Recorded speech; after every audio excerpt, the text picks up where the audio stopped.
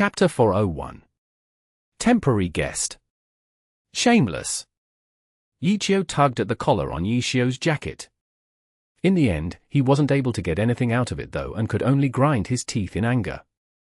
Chengguo suddenly empathized with his hateful, yet helpless expression because Qiu frequently put her in this sort of situation as well. It looks like you weren't educated well enough. Xiu's expression was the same as usual. Come back home with me. Qiu gnashed his teeth. No way. Qiu said. Qiu's gaze was deep and profound as if he were about to pull off some powerful move. Chengguo continued to watch, waiting for it to happen. However, the scene froze and stopped playing. Are you tired? Hurry up and let go. Show some respect to your elders. Qiu said and made a slap. It seemed like Qiu's hands weren't using much force and were slapped aside by Qiu. Your overcoat seems pretty nice. Qiu, with his soul jacket, looked at the overcoat that had been hanging on Qiu's arm the entire time. No way. Qiu resolutely hid the overcoat behind him. How selfish. Qiu disdained. When are you going to give back the stuff you took from me? Qiu said. Didn't I give you back your proof of identity? Qiu suddenly choked. He had clearly forgotten about that part.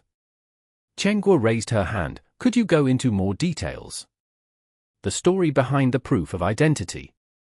Oh. That one. That time, when I was going to join the Pro-Alliance, I obviously needed to use official documents as proof of my identity.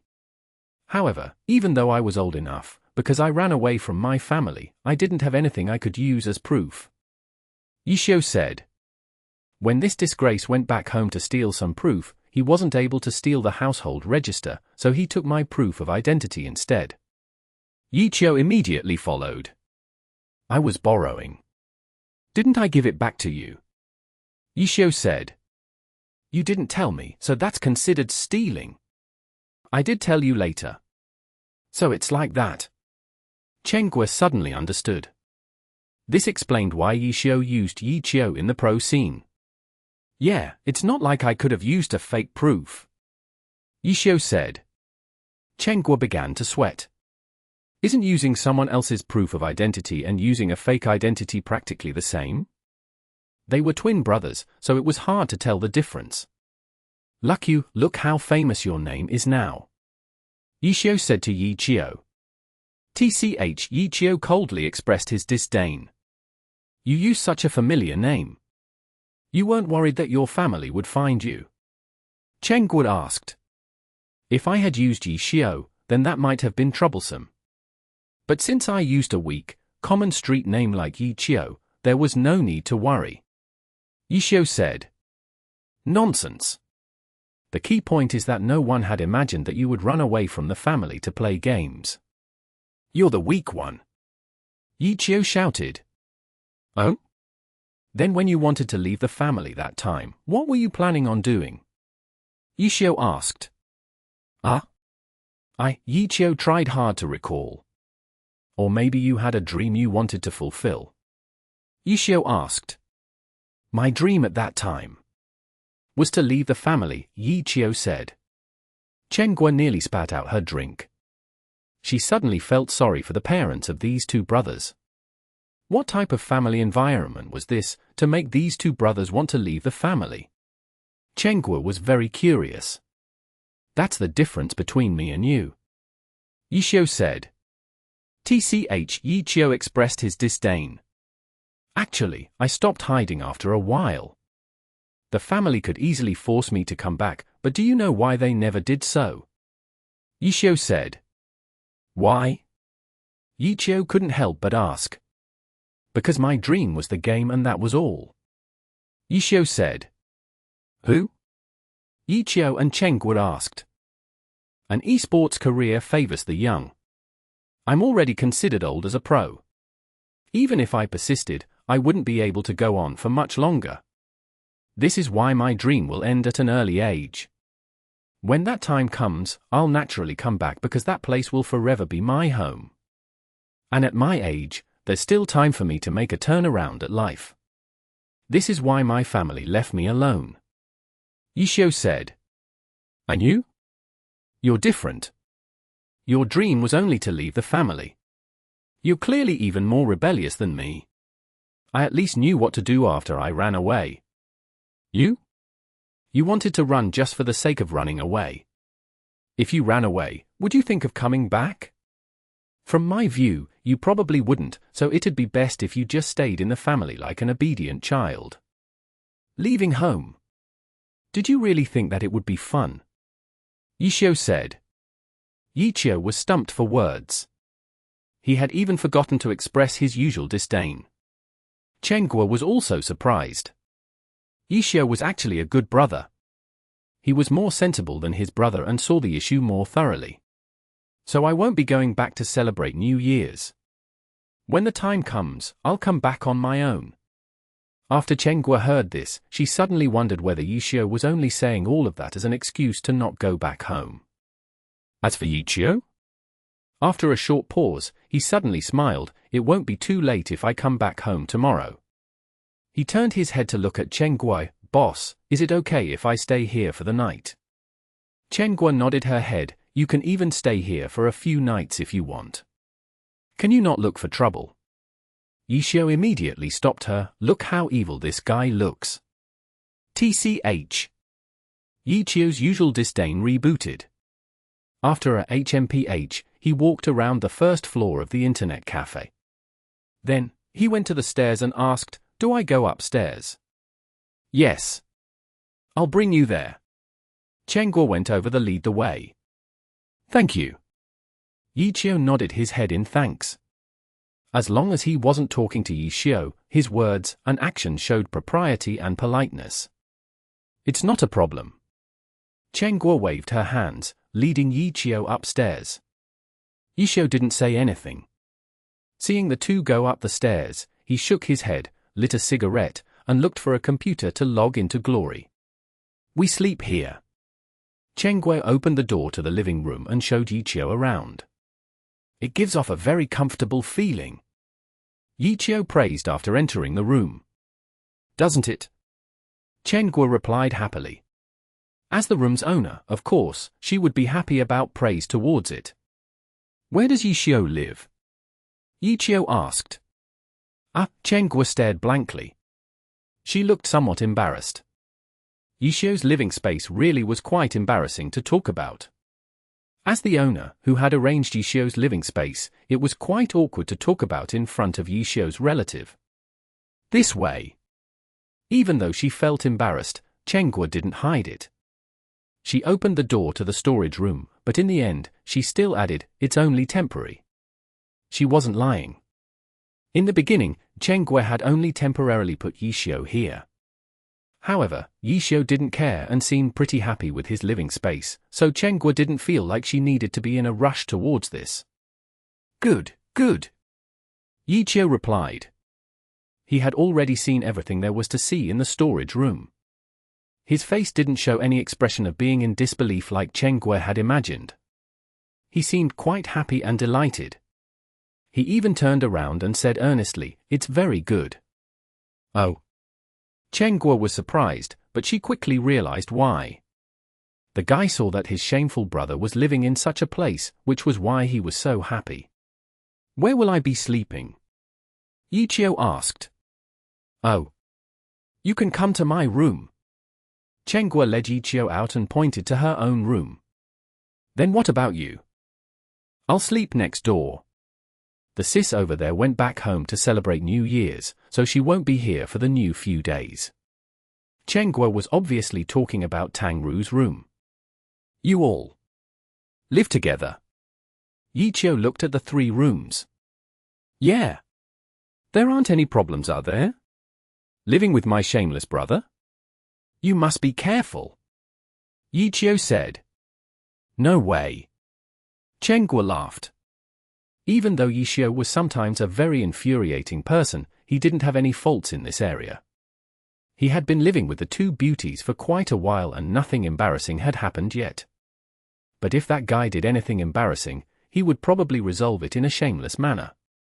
Chengguo suddenly thought. It wouldn't be convenient living in a lady's room. Can I sleep on this sofa? Yiqiu pointed at the sofa in the living room. It's not a problem. Qiu said. Okay, then I'll sleep here. I'm saying that you sleeping in my room isn't a problem. Qiu explained. Don't worry. I'll sleep here. Yiqiu said and expressed that he wasn't going to give in. Okay, then you can. Qiu didn't urge it and asked, do you have any luggage? No. Okay, are you going to rest for a bit? Qiu asked. No need. I'm going to go down and see what that guy is up to. Yiqiu turned around and pulled open the door. Like a gentleman, he gave priority to ladies and asked if Qiu was going to go out too. The two went downstairs back to the internet cafe and saw Yiqiu diligently playing the game. You only know how to play. You're not going to tidy up all the stuff we bought. Qiu scolded. Exactly. He only knows how to play games. Shameful. Yiqiu stood by Qiu and acted almighty. Yiqiu lifted his head helplessly. How do you want to do it? Qiu carelessly pointed around. Use everything that's useful. Yiqiu said powerlessly, do you know how much of the stuff you bought is useful? Qiu stared blankly. She had only bought whatever she liked. She didn't know what exactly she had bought and was already having trouble remembering. Shut your mouth. Cut his salary, boss. Yiqiu incited. How about you first figure out what you've bought? Yiqiu said to Qiu. Even the useless stuff has to be tidied up. Qiu said and then ran over to study what she had bought. Yiqiu, go help. Yiqiu said. Why don't you go? I'm working. You're just playing a game, Yiqiu mumbled to himself, but still went to help out. He wasn't the type of person to sit on the side and tell others to work without doing anything himself. Chapter 402. Experience life. How tiring. Yiqiu stretched from his computer. The two people behind him who were tidying up the New Year goods glared at him in anger. How's it going? Did you finish cleaning up? Yiqiu walked over with his two hands behind his back as if he were an inspector. Qiu lifted her hand and threw something at him. Yiqiu was quite nimble though. He raised his hand and caught it. He looked at it and saw that it was an apple. Go wash the fruit. Qiu gave Yiqiu as task to do. But shortly afterwards, she heard a crunch and the apple she had thrown at Yiqiu had a bite taken out of it. What? You hadn't washed it yet. Yiqiu, who had taken a bite out of the apple, was as tranquil as ever. He spat out the apple he had taken a bite out of and tossed the eaten apple back at Qiu. Qiu didn't catch it. She let the apple go flying past her directly towards the entrance, where it fell and rolled on the ground. Come here and work. Qiu said expressionlessly. Yiqiu toddled over and the three began organizing the items they had just bought. Even though it was nearly New Year's, the internet cafe had some business. It was just that the people who occasionally passed by and took a look around were scared by the scene they saw. Boss! Are you preparing for a party? One person saw the various ornaments scattered around and asked in astonishment. Qiu was delighted. This misunderstanding was a type of acknowledgement as a result of their hard work. Come. You can sit anywhere. The candy, melon seeds, and peanuts are free. The customers who were lured in all received free candy and snacks as a gift. Not bad. The tidying up they had done the entire afternoon made the internet cafe look like there was a party going on. Qiu wiped some sweat from her forehead and said happily. Come here. Both of you get a red envelope. Qiu turned her head and gave the two brothers a reward. Thanks, boss. Yiqiu replied without batting an eyelid. Ha ha, there's even a red envelope. Yiqiu didn't decline. You're going back tomorrow, right? Then, let's have a good dinner tonight. Qiu said. What do you mean by eat a good dinner? Yixiu had already lived in Happy Internet Cafe for 2 months and had experienced Chen Guo's idea of a good dinner. It was usually just a few more dishes. Chen Guo stared at him. Let's see, it's still possible to order some. She took out her cell phone. This time, she was planning on having an actual good dinner. She was going to order a feast. Don't. Yixiu jumped out to stop her. There's no need to go through all that trouble. What do you two usually eat? We can just eat the same. Chen Guo was surprised when she heard this and then laughed. I understand. You want to experience what life here is like. However, you probably won't be able to get a realistic experience today. Chen Guo looked at the restaurant near them. That restaurant had good business relations with the internet cafe. She would order food from the small restaurant there. But today, the restaurant owner had gone home to celebrate New Year's, so it wasn't open. Just a general feeling would be fine. Yixiu said. Okay. Chen Guo nodded her head. She took her purse and gave a few 100 yuan bills to Yixiu. Go out and make a left. There will definitely be a few restaurants that haven't closed yet. Hurry. She pointed at the running Yixiu to Yixiu. Look, that's a part of our life. Ha ha ha, how wonderful. Yixiu laughed. How about you go? To get the experience. Yixiu handed the money over to Yixiu. No need. I'll skip this part. Yixiu wasn't an idiot. Running errands wasn't anything he needed to experience. Yixiu held a cigarette in his mouth and left the building. Chen Guo called Yixiu over and set up the dining table they usually used in their day-to-day life. Then, she pointed at the few customers. There isn't really anyone here today. Usually, there are a lot of customers at this hour. Some of them will have food with them and the entire internet cafe will smell like delicious food. How unfortunate. We won't be experiencing it today. Yixiu sighed. If you ever get the chance, feel free to come again. Chen Guo said. Okay, I will definitely. Yixiu nodded his head. The two sat at the dining table and chatted. Yixiu told Chen Guo quite a few stories about Yixiu when he was young. Chen Guo really wanted to know about these, so she could use them as revenge against Yixiu. When she thought carefully, ever since Yixiu had arrived at Happy Internet Cafe, she was often the one who suffered. Chen Guo didn't want to be that kind of story character. I'm back. Yixiu finally came back with 2 bags full of food. It smells amazing. Yixiu was already beginning to grow impatient. Oh, did we not eat this afternoon? Chen Guo recalled. If you're hungry, just eat more. Yixiu put down the food and smoked his cigarette first. Let's see what we have here. Yixiu took out the boxes of food. Oh, pretty good, pretty good. Ah, very good, very good. HM? Not bad, not bad. How great. I like all of these. Yixiu looked at the food and nodded his head repeatedly.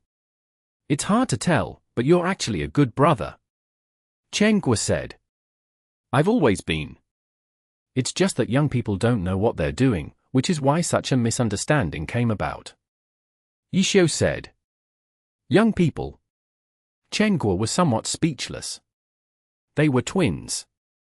Even though one was a bit younger and the other was a bit older, in reality, the difference was negligible.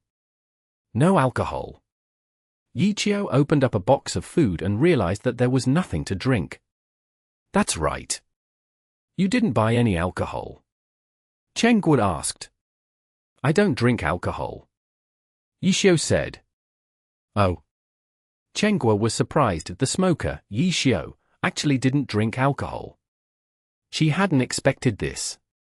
Too much alcohol and your hands will shake. Yixiu said. Oh, got it.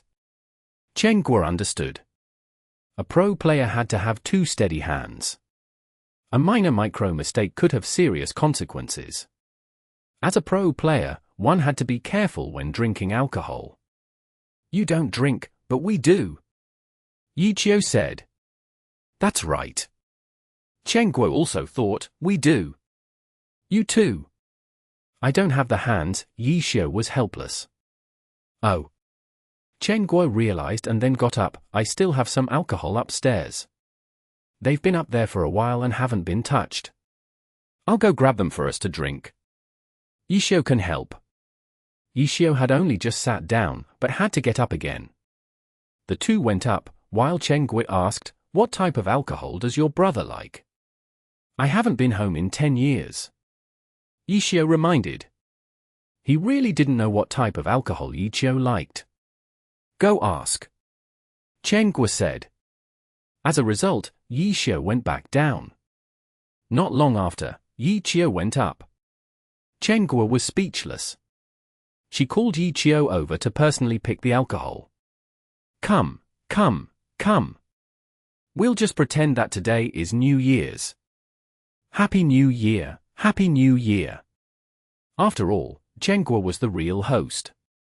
She raised her cup and began calling the two brothers over. Yixiu said he didn't drink alcohol, but he still poured a bit into his cup. The three touched cups and drank. The internet cafe still had a few customers who saw the three celebrate the holiday as if there weren't anyone around them. There were numerous dishes. Cheng Guo had grabbed quite a few drinks too. But this feast turned out to be extremely short-lived. No one had imagined that Yixiu would get drunk so quickly. He was completely drunk and after a short moment, his head suddenly dropped to the table. No matter how much they yelled and yelled, he wouldn't wake up. How weak. Yixiu shook his head. He can't drink. Cheng Guo was also astonished. I really have no idea. Yixiu said. You guys don't even know if you're allergic to alcohol. Cheng Guo began to worry. I'm not allergic. We have the same DNA, so I doubt he's allergic. Yixiu said. What do we do? Are you done eating? Yixiu asked. Not yet. Then keep eating. Yixiu said. Cheng Guo took some food and suddenly remembered something. You aren't going to be like him and drop dead after drinking such a small amount, right? Impossible. Yixiu denied. You've never drunk any alcohol, so you don't actually know either, right? Cheng Guo said. Yixiu didn't know how to reply. The same DNA. TSK TSK TSK. Cheng Guo sighed. We've got different futures ahead of us. TSK TSK TSK. Yixiu also sighed. You're just saying that. He seems like he won't be someone with no future like you. Cheng Guo said. Of course, I was just saying that. Yixiu said. Yixiu lied on his stomach for a good 2 hours. When he woke up, he was still in a daze. Are you okay? A bowl of vegetables was quickly given to him. Cheng Guo looked at him. Oh? Did something happen? Yixiu asked, confused. You got drunk. Cheng Guo said. Really? For how long? Yixiu asked. 2 hours. Cheng Guo said. Oh no. It's late now, isn't it? Yixiu said. He looked at the time and stared stupidly. When he recalled, he realized how quickly he had fallen drunk. It was certainly a length of time that would make others worry. Cough, Yixiu was too embarrassed to say anything. How are you now? Cheng Guo asked. I'm fine, I'm fine. It's all good.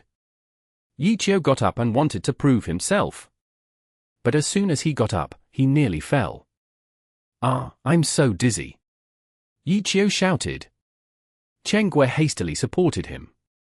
If you're dizzy, go up and have a rest. Cheng Guo said. No need.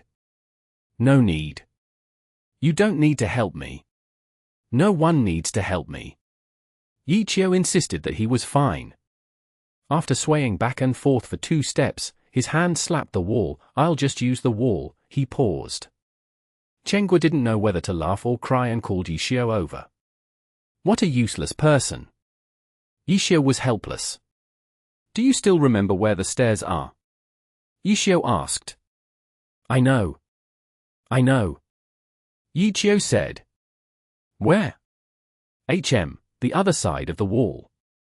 Qiu said. Get out of here. Qiu extended his hands to support him. Chen Gui also helped. This time, Qiu didn't insist and he was dragged up to the second floor. Should we have him sleep at my place? Chen Gui said to Qiu. No need. No need. I'll sleep here. Qiu was still awake and he stubbornly pointed his finger. But his finger went astray and he pointed at a table in the guest room. Throw him over to my place. Qiu opened his own door and really did throw Qiu into his room. He took off his shoes and put the blanket over him. It's quite nice having a brother, no? Seeing Qiu help tidy up Qiu, Chen Gui chuckled. It's not so bad. Qiu said. Chapter 403. Happy New Year. After tidying Qiu up appropriately, Qiu left the room and closed the door. He saw Chen Gui standing outside and said to her, it wouldn't be too good if we're all up here and no one's down there, no? Right. Chen Gui thought of this problem and immediately headed downstairs. Qiu went back to the first floor soon after as well and saw Chen Gui quietly sitting at the front desk. There clearly hadn't been any problems in those short few minutes they had been gone. The dishes on the dining table had already been cleaned up. It was just that because Qiu had been lying on the table, they weren't able to pack away the dining table. The barely touched alcohol was also sitting on the table. Qiu picked up the bottles and shook them in front of Chen Gui. Where do I put the alcohol? Give it here. Chen Gui extended her hands. Qiu walked forward and handed them over. Chen Gui followed, the cups too. You still want to drink more? Qiu asked. It's not like I have anything else to do. Do you want to try a bit? Let's see if you're as weak as your brother. Chen Gui asked. There's no need to test it out for me to know. Qiu said, but he still grabbed a bottle and poured out 2 cups. Since we're celebrating, it's fine if I drink a little. Qiu said. As long as you don't drink often, it won't affect your hands.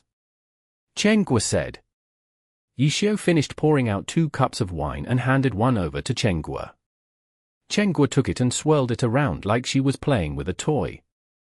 It really is quite nice having a brother. Chen Gui suddenly lamented, even if you often get into arguments with him, it looks like both of you are having fun. Yeah. Qiu quietly replied. He knew that Chen Gui wasn't lecturing him in any way. She was probably feeling a bit of sentiment towards her own life. After having been in Happy Internet Cafe for 2 months, even though Qiu hadn't personally heard about Chen Gui's circumstances from her personally, Qiu had good understanding from listening to others. Chen Gui had lived by herself for many years and probably yearned for this type of family love from the bottom of her heart. Unfortunately, this type of family love couldn't be replaced. Qiu didn't know what to say to comfort her, so he just quietly listened. Whenever Chen Gui took a drink, he would also take a sip. The few customers in the internet cafe had finally all left. Today, not a single one wanted to stay overnight. After sending the last customer off, Chen Gui stood outside of Happy Internet Cafe for a good while. She let out a long strand of white air, turned around, went back in, and locked the doors. We'll be closed today. As she spoke, she turned off the majority of the lights. The only spot with the lights left on were where they usually sat to play on the computers. Qiu stood up from the front desk. His body swayed a little and looked at the computer over there. He stretched. It's been a long day. I'm a bit tired, so I'll probably go to sleep a bit earlier today. As he spoke, he headed towards the stairs. Chen Gui was surprised. She took a glance at the front desk and saw that there was an empty wine cup where Qiu had just left from. A sudden realization came to her. So he really is bad with alcohol too. Chen Gui laughed quietly. Qiu had probably gotten drunk too. It was just that he was a bit better at controlling himself and didn't get completely drunk like his younger brother. Tonight, Chen Gui drank the most, yet she was doing the best. It was quite late already. Seeing Qiu leave, Chengguo closed off all the lights and went upstairs as well. Do you want to sleep in my room? When Chengguo went up, Qiu had just gotten into the room. No need. I'll just sleep here. Qiu was clearly doing better than Qiu. He could at least point to the sofa properly. No, you should go to my room. I'll go to Little Tang's room. Chengguo said. I'll leave a bunch of ash on your bed. Qiu said. Just try and leave a bit. Chengguo glared. That's why I'll sleep here. Qiu said and laid down on the sofa. If you can lend me something to cover myself though, that'd be great. Hold on. Chengguo went into her room, took out something and threw it at Qiu. See you tomorrow. Qiu covered himself and called out to Chengguo. See you tomorrow. Chengguo didn't say anything more and went to her room to sleep. Even though she hadn't gotten drunk, the alcohol still had some effect. Chengguo slept well that night. When she woke up, it was already bright outside. She got up and looked outside. It was bright, sunny, cold winter day. Chengguo put on her clothes and opened up the door to look. There was already no one on the sofa. The door to the storage room was still closed shut though. Did he get up and go play games? Chengguo muttered and washed her face, rinsed her mouth. After coming downstairs, she saw that the dining table had been set up. There was some stuff on top. Someone was sitting next to it and sipping some milk. Morning. Seeing Chengguo, the person immediately waved his hands to greet her. Oh? You're the one that got up. Chengguo recognized him as Qiu. The method to distinguish them was very simple. Qiu and Qiu wore different clothing. Yes. That guy is still sleeping. I threw him over there. I went out and took a stroll. I bought some stuff back. Do you usually eat this sort of food for breakfast? Qiu said. Oh, we usually buy some food from the little stalls around here. They might not be open because of the holiday today though. Chengguo said and walked over. She saw the food and drink on the table. They had clearly been purchased from the supermarket. So it's like that. What are you going to eat? You can choose whatever you'd like. Qiu said. Okay. Chengguo nodded her head. Qiu had finished drinking his milk and went to the computer Qiu usually used. That guy usually plays games here every day. Qiu asked. He plays games every day, but it's not always over there. Chengguo said. How do you put up with a guy who plays games all day? Qiu shook his head. You don't play Glory? Chengguo asked. I don't. Qiu shook his head. Is it because you don't like to play or because he's playing, so you won't play? Chengguo asked with a laugh. I really have no interest in it. Qiu said as he sat down. Before turning on the computer, he asked Chengguo for permission. Can I? I have to turn on the server computer first. Chengguo said and went to turn on the server computer. It's all good to go now. Thank you. Qiu replied. Chengguo saw Qiu quickly put on his headphones. She really wanted to see what Qiu, who didn't play games, would do on the computer when she suddenly heard a knock from outside on the roller shutter.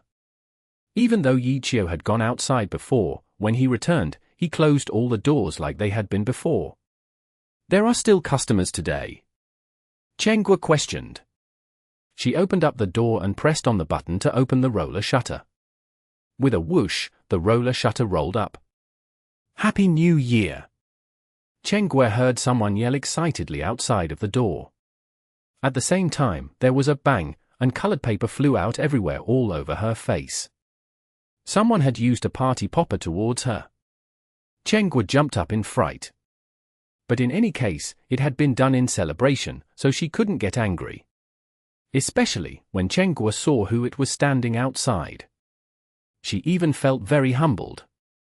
Outside standing was Mucheng. Oh no. I'm so sorry. Mucheng saw that the person she had party popped was Chengguo and felt very embarrassed. Seeing Chen Guo covered in colorful paper from head to toe, she hurried over to help clean it up. It's nothing, it's nothing, it's nothing. Chen Guo was too excited seeing her idol right in front of her. How could she care about all of that? Come in, come in, come in. Chen Guo hastily welcomed her. I'm so sorry. I thought Yixiao was pulling an all-nighter, so I thought he would be the one to open the door. Su Mucheng explained. Don't worry, don't worry. Chen Guo immediately said. To have her idol apologizing repeatedly in front of her was too humbling. She hated how she couldn't just throw out her heart to let Su Mucheng know that she really didn't mind at all. You can sit anywhere you'd like. In front of her idol, Chen Guo's mind was all over the place. She wasn't sure what she should do. Should she bring some fruit over? Or should she go get some candy? Or should she grab something for her to drink? Should she give her a red envelope? With her mind in a daze, Chen Guo completely missed Su Mucheng asking her where Yixiao was. By the time she turned around and looked, Su Mucheng was already tiptoeing her way to behind Yixiao and quietly took something out of her pocket. It was another party popper. Seeing Chen Guo look towards her, she put up a finger to her mouth to make a show face. Ah, that. Chen Guo only had time to say 2 words, when Su Mucheng cheered with a loud Happy New Year, and popped the party popper with a bang at the same time. Colored paper flew out, covering Yixiao. What the heck? Yixiao shouted in fright and leaped up out of his seat. Amidst the colorful paper, the two looked at each other. Eh? You're not Yixiao. Are you Yixiao? Su Mucheng said. Who are you? Yixiao asked. Chen Guo was astonished. Yixiao actually didn't know who Su Mucheng was, and Su Mucheng could instantly recognize that Yixiao wasn't Yixiao. It looked like her relationship with Yixiao was quite close. I'm Su Mucheng. Su Mucheng said. Su Mucheng? You don't recognize me anymore. Su Mucheng said. This time, she didn't hastily make an apology. Instead, she took the already used party popper in her hands and said in an upset voice, I made a mistake again. I don't have any more. None of what? Yixiao asked curiously. Su Mucheng raised her party popper up. If you don't have any left, you can just buy more. Yixiao said. I made these myself. Su Mucheng said. I thought so. I've never seen such a filled party popper before. Yixiao said. She and Chen Guo were covered from head to toe with colorful paper. That wasn't all either. The colorful paper that had flew out hadn't all fell down yet. There were still some floating in the air. Chapter 404. Qiu Leaves. When Chen Guo came over, she and Yixiao were covered in colorful paper. They looked at each other, but didn't know what to say. Chen Guo felt her heart pain seeing Su Mucheng upset and went up to take a look at the party popper in her hands. You can't use it again. No. Once it's used once, it breaks. Su Mucheng said. Let me see. Yixiao extended his hands out. Su Mucheng handed it over. Yixiao received it and studied it carefully. Soon after, he also let out a sigh, yes. It's broken. It can't be used. Do you understand? Chen Guo scrambled over. She wasn't happy with Yixiao giving it a death sentence so quickly. Look, over here. This place, Yixiao pointed it out to Chen Guo. The reason she's able to shoot out so much colorful paper is because it has a fairly strong explosive power, which is why it breaks after one use. Even if it wasn't broken, this place can't be closed up, so it won't be able to shoot out again. Chen Guo clearly wasn't prepared for Yixiao's logical explanation. After thinking about it for a few seconds, she couldn't find the crucial spot Yixiao was talking about. She looked at the popper again. Can't you find a makeshift fix? Like manually popping it? Yixiao shook his head. For a moment, Chen Guo didn't know what to say. Taking the already broken party popper, she didn't know whether she should hand it back to Su Mucheng or not. Su Mucheng herself had moved past her regret and took the broken party popper from Chen Guo. She examined it for a few moments and then put it back in her pocket. "Where's Yixiao?" Su Mucheng asked. "He's not up yet," Chen Guo replied. "Did he just go to sleep?" "No, he slept last night. He had drunk a bit of alcohol yesterday," Chen Guo said. "Alcohol," Su Mucheng smiled, "is really no good with that." "That's certainly true." Chen Guo also smiled. "Really? Really? He got drunk too?" Yixiao immediately asked after hearing this. "Not really. He knew when it was time for him to stop drinking, unlike a certain someone," Chen Guo said. Yixiao still remembered his heroic attempt last night to pretend like nothing had happened. He coughed embarrassingly and then went back to his computer. At this moment, footsteps could be heard from above and Yixiao's figure quickly appeared at the top of the stairs. Seeing Su Mucheng standing below, he waved his hands. "You've come over." "Yeah." Su Mucheng nodded her head with her hands behind her back. "Did that guy leave yet?" Yixiao asked. Chen Guo moved to the side, letting Yixiao see that guy she was blocking. "I'm about to." Yixiao had already turned off the computer and then stood up. "You're going back already? Why don't you stay and eat lunch with us?" Chen Guo said. "I have to go." Yixiao said helplessly, "If I don't, I won't be able to make it in time for dinner. I'm not like this unfilial person." "Yes. You can even take my portion of the meal. Go home and be an obedient child," Yixiao said. "HMPH. My dream hasn't been achieved yet. Hurry up and come back home," Yixiao said. Chen Guo had black lines coming down her face. Was this brother still thinking about running away from the family? Had he come here to call Yixiao back as the representative for the Yi family, or had he wanted to call his brother back so he could run away? "I'm going now." Yixiao leaving clearly hadn't been a decision he made on the moment.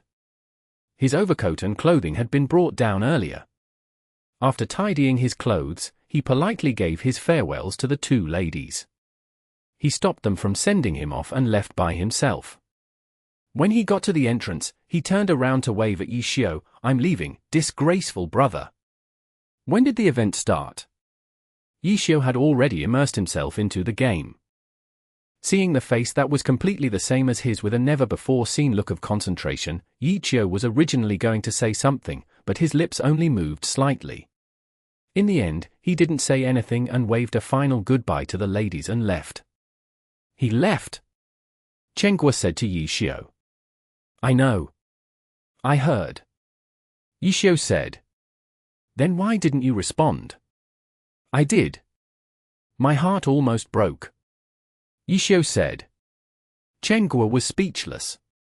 "The event starts in the afternoon. It's still early. Bring me to where you live and let me take a look," Su Mucheng said. "Oh sure." Yixiao got up. "Ah." Chen Guo was startled. It was obvious how close Yixiao and Su Mucheng were, yet she had given Yixiao such a living space. What if Su Mucheng saw it and wasn't happy with it? Chen Guo didn't want to give her idol any discomfort. But at this moment, she couldn't do anything.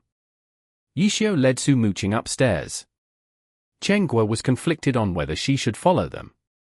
When Yixiao pulled open the door to the small storage room and presented it to Su Mucheng, Chen Guo had even closed her eyes. "Ah, not bad. It really fits you." Chen Guo heard Su Mucheng say this, and from the sounds of it, it didn't seem like she was mocking him. Chen Guo glanced at Su Mucheng and saw that she wasn't at all displeased. Right now, she was below the small window and testing her height to see if she could see outside. "Do you want to climb up?" Yixiao commented on her movements. "What can you see from out the window?" Su Mucheng asked. "I can't see anything either," Yixiao said. "Look. What's there to see?" "I'm trying to see if I can see my window," Su Mucheng said. "Oh, let me think." Yixiao didn't do it half-heartedly. From his experience and skill in game, he was quite adept with angles and judging distance.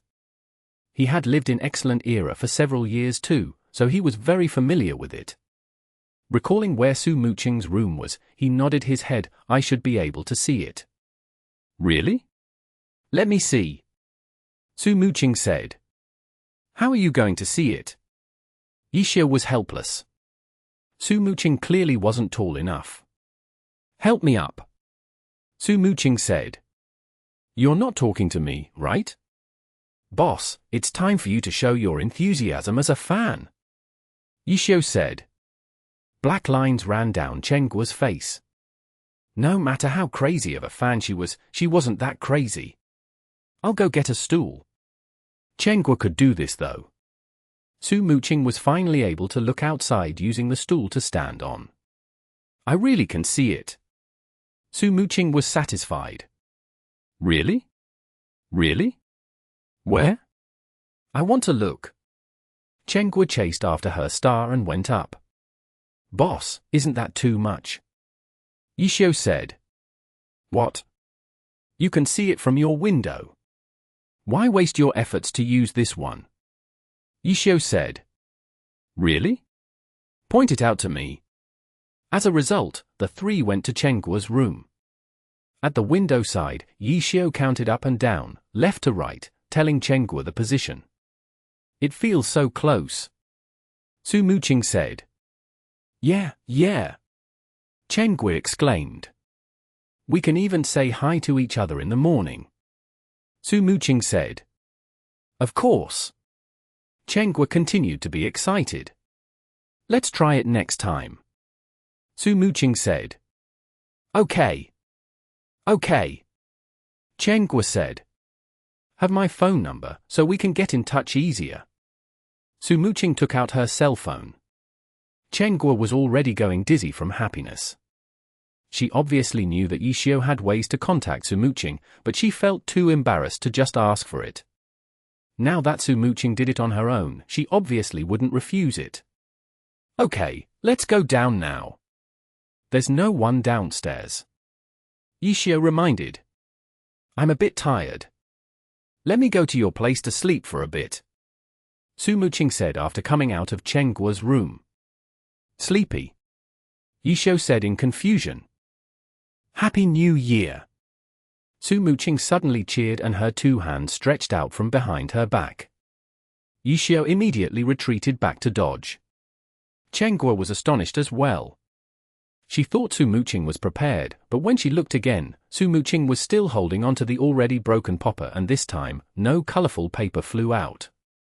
Ha, it's already broken. Su Mucheng gave the party popper for Yixiao to see. Even though it was broken, she still successfully surprised him. There may not have been any colorful paper that shot out, but she was still satisfied with the results. Oh.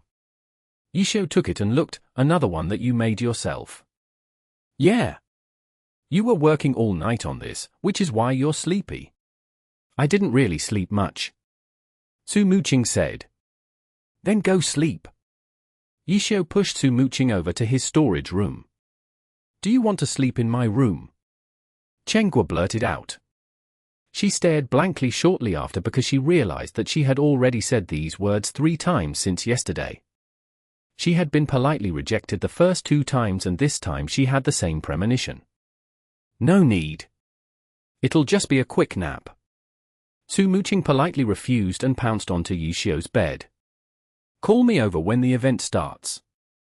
Su Mucheng said. You can sleep longer.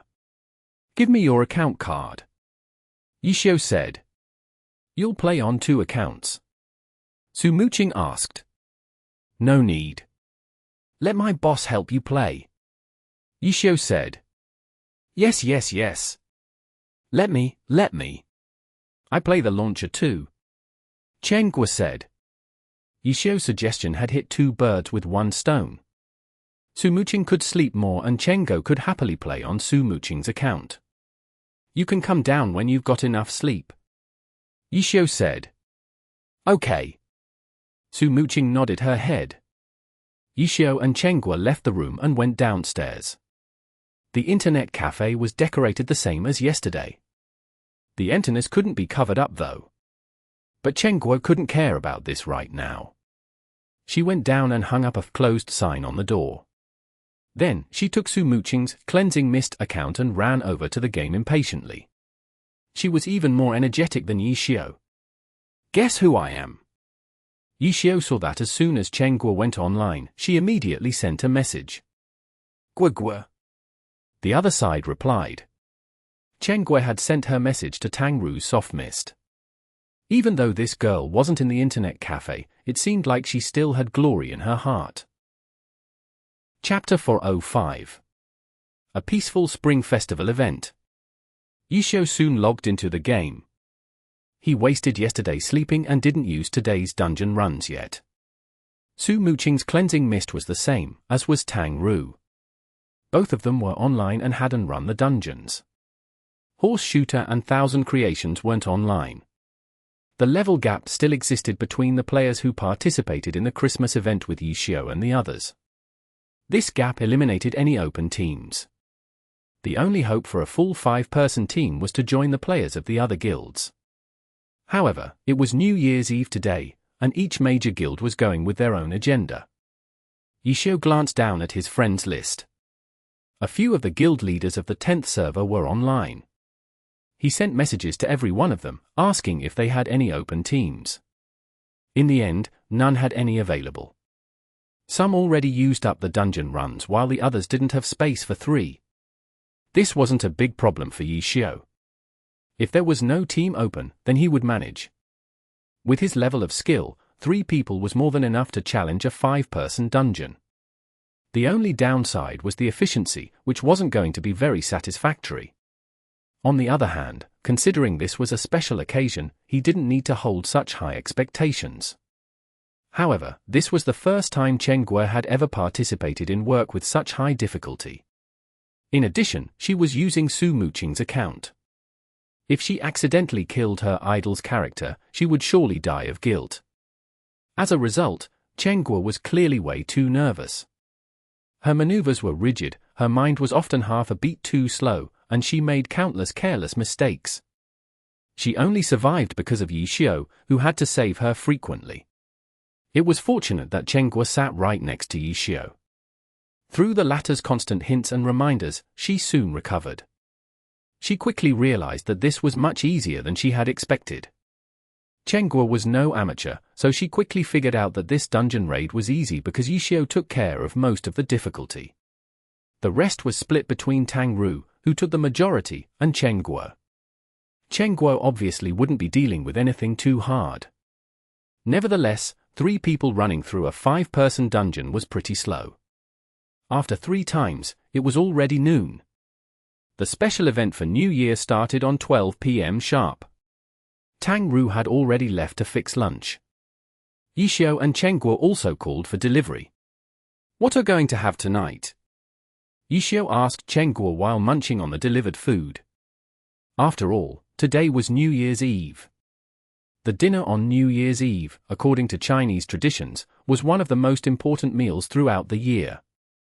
Fast food would be a miserable excuse for such an important feast. "Don't worry. I've got it covered," Chen Guo replied. "Oh." Yi Xiu was curious. "I made a reservation at a restaurant." Chen Guo spoke. "Will it be okay? I mean, if there are any Glory fans, especially ones like you." Yi Xiu insisted. Chen Guo glared angrily at Yi Xiu for a while, then added, "I reserved a room. It should be fine." Not bad. Yi Xiu approved Chen Guo's decision. Chen Guo rolled her eyes and said nothing. Yi Xiu had no chance of being discovered by fans. It was Su Mucheng who was the problem. On the other hand, Su Mucheng was Chen Guo's idol. How could Chen Guo not have considered everything? The event is about to start. What do you think of it? Chen Guo asked. From the information released, there are no shortcuts. We can only rely on our luck and skills this time. Yi Xiu explained. So there is no chance of repeating what happened last Christmas. Chen Guo continued. Nope. That would be impossible. Yi Xiu shook his head confidently. What level do you think you'll be by the end of this event? Do you think I'm some sort of god? I can only tell you things after doing the quests for some time. How can I know all of the things just by looking at the quest chain? Yishio complained. After level 50, you'll be starting the Heavenly Domain Challenge, right? Chengguo checked. I have to. Otherwise I can't continue to level up. Yishio replied. Will it be hard? Chengguo inquired. Nope. It'll just be like killing time. Yishio responded. Yishio had said a while ago that he would be doing the Heavenly Domain Challenge once he reached level 50. Chengguo thought he was crazy then, but she found it easier to accept his casual reply now. For a top-tier god like Yishio, killing time was a fitting description for such a task. The Heavenly Domain Challenge consisted of 2 parts. One part had to do with the arena. It required that the player achieve a certain number of victories.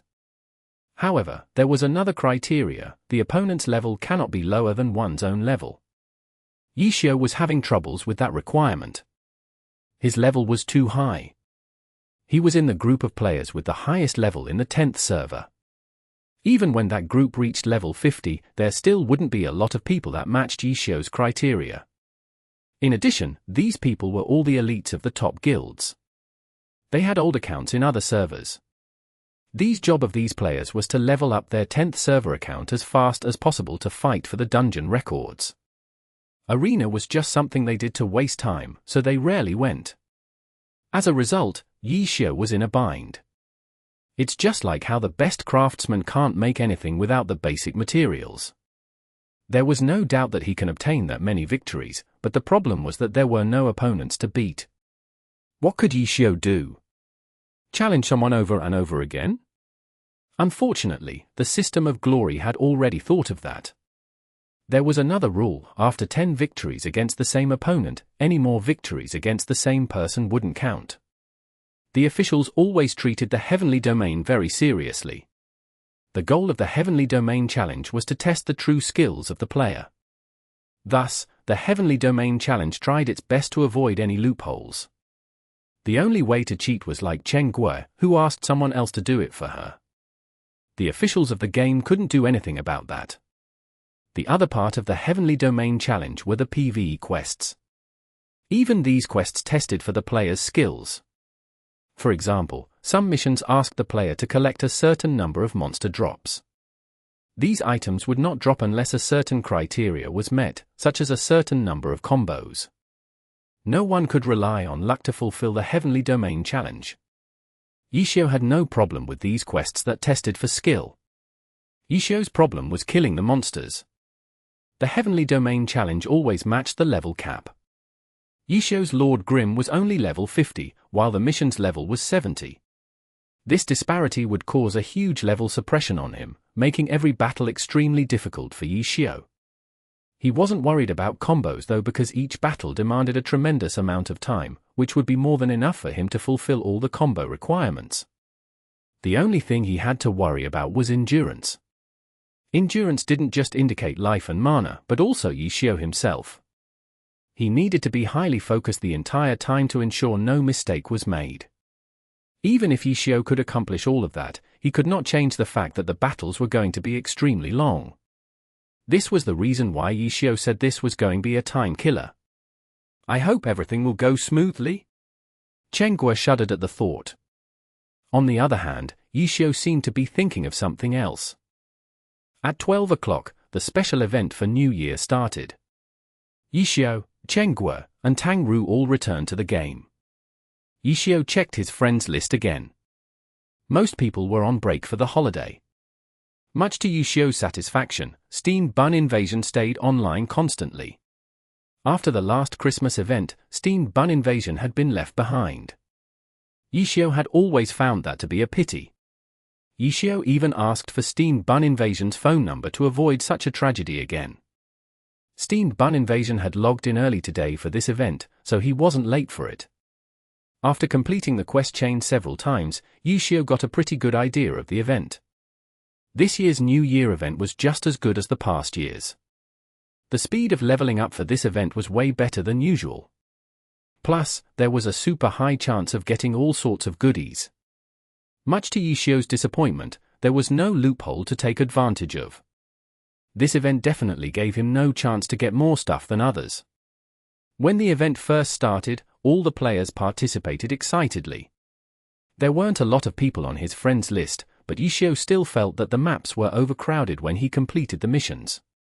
The global chat was changing constantly, boasting of rewards good enough to make any player who missed the event regret. The clearest proof of this was Chen Guo.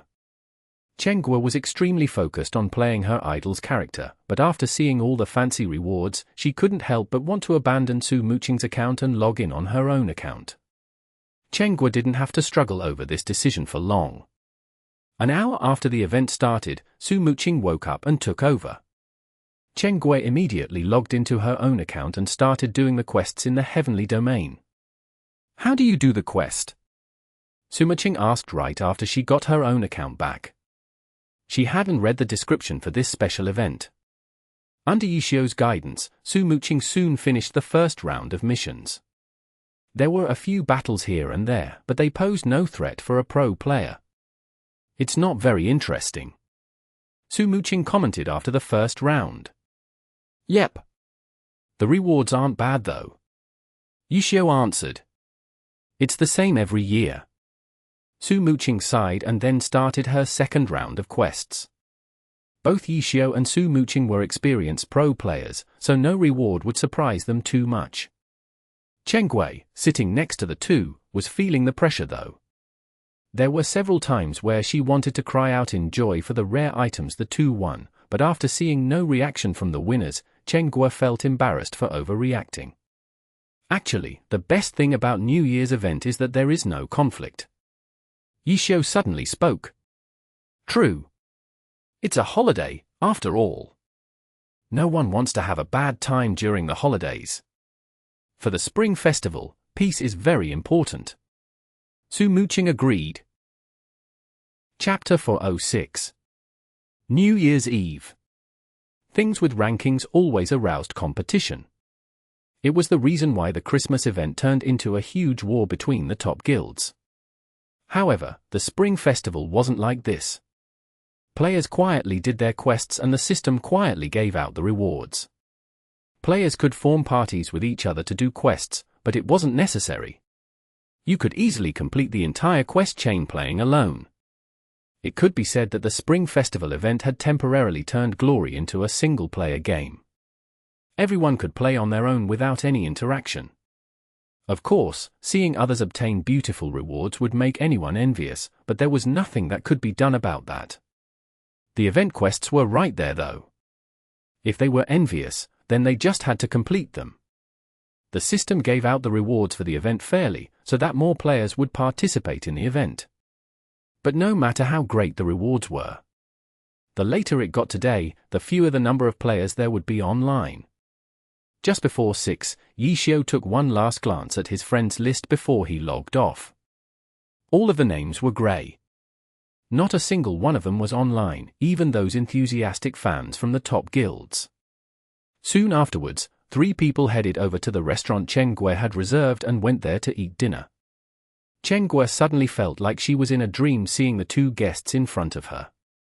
If this was in the past, she would never have thought that she would ever get the chance to eat with the 2 of them, let alone eating with them at New Year's Eve. Chen Guo was obviously very excited, but she also knew that Yishio and his brother were both a mess with alcohol. As a result, even though she poured alcohol into Yishio's cup, it was only a little bit. She didn't force him to drink either. Yishio spent most of his time drinking other drinks to dilute it. The 3 chatted about Glory. Yishio and Su Mucheng were 2 top-tier pros. Who knew how much gossip and secrets they knew about in the pro circle? Just from the 2 gossiping, Chen Guo had her eyes open to a new world. Though for gossip, the top-tier god Yishio couldn't compare to Su Mucheng. Su Mucheng deserved to be called a girl. Her ability to gossip was far better than Yishio's. That night, none of them talked about any serious topics. The atmosphere was even more harmonious than when doing the Spring Festival quests. At the end of the dinner, the 2 were clearly drunk. They repeated the same piece of gossip 5 times and were still laughing at what they were saying. Yixiu had drunk very little alcohol, so he was wide awake. Seeing that the other 2 were having fun, he didn't stop them and just quietly sat there on the side. Ah? There's no more alcohol. Mucheng picked up the alcohol bottle and shook it around for a while. She was only able to shake out 2 more drops. Then, she peeked through the bottle opening to look at the back of the bottle and then raised it up announcing her findings. Then, shall we go back? Yixiu said. Okay. Mucheng immediately stood up. Or, Chen Gui had wanted to say they could get more alcohol, but seeing that her idol wanted to leave, she swallowed what she was about to say and shakily stood up using the table as a support. Careful, Yixiu saw that the 2 girls were unsteady and didn't know which one he should help. In the end, the 2 girls supported each other and swayed left and right towards the exit. Yixiu followed behind them, ready to rescue them at any time.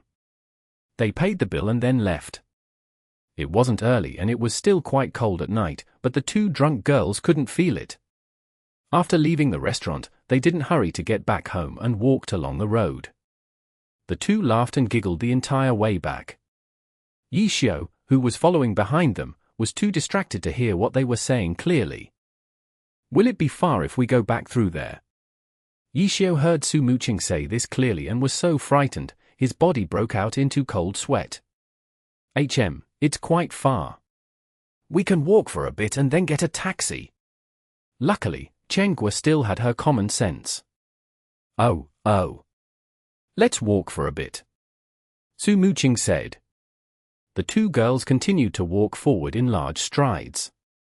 Yixiu didn't stop them and just followed close behind in case they tripped or something. Looking at both sides of the street, all of the houses had their lights turned brightly on. In the night, the lights shined even brighter than the stars. Suddenly, there was a bang, and then from who knew which window, a string of fireworks shot into the sky and exploded, dimming the stars even further. The string of fireworks was like a signal, and one after the other, all sorts of fireworks were set off. The sound of firecrackers also sprung up from all around, filling up the area with booms and crackles. Among these sounds was the sound of a clock. It was finally midnight. The 2 girls were almost within reach and Yixiu could see them opening their mouths and shouting something, but their voices were drowned out by the other sounds around them.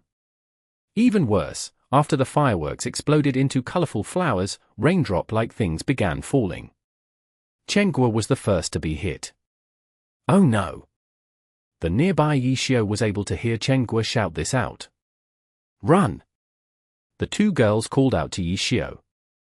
The 2 had already begun running. But the problem was that along this road, besides business buildings, the residents were all firing off their fireworks and firecrackers. This rain was dropping all along the road. Where would they run to? The 2 girls didn't seem to understand this logic. As they ran and dodged, they were having a lot of fun. Yixiu followed after them and finally understood. The 2 were pretending this was a game. Yixiu paid attention to the road. During this special occasion, there were very few taxis around. Even though he was looking for one, there was still no sign of one even after a long time. I'm so tired. Let's rest a little bit. The 2 girls ran towards a bus stop to take shelter and then looked up together to see the skies filled with colorful flowers. Look over there. That one looks good. Yeah. Over there. The 2 pointed around and continued to laugh, swaying from side to side. Yixiu also took cover at the bus stop and looked up. The beautiful flowers covering the sky truly was very gorgeous to look at. Unfortunately, no matter how beautiful the flowers were, they would only stay for so long before fading away. The 3 under the bus stop watched the show put on by the neighborhood families. After the show was done, everything became exceptionally quiet. There would occasionally be a few sounds of fireworks going off, but it only further showed the emptiness after moments of beauty. It's over, Mucheng mumbled as she looked into the sky. It's not done yet. We still have some at my home. Let's hurry back and set them off. Chen Gui said. Really? Su Mucheng immediately became excited again. Hurry up and find a taxi, the two impatiently urged. But it wasn't easy to find a taxi. The three waited for a long time before they found one. By the time they got back to the internet cafe, the families who didn't care to see the new year had probably gone to sleep already. The two excited girls didn't care about this though. After returning to the internet cafe, Qiu took out all of the fireworks she had bought yesterday. These fireworks had been bought based off of how good their names sounded to Qiu. She didn't actually know what they were like though. After pushing them all outside, the two girls went to ask Yixiu to light them up. Yixiu lit 2 of them, one for each of the 2 girls. The 2 girls played around with them, firing them off and commenting on them. Previously, they had been spectators. This time, they were participating. Even though no one else was really doing it right now, the two still looked for that type of fun from competing with others and expressed how their fireworks looked better than the others from before. Not bad, not bad. Yixiu added and acted as the fire giver. Qiu had truly bought a lot of fireworks. The 2 girls set them off for a good half an hour. They were finally satisfied and then went back to their rooms to rest. What should we do next? They were done playing with the fireworks, but they clearly weren't ready to stop yet. We can dungeon, Yixiu suggested. The two looked at each other and thought about it for a bit. They really didn't have anything to do, so they accepted Yixiu's suggestion. When they came on, quite a few names on the friends list had lit up. Tang Ru wasn't there though. Oh? There's only us 2. Yixiu said to Su Mucheng. Then let's go with just us 2. Su Mucheng didn't care. You won't fall asleep halfway, right? Yixiu wondered. The 2 girls had played crazily and had kept up their high energy the entire time. Now that things had quieted down, if the alcohol got to them, they would probably doze off. You'll be okay by yourself, no? Su Mucheng said. Okay, let's go then. The 2 dungeoned together. Qiu hated how she couldn't play with them. She could only go on her chasing Haze and play by herself. Yixiu's worries had been right on the mark. Not long after they began playing, Qiu, who had been playing by herself in the heavenly domain, was the first to get sleepy and she struggled to keep her eyes open. In the end, she wasn't able to hang on and she slumped in her chair and fell asleep. As for Su Mucheng, because she was playing with someone else, her situation was better than Qiu's. But halfway through the dungeon, she began struggling to keep her eyes open. Hey hey! Hey! Hey hey hey! Yixiu repeatedly reminded. Right now, Su Mucheng was no longer his best partner, but the dungeon's secret spy, giving Yixiu trouble from time to time. Hurry up and go to sleep. Yixiu said. I'm not sleepy. Su Mucheng struggled. She lifted her cannon and began firing at monsters. Yixiu had his character turn around and run.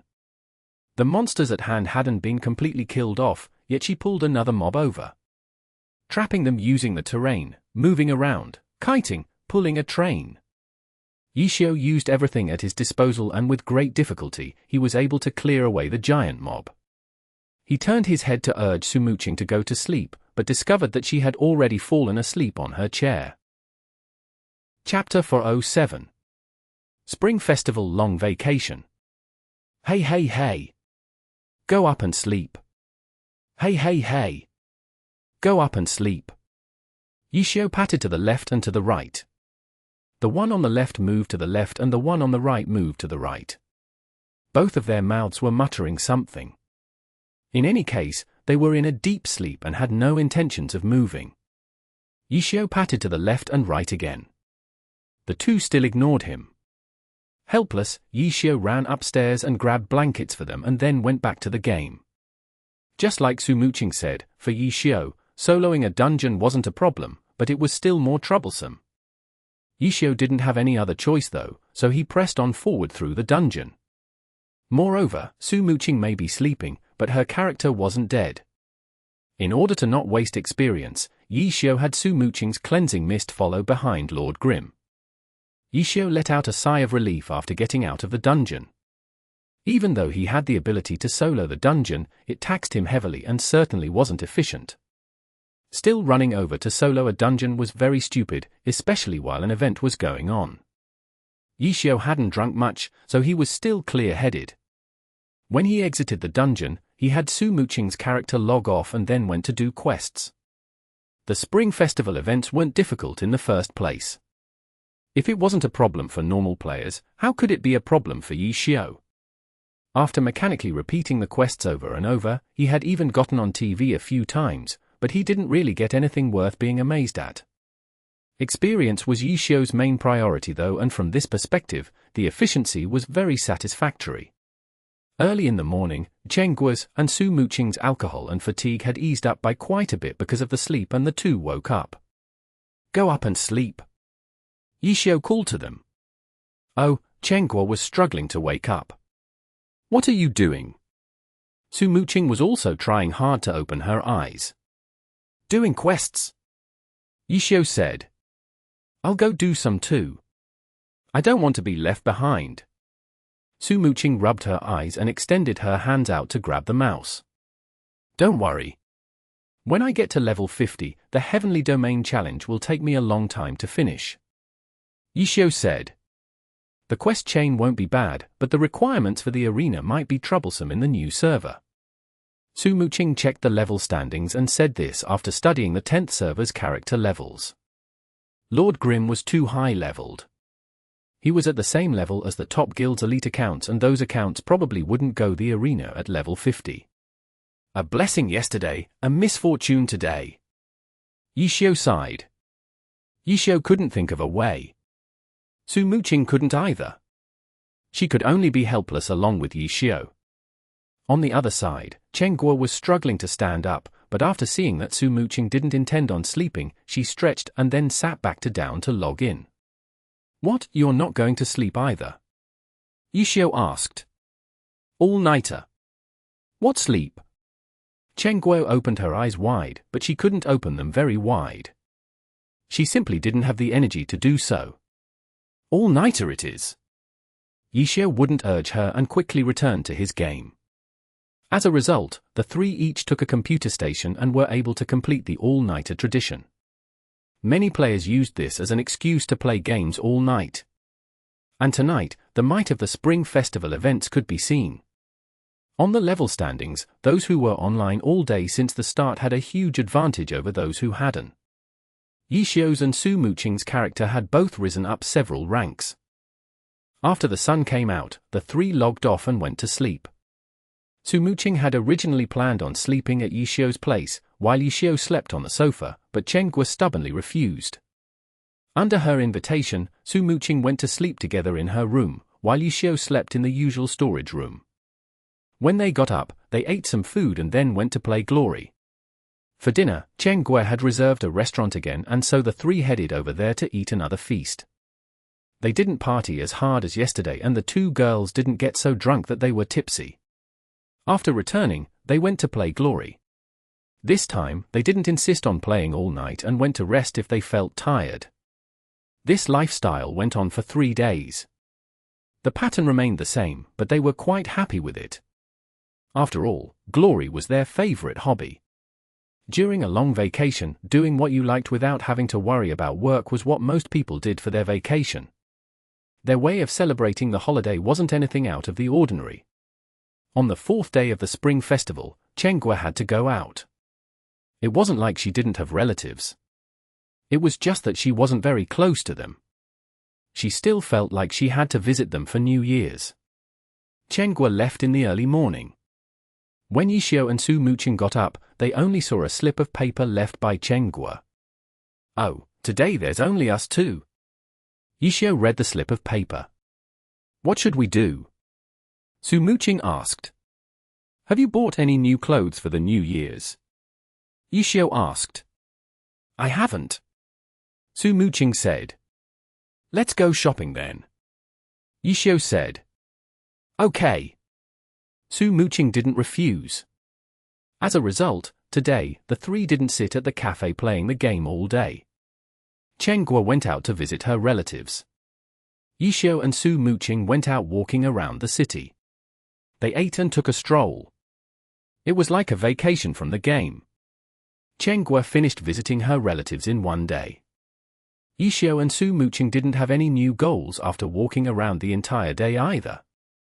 The three returned to their previous life and played Glory during the vacation. The long vacation for the Spring Festival usually lasted for 7 days. But for the Pro Alliance, the vacation only lasted 5 days. This was because the Alliance wanted to take advantage of the vacation to add to the players' fun. The 7th day of the Spring Festival was a match day. On the night of the 5th day, Su Mucheng had to go back to the team to get ready. During these few days, Chen Guo had been able to establish a deep friendship with Su Mucheng. Being able to become friends with her idol was something she had never dared of dreaming about before.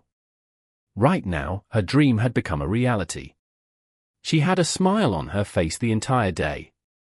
When Su Mucheng left, Chen Guo had sent her who knew how many things as a gift. Yixiao watched, a bit speechless. I say, it's not like she's leaving to somewhere far away. She's just across the street. What do you know? It's not convenient for Mumu to come over, especially because we're at an internet cafe. Chen Guo said. How could I not know? Yixiao looked up at the sky. The boss was regarding him less and less like a pro player. It's really too much. I can't carry it all. I'll leave it here for now and I'll come pick it up when I have time. Su Mucheng said. Her other reasons could be accepted. The 4 words "when I have time" made Chen Guo unbearably happy. She obviously welcomed Su Mucheng to come over often, so she quickly split the gifts. So it's like that? Okay, you can come pick these up later. Su Mucheng left. Now it was only Chen Guo and Yixiao that remained in the internet cafe. Chen Guo had given her employees 7 days of vacation. Her reason for closing the internet cafe these past few days was mainly in order to concentrate on taking care of Su Mucheng as a guest.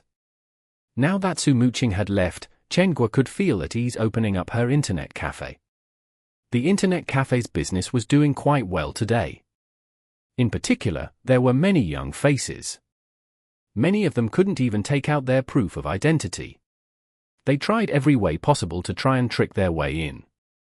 Clearly, after receiving their New Year's money, they wanted to go out and spend it.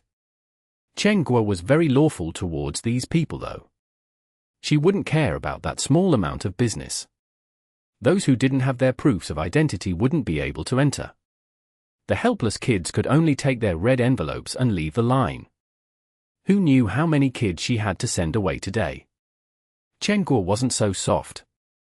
On the 7th day of the Spring Festival, the final day of vacation, the Glory Pro Alliance specially prepared a match day in order to give their Glory fans a happy ending to the vacation. This day had been carefully considered long ago during the planning for this season's schedule. The entire day was filled with highlight matches.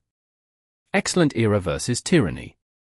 Even though their current placings were very uneven, their many years of rivalry made this match a match worth seeing. No Excellent Era fan or Tyranny fan would miss this match. Tiny Herb versus Samsara.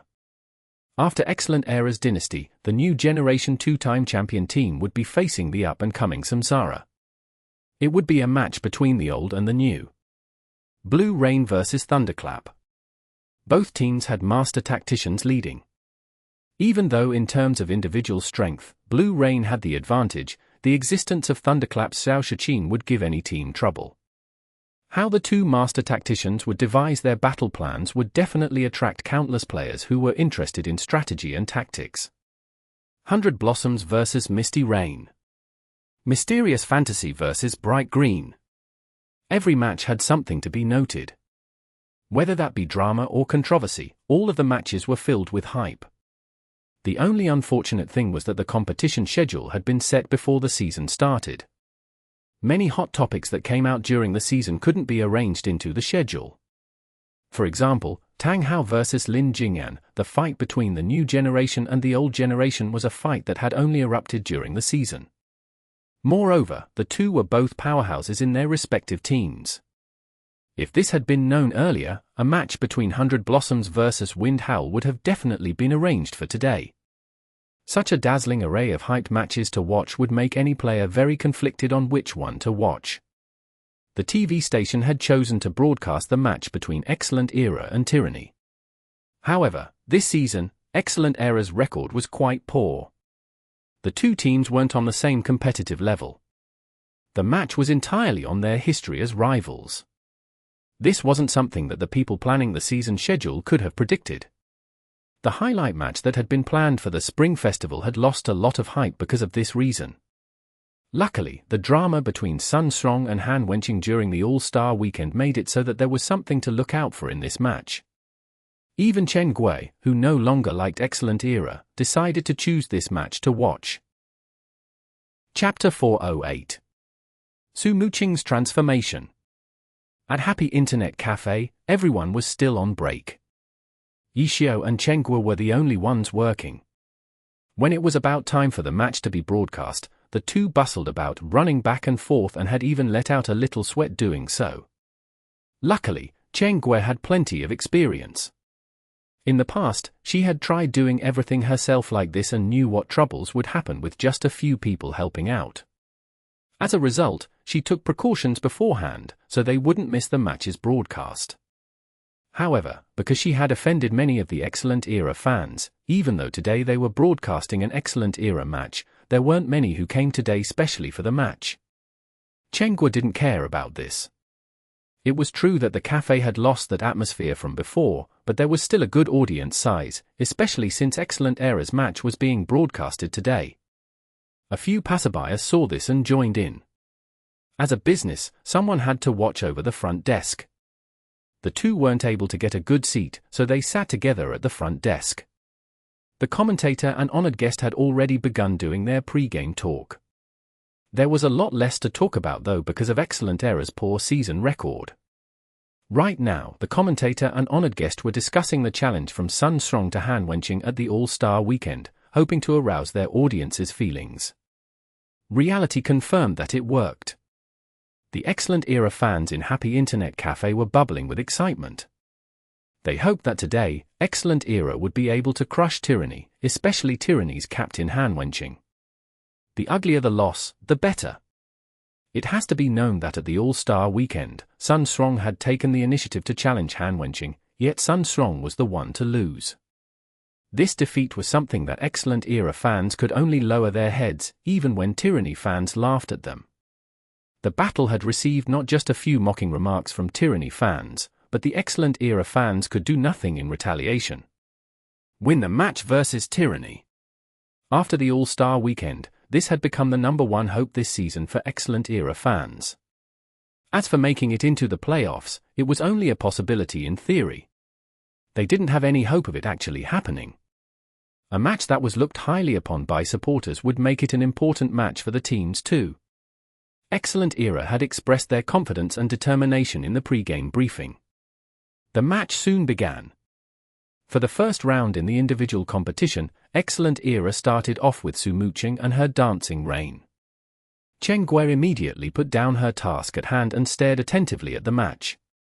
Having not projected Excellent Era's matches in a while, Chen Gui only felt that it was a pity because she couldn't watch her idol play. Even though she later found VODs to watch, it wasn't as exciting as watching it live. Today was a rare opportunity. Chen Gui would give her a good cheer. Wow, Excellent Era starts off with Su Mucheng. Speaking of her, ever since the All-Star weekend, Su Mucheng has been performing exceptionally. The commentator said. Yes. You're right. The honored guest affirmed. Do you think that it has anything to do with Yixiao appearing at All Stars and expressing his return with a dragon raises its head? The commentator began instigating the drama, obviously for the audience to listen to. It might be because of that, but it's only a guess. In recent interviews, Su Mucheng always avoids answering these types of questions. The honored guest said. There's already rumors that Yixiao is preparing to create his own team and return to the Pro Alliance that way. If that's true, with Su Mucheng's and Yixiao's relationship, she'll definitely be a central part of Yixiao's team, no? Coach Lee, what do you think? Today, the commentator and honored guest was once again Pan Lin and Liebo. In the Glory esports scene, the two were well-known casting duos. They would often be sent out for the more exciting matches. The earliest Qiu can come back would be next split in the winter. It's not possible to directly have his team enter the alliance at that time. In other words, if Qiu creates his own team and plans on joining the alliance, if everything goes well, it will have to be at the 10th season. As for Su Mucheng's contract, she still has half a year left. When the 10th season arrives, her contract will have expired. It really is possible. In terms of time, there aren't any hindrances. However, there's still half a year of time.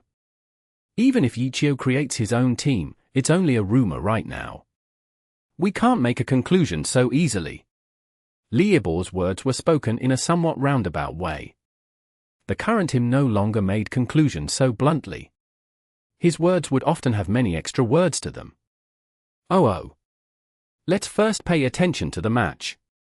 After introducing the players who would be appearing on stage, the first round of the individual competition began and the commentator Pan Lin immediately switched the topic to the match. Coach Lee, don't you feel that Su Mucheng's style has changed after the All-Star weekend? Liibor's commentating style had changed, but Pan Lin's was still the same.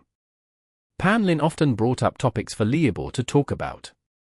Liibor was quite confident with this question. He didn't answer in a roundabout way and replied directly. In truth, when Su Mucheng partnered with Qiu, she spent the majority of the time supporting him. But recently, she has clearly become much more proactive, whether she plays solo or with the team. She now looks like a main attacker. Then Coach Lee, do you feel that this change is due to some type of breakthrough she's made as an individual? Or do you think it's because the team requires it? Pan Lin asked. That's hard to say, but I believe that no matter the style or strategy, every player has victory as their end goal. Liibor elaborately avoided answering the question. In the past, Chen Guo had liked to hear what the commentator and honored guest analyzed, but after hearing Qiu's explanations and deductions several times, when the time came, she turned her head out of habit to see what Qiu had to say. This time, Qiu didn't say anything. Chen Guo didn't like this and tapped Qiu's shoulder. Hey, say something. Say what?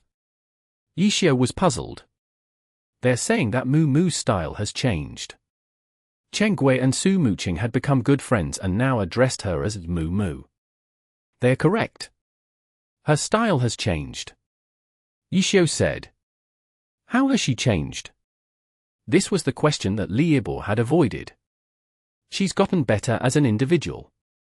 Qiu said. Really? Chen Guo was happy, but she quickly realized that Qiu had something more to say. Then what about from a team perspective?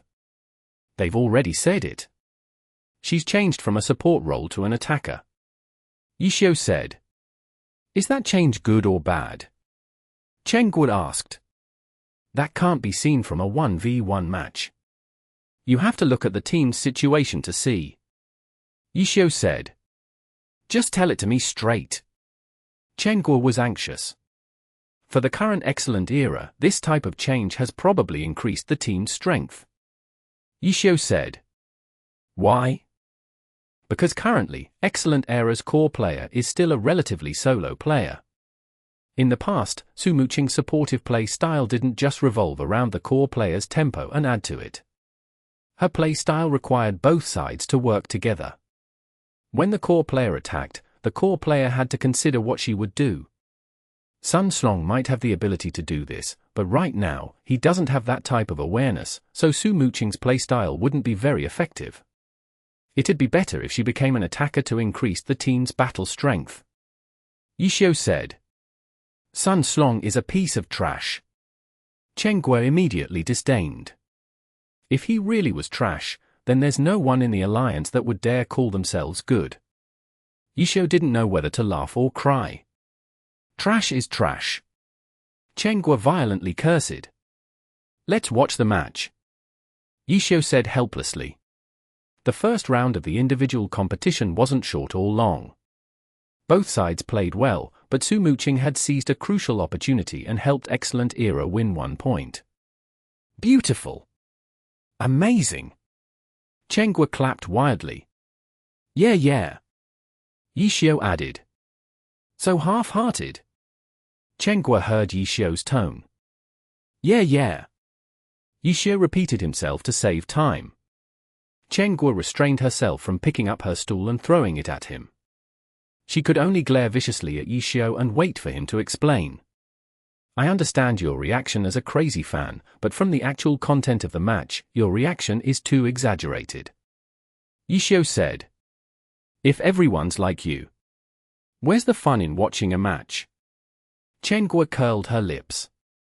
That's why I'm a pro and you're a spectator. Yixiao said bluntly. Chenghua lost again. Binluan. 164. Zem Tat Ca. Missing section at end of chapter? Chenghua was beginning to feel conflicted for the second and third round. Excellent Era was a team she didn't like, but the team had players she liked. For a moment, she wasn't sure whether she should be hoping for Excellent Era to win or lose. Previously, when she didn't watch Excellent Era's matches, she didn't have this type of conflict. But now that she was looking at one, she didn't know what she should be feeling. The match made Chenghua feel vexed. During her moments of trouble, Excellent Era lost 2 times in a row. Chenghua immediately made a conclusion and looked down on the 2 Excellent Era matches that had come out, while praising Su Mucheng. The group arrangement for the group arena was standard. The 2 teams players with Han Wenqing and Sun Strong last as the anchors. The competition quickly began. This time, Excellent Era's 2 players who went up didn't give a chance for Chenghua to look down on them. Their performance was exceptional. Not only did they defeat their opponents, they even acquired a huge advantage. In the third round, they fought against Han Wenqing and were able to take down half of the health of Han Wenqing's Desert Dust. Next was Sun Slong's turn. This matchup was something that everyone had been looking forward to, but with Han Wenqing's Desert Smoke only with half of his health left, the disadvantage for Han Wenqing was too great. Sun Strong used this advantage to form a steady strategy. In the end, Sun Strong defeated Han Wenqing and won his team the group arena victory. However, beating a half-health Han Wenqing didn't make any of the Excellent Era fans satisfied with the revenge. They only felt like Sun Strong had done something that should have been done. In order to appease their resentment, it would have to be Sun Strong at half health beating a Han Wenqing at full health. Chapter 409. Excellent Era is just that. So far, Tyranny had won 2 points, while Excellent Era had won 3 points. However, Excellent Era fans weren't happy. For the current Excellent Era, points were no longer significant. Playoffs wasn't possible and their standings weren't so bad that they were at risk of falling to the last 2 places and getting eliminated from the alliance. Excellent Era fans hoped to see a moving match. In reality, they didn't even need to win versus Tyranny, but they had to give Tyranny trouble. For Excellent Era, which no longer cared for their standings, their fans only wanted to enjoy the match and no longer cared for the results. The break before the team competition was always relatively long. The commentator Pan Lin and honored guest Li Yibo discussed this issue. These 2 experienced professionals understood the 2 teams' situations quite clearly. The audience in Happy Internet Cafe were also in a discussion. The atmosphere in the past when broadcasting Excellent Era games had somewhat reappeared. Truthfully, Chenghua missed this type of atmosphere. Seeing the customers joining forces to support Excellent Era, Chenghua showed a reminiscent expression. After a 20-minute break, the team competition finally began. Both sides sent out the arrangement they usually used for the team competition. Happy Internet Cafe quickly began growing excited, shouting and cheering for Team Excellent Era. But who could have thought that this team competition was like a splash of cold water to Excellent Era fans? At the start of the match, Team Excellent Era charged forward, giving their fans a sense of confidence and spirit. But after a few minutes of fighting, anyone who knew even a little bit about Glory could see that Excellent Era was at a complete disadvantage. Tactics. The decisive factor for this match wasn't spirit, confidence, mechanics, performance, or experience, but tactics. It goes without saying that the person to look out for was Team Tyranny's Zhong Xinjie. Tactics wasn't something that was easy to see from a direct observation, like an amazing play that was seen in 2 or 3 seconds, instantly pumping up the crowd. There was more to see in tactics. It's like a story filled with foreshadowing. The beginning might be dull and tedious, but once everything came together, the true importance of tactics would be revealed. The unceasing attacks from then on would cause the crowd to think back to the dull and tedious parts in the beginning and figure out what their purpose was. The match turned out to be just like this. The first few minutes seemed like a normal confrontation, but after getting past this point, Tyranny began to continuously gain the advantage. The commentator and honored guest had been analyzing possible tactical intent at the start, but once the moment arrived, they connected the moves from the first few minutes and thoroughly analyzed the tactical plan. "This is what you call brilliant," Yixiao praised. "You're right." Chengguo nodded her head. Because she had already abandoned her identity as an Excellent Era fan, she wasn't as dispirited and downcast as the other Excellent Era supporters in the internet cafe and appreciated Zhong Xinjia's tactical plan objectively. A lone wolf like Sun Strong fears this type of preparation and fears strategy and tactics with direction to them. Don't look at how Tyranny was never worse than Excellent Era in terms of strength. Even Thunderclap might be able to gobble up Excellent Era, Yixiao said. Because they have Xiao Shiqin. Chengguo obviously knew the names of the 4 famous master tacticians. Correct. What about the current Excellent Era? Is there anyone there good at tactics? Chengguo asked. There might not be anyone in the entire alliance who could answer this question with more authority than Yixiao. After a few seconds of silence, Yixiao slowly shook his head. HMPH. Retribution. Chengguo said impolitely. Excellent Era originally had a master tactician. Yixiao was one of them, but after Excellent Era kicked him out, a lot of problems arose. Chengguo obviously felt happy about it because she no longer liked them anymore. For this season, Excellent Era is just that. As Yixiao made this remark, the team competition ended with Tyranny winning. If the results were looked at on paper, it looked like Tyranny only barely won with only 2 of their players left at the end. But as long as one saw how the match progressed, one would know that the results may have been close, but it was a closeness that had been predetermined. It's not like it mattered how many players were alive at the end of the match.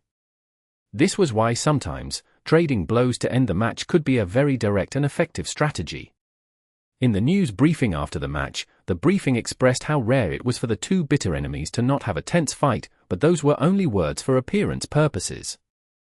Tyranny gave a few simple words towards the match and then talked about the end goal for this season and their plans for playoffs. These were all things that Excellent Era didn't have for this season. A few reporters believed there was another meaning behind these words and felt that Tyranny was trying to say that Excellent Era was not at the same level as them, so it was beneath them to talk about Excellent Era. Excellent Era had less of a voice as the losers. Excellent Era politely praised Tyranny's incredible tactics and then added in as if by accident that it was because they were playing on Tyranny's home grounds that Tyranny was able to prepare such fine tactics. Then, they said how it was a pity that they wouldn't have any more chances to fight against Tyranny this season and hoped that next season, the 2 teams would have another intense match. The reporters once again noticed that their statement implied that Excellent Era was like a nobleman taking revenge, even 10 years wouldn't be too late. Excellent Era understood what their fans were feeling and didn't want to recklessly make a call. A loss was a loss. Still, making remarks like a dead duck was very unclassy.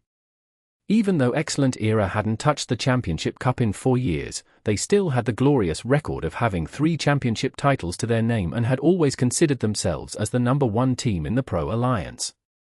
The news briefing ended peacefully and Happy Internet Cafe's broadcast also ended. The crowd began to disperse as well. Seeing how all of them looked so dejected, Chengguo really wanted to go up and ask them, "Do you miss Yixiao?" In the end, Chengguo decided not to do so because Yixiao was sitting right there. She felt like standing out like that wouldn't make anyone feel grateful towards her. It was much more likely that they would hate her. After sending off a large batch of customers, Yixiao and Chengguo returned to the game. Today, the cafe had gotten loud for a bit because of the match, but then the business returned to the usual. the later it got, the fewer customers there were. There weren't really any new customers that came. When it was almost midnight, there wasn't even a single person left in the internet cafe. Before and after this, a lot of young kids without any proof of identity came to go on the computers. Chen Guo naturally shooed them away. At 11 o'clock, a large group of youths came and discussed with Chen Guo the conditions for an all-nighter at the internet cafe. Chen Guo refused to budge, and just like everyone else, if they didn't have any proof of identity, then they would have to leave. There was no room for negotiation. When the last customer left, she rolled down the shutters and closed the door. During the long vacation, she had fun with her idol and played the game with her. Even though Chen Guo didn't always accompany them for an all-nighter, her usual sleep schedule had been broken.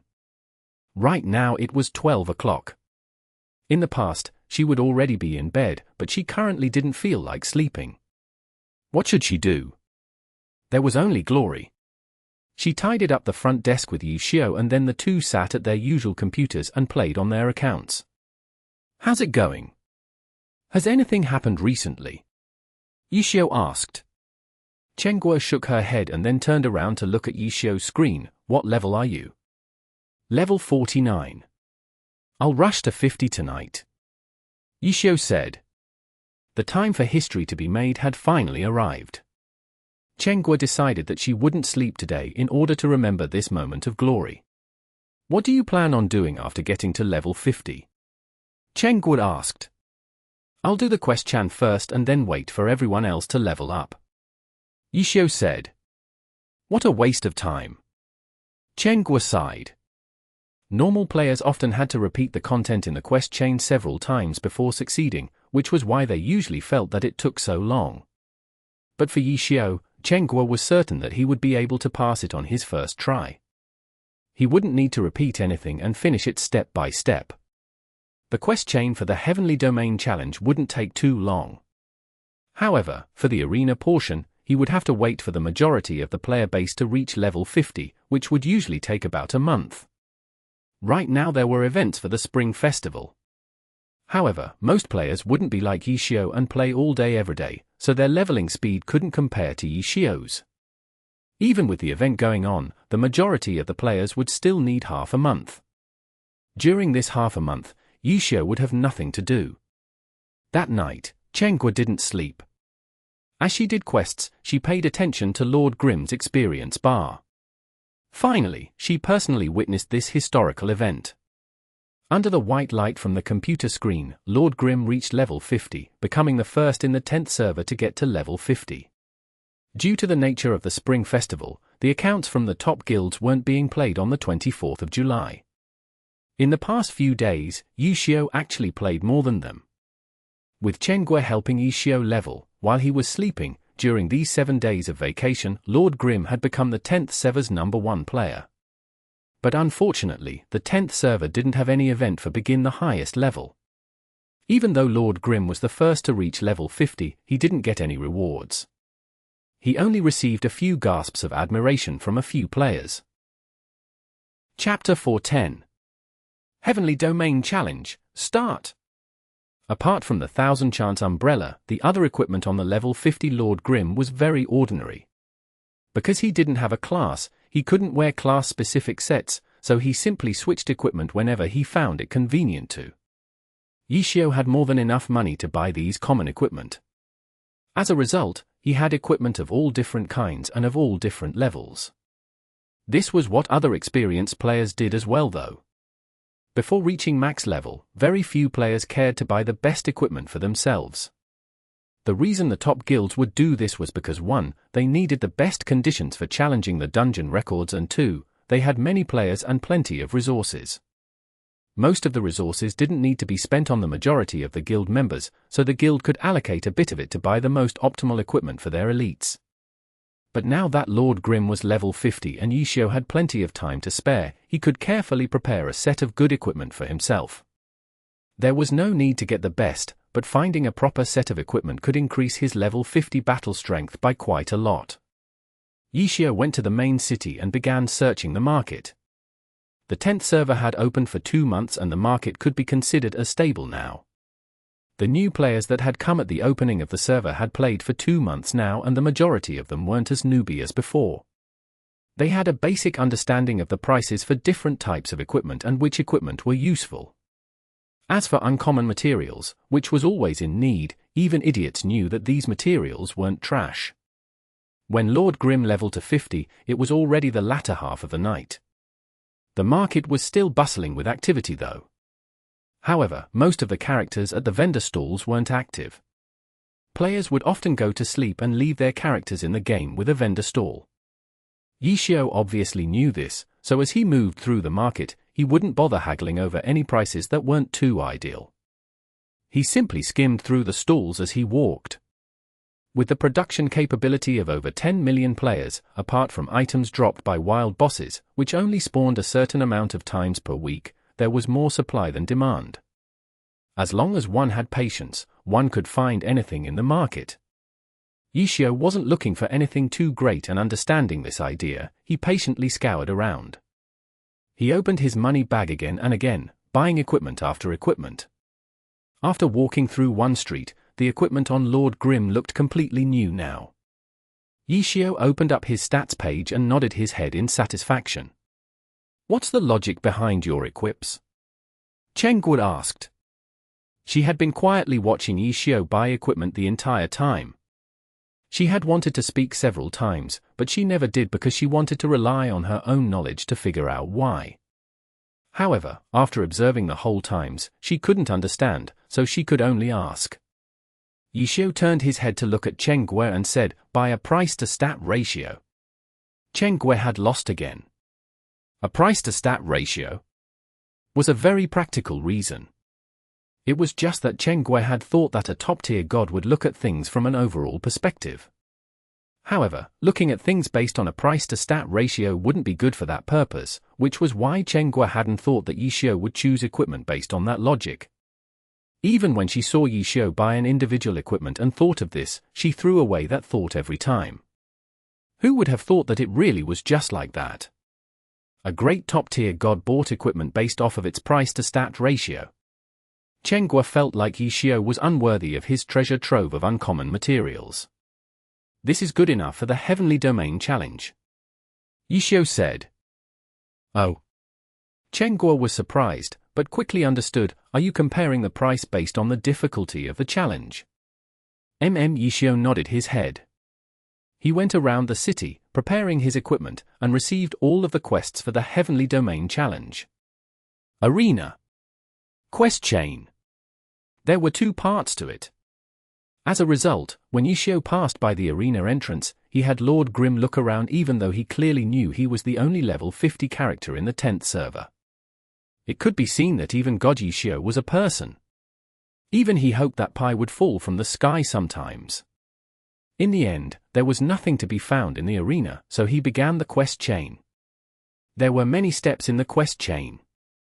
The first step was to return to the beginner village and find the NPC to receive the quest and help him find his money bag, which he lost in the creek nearby. It was a very common quest. After receiving it, the player simply followed the directions given by the NPC and then the player would reach the quest scenario. The Heavenly Domain quest scenario were actually dungeon-like in nature. However, it had to be completed alone, so there was no need to worry about anyone else messing up your challenge, and there was also no need to try asking others for help. Finding the money bag sounded cute, but in reality, it tested the player's ability to jump. The scenario was set in rapid-flowing water. The player could only jump on the rocks to move forward. If the player accidentally jumped into the water, the player would immediately be carried by the water to shore and the player would have to try again. The money bag was located on one of the rocks in the creek. The arrangement of the rocks and the money bag's location was random. This made it so that it wasn't possible to make a guide for it. The player could only rely on his own strength to jump around and find it. Chengguo had been stuck on this quest for a long time when she was attempting the Heavenly Domain Challenge. She had fallen into the water countless times, but in the end, she was able to find the money bag. Now that there was a god in front of her, Chengguo obviously wanted to watch him play. She saw Qiu get to the scenario, charge towards the river bank, and then directly jump, without stopping to look. He never paused. By looking at Yixio's screen, Chengguo could see just how fluid and quick Yixio was with these movements. His screen was never in the same place for even 1 second. His camera constantly turned. Chengguo didn't know if he was looking for the money bag or looking for a place to land. His character jumped non-stop. Chengguo no longer knew which direction he was heading in. After 3 minutes, Lord Grimm jumped back onto shore and then left. Chengguo was dumbstruck. She stared at the screen dumbly, and after a minute, she confirmed that Yixio was heading back to the beginner village. She asked in astonishment, "You're done?" "Done," Yixio said. "The money bag." Yixio opened up his inventory. Because the money bag was a quest item, the name was in a different color, so it was easy to distinguish it from the other items. "When did you pick it up?" Chengguo hadn't seen it. "That." Yixio felt that it was hard to describe. "I didn't see it at all," Chengguo said. "If you told me earlier, I could have gone slower," Yixio said. Chengguo was speechless all the way until Yixio handed over the money bag and started the second quest. The second quest was a battle, but there were restrictions. Only normal attacks could be used. No skills were allowed. At that time, this quest had made Chengguo cough up blood. For gunners, normal attacks were a type of style. Even though they could be fired in all sorts of positions and movements, the only way to do damage was to hit the opponent with the shots. A gunner without skills was like playing a game of Counter-Strike. It was a 1v100 game. You only had 1 life bar. If you died, you had to start over. The only good thing was that if you died, there was no penalty. If there were penalties for dying in the Heavenly Domain Challenge, the Glory Company would certainly be under terrorist attacks. This 1v100 quest had a storyline to it, but Yixio obviously didn't care. He took the quest and skipped all of the talking. Chengguo switched positions and prepared to admire a performance by a god, but very quickly, tears streaked her cheeks. She had used Lord Grimm before. How could she have forgotten about the 1000-chance umbrella? One class only had 1 set of normal attacks, but Lord Grimm had 6 sets. Every form of the 1000-chance umbrella was another set. Melee and ranged attacks, all-around attacks, even shield attacks. The 100 enemies weren't bosses. In reality, they didn't even have the strength of level 70 monsters. Lord Grimm was only level 50 though, so against 100, from a level comparison, he was at a disadvantage. But apart from the 1000-chance umbrella, Yixio was also a beast. What was a small difference in levels to him? They were just trash, that's all they were. Yixio's 1000-chance umbrella continuously switched forms. Every change wasn't like how when Chengguo used it, she sometimes just changed forms for fun. For Yixio, every change of form had a purpose.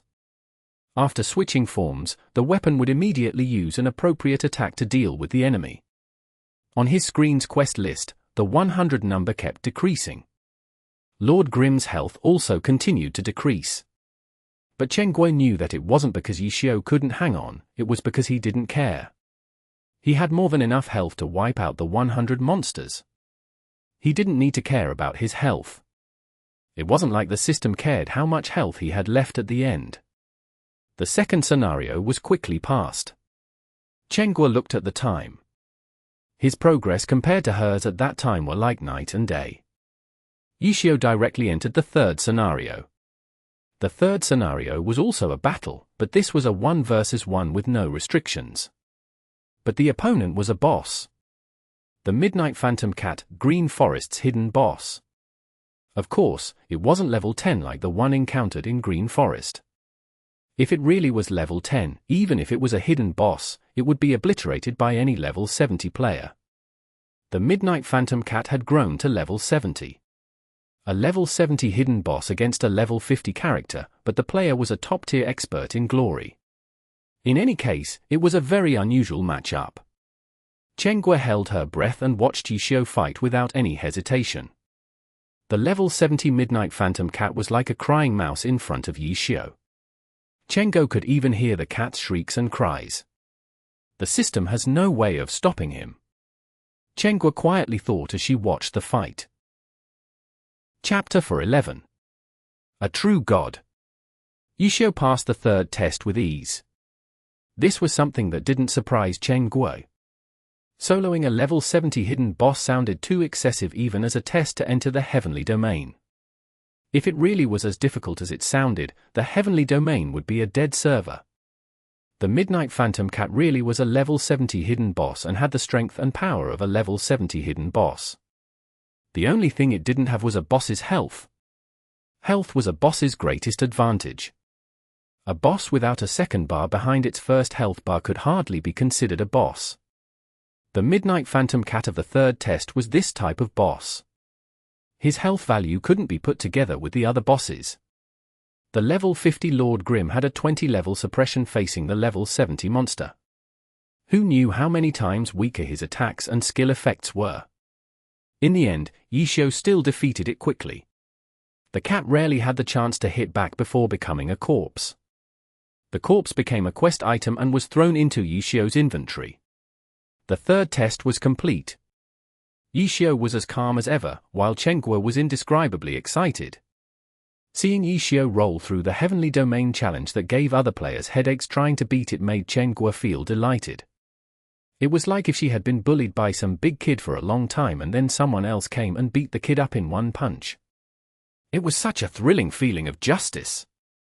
If it wasn't just the two of them and clapping wildly would look stupid, Qiu would have already started clapping. The fourth test. Qiu urged Qiu to hurry up. The fourth test was given just before leaving the beginner village. The quest was a delivery.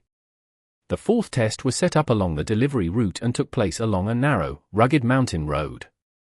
On both sides were bottomless abysses. If the character fell, the character would die. This test tested the player's ability to move precisely.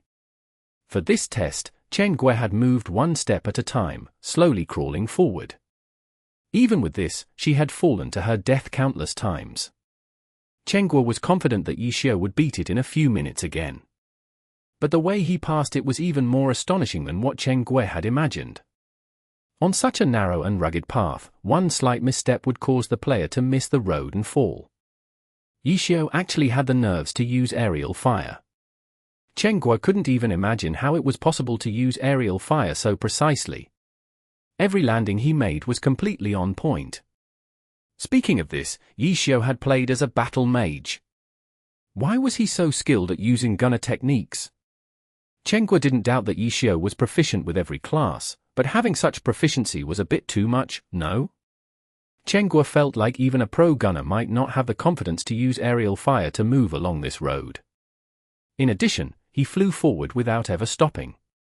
It has to be known that this scenario was just like the first scenario in that the road was created at random.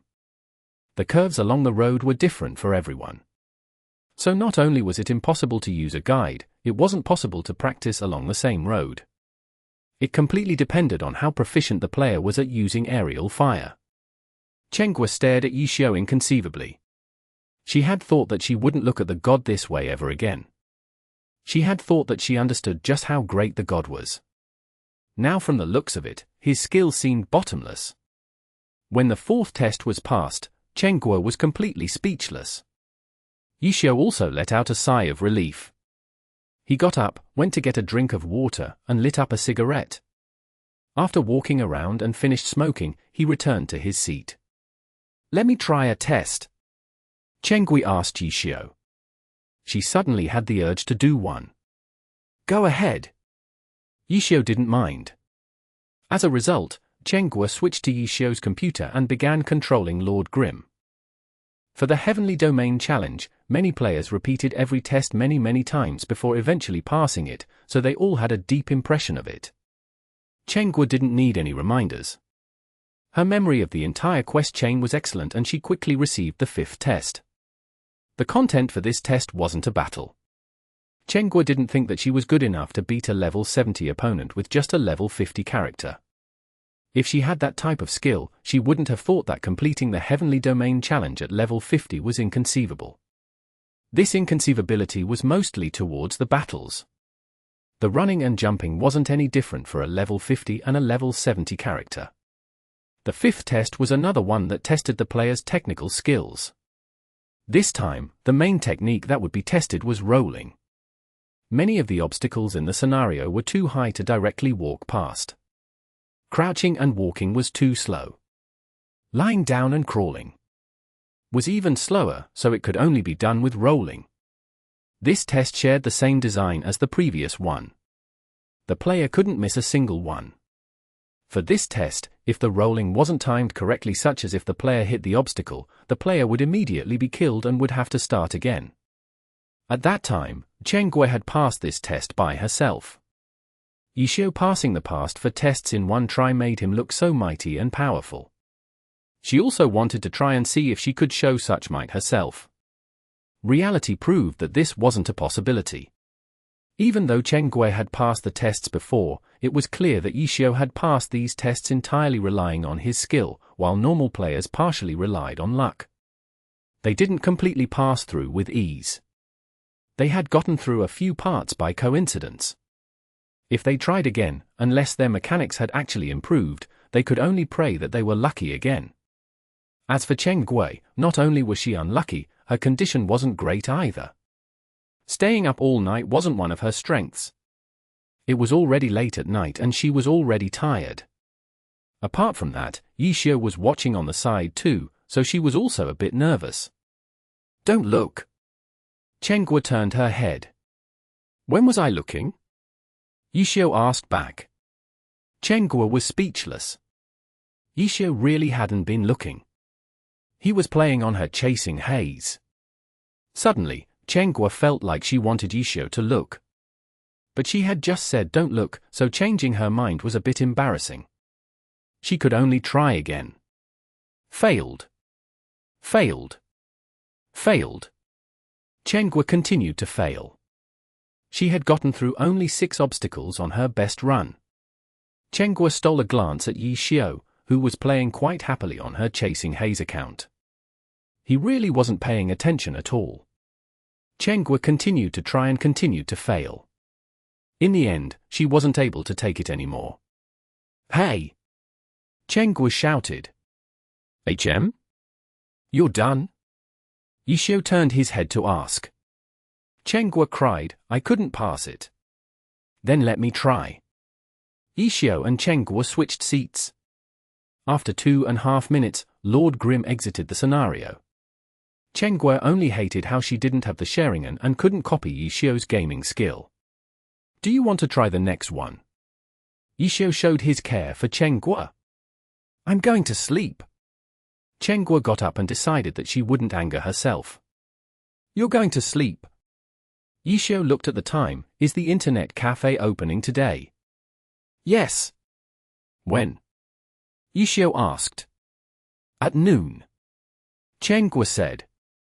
Because the internet cafe didn't have many customers in the morning anyways, Mucheng didn't force her employees to wake up early and hurry over to work after the break.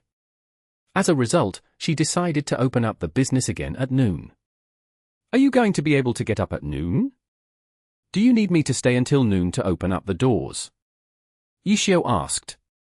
"No need." "Okay." Qiu nodded his head and continued to play the game. Mucheng began to hesitate again. In reality, she wanted to watch Qiu do the Heavenly Domain challenge. Seeing the god crush the missions that gave normal players an unbearably difficult time was very exciting. She had decided to sleep because she had been somewhat upset, but now she felt like it would be a waste to sleep and it would be better to keep watching. But Qiu reminded her that they had to start the business at noon. This was a big issue for her. Business would always be there, but there was only one chance to see Qiu do these quests. In the end, Mucheng persuaded herself with this reasoning and came back to watch. Seeing Qiu look at her incredulously, Mucheng glared at him. "What are you looking at?" "I don't feel like sleeping. Is that not okay?" "Then what do you want to do?" Qiu asked. "Watch you do the quests." Mucheng said before noticing that Qiu had logged out of the game. On his screen was a video of a glory match. "Why aren't you doing the quests?" Mucheng asked. There's no hurry. Yixiao said, there's plenty of time to do it. What video are you watching? Chen Guo was curious. After looking at it for a moment, she was surprised. Wasn't that tonight's match between Tyranny and Excellent Era? Yeah. Team competition. Didn't you already see it? Chen Guo was puzzled. I want to study it again. Yixiao said. This was another difference between a casual and a professional. A casual would see it once and be done.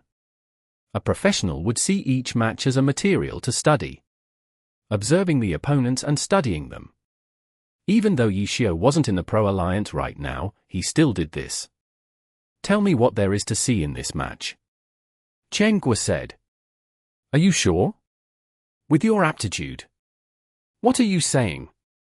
Chen Guo was unable to restrain her anger. It's like this.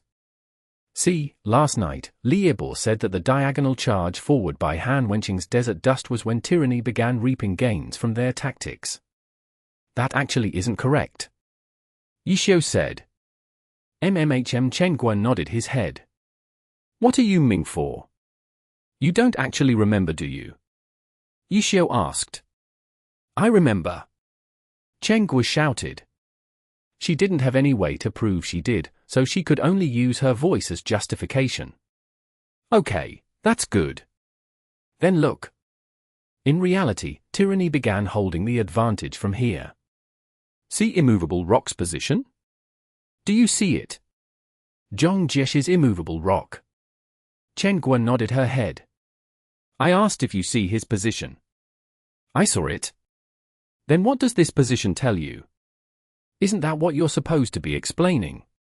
You can't think about it for yourself. With my aptitude, Chen Guo darkened. Oh, that's right, Yixiao said with a face that implied I know.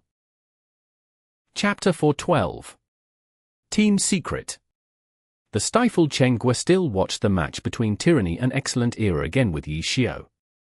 This time, she wasn't watching for fun nor was she enjoying the atmosphere with other passionate fans. This time, she was appreciating the match and studying it. Yixiao explained the reasoning behind the position of Zhong Xinjie's Immovable Rock in detail.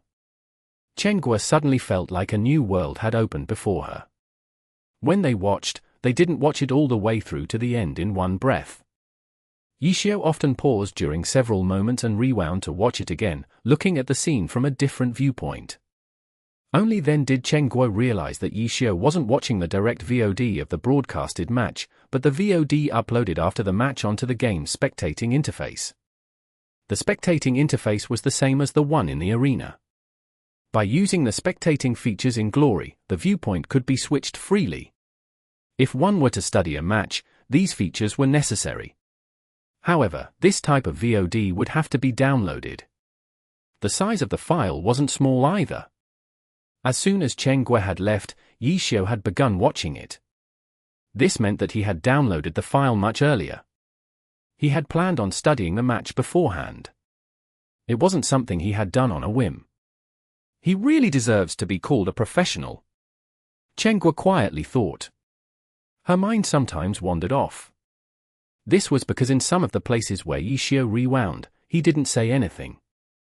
Chen Guo watched on the side, but had no idea what she was supposed to be looking for. Seeing Yixiao look so serious, she felt bad bothering him, so she thought about other things. When Yixiao finished watching a section, he would sometimes explain what he analyzed to Chen Guo, but sometimes he wouldn't say anything and just continue on. Chen Guo didn't say too much. She listened when Yixiao explained and didn't ask when Yixiao didn't say anything. And just like this, Yixiao took an hour to finish watching the 24-minute match from beginning to end. He wasn't done either. After watching the conclusion, he went back to several moments and watched those again. Chen Guo was feeling many different emotions right now. She had originally thought that she was quite familiar with Glory and felt that the only difference between her and a pro player was in mechanics. But after hearing Yixiao analyze the match in such detail, Chen Guo deeply felt that her original thoughts were too simple. She suddenly thought of when Yixiao said to Tang Ru, "If you want to surpass me, then you have to at least know how large the gap between us is." Chen Guo discovered that these words applied to her too. It would be applicable to many Glory veterans. The difference between players who played for fun and professionals who played for a living was unimaginable. Okay, that's enough.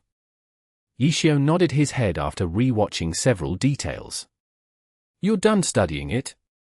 Cheng Guo asked. Pretty much. Yixiao said. He created a Word document and titled it Tyranny vs Excellent Era. Then, he added the date in parentheses and wrote down a few things.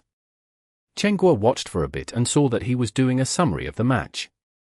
Yixiao also wrote down some of the things he had explained to Cheng Guo. Cheng Guo learned that being a pro player was much more difficult than she had imagined.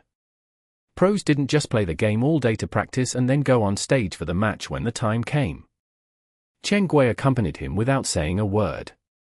After Yixiao finished writing what he wanted on the Word document, he saved it. Then, he clicked on the folder where he would put it in. The folder astonished Cheng Guo.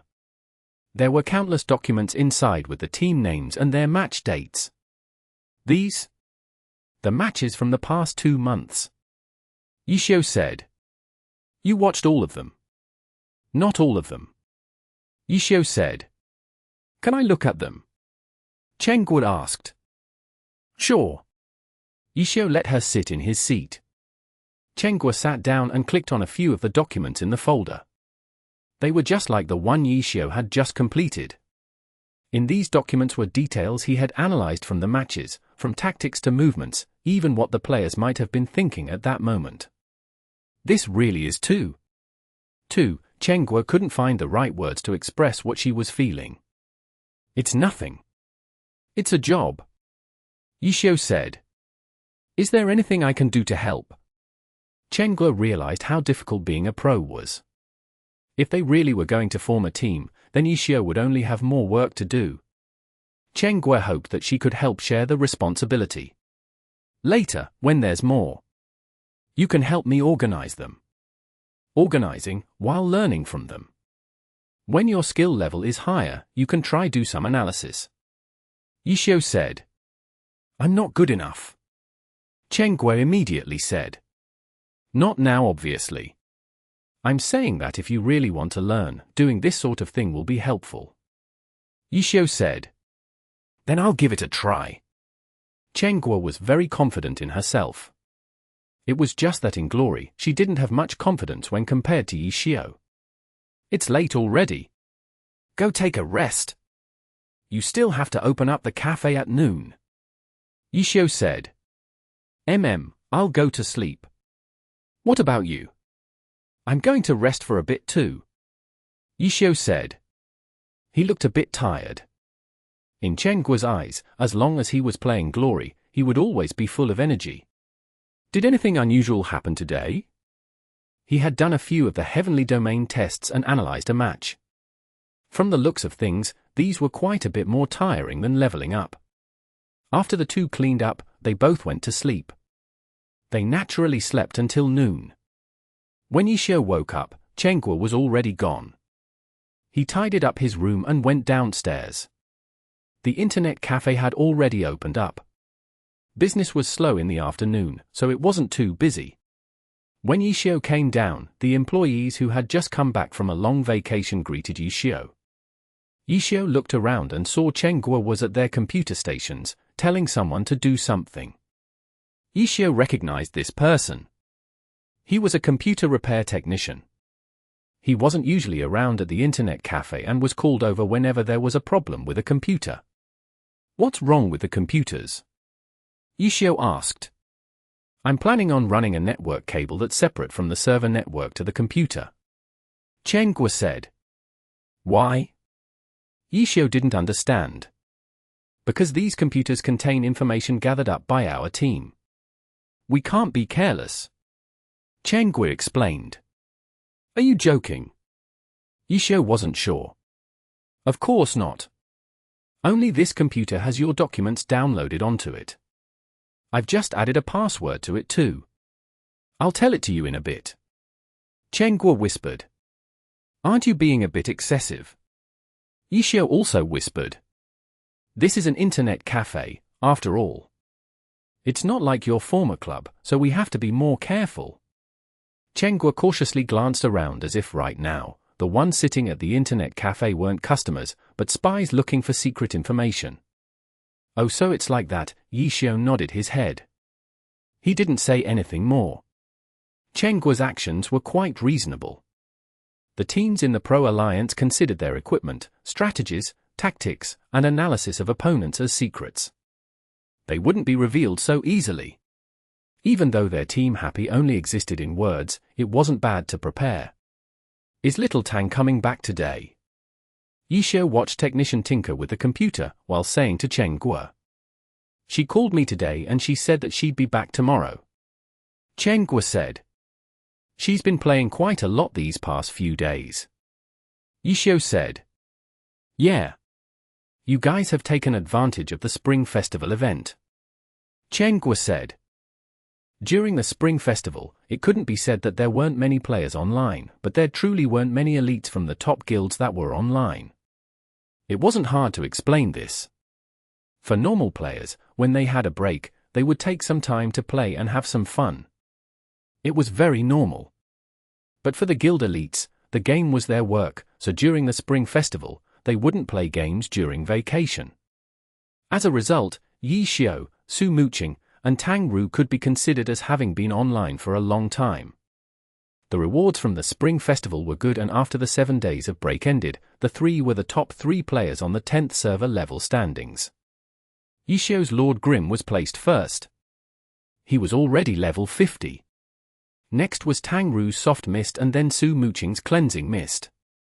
Both were level 49, but their experience bars were at different stages. Are these 3 characters going to be our team members in the future? Cheng Guo asked.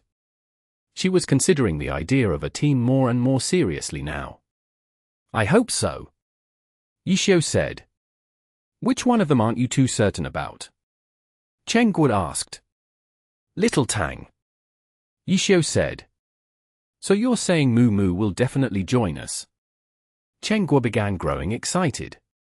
I think she'd be quite happy with that. Yixiao said. Little Tang. I'll have a chat with her when there's a chance to, Cheng Guo said. Yixiao nodded his head. That's only 3 people though. It won't be enough. Cheng Guo said. We'll take it slowly. Yixiao said. Are there enough of these types of characters? Players need time to improve. Characters also need time to grow stronger. If we're just looking at these right now, there are too many things that we don't have enough. We don't even have enough players. Yixiao said. Is 1.5 years enough time? Cheng Guo said. Starting a team from scratch is something I have experience with. Yixiao smiled. Tell me your plan. Cheng Guo said. Our current problem is that we're lacking players. There are 2 ways to find players. One way is to search for talent yourself and train them. The second way is to look for already matured players from other teams. The second way can't be accomplished before we enter the alliance, so let's start with those around us first. Speaking of this, you've been playing Glory for a while and you've been managing the internet cafe for so long. Is there anyone you know that you feel is pretty good? Yixiao asked Cheng Guo. Chapter 413. Spectator. Yixiao used his position to ask Cheng Guo if she had any recommendations. Cheng Guo had been managing the internet cafe and playing Glory for many years. Playing the game also made it easier for her to get along with the customers. During these 2 months, Yixiao had noticed that all sorts of people acted very familiar with her. They were only internet cafe customers and Glory players too. Among these, were there any experts, beginners, or players with talent? Yixiao would sometimes take a glance at other customers playing Glory when he had nothing to do, but he didn't see anything particularly noteworthy. However, Cheng Guo definitely knew more about this than he did. Unfortunately, most of these people were Excellent Era fans. After Cheng Guo refused to project Excellent Era's match that day, she had offended many of them. In the end, the relationship between the 2 sides was simply that they recognized each other. Neither sides really had any mutual feelings for each other and could turn hostile faster than one could flip a page. This? I really haven't discovered any. Even if there were, it's already too late. Chen Guo replied. Why? We're right next to Team Excellent Era, so even if there were talents, they would have already tried getting into Team Excellent Era. Why would they wait for you to find them? Chen Guo said. Are you reliable? Yixiao asked.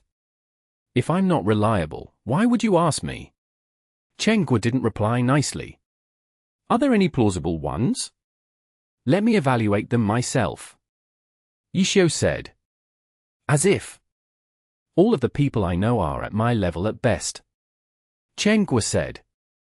Yixiao sighed helplessly. It looks like asking you won't get me anywhere. What do you mean? How else did Little Tang come about? Chen Guo said. Oh. That. Yixiao had made a mistake.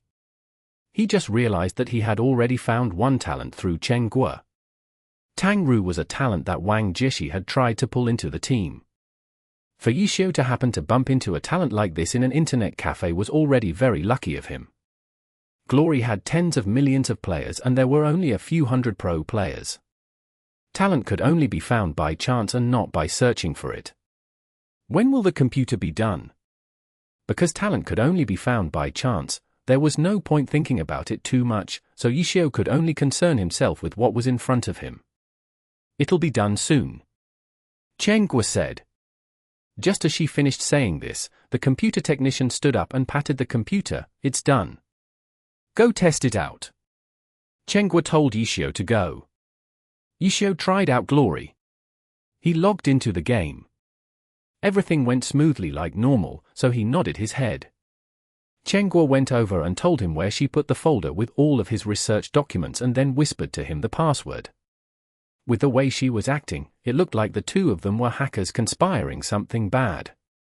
Okay, I got it. Yixiao nodded his head. Immediately afterwards, Chen Guo sent off the technician. This type of service obviously wasn't free. After doing his work, the technician waited for Chen Guo to pay him.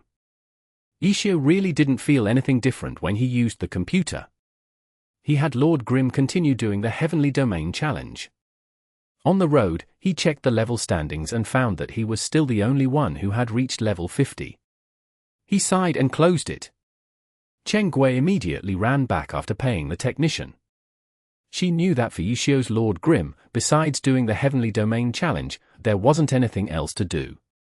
A level 50 unspecialized player wouldn't be able to gain any more experience whether he dungeoned, quested, or killed wild monsters. When she went over and looked, Yixiao was doing the challenge, just as she expected. Yesterday, he had passed 5 tests. His efficiency made Chen Guo sigh in admiration. Before Yixiao came, in Happy Internet Cafe, passing 2 tests in a single day was enough to brag. For the Heavenly Domain challenge, many players glared at their computer screens with red eyes and wanted to smash their computers in frustration. Some studios offered services to complete the Heavenly Domain challenge and earned quite a profit that way. But these studios couldn't complete the challenge with ease either. Even they had the urge to smash their computers sometimes as they did their business. In the early days, the Heavenly Domain was truly a gathering of elite players. But nowadays, more and more players were able to enter the Heavenly Domain by luck or other methods. Regardless, the skill level of the players in the Heavenly Domain were definitely higher on average than players in normal servers. Not only was it difficult to complete the challenge, if you didn't have any skill, the harsh environment in the Heavenly Domain was even more rage-inducing than the challenge. A major difference between the Heavenly Domain and the normal servers was that player killing didn't have any penalties whatsoever. Normal servers had red names. Even though the penalties weren't so bad, it was still a status that restricted players. In the Heavenly Domain though, there were no penalties for killing a player and the losses for dying were much more severe as well. Because of this, one could easily imagine how chaotic the environment was. In such chaos, if you were a noob, you'd definitely be bullied around all day. If you didn't hurry and improve, you'd be cut down every time you walked out. The harsh environment of the Heavenly Domain caused many noobs to grow quickly and violently. While Chen Guo was thinking about all of this, Yixiao passed the 6th test. Chengguo was just about to say something when someone nearby cried, D*MN. Chengguo turned her head and saw that there was someone standing behind her. His face held a look of astonishment as he stared dumbly at Yixiu's screen. When Yixiu turned his head, this person regained his composure, but his expression of shock couldn't be wiped away. He stared with wide eyes as he said, "Brother, is this the Heavenly Domain Challenge?" Yes, Yixiu nodded his head. This couldn't be hidden. When the Heavenly Domain Challenge was being done, there was a clear sign on the interface. It was obvious at a glance. This is too amazing. How many tries did it take you? This person had clearly seen Yixiu finish the 6th test in one breath. He thought that Yixiu had experienced hundreds of failures before being able to clear it with such ease. Many times. I lost count. Yixiu laughed. But it doesn't matter how many times it took you. It's still very amazing. What test are you? I don't think I saw a time limit. This person said. The 6th test. The 6th test? The 6th test, this person recalled, the 6th test. The 6th test doesn't have a time limit, does it? It doesn't. No time limit, this person froze again. The 6th test was a test without fighting, but it was a more comprehensive test. The test had different types of terrain and obstacles. It required the player to use different movements in order to pass through it. When normal players did it, they did it step by step, cautiously and slowly. But Yixiu just passed it in a single breath without stopping. Brother, what server are you in? This person asked. 10th server. 10th server. The person said in shock, it's only been 2 months since the 10th server. You're already level 70. Nope. I'm level 50. I'm just starting early. Yixiu didn't dare say that he was going to complete the entire challenge at level 50. This brother's eyes kept on growing wider. If he got even more excited, Yixiu was afraid his eyes would pop out. Amazing! The person praised. Ha ha. Yixiu laughed. Brother, are you going to try the next test? This person was quite familiar with the quest chain and was able to guess what Yixiu was planning on doing from his character's movements. Yeah. Yixiu said. Do you mind if I watch? The person was quite polite. I don't mind. As a result, the person sat down where Tang Ru usually sat and watched Yixiu play. The 7th test was a battle with a boss and a mob of monsters. After a minute, the person's jaw had dropped and couldn't close. That? What is that? He was curious about the 1000 chance umbrella. Silver weapon. Yixiu said. Silver? Silver? Silver weapon? After saying silver 2 times, he lowered his voice. He was quite considerate. If he had blurted out silver weapon, it would immediately gather a huge crowd. This had already happened once before. That time, many of the people in the crowd were 10th server players who had even added Lord Grimm as a friend. They could often be seen online too. These players obviously noticed Yixiu's rise in the 10th server. Those who still came to Happy Internet Cafe would pay their respects if they saw that Yixiu wasn't busy. Of course, these people didn't know of Yixiu's true identity. They just thought he was a very good player. In addition, due to the nature of working as a manager, he had a lot of time to play, so it made sense. After all, those who played in the 10th server were just normal players, so they wouldn't think too much of it. As for those more experienced players, they had been astonished by the silver weapon, but it was only a level 5 silver weapon, so they didn't pay too much attention to it. Because they were in different servers, they didn't know of Lord Grimm's fame in the 10th server. It was true that those 10th server players knew of it, and despite being in the same internet cafe, they played on their own and didn't really interact with one another. As a result, Yixiu was still left alone and didn't garner too much attention. This brother was more careful. He didn't blurt it out loud and gasped to himself. Besides the silver weapon, he had discovered something else during that 1 minute. Brother, you haven't changed classes yet. Yeah, I haven't. What's the reason for that? This brother didn't understand. Unspecialized. You haven't heard of it. Yixiao said. I know what an unspecialized is, but you. He clearly wasn't too experienced. He only understood that a character was unspecialized before level 20, but didn't know that long ago, unspecialized players were considered a class in glory. I'll level to 70 just like this. Yixiao said. Chapter 14. Everyone blanked out. Yixiao didn't stop with his progress as he chatted with the stranger, who never lifted his gaze from Yixiao's screen. During the first minute, he was shocked by Yixiao's character's weapon and class. During the second minute, he was astonished by Yixiao's amazing battle skills and maneuvers. However, the stranger's expression didn't change much the second time. He was already as amazed as he thought he could possibly be. Who would have thought that the person in front of him would have even more in store for him?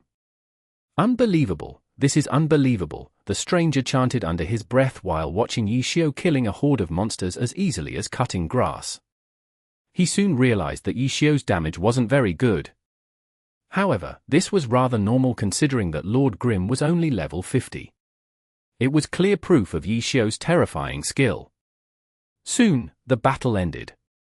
The stranger stared in awe at the piles of corpses littered all over the map and the full health bar of Yixiao's character. His face almost twitched in extreme shock.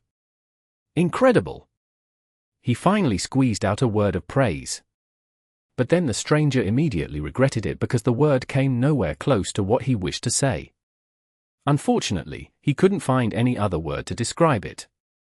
He found that not only could his face not express his awe accurately, but his vocabulary was the same as well. It was okay. Yixiao responded, a bit slow though.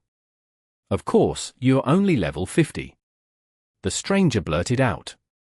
Upon seeing Yixiao leave the battleground, the stranger gathered up all of his courage and asked, Brother, do you have time for a round in the arena? HM. Yixiao was startled. I'm from the 8th server. My character's name is Ascending. The stranger introduced himself. F*CK me. Yixiao suddenly cried out, surprising both the stranger and Chengguo. What's wrong? Ascending was terrified. Nothing, nothing. You go ahead and create a room. I'll be there soon. Yixiao quickly answered. Aye. Ascending jumped up and ran back to his computer. Are you okay? Chengguo was still surprised about Yixiao's reaction just now. He was always calm and confident, so why did he suddenly curse a moment ago? Was Ascending someone very important? I'm so stupid. Yixiao murmured. I thought so. Chengguo snickered. Yixiao cast a helpless glance at Chengguo, who just found a rare opportunity to mock him, then he continued, I forgot that the arena is cross-server. Aren't I stupid for forgetting such a basic setup? What? This time, Chengguo was startled. Yixiao shook his head, and I was counting how many days it would take for the 10th server's players to reach level 50. TSK, TSK, TSK. How can you never said anything? Yixiao asked Chengguo. I can be stupid too, can't I? Chengguo was a bit depressed. The arena being cross-server was basic knowledge among the players. In the end, the top-tier professional player forgot about. Chengguo, an experienced player who had played the game for 5 years, also forgot about it. Mucheng apparently forgot as well. When the three of them were together during New Year's holiday to play the game, Yixiao had mentioned this problem. In conclusion, Mucheng didn't see anything wrong and spent her time with Yixiao and Chengguo worrying stupidly. This? Did everyone just blank out? Chengguo pondered. Yixiao had definitely blanked out, that was obvious. But for she and Mucheng to blank out on the exact same issue simultaneously, that was a bit questionable. This was a very basic rule and there was absolutely no reason for all of them to have forgotten about it. Or could it have been because of something else? Such as an unwavering trust in Yixiao from the both of them? Perhaps it was simply because he said it, the two girls believed it without a second thought. Perhaps it was because he was worried about the issue, so they went along with it and worried about it with him. They had only tried to think up a solution to the problem, but never bothered to check if the problem itself actually existed. Was this guy actually that reliable? Chen Guo was having a bad time believing that this listless guy would actually gain her trust. It's probably because of his identity. Chen Guo answered her own question weakly. On the other side, Yixiu was already rushing to the arena. Then Ascending darted back. Brother, I got the room. Fixed field, Arena 5. Room 4689. The password is Poyui. Poyui? What does that mean? Chen Guo was interested in the odd password. Ascending turned and glanced at Chen Guo. Look at the keyboard. Chen Guo looked down. From the right upper corner to the left of the keyboard, the first few keys were Poyui. Fixed field? That's unnecessary. Let's go to the regular arena. Yixiu didn't pay any attention to the password, but he was unhappy about the mode. Ah. Ascending was stunned. Quest requirement. Yixiu replied weakly. This wasn't a good explanation at all. A level 50 challenging a level 70 without being in the fixed field could easily be misunderstood as contempt against the opponent. Yixiu had no disrespect whatsoever against Ascending. It was just that victories in the fixed field didn't count, so it would be useless for the Heavenly Domain challenge. Then again, Yixiu didn't need this particular victory, so if Ascending insisted, Yixiu would be fine with doing it in fixed field. Ascending didn't mind at all though. Wait a sec. He nodded and dashed back. In a moment, he got a new room in the regular arena and raced back to tell Yixiu. After seeing Yixiu's Lord Grim enter the room successfully, Ascending sprinted back to his own computer to start the match. Ascending was a level 70 mechanic and seemed to be PvP veteran. He rushed forward purposefully the moment the match started. Yixiu didn't hold back at all. He had refused a match in the fixed field. If he still held back, that would be truly disrespectful towards Ascending. As a result, Yixiu attacked fiercely and decisively ended the match in 1 minute and 14 seconds. The match time was a bit longer than usual as expected. 20 levels of level suppression and 20 levels of equipment difference were all too real. Even if Yixiu could guarantee that he hit Ascending with every attack, the actual damage would still be reduced significantly. Still, from a normal player's point of view, this was an extremely one-sided match. After the first hit from Yixiu, Ascending never even got any chance to retaliate until his character died. Hey, was that necessary? Aren't you going a bit too harsh on him? Chen Guo couldn't stand to watch. I was worried that he would think I belittled him by refusing a match in the fixed field, so I thought I'd show him that I really am much better than he is. Yixiu explained. Awesome. Just as Yixiu finished his sentence, Ascending sent him a comment. Yixiu's hands hovered over the keyboard. He wanted to reply, but couldn't find anything to say. The usual "you're not half bad either" wouldn't work at all. Ascending lost this match so completely that Yixiu could find nothing to praise him with. If Yixiu were to applaud Ascending's skills, the courtesy would have been so overly untruthful that it would just sound like mockery. After a few moments of thought, Yixiu settled on using a smiley face as a reply. Shall we try again? Ascending asked carefully. His diction changed this time. He used try after realizing that he might not even get the slightest chance to attack at all. Okay. Yixiu agreed, and the two started a second round. Yixiu already showed Ascending his true level of skills, so he went easy on Ascending. This time, Ascending lost at the 1 minute and 30 second mark. That was really awesome, Ascending messaged again. This time, he didn't lose as miserably as last time, but the match was still one-sided. It was okay, Yixiu was rather modest. Sorry for the trouble. Ascending texted again. No more. Nah, I can't beat you. The difference between us is too great. I need a long time of practice to reach your level. Ascending explained. Good luck. Yixiu ended the conversation, and both of them left the room. Yixiu turned around and spoke to Chen Guo. see, a smart guy who actually knows the difference. That smart guy is back. Chengwa saw Ascending running back when she lifted her head. If you don't mind, could I have your contact info? If there's another chance, I'd like to challenge you again. Ascending asked humbly. Are you in the heavenly domain? Yixiao asked. Ah. I'll be there soon. We'll meet then. Yixiao clarified. Oh. Okay. Ascending nodded. He looked at Yixiao and Chengwa and added embarrassedly, "Oh, excuse me." Then he ran back to his own computer again. Heavenly domain. Yixiao turned to look at Chengwa. His clenched fists showed his determination. Yixiao paid no attention to the little episode of Ascending. As a pro player, meeting another player was nothing special at all. He had gotten used to it a long time ago. Hurry up. Chengui answered. While I'm still here, I might as well get a few matches done. Yixiao was still in the arena. He started to enter rooms randomly in search of a suitable match. The regular arena had two types, free field and level field. Because Lord Grim and Ascending had a 20-level gap and it wasn't in the level field to cover such a huge level gap, Lord Grim and Ascending finished their match in the free field. In the free field, levels didn't matter.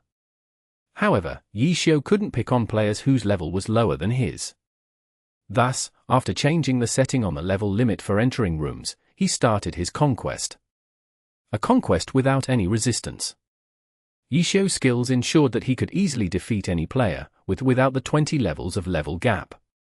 In the free field, high-level players were primarily picking on the low-level players. If a player really wanted a challenge, he or she would go to level limit type arena. In the end, tons of bullies lost miserably in front of Yixiao. The 20 levels of difference in levels and equipments were virtually non-existent. If Glory wasn't known for its clean gaming environment, a lot of people would suspect that he was hacking. Still, there were still a large number of people who found this very suspicious. The biggest proof was that strange weapon. It was complete mystery to them. What kind of weapon would change its shape every other second? Would actually having the hack make one that dominant? While Yixiao swept through the arena, his character's name showed up again and again on the official report forum. In the discussion forum for PvP, there were mentions of him everywhere. Lord Grim's fame had finally spread outside of the 10th server and into the entirety of Glory. As for Yixiao, he saw nothing but the waving hand of the heavenly domain as he counted his victories.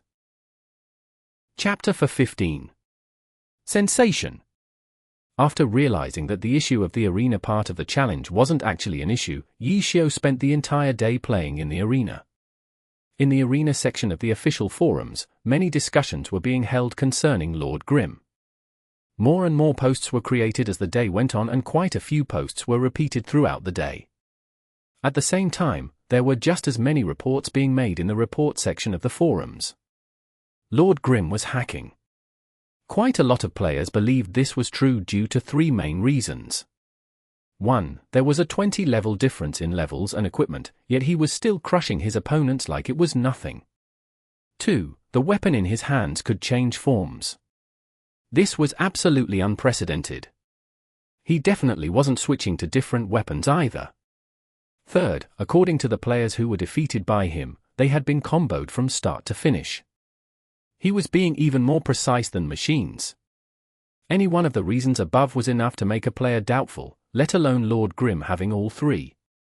This was something Yixiao didn't know about. He was only aware that getting into rooms was becoming easier and easier, so much so that people were now inviting him into their rooms. Moreover, the players who were crushed by him were quite stubborn. They would often have to be crushed 4 or 5 times before reluctantly giving up. Lord Grim's fame exploded.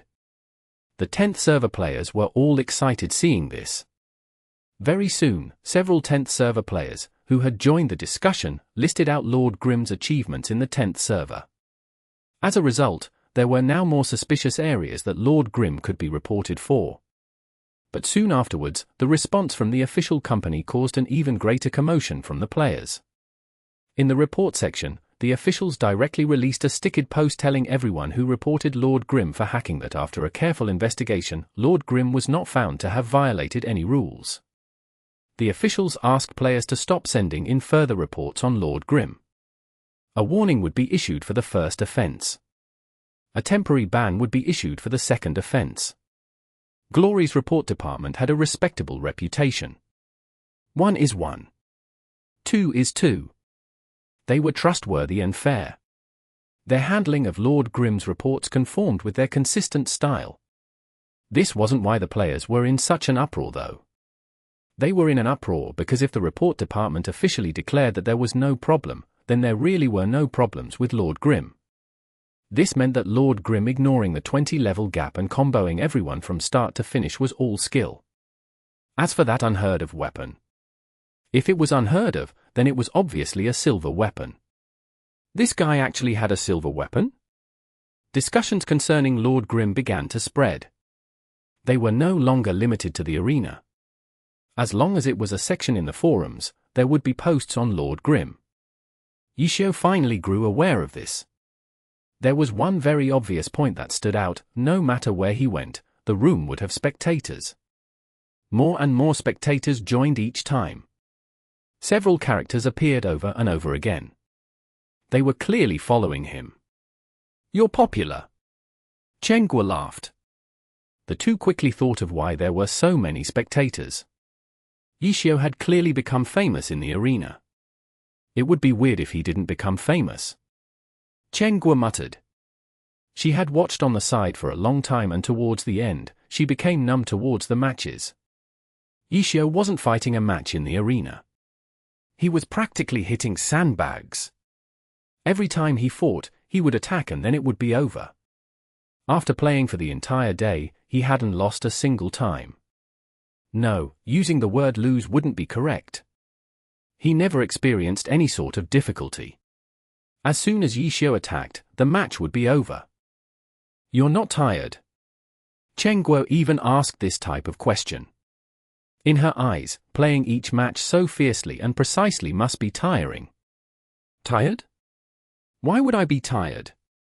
Qiu asked back. "Fighting each match like that?" Mucheng said. She didn't know how to describe it. "Oh. It's nothing.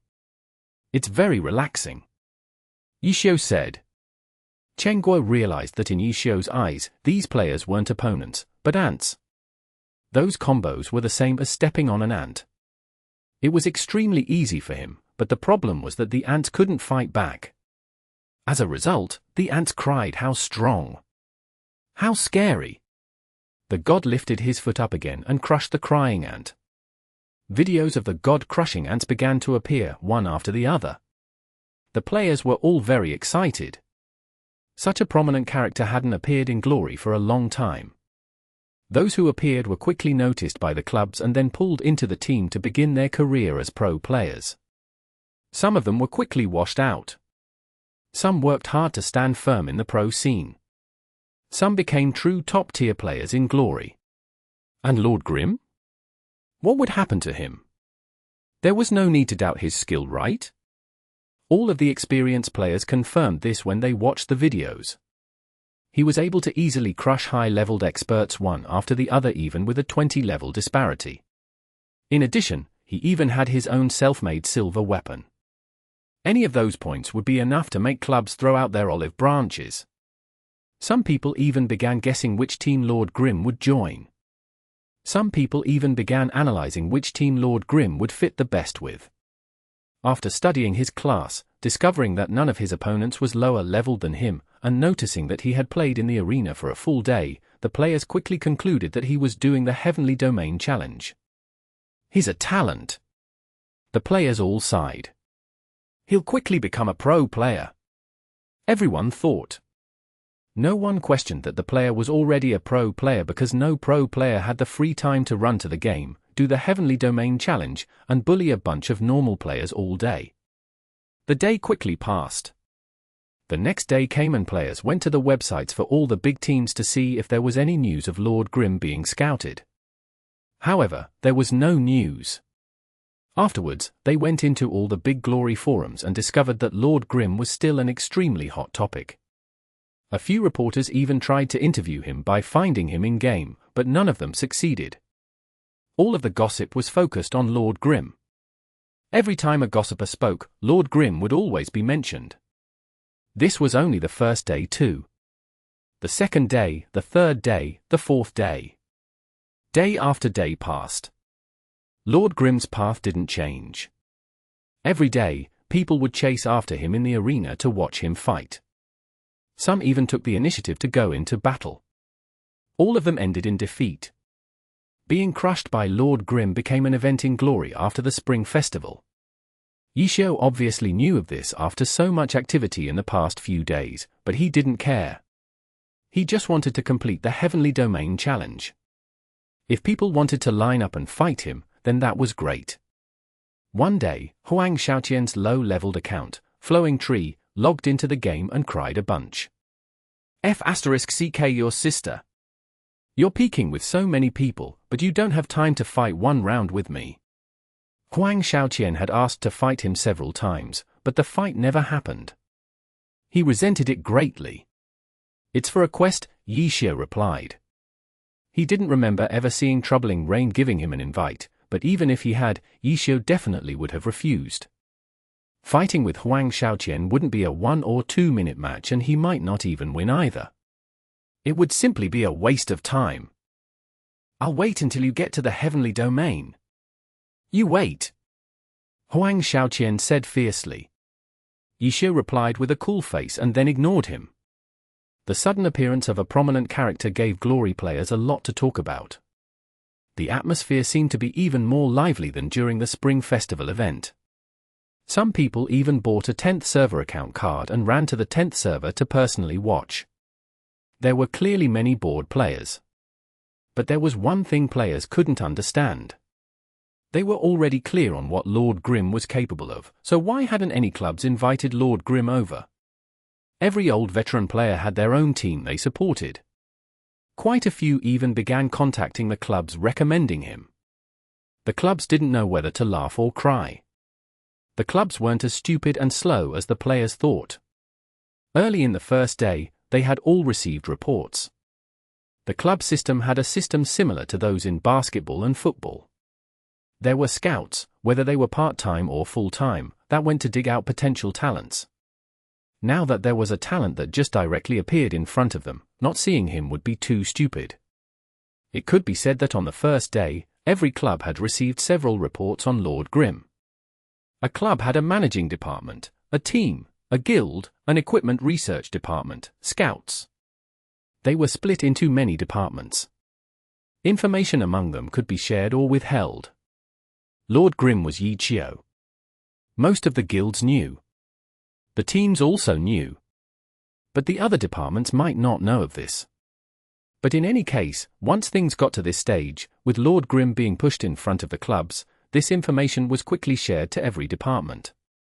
The secret that Lord Grimm was Yixiao quickly became known to everyone in the club. As a result, the clubs had to give up on chasing after him. If he was Yixiao, then there was different concern. While the players were just having fun with this gossip, the clubs had to think of their interests and began seriously pondering over Yixiao's abrupt fame in the game. With rumors of Yixiao creating a team, the clubs all had a tacit mutual understanding not to let out the news that Lord Grimm was Yixiao. If the news leaked, it would be hard to say how many eyes would be enamored, how many would be looking forward to it, how many follow along. For the clubs, not stirring up trouble for Yixiao was already quite nice of them. They didn't have any reason to help Yixiao come back though. Just how much can he do by himself? The clubs didn't dare look down on Yixiao, but they didn't think he could do much alone. This sort of online sensation in-game could be achieved by any pro player. After all, pros were in a completely different world than normal players. Yixiao might be building up momentum through this sensation. They couldn't stop him, but they weren't going to help him. This was what the clubs all thought. Chapter 16. Against the Great Hero. As the team that kicked out Yixiao, Excellent Era felt uneasy. At the first club meeting of the year, this issue was presented at the table for discussion. This was a club meeting, so the participants were the heads of the different departments. For the team, both the captain and vice-captain, Sun Slong and Liu Hao, were present.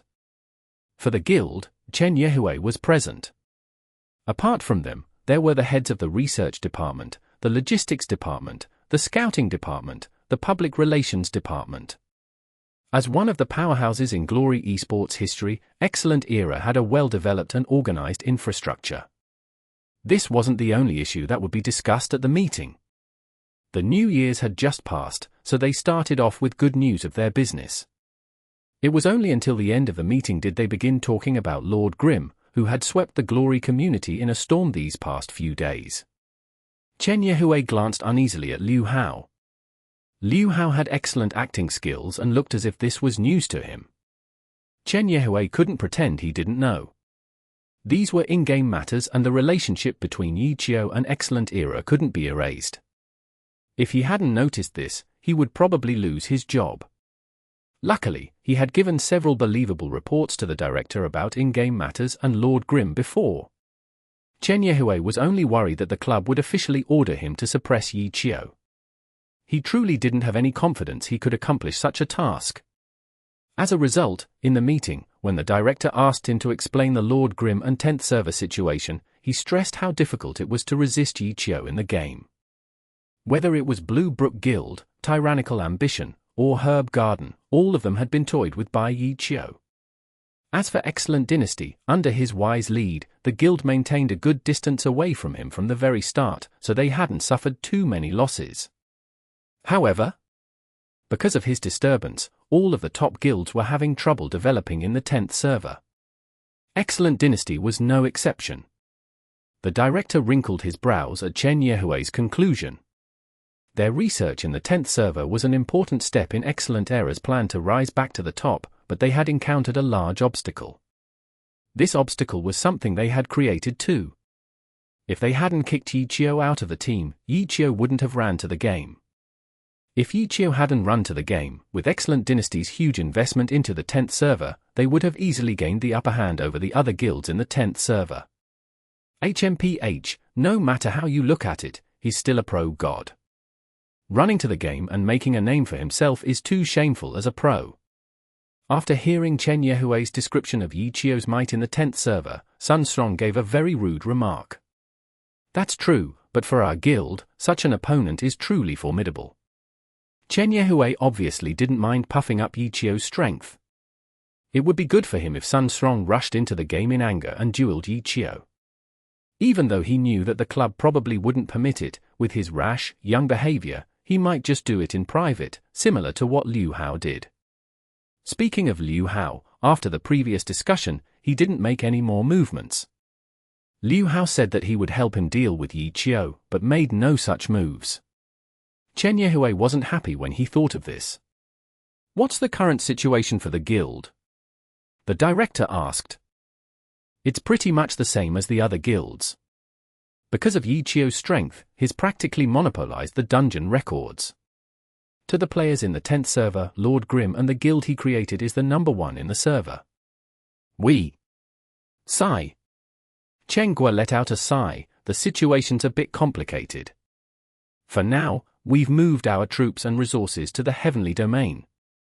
In the 10th server, we'll maintain our characters' levels and wait to see if there's any turn for the better. Qiu's character is unspecialized? And he had a silver weapon? Is that correct?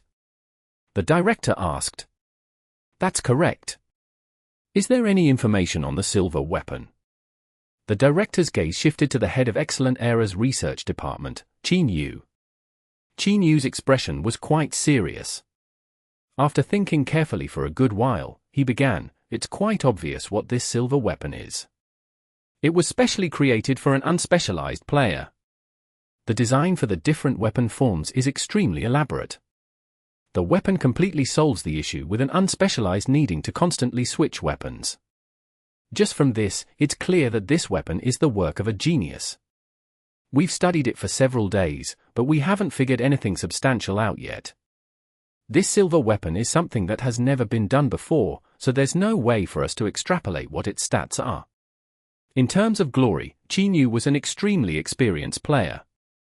It wasn't possible for someone without a good understanding of the game nor plenty of experience to become a part of the research department. The responsibility of the research department was studying equipment and to upgrade equipment. But for an unspecialized, this was a play style that had already faded away before the creation of the Pro Alliance, so the research department didn't have much information on unspecialized players. As a result, Qiu really couldn't make too much of an evaluation towards this silver weapon. He could only admit that their department had no idea where to start with this weapon. Where did Qiu get such a silver weapon? Has he ever talked about this with you? The director asked. This? I don't think so. Qiu wasn't too sure. Qiu was Excellent Era's captain for 7 years and had communicated with the research department many times. For one Autumn Leaf silver weapon, Evil Annihilation, it could be said that without them, it wouldn't have evolved to such a level. Amongst the countless times they had talked, Qiu really couldn't remember them ever talking about this. Then can you be certain that none of the other clubs made this? The director asked. I'm certain of that. Qiu nodded his head. There were quite a few people at the meeting. Right now, the majority of them were silent. In reality, many of them didn't really know about the inside information on Qiu's retirement. They had no say in the team's personnel. But as a branch of the club, they had heard quite a few rumors about Qiu and the club. The director's attitude towards the issue of Qiu was clearly a type of vigilant attitude. From this, they were able to get a general feel for the situation. In any case, they wouldn't say too much. How to deal with Qiu wasn't really their department's matters. Keep an eye on Qiu's movements. The director turned his head to warn Chen Yehui. I understand. The other guilds probably know of his identity too, right? The director asked. Yes. Chen Yehui nodded his head. What are their stances? Retreat, Chen Yehui smiled bitterly. Even tyrannical ambition? The director asked. Chen Yehui nodded his head. Is he really going to rise up so smoothly just like this? The director looked as if he couldn't sit still, but quickly realized his current stance. No matter how it was said, Qiu was one of Excellent Era's great heroes. His current attitude wasn't suitable to be displayed in front of everyone. At the very least, his expression was making the others tremble in fear. After regaining his composure, he slowly said, the rumors are saying that Qiu is planning on creating his own team. If that's the case, even though he's certainly a person that will go down in the history of our team, he'll also become our opponent. We hope that he'll succeed, but as an opponent, we know better than anyone else how terrifying he is. We have to make proper preparations for him. He was clearly trying to save the situation from before. After saying this, the director concluded the meeting. Then, he quietly had the team and guild members stay. These were the people who were going to be at the front lines for dealing with Qiu. In the game, Lord Grimm wasn't hacking. This was something the officials had confirmed. The players couldn't understand why such a skilled player wouldn't be fought for by the clubs and could only guess why. After several days of fighting in the arena, Qiu had finally completed all the arena portion of the Heavenly Domain Challenge. Even though there were a lot of requirements such as how many wins in a row, winning in a short amount of time, winning with lots of health left. Apart from the number of wins needed, the other requirements were just like the other tests. For example, for winning several matches in a row, once it was completed, it would change from 5 wins in a row to 10 wins in a row, and so on. For health, the first test required a win at 50% health left. After this was done, it would become 60%, then 70%, all the way until winning with no health lost. Relatively speaking, the health part of the test was easy. After all, it could be accomplished through luck after many tries. Most players were stuck on the winning several matches in a row part. Once a match was lost, all previous progress would be reset. Countless players stamped their feet in frustration at this part. Later, this part became a type of business. Quite a few players relied on intentionally losing to players in order to gain a profit from helping others complete the challenge. Because of this type of cheating, the rules were constantly being revised. But players would always find some sort of loophole around it. The two sides fought over this ever since the beginning, and it was still going on. As for Qiu, this wasn't a problem. How many times he won was how many times in a row he won. It didn't matter if the test required 5 wins in a row or 20 wins in a row. He would finish it on his first try. Health, time, etc.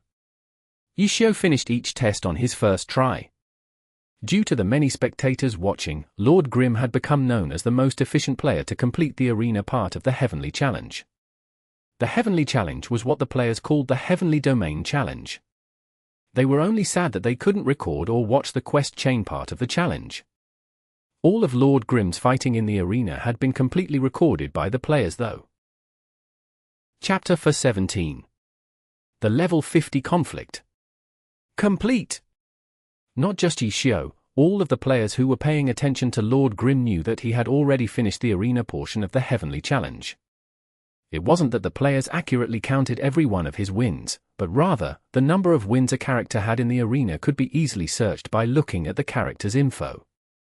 After so many days of watching Lord Grim, besides the silver weapon, they knew of all his equipment from head to toe. The number of wins that Lord Grim had in the arena could be seen on his character info page. However, there was no way for them to know how much of the quest chain he had completed. But the players in the Heavenly Domain had already made their preparations. They were ready at any moment to pounce on Lord Grim, the first level 50 character to reach the Heavenly Domain. It was true that the quest chain was difficult, but after seeing Lord Grim's performance in the arena, the players were certain that the quest chain wasn't a problem for him. It was only a matter of time. The players weren't wrong.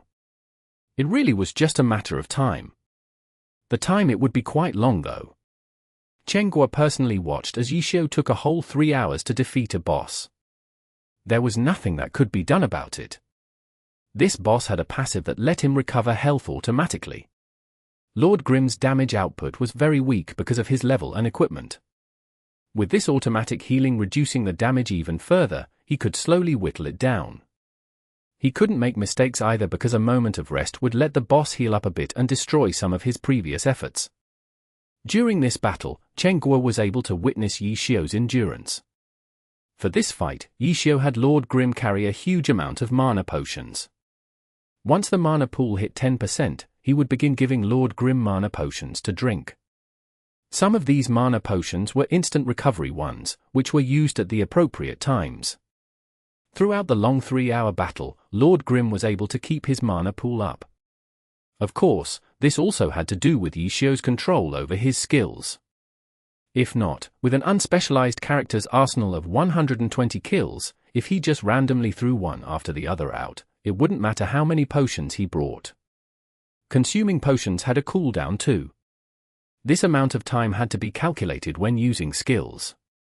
If potions didn't have cooldowns, then there wouldn't be a need for learning how to endure, just making sure enough potions were prepared would be enough. This 3-hour battle was, without a doubt, the most difficult test for Qiu. After he finished this fight, he couldn't hide his exhaustion. This was because he couldn't relax at all during the battle. A single minute of slack could require 2 minutes to make up for it. Qiu was truly like a machine during this and conducted the battle steadily and precisely for 3 whole hours. Even Tang Ru, someone who refused to admit defeat, fell silent after watching the battle. Tang Ru had come back on the 9th day of the Spring Festival and quickly reached level 50 as well. Moreover, she was also trying the Heavenly Domain Challenge. Tang Ru was actually quite familiar with the challenge. In the past, she had helped Mucheng finish the challenge and had once studied it earnestly. For the sections that tested for a player's mechanics, even though every scenario was random, Tang Ru had a good mechanical foundation. She might not be as precise and quick as Qiu, but passing those sections wasn't a problem. In the arena, Tang Ru also tried challenging it at level 50, but she was far from being as clean and decisive as Qiu. Qiu knew very well how significant the 20-level suppression was. Tang Ru didn't have that experience. When she used a falling flower palm, the level suppression made it so that the opponent would barely be knocked back. The opponent would then use a powerful skill as he was being pushed back. It wouldn't be an instant kill, but it made it very difficult for Tang Ru. She was far from Yi Xiu beating his opponent so easily. However, with Tang Ru's mechanical skill, she was probably be considered near unbeatable to playing characters at the same level as her. The 20-level suppression had caught her unprepared in the beginning, but after slowly adapting to it, she was gradually doing better and better. The part of the test that required several wins in a row made her want to cough blood though. After all, Tang Ru wasn't as knowledgeable as Yi Xiu. When she bumped into a strong opponent, she would sometimes capsize and have to start all over again. Because of Tang Ru's personality, she refused to duck away and instead continued to challenge it. Yi Xiu and Chen Gui knew of her stubbornness and were too lazy to try and advise her otherwise. But today, after seeing Yi Xiu's bitter 3-hour battle, Tang Ru fell silent. After all, she was no longer a noob like before. She completely understood how difficult the battle was. She knew that the key part of the battle was the ability to endure.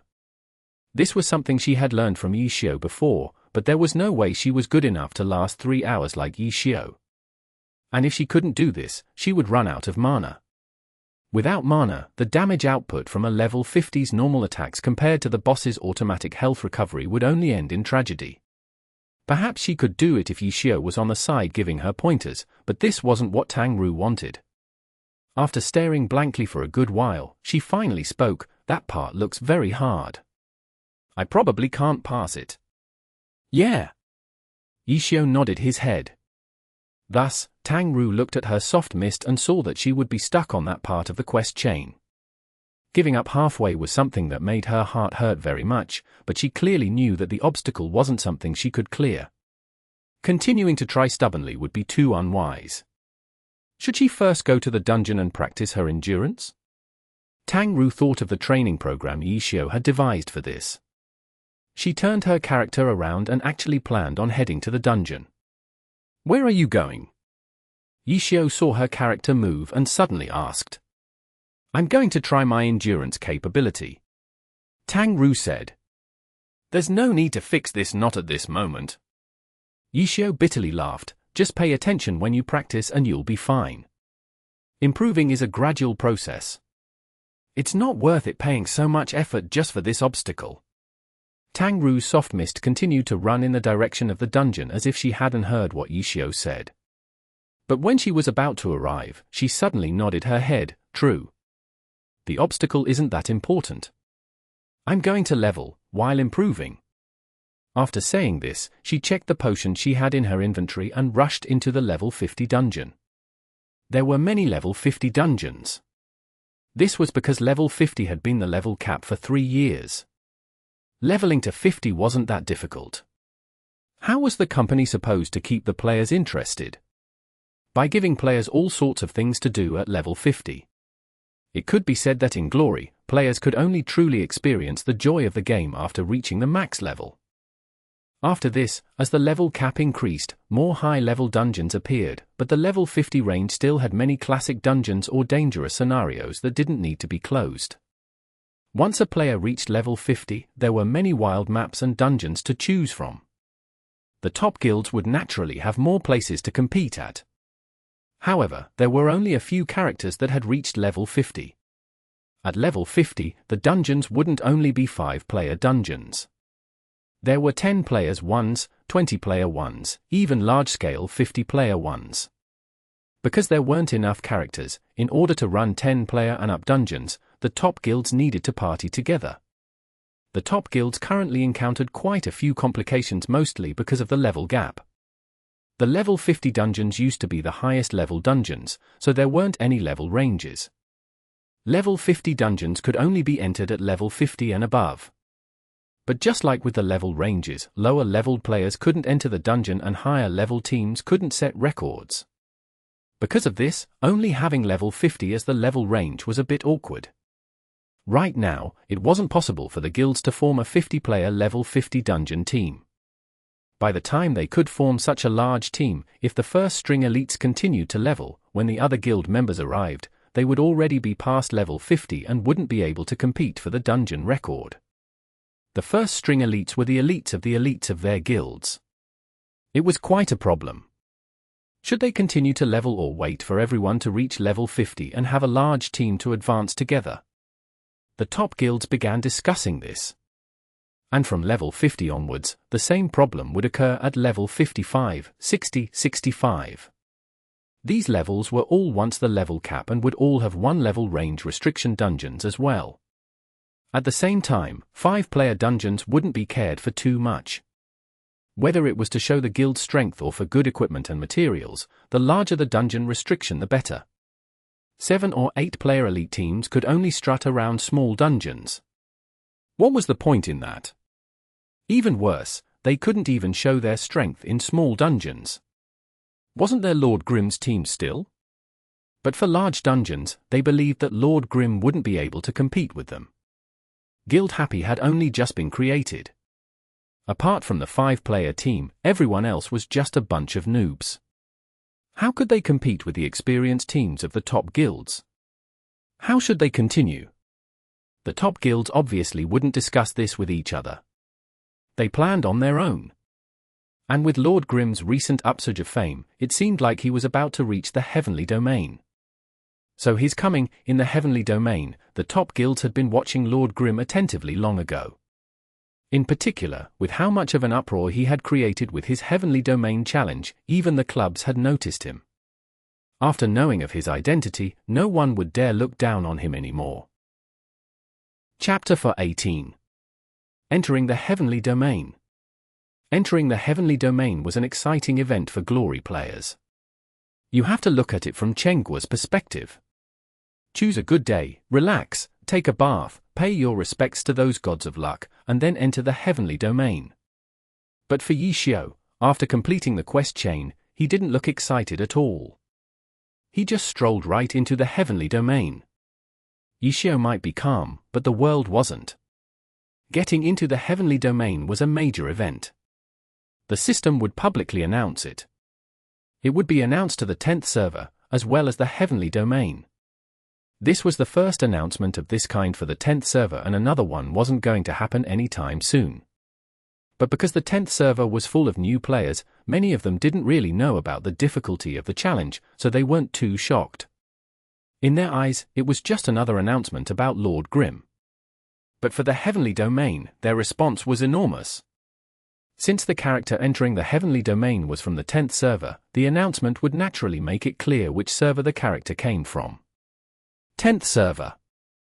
These two words dazzled as brightly as the name Lord Grimm. The old birds of the heavenly domain obviously knew that the 10th server had just opened for 2 months and knew what level they were at. Entering the heavenly domain at this time was definitely a record. Lord Grimm's fame these days was already great enough. Most of them had already prepared for this, so they weren't surprised. However, there were always a few slow ones. They weren't aware of Lord Grimm and went crazy after seeing that a 10th server player had entered the heavenly domain. The instant that Yi Xiu stepped into the heavenly domain, he received who knew how many system notifications. The excited heavenly domain players had been waiting for this famous player to arrive for several days already. As soon as they saw the announcement, many of them immediately sent a friend invite to pay their respects, trying to pull him in, and for all sorts of other reasons. No matter how friendly Yi Xiu was, it wasn't possible to answer all of them. The heavenly domain had players from all of the 9 previous servers. The total population surpassed that of a single server. Everyone knew of Lord Grimm because of his recent popularity, so the number of friend invites sent had to be a record. Accepting or rejecting the invites one by one could only be done by a machine. Ignoring these invites, Yi Xiu first took a look at where Lord Grimm was located and confirmed his coordinates. In the game, entering the heavenly domain looked like a teleport, but in reality, the servers were doing a calculation. There was no set starting position when going into the heavenly domain. But because the heavenly domain was created on year 5 of the game, the level cap had been level 55 at that time. The level 55 and up areas hadn't been created yet, so the random teleport location to the heavenly domain was limited to within the level 55 areas. Yixiao checked his coordinates and looked around him to get a general understanding of where he was. Even though he was in a level 55 area and most players in the heavenly domain were level 70, it didn't mean that the area was empty. The majority of low-level equipment, apart from those with special effects that had a bit of value, weren't valuable to level 70 players. However, materials didn't have levels. Whether it was a piece of self-made equipment using an equipment editor or an in-game piece of crafted equipment, they often used a few pieces of low-level materials. Moreover, the lower the level of the material, the greater the amount of material was needed. As a result, even for level 55 areas, there were still quite a few players wandering around. Yixiao didn't seek for these yet. Leveling was still his main goal. However, an only level 50 Lord Grimm couldn't even enter the Heavenly Domain dungeons. He couldn't even do any quests. This was also because of his level. Yixiao could only grind it out for these 5 levels, and these monsters were also higher leveled. Of course, a monster that was 5 levels higher wasn't a problem for Yixiao. However, in the Heavenly Domain, the dangers were never the NPCs, but the players. In the Heavenly Domain, killing someone didn't need a reason. If you wanted to kill, then go ahead. It was just that chaotic. It could be said that the Heavenly Domain and the normal server were almost 2 different games. One was more PvP-oriented, the other more PvE-oriented. Of course, the players could choose and the game wouldn't force the choice. Moreover, in order to maintain the fun for those who didn't like the Heavenly Domain, they didn't stop releasing post-game content in the normal servers either. As a result, there was also a large amount of players who didn't like the Heavenly Domain and stayed nice and safe in the normal servers to have fun. But no matter the case, the Heavenly Domain would always be a sort of attraction. Here, the materials and equipment were better than those in the normal servers. No matter what content the game company released, the distance would always be maintained. Thus, quite a few players ran to the Heavenly Domain to get equipment and brought it back to the normal servers to show off their might. These types of players were naturally looked down on up to the point where players unanimously attacked them. The Heavenly Domain players looked down on them. The normal server players hated them. With the general hate for them, there were very few players of this type left. However, it wasn't possible to eradicate lowly people. The 10th server might not have anyone like this yet, but that was only because no one had reached the Heavenly Domain. In other servers, as long as one searched the forums, there would often be posts looking to suppress this type of people. Yixiao urgently needed more levels, so after understanding where he was, he immediately began training. It was true that level 55 areas weren't empty, but they weren't too populated either. Yixiao also knew how famous his Lord Grimm was right now, so he didn't want too many people watching him. He took great pains to avoid others and found a place where no one was at to peacefully level. Just as he began, he suddenly noticed that there were people coming over from a certain direction. Yixiao didn't care too much in the beginning, but he soon realized that they were heading directly towards his position. He immediately took up his guard and hid behind a wall. Then, he moved his head just a tiny bit out to see the 2 characters heading towards him. Ha ha ha, how could you be so scared? Chengguo laughed. Yixiao turned his head and looked at her. I can't be careless. Trust me. It's nothing. Chengguo said. How do you know? Yixiao said. He glanced at Chengguo's screen and went speechless. Sure enough, it was nothing. Because among those 2 players was Chengguo's chasing Haze. The 2 had finally met each other in-game. Chengguo was still a bit excited. No matter the case, she was still meeting up with one of the gods she respected greatly, even if her respect for the god had gone down a lot after getting to know him better. Why didn't you accept my friend invite? Chengguo felt quite good using such a tone towards a god. How am I supposed to do that? Yixiao said as he pointed at his friend invites. The system notifications filled up the screen as friend invites continued to be received. The scroll bar was becoming shorter and shorter by the second. The amount of friend invites he was getting kept increasing. You're really popular. Chengguo began to sweat. Yixiao was helpless. He cleared away all of the invites. You add me first and then I'll accept. Chen Guo said, but after no response for a long time. She turned to look at Yixiao, who just sat there silently staring at his screen dumbly. Chen Guo looked at his screen and saw that his message window had stopped moving. The entire game had froze. Frozen? Frozen? Chen Guo had a hard time believing it. With today's technology, the word frozen had practically been forgotten by everyone. Today, Yixiao had just tried to clear his invites, but the game froze because of it. Just how many invites did he get? There were so many that his computer wasn't able to handle it in a short amount of time. Just wait a bit, Chen Guo was the owner of an internet cafe, so she still had some understanding of computers. It looked like a frozen computer, but it wasn't actually. The system was trying to clear all the invites and couldn't deal with his other commands. The clearing was still going underway. It was just that the clearing was using too many resources and seemed like it was ignoring the user. Yixiao could only wait. From Chen Guo's screen, she saw that Chen Guo's chasing Haze had a battle mage called Forest Landscape next to her. Chen Guo had introduced this battle mage to Yixiao before. When she had left Excellent Dynasty, he had left with her.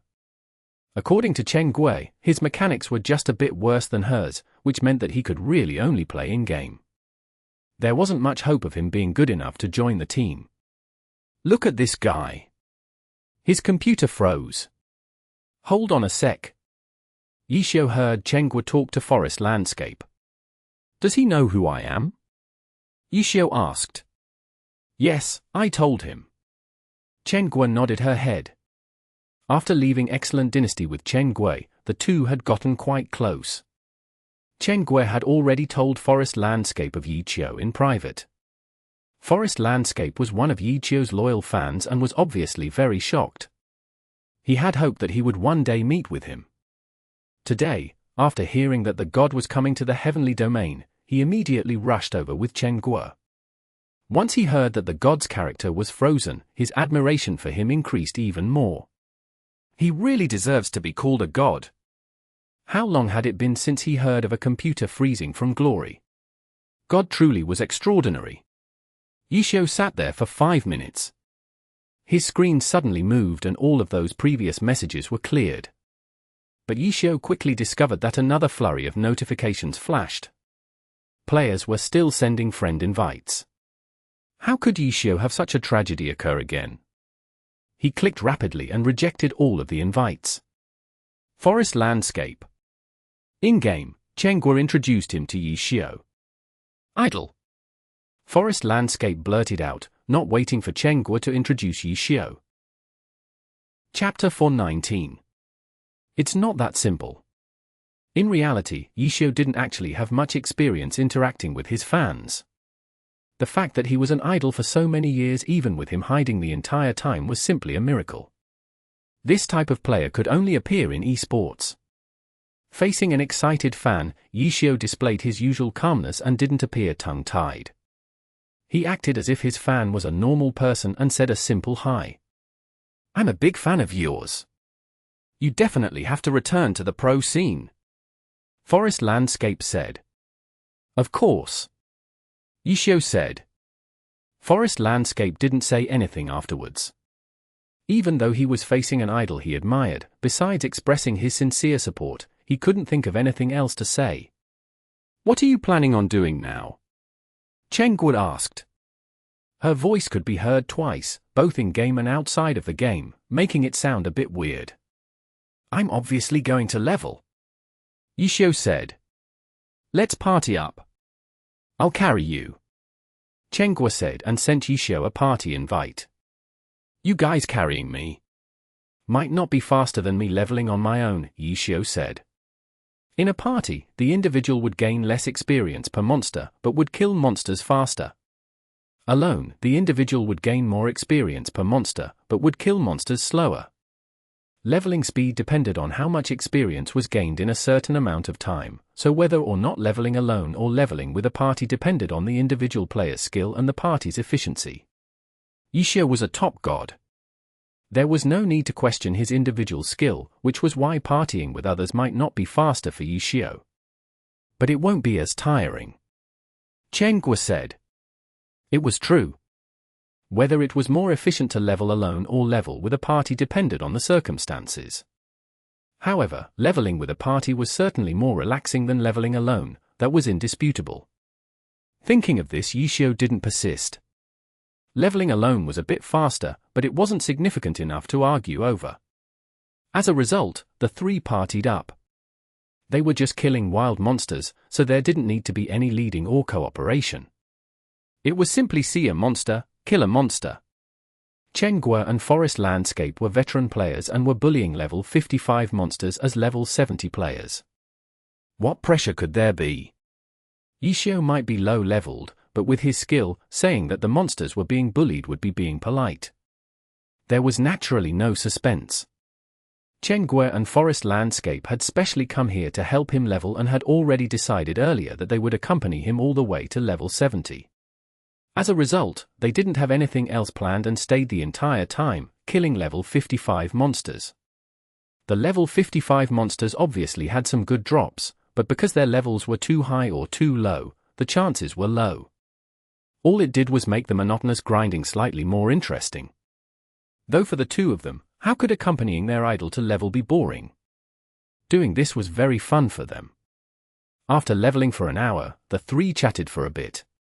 Suddenly, they saw Yixiao's Lord Grim stop and heard him say, "Someone's coming." So what? Chen Guo didn't understand. They're heading towards us. Yixiao said. Ha ha ha. Chen Guo laughed. The heavenly domain really is more chaotic than normal servers, but what's there to be afraid of? Aren't you a god?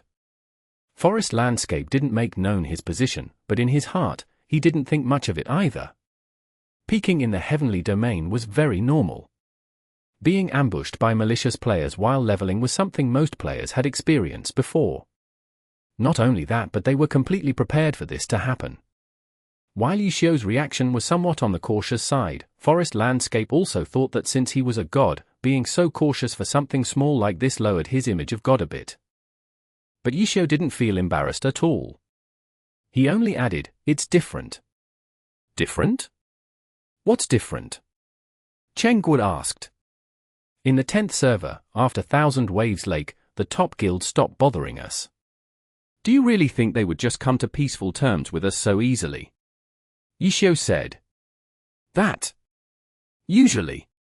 Not. Chen Guo understood the relationship between guilds quite well. If the guilds weren't fighting, it didn't mean that they were at peace with each other. It only meant that the two were equal in strength and didn't want to make any rash movements. If a guild had a problem, the other guilds wouldn't feel bad hitting it while it was down. The harder the guild was hit, the better. Was Guild Happy viewed in this way by the top guilds? Chen Guo already had a deep understanding of their situation. There was nothing they could do at Thousand Waves Lake, but saying that they had completely given up was something Chen Guo highly doubted. During those days, she had been helping Yixiao try to figure out what their plans were. It was just that later, the guild showed no signs of movement. Yixiao didn't say anything either and just left it at that. Now that Yixiao brought it up, Chen Guo naturally associated the incoming players to the guilds and immediately said, "Are you worried that they would dispatch troops in the heavenly domain?" They were without a doubt waiting for this opportunity because if my character was to continue leveling, it would definitely have to enter the heavenly domain. But in the heavenly domain, I'm only level 50. They have a 20 level advantage and have an abundant number of troops. How could they let such a good opportunity go? Yixiao said. You had already expected this to happen? Yeah. Yixiao replied. Forest Landscape had heard of Yixiao's deeds in the 10th server from Chen Guo. Hearing the two of them talk, he had a good understanding of the situation. Thinking of the 20 level advantage and that every top guild was sending in their experts to kill him, his image of his god immediately went back up and his respect even increased. He really deserved to be called a god. He pulled the wind wherever he went. Seeing those players heading straight for them, Yixiao stayed on alert, but he didn't panic.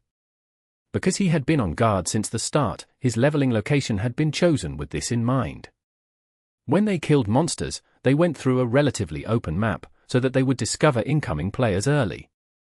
Seeing that there were only a total of 5 players heading towards them without any movements elsewhere, it probably wasn't an ambush. Even so, Qiu had to be careful. After waiting for the 5 players to come closer and seeing the guild tags on top of their heads, the 3 were very surprised. The guild name on top of their heads wasn't one from a club. Because of how the game was set up, guilds could only have up to 10,000 players. However, a team definitely had more than 10,000 fans. As a result, the clubs would often set up branches in order to accept more fans. These branch guilds often had an obvious indicator to which club it belonged to. The guild name of the 5 players in front of them had nothing to do with any of the clubs though. They are from Justice. Chengua called out the other party's guild name. HM? Who are they? Qiu asked. He could tell from Chenggui's tone that they had some background to them. Heavenly Justice is a player guild. It's quite powerful. Their guild leader is called Loulan. I heard that he comes from a rich family and used money to create his guild. Chenggui explained to Qiu. Qiu hadn't paid attention to things in-game for a long time, so how could he know of these types of player guilds? Oh, Qiu understood after hearing Chenggui's introduction. No matter the online game, the company couldn't stop people from spending money in order to get stronger. Put some money in and even if you didn't have the skill, you could get a fully body of powerful equipment, which would be more than enough to bully the majority of players. Calling someone who spent money to get stronger as someone with no skill was wrong.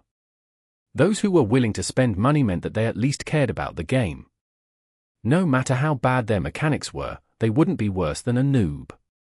This was why Qiu didn't discriminate these types of players. It was the opposite for him actually. He was quite envious of them. Using money to get equipment would save a lot of time. They shouldn't have anything to do with the guilds backed by clubs. Chenggua continued. The players from Heavenly Justice soon arrived. They didn't even look at the monsters around them and headed straight for them. If they weren't looking for trouble, Qiu could only guess what their goals were. There was nothing he could do. He was too popular. When they got closer, the 5 slowed down. But since they were in-game characters, their walking animation was set by the system, so their walking was very ordinary. However, the equipment on them was clearly extraordinary. With Qiu's experience, he didn't even need to look up their info pages to know that their equipment were top quality. It had to be known that even in the pro scene, not every character had self-made equipment from head to toe. A lot of their equipment were orange equipment from in-game. For these types of equipment that could be found in-game, many players had them and definitely wouldn't be hard to get for someone with money. The equipment on these 5 players would definitely make any player in-game envious, especially the one in the middle with the ID Loulan. His character had a greatsword that even Qiu recognized. This sword was called Sword Point. It was a level 65 orange weapon. Even though it wasn't a level 70 weapon, it was even used in the pro scene. This greatsword had a special effect which had to do with the character's physical attack and the item hotkey. For every weapon put on a hotkey, the character would have a 10% increase in physical attack. In Glory, there were a total of 12 item hotkeys. In other words, if they were all weapons, the character could have a 120% increase in physical attack, which was very powerful. In theory, Sword Point allowed for the highest physical attack in the game. The issue of how to self-make the special effect of Sword Point had perplexed the research teams in clubs ever since the weapon had appeared in-game.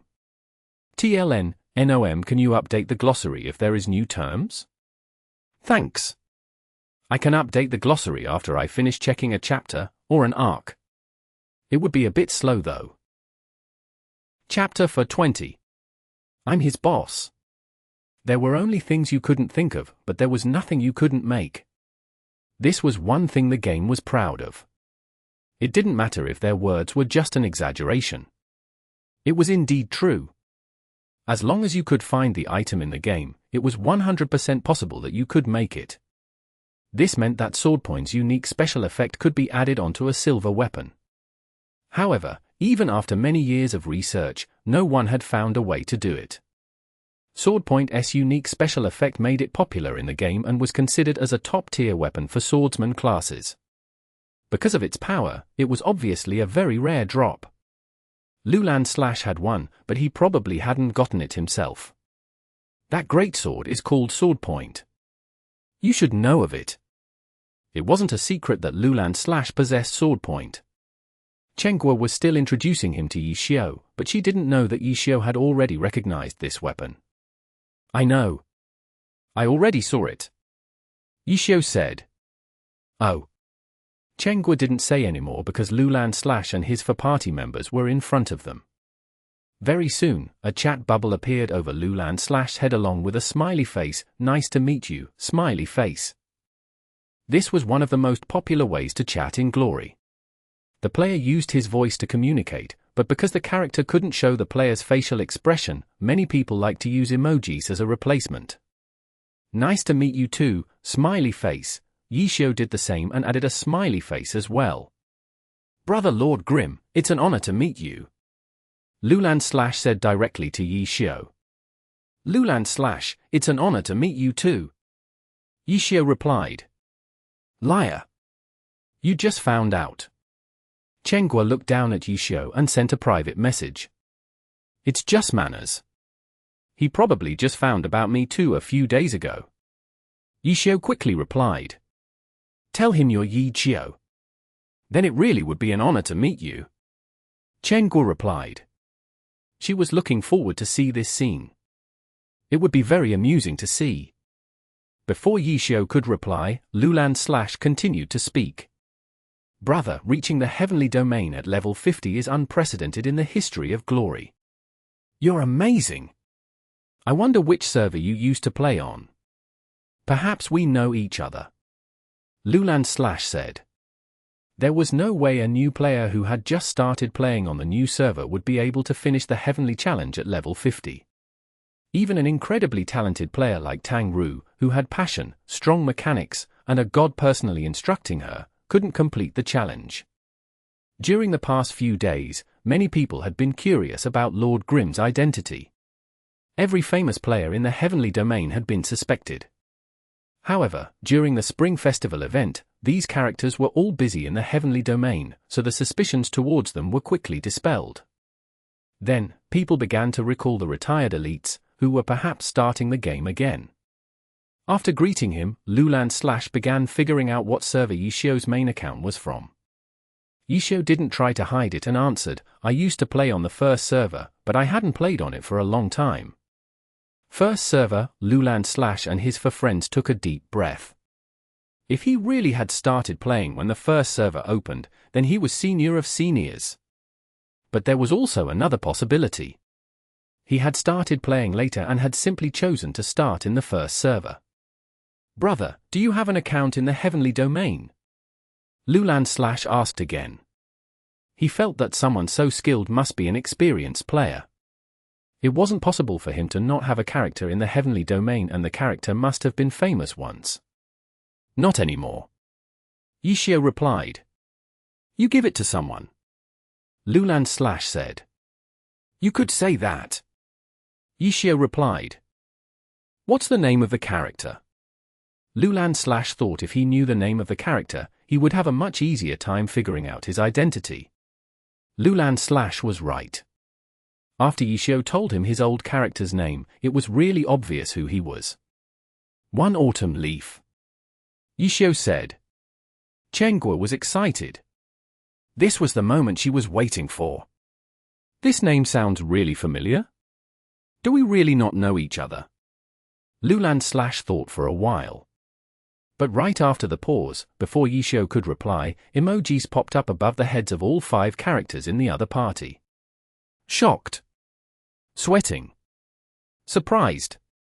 A face that turned black after being struck by lightning. Loulan chose an unbelievable emoji and he quickly followed, One Autumn Leaf. You don't mean that One Autumn Leaf, right? Is there another One Autumn Leaf? Yi Xiu laughed.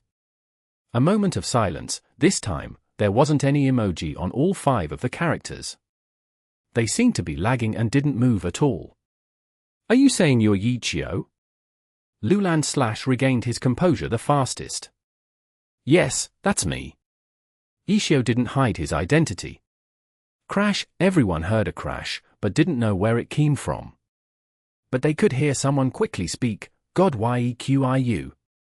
He added an emoji as he talked, so everyone knew who had spoken. He was one of Loulan's party members and a battle mage. As a battle mage, admiring Qiu was very common and logical. After a short pause, someone finally awakened and muttered, "Is this for real?"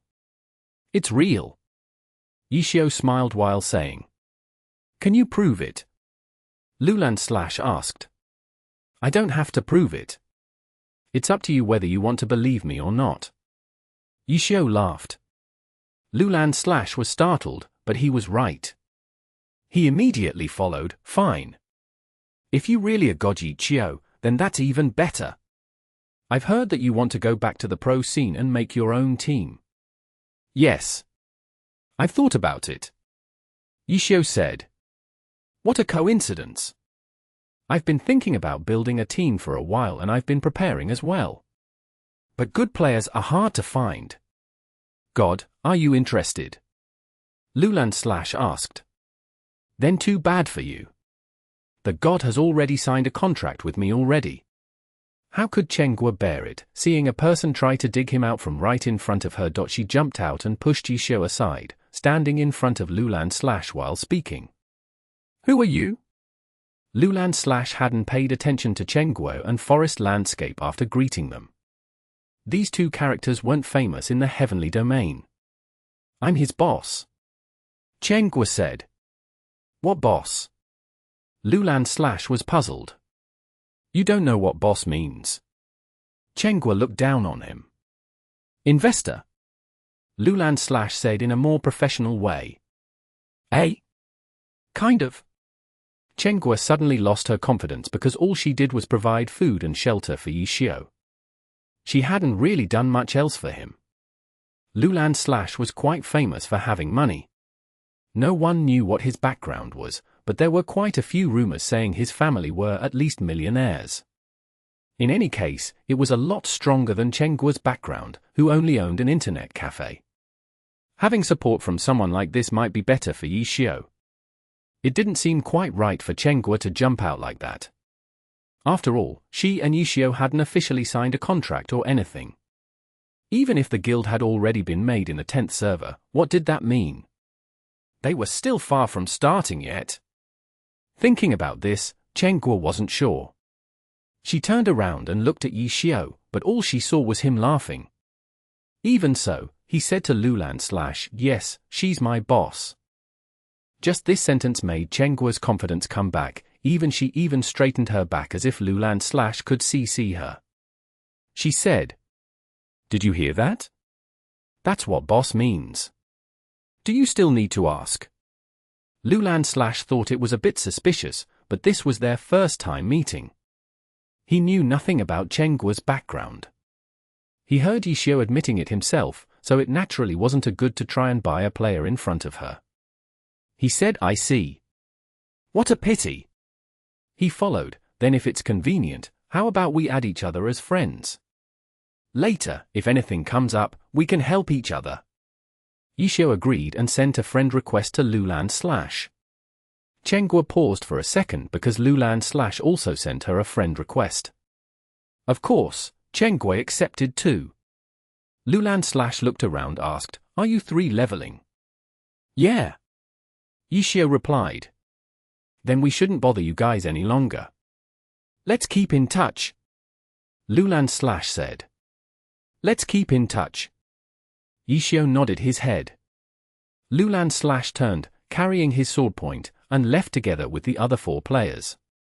On the other hand, Chengguo was in a daze. After a while, she turned around to look at Qiu. They left just like that. "What did you expect him to do?" Qiu asked. "He should have pulled out an empty check and then give it to you. Fill in how much money you want and then come with me or something," Chengguo said. "Yeah, what a pity. Why didn't I meet someone stupid like that?" Qiu said. "That's not being stupid. This is your value. That's how much you're worth in glory. Cheng Guo said. Sis, he can't even confirm if I'm Yiqiu or not. Yiqiu said. That's why I said he's stupid. He can't even figure that out. Cheng Guo continued to look down on him. Yiqiu didn't say any more. He could tell that Cheng Guo had some sort of prejudice towards players who got power through money. She probably thought that they were useless except for being rich. She turned her camera to look in that direction. Loulan/ group had come fast and left fast. They had gone far away enough that their IDs couldn't be seen clearly anymore. Chapter 21. Deceptively powerful enemy. Loulan/ and his group didn't move very far before starting a fierce discussion. Is that guy really God Yiqiu? This issue had to be made clear first. The battle mage and fan of Yiqiu among the five of them brought up the topic impatiently. We can't be certain at this moment. But if he really is God Yiqiu, then the gossip being talked about by everyone would make a lot of sense. Completing the Heavenly Domain challenge at level 50, possessing a silver weapon, no clubs recruiting him. If he really is Yiqiu, that would all be very reasonable, no? Loulan/ said. That's true, another player said, especially the fact that no clubs are recruiting him. I think that proves his identity. With so much commotion around such a talent, even if he's not genuinely talented, the clubs could still pull him in and test him. It would pretty much be taking him in, but at the very least, even if he's not good, he'd attract a lot of attention in a short amount of time. That would be an amazing opportunity for any club. Yet no clubs did things like this. There's no way the clubs hadn't thought of this, which means that they were being restricted by something. Yiqiu? If it really is him, then there's nothing they can do. If he really is Yiqiu, his retirement will last at least a full year, which means at the earliest, he could return during the winter split. If they wanted to add him to the team, they would have to wait until then before giving him any consideration. Another player added. You guys have already given it that much thought. The fourth player laughed. We still can't confirm it, and even if we could, didn't you hear the girl? She's already Yiqiu's boss. Yiqiu also admitted it. It looks like he's already found a partner to work with. That girl. I felt like her words weren't very convincing. My guess is that she's still not too confident about this cooperation. She wasn't as calm as Yiqiu. Loulan/ said. Then what do we do now? Continue doing what we're doing. As for that guy over there, Little Bay, pay attention to him, okay? I feel like you'd be quite interested in doing that. Loulan/ laughed. Let me.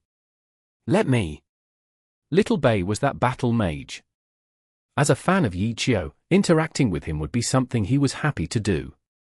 After sending off Loulan/, Yiqiu continued to level. No one talked about what had just happened. Cheng Guo wasn't feeling very calm though. Even though Yiqiu had personally acknowledged that she was his boss, what about herself?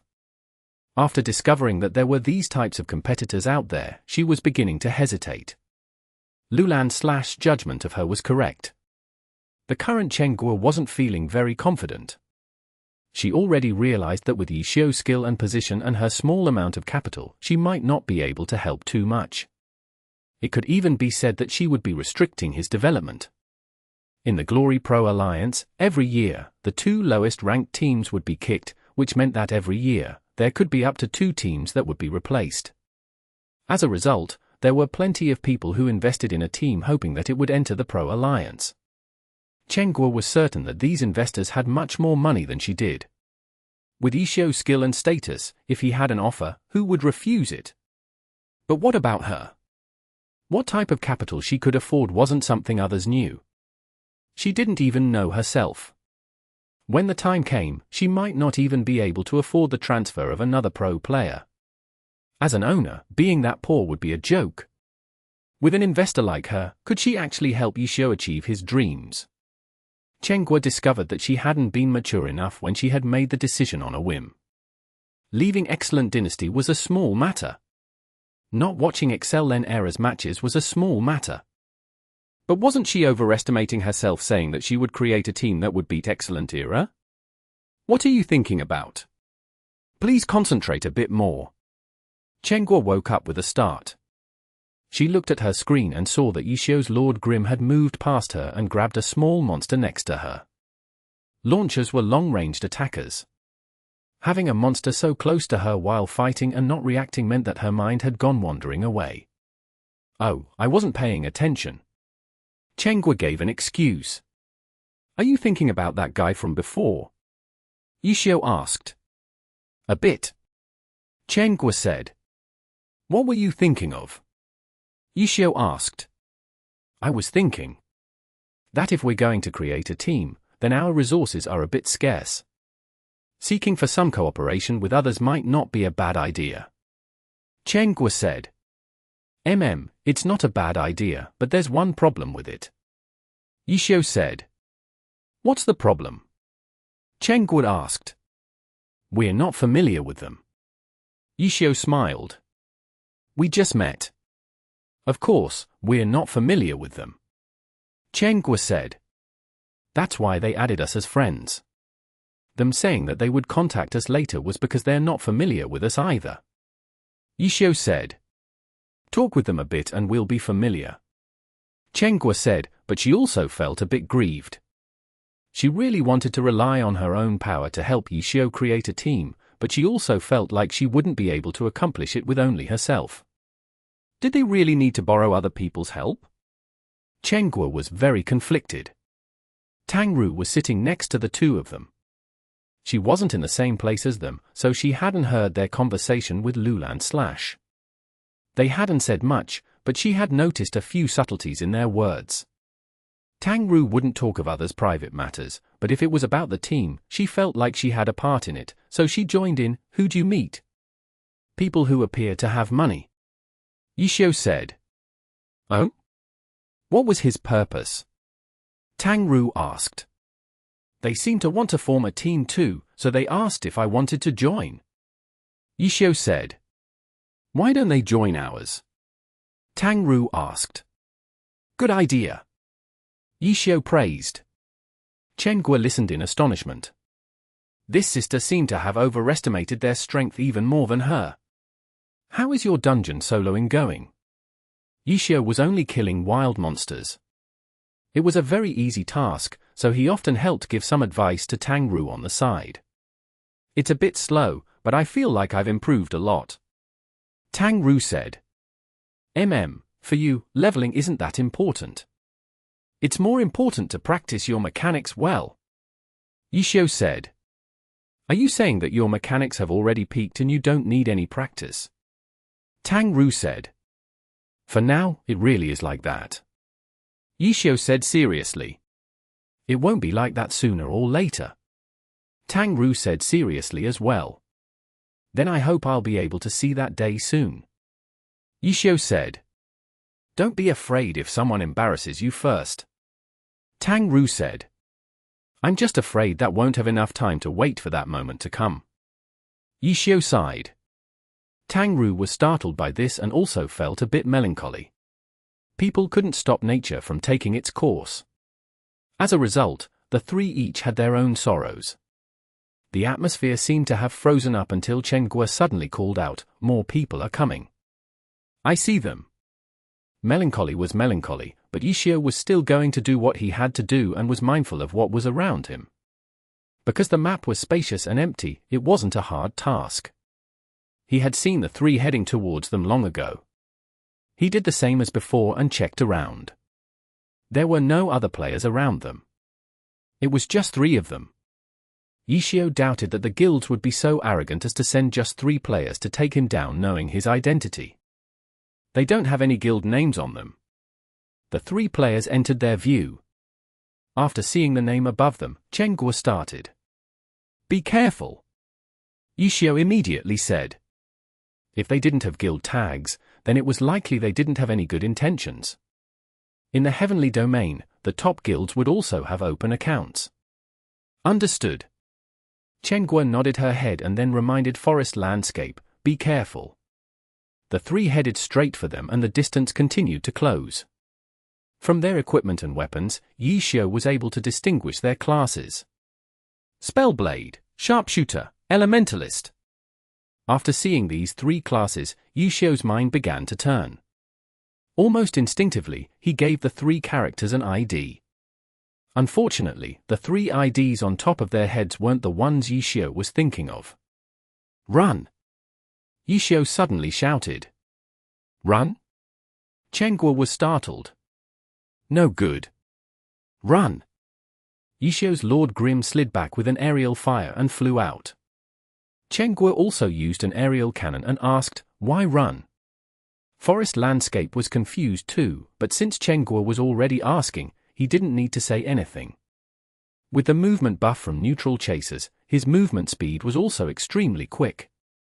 They might be from Excellent Era. Qiu said. So what if they're from Excellent Era? Chenghua didn't understand. Hearing the name Excellent Era, she really wanted to rush at them and beat them up. Their classes. Qiu said. Classes? Chenghua and Forest Landscape looked at their classes, Spellblade, Sharpshooter, Elementalist. The two recalled that these three classes were classes that were used in Team Excellent Era. However, determining that they were from Excellent Era with just that was a bit too excessive. Even if they're from Excellent Era, what's there to be so nervous about? Chenghua was still talking. I'm talking about Excellent Era, not Excellent Dynasty. Qiu said. Chenghua stared blankly. Are you saying pro players? I can't be certain, but we'll know after running for a bit. Qiu said. He had been a part of Team Excellent Era for 7.5 years. As soon as these three classes appeared in front of Qiu, he felt familiar with them and had a type of feeling that occurred when one saw teammates. This type of feeling made him even more suspicious of these three characters. If they were only normal guild players, then three players would be greatly overestimating themselves. But if they were pro players, then three pro players were more than enough. Three pro players with a 20-level advantage. There was no god in glory who wouldn't take this seriously. The moment they had been waiting for came, and in a ferocious manner too. Chapter 22. Stay and fight. Running away to figure out their skill level wasn't the first time Qiu had done this. The first time he used it was also against Excellent Dynasty's people. History repeated itself, except this time, it was now in the heavenly domain instead of the 10th server, from easy-to-beat Excellent Dynasty players into possibly pro players that Qiu had to respect. Qiu had chosen the open landscape in order to discover enemies easier, but escaping wasn't convenient. The enemy could also easily figure out their escape route. However, Qiu wasn't ready to completely escape yet. He still wanted to confirm his opponent's identities. Qiu was undoubtedly the most familiar with Excellent Era's players. Liu Hao's hateful sword wasn't able to trick him. The other pros wouldn't be able to either. Right now, even though they were only running and moving around, every player had small habits that they did. Qiu's Lord Grim was using aerial fire to fly backwards, so he was able to see what the three players chasing them were doing. The three players had come for them. This didn't need to be debated. After seeing them run, the three characters didn't hesitate to chase after them. The sharpshooter amongst them turned around and also used an aerial fire. While aerial firing, the character would turn around in midair from time to time in order to confirm that he was still moving in the same direction as his target. Qiu saw his movements and rhythm and was now 80% certain he knew his identity. Wang Ziyi. Qiu said. Ah. Chenghua and Forest Landscape shouted. As former Excellent Era fans, they weren't a stranger to this name. Wang Ziyi was one of Excellent Era's pro players and used a sharpshooter like the one chasing after them. Then the other two are Liu Hao and He Ming. Chenghua shouted. Liu Hao and He Ming were Spellblade and Elementalist players on the team. Wang Ziyi didn't have a position in the main roster yet. Liu Hao and He Ming were both in the main roster and their skill in the pro scene were widely praised. Split up and run. Qiu didn't answer Chenghua's question and said this. Split up, Chenghua stared blankly. Forest Landscape, on the other hand, listened and immediately headed towards a different direction. Cheng Guo originally wanted to say that if they split up, they weren't opponents for the pros. But after seeing Forest Landscape run in a different direction, the three players completely ignored him and still headed straight for Lord Grim and her. Only then did she realize that splitting up wasn't to drop them off as lures, but rather because Yishio's Lord Grim was their only target. Killing off her and Forest Landscape would just be in passing. They wouldn't spend any effort to bother with them. What do you mean run? Let's fight them. Cheng Guo suddenly stirred. What do you mean fight? Yishio didn't know whether to laugh or cry. Going out and fighting is suicide. Use your brain. Splitting up is using your brain. Cheng Guo disagreed. That type of plan where you guys run first, while I'll figure something out, was something she couldn't accept. Splitting up and running is so that I can focus on myself instead of taking care of you two, Yishio said. Yishio's honesty once again made Cheng Guo want to cry, but she still persisted. You don't need to take care of us. If we die, we die. It's just a bit of experience. It's not like we die forever. You've bound all of your equipment? Yishio asked. Don't say it like we're definitely going to die. Cheng Guo said. It was just a kind reminder. Yishio said. Is your silver weapon bound? Cheng Guo asked. It's too late. Yishio said. Same for me. Cheng Guo said. That's why we can't die. Yishio said. Definitely. Cheng Guo said. Then why aren't you running? Don't mind me. Cheng Guo fumed. She didn't need to send an emoticon in-game, she could just directly glare at Yishio for him to see. Okay. Then you follow me. Yishio didn't persist. I know my own limits. Cheng Guo said, I just wanted to stay and fight, that's all. So what if I die in-game? It's not a big deal. You can send me as bait and I'd be fine with that. You say you know your own limits. What type of value do you have as bait? Yishio said. You? Why are you so blunt? Go die. Cheng Guo shouted. Jump to the rock at 1456, 856. Yishio suddenly quieted down and his tone turned serious. Cheng Guo was a bit confused, but she did as she was told and hastily checked the coordinates. Sure enough, it was a large rock and she ran towards there. It won't be easy to jump on. You have to jump high. Let me see your weight. Yishio said. Cheng Guo opened up her page. Yishio glanced at it. Your weight is a bit high. What are you carrying on you? A bit of spare equipment. The open-minded Cheng Guo opened up her inventory and threw out some equipment. Her weight immediately dropped. How is it now? Cheng Guo asked Yishio. F***CK, so wasteful. Yishio's Lord Grim used a falling light blade to get to the ground faster and swiftly picked up everything Cheng Guo threw away. Cheng Guo was speechless. She was seriously doubting that he was a glory god. Your weight is fine. Go jump. It has to be high. You have to find the right place. Over here. Yishio said and told Cheng Guo to look at his screen, where his mouse pointed to a spot on the big rock. Cheng Guo turned to look at her screen and immediately found the position on her screen. She rushed underneath the big rock, jumped up, aerial fired, and then crashed into the rock and slid down. Pay attention to the angle. Yishio said. Cheng Guo tried again.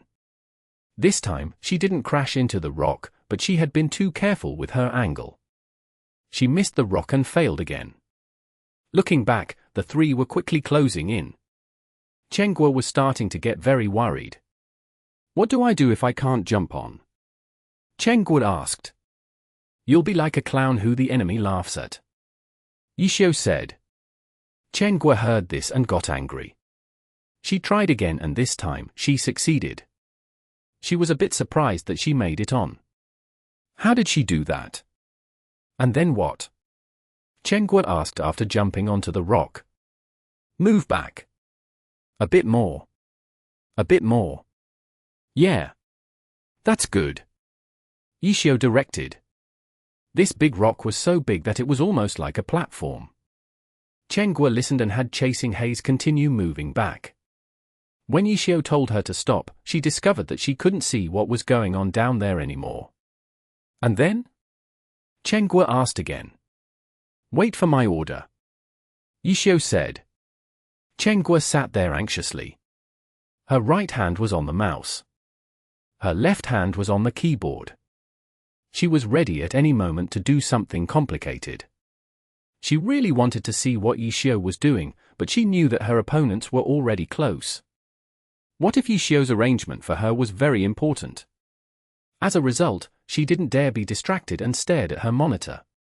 Her line of sight was completely covered by the big rock. She couldn't see anything. However, she could hear footsteps coming closer and closer, faster and faster. The sounds of a gun firing were getting closer and closer as well. Chenghua knew that this was the enemy sharpshooters' aerial fire. Had they already gotten onto the rock? Or were they still below it?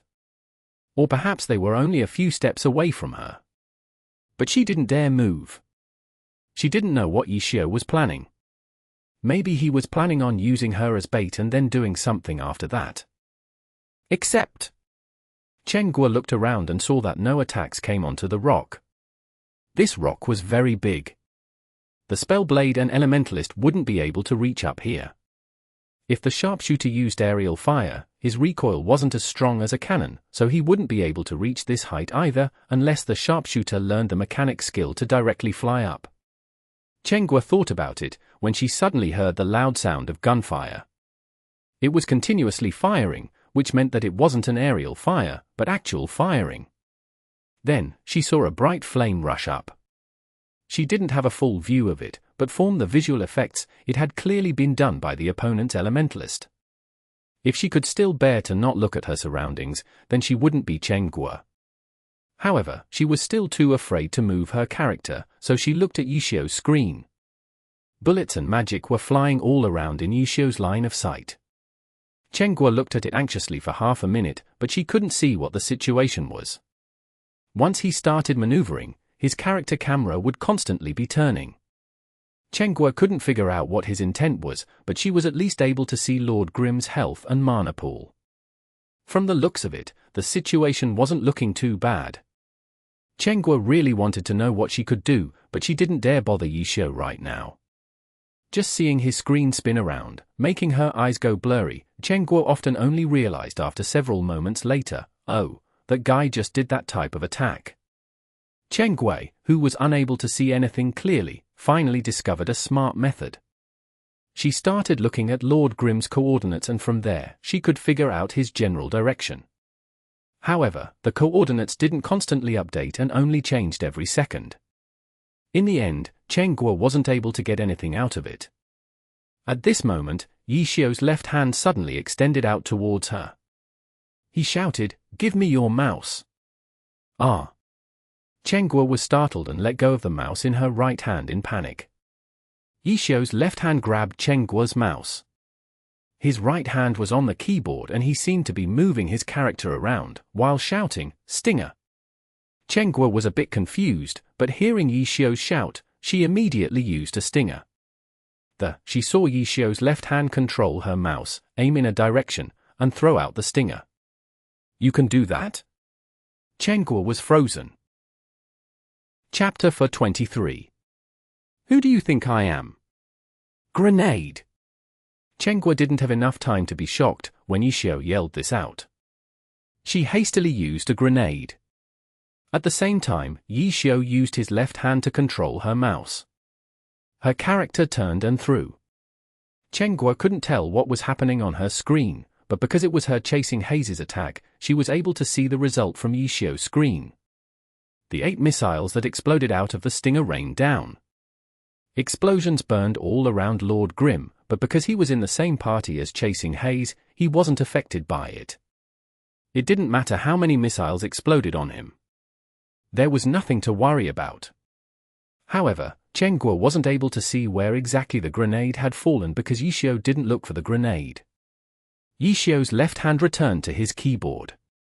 The mouse in his right hand swiftly danced around as the battle continued. The scene constantly twisted and turned. Chengguo could only watch quietly without knowing what was going on.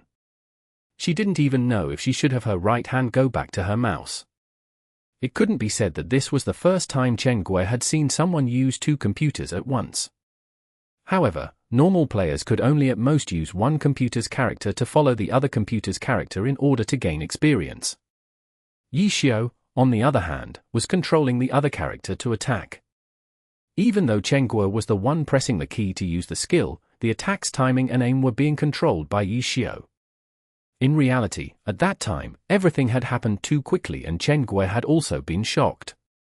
She really hadn't been paying attention to whether Yixiu's mouse movements had been smooth or accurate. The next opportunity to see this came quickly though. Chengguo didn't know what was happening, but Yixiu's left hand once again grabbed her mouse. Satellite beam. This time, Yixiu shouted out the launcher's most powerful move. Chengguo was ready. She was already very familiar with how to use these skills. After immediately completing the actions, she looked at where Yixiu's mouse was pointing towards. It was moving very slowly. For a moment, Chengguo couldn't tell if it was because he wasn't very adept with his left hand or whether he was intentionally waiting for some sort of opportunity to appear. Chengguo only knew that during this instant, the opponents didn't stop attacking, while Yixiu's right hand on his keyboard never stopped jumping around. What made Chengguo even more amazed was that after a flurry of actions on the keyboard, his right hand would even grab the mouse and use a skill. It didn't need to be said how fast his right hand was moving to complete what was supposed to be done with two hands with one hand. Under such hasty circumstances, Chengguo really wanted to know how effective the skills he used were. However, Yixiu's screen was always revolving around so fast that it made her eyes blur. She truly couldn't see what was happening. At this moment, Chengguo saw that the satellite beam, which hadn't been released yet, was about to reach its limit. If the skill wasn't used now, it would be wasted.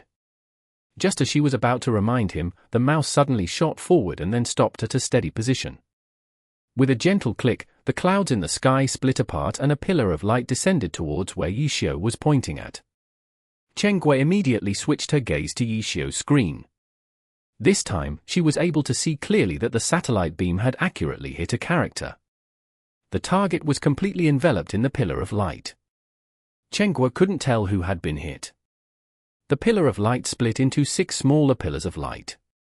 The other 2 had to be careful and dodge it. In an instant, sand and rock flew out as the entire area exploded with light. Heat missile. After hearing Yixiu say this, Chengguo immediately completed the action.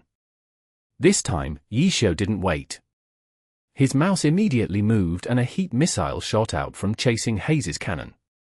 Chengguo's heart thumped anxiously. Just as the heat missile was about to descend, it looked as if it would hit the giant rock.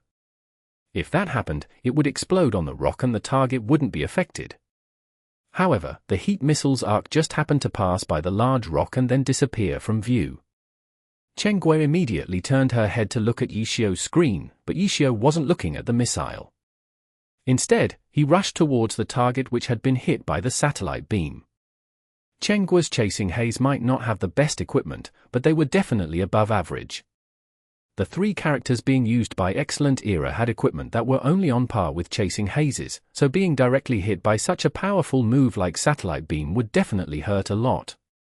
Yixiu's Lord Grim had rushed forward along with a flurry of gun shots. At this moment, Chengguo could see who the target was. It was the sharpshooter. Sharpshooters weren't like launchers that only had long-ranged moves. Apart from gun skills, sharpshooters also had body skills using the leg as methods of attacking. As a result, sharpshooters always had a few points into these body skills. Even if they mainly used long-ranged moves, they also had a few close-range skills, which could be used when necessary for cases like right now, where the opponent had closed in. However, this sharpshooter's legs seemed as if they were like lead and couldn't get them up. Under Lord Grim's continuous attacks, he couldn't use any of his skills. For a pro player, being suppressed to this extent was unsightly. Bang! Lord Grim used a falling flower palm. The unfortunate sharpshooter crashed into the giant rock and bounced back. Yixiao followed up with a knock-up skill. Afterwards, a beautiful performance was played. The sharpshooter wasn't able to move away from the rock and soon, a white light shone and he was killed. Beautiful! Chengguo cried out. Though honestly, she had no idea how Yixiao had crucified the chaser onto the rock. Chengguo thought that the two other opponents would continue chasing and attacking. Her left hand was ready at any moment, while she let go of the mouse in her right hand. She had even moved the mouse a bit towards his side, so he could reach it easier. But then everything suddenly became quiet and it seemed like the battle had stopped. The elementalist's magic could no longer be seen and there were no movements from the spellblade. The two enemies seemed to have disappeared. Could they have all been killed already? Chengguo was surprised. Didn't he say that 3 pro players was too much? How did he just kill the 2 of them off already? Chengguo didn't know what was going on, but she was too afraid to move her character. She thought she wouldn't be able to see anything from her screen and was ready to look at Yixiao's screen when she suddenly discovered something on her screen. She looked carefully and from the large rock, she saw 2 characters running farther and farther away. The rock was big, but it didn't obstruct too much of her view. After Chengguo saw clearly who the 2 characters were, she confirmed that they were the Spellblade and Elementalist that had been chasing them. The 2 of them seemed to be escaping in a hurry too. Chengguo scratched her head in confusion, but she didn't want to be too careless. She thought it might be some pro strategy. However, when the 2 characters looked back towards them, her heart leaped. What she had thought would happen didn't happen. The 2 characters really did just run until they disappeared from view. What happened? Chengguo saw that nothing was happening, so she asked. They ran. Yixiao said. Ran? Chengguo didn't understand. Yeah, you can't see it from there. Yixiao asked. I can see it. I meant why did they run? Chengguo said. You're too amazing. You scared them away. Yixiao laughed. Nonsense. Chengguo said. She wasn't amazing. The amazing one was Yixiao's left hand. But even so, to scare away 2 pro players? Chengguo felt like that was going too far. Come down. Hearing Yixiao say this, Chengguo's chasing Haze jumped down. Yixiao gave the equipment Chengguo had dropped earlier back to her. What exactly happened? Chengguo continued to ask. Ha ha, the synergy between my left and right hand made them feel scared. Yixiao said. The word synergy had been emphasized by Yixiao. Chengguo stared blankly before suddenly understanding, the synergy? Did they think that I was? Yeah. Though let's hurry up and leave. Yixiao said as he moved chasing Haze away. That launcher was Mucheng. The elementalist who had already run far away suddenly spoke with a bit of lingering fear. Definitely. With that type of control and synergy, who else could that be but Mucheng? The Spellblade replied. Yixiao's guess had been correct. These 3 players were excellent era pros. The Spellblade was Liu Hao. The Elementalist was He Ming. The 2 were both using the classes they were adept at and had a 20-level advantage. They even had Wang Zed's sharpshooter. Against Yixiao alone, they wouldn't have had any trouble whatsoever. However, just like how Yixiao was extremely familiar with them, they were also extremely familiar with Yixiao and Mucheng. They had originally ignored the launcher, especially when she threw out the stinger and grenade. They couldn't tell what she was thinking.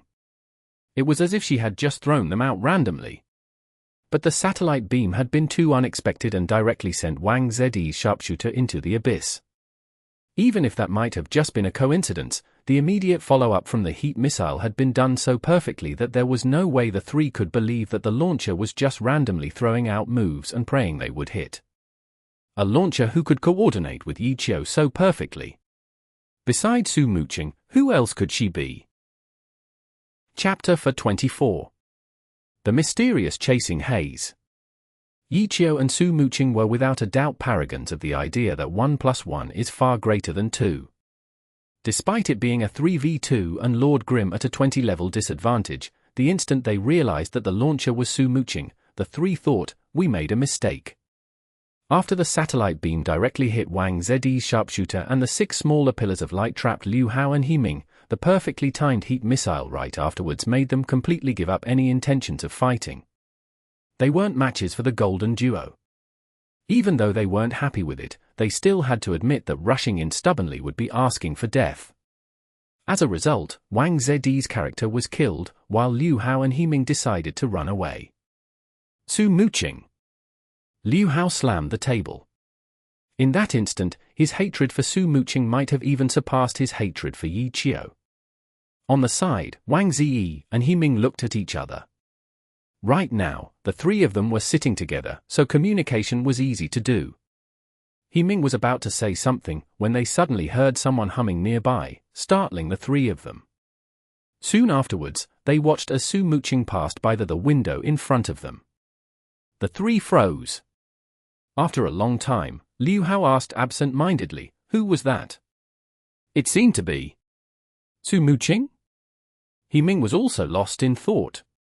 Among the three of them, one of them was in the secondary team, the other was in the main team, while Wang Zi was a substitute. As the lowest position player, he got up and stuck his head the window to see. He looked outside and watched as Su Mucheng walked farther and farther away. It's Su Mucheng. After Wang Zi left the window, he was no longer absent-minded anymore.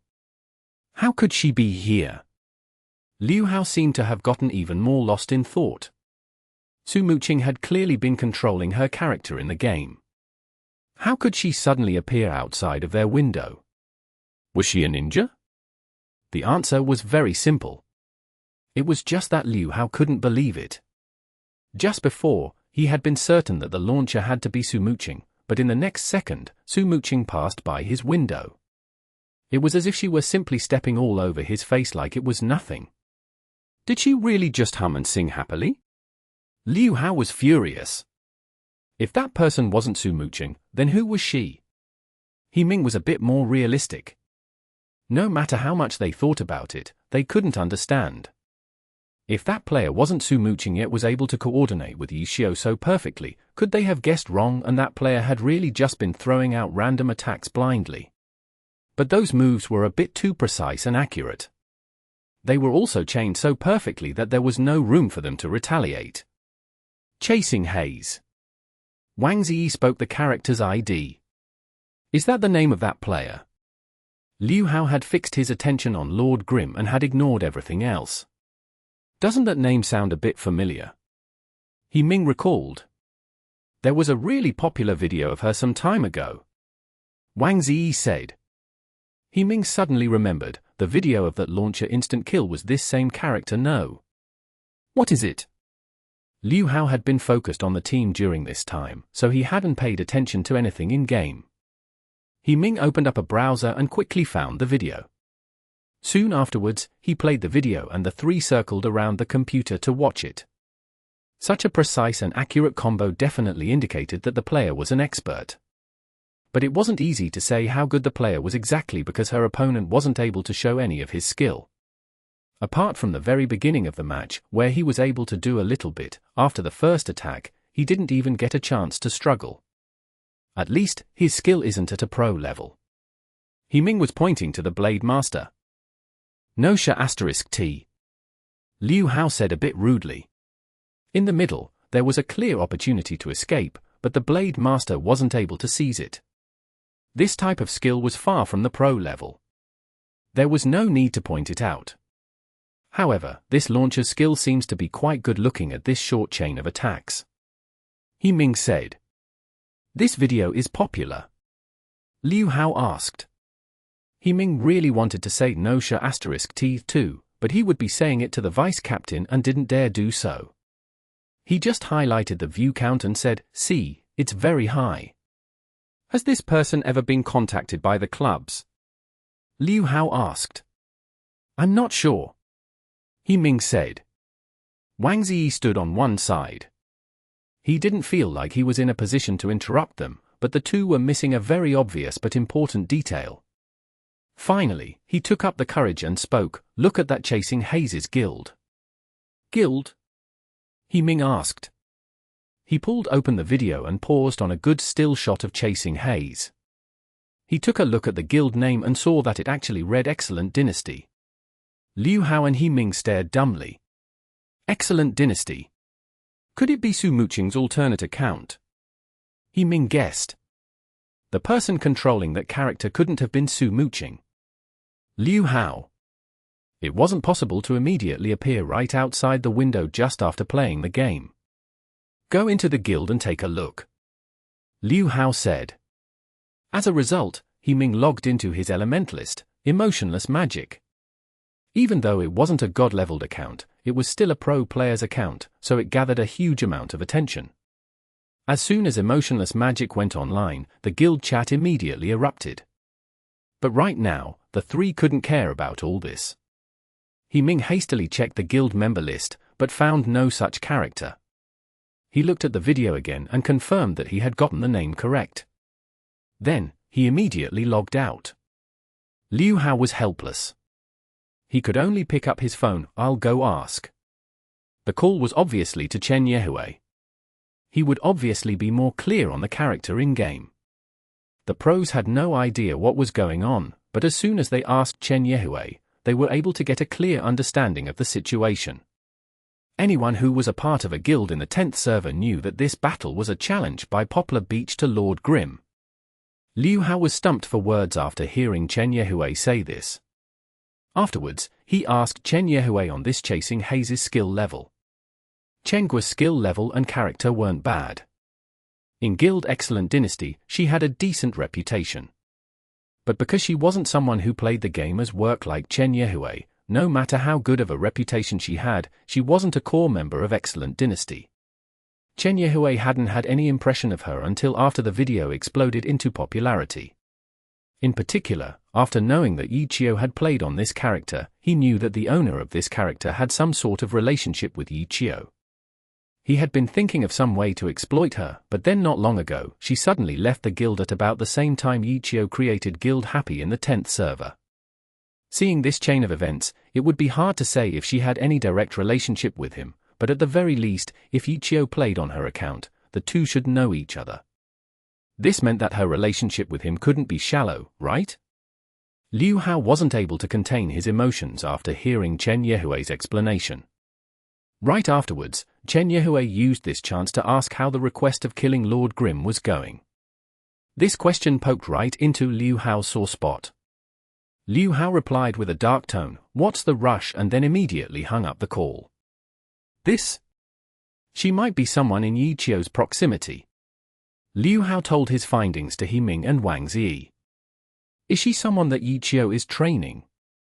The two asked.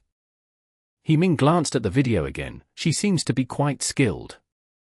Maybe the reason why the clubs didn't try and recruit her was because she had already tried out before. No. That was Qiu playing on the account. They seem to have gotten to know each other a while ago. Liu Hao shook his head. Qiu? So you're saying that the chasing Haze in this video is actually Qiu? Yes. If Qiu's the one playing, then it means that her skill level really isn't that good, which is why she needed Qiu to come out. Ming guessed. That's not right either. At that time, the opponent had challenged Qiu. However, Qiu didn't have a suitably leveled character, so he borrowed it to use. Liu Hao said. Ming's and Wang Zi's expressions darkened. This meant that they had no way of knowing how good chasing Haze really was.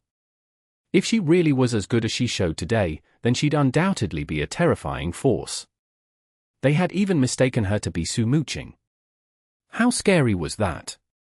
Right now, they were just hoping that it was all a misunderstanding, but even if she wasn't Su Mucheng, seeing today's performance, she must have been good enough for Qiu to use as a substitute for Su Mucheng, right? That would mean her skill level couldn't be much worse than Su Mucheng's. Could the three of them defeat the duo?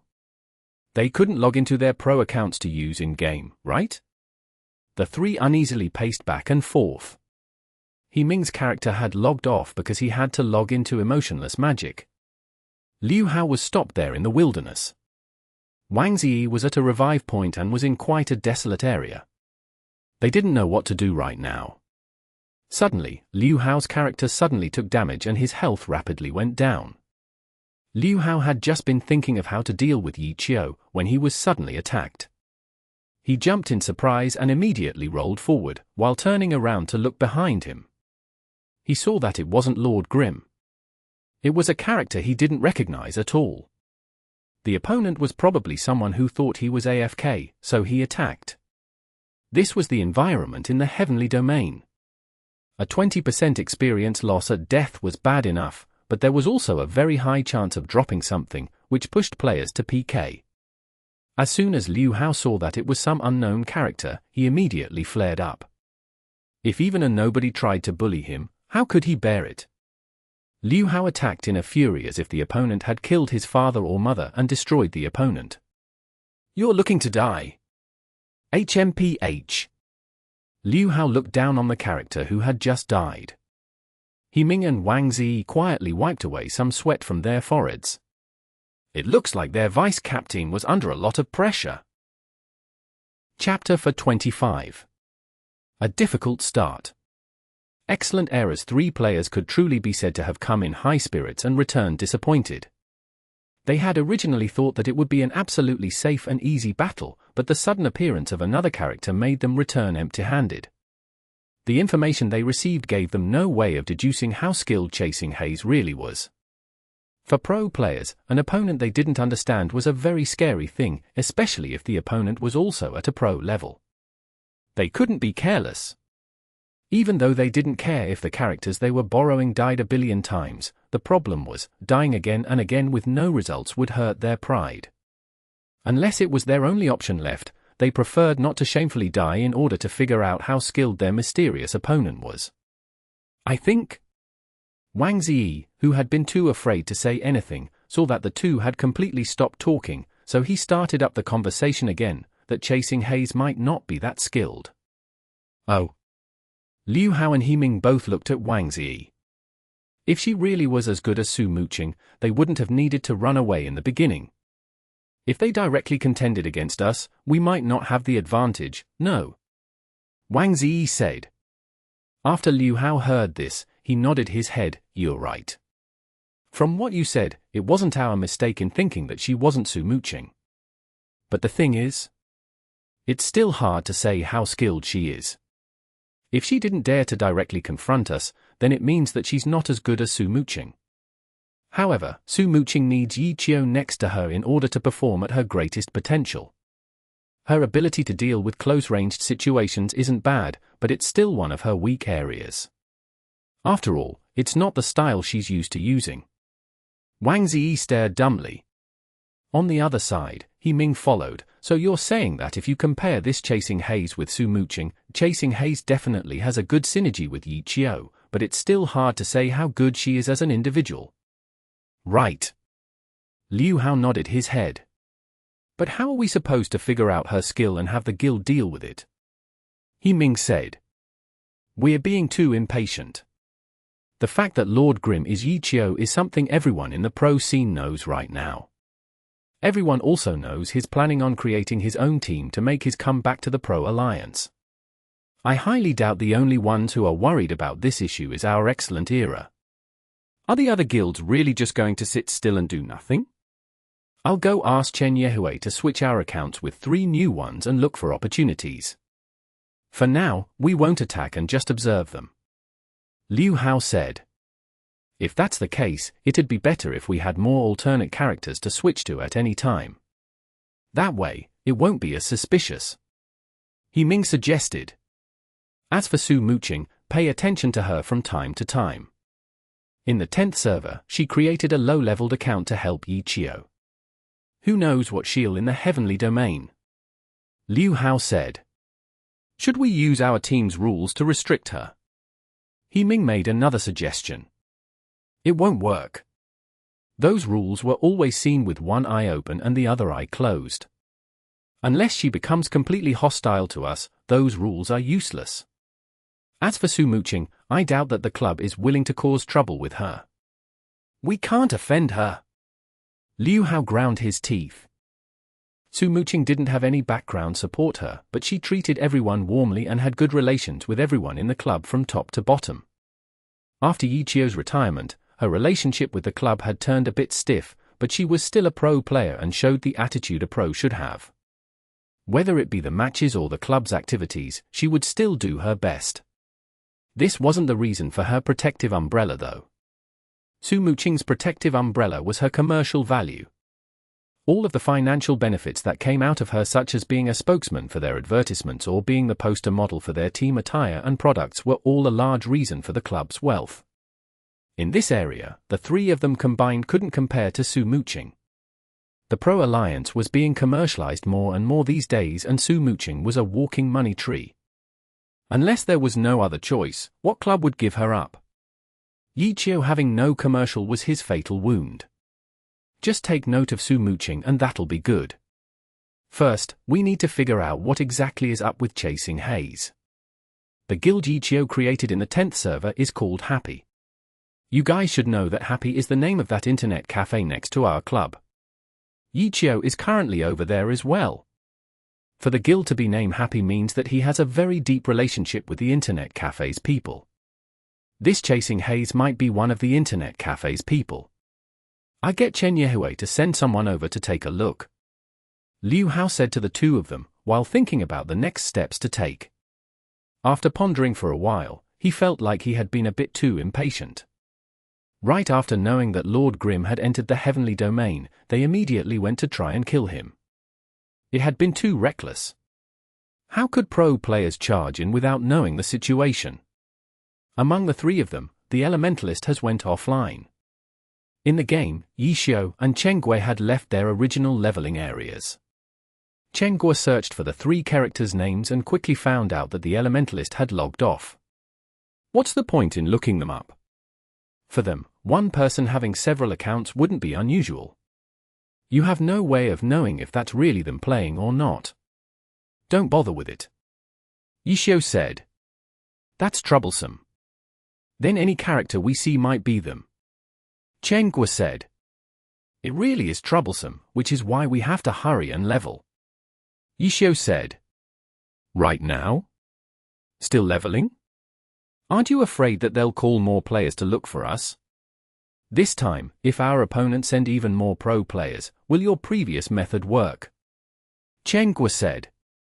Along the way, Yi Qiu explained to Chen Gui why he had done what he had done. Yi Qiu had been making preparations in order to intentionally lure the other side into having a misunderstanding. If it really was a true 1v3, with a 20-level disadvantage, beating 3 pro players would be a miracle. Chen Gui's help would honestly be useless. It was like if 2 grown men were in a fight, a little baby on the side couldn't be considered as a helper. Playing on 2 accounts wasn't easy for Yi Qiu either. There was no way he could have done it for the entire fight. He had just used Lord Grimm to create an opportunity and then have Chasing Haze seize the opportunity to make it seem like Chasing Haze was some sort of expert. Whether or not they believed that Chasing Haze was Su Mucheng wasn't a misunderstanding Yi Qiu required. Su Mucheng was someone who was always around excellent eras players. Such a misunderstanding that would easily be seen through. It didn't have any value. They might be mistaken for a short moment, but Yi Qiu knew that they would quickly see through it. Having the 3 pro players think that Chen Gui was an expert was enough. 3 versus 1 was something they didn't need to fear at all. 3 versus 2, with one opponent being a feared top-tier god and the other being an opponent they knew nothing about. In this type of situation, pro players wouldn't go out and attack recklessly. No one knew these habits better than Yi Qiu did. Then where should we go level? Chen Gui asked. Just follow me. Yi Qiu clearly had a plan already. Excellent eras players have already put out their hand. What about the other guilds? If they do the same, then how are you supposed to level? Chen Gui was thinking about this issue. If all of the club's guilds allied together to fight against Yi Qiu, their strength in the heavenly domain was far more terrifying than their strength in the 10th server.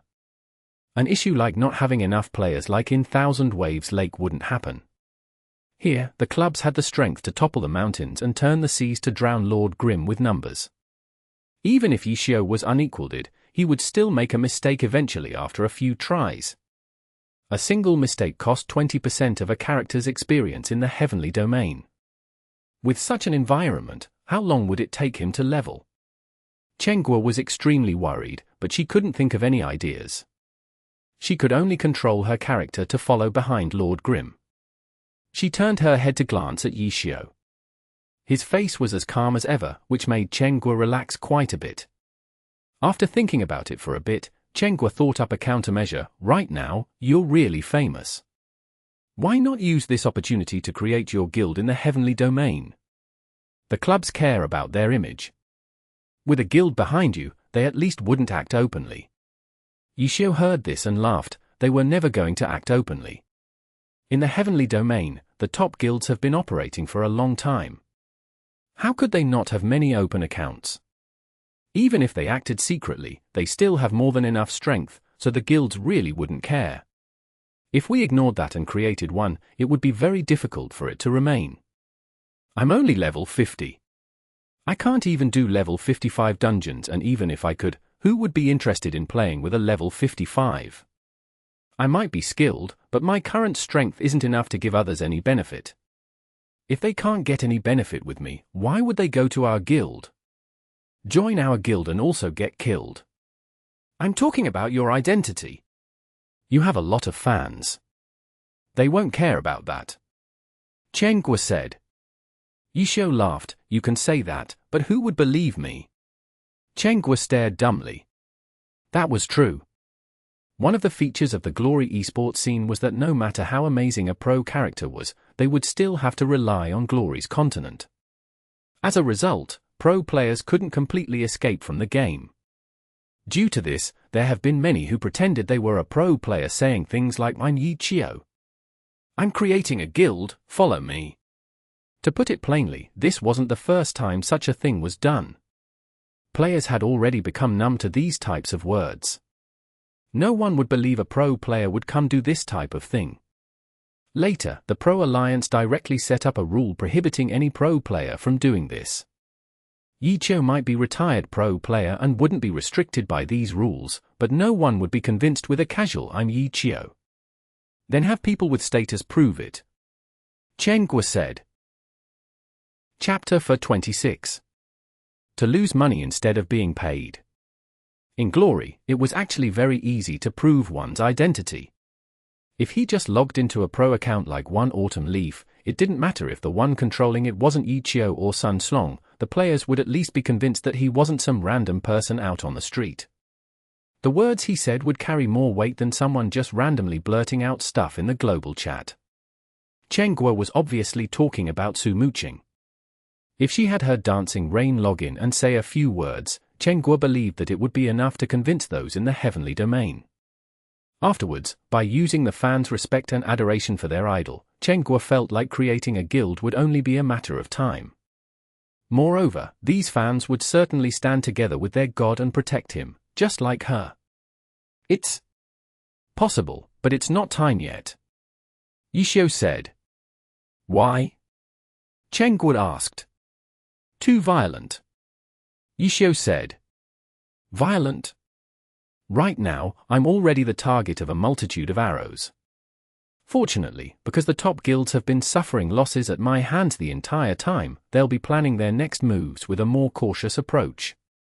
It would be better to use this opportunity to take things step by step. Your suggestion would instantly cause a huge commotion and force the top guilds to hurry and suppress me. In this type of situation, do you really think that myself and the 100 that have been gathered in one breath be able to compete in strength with these top guilds? You can't.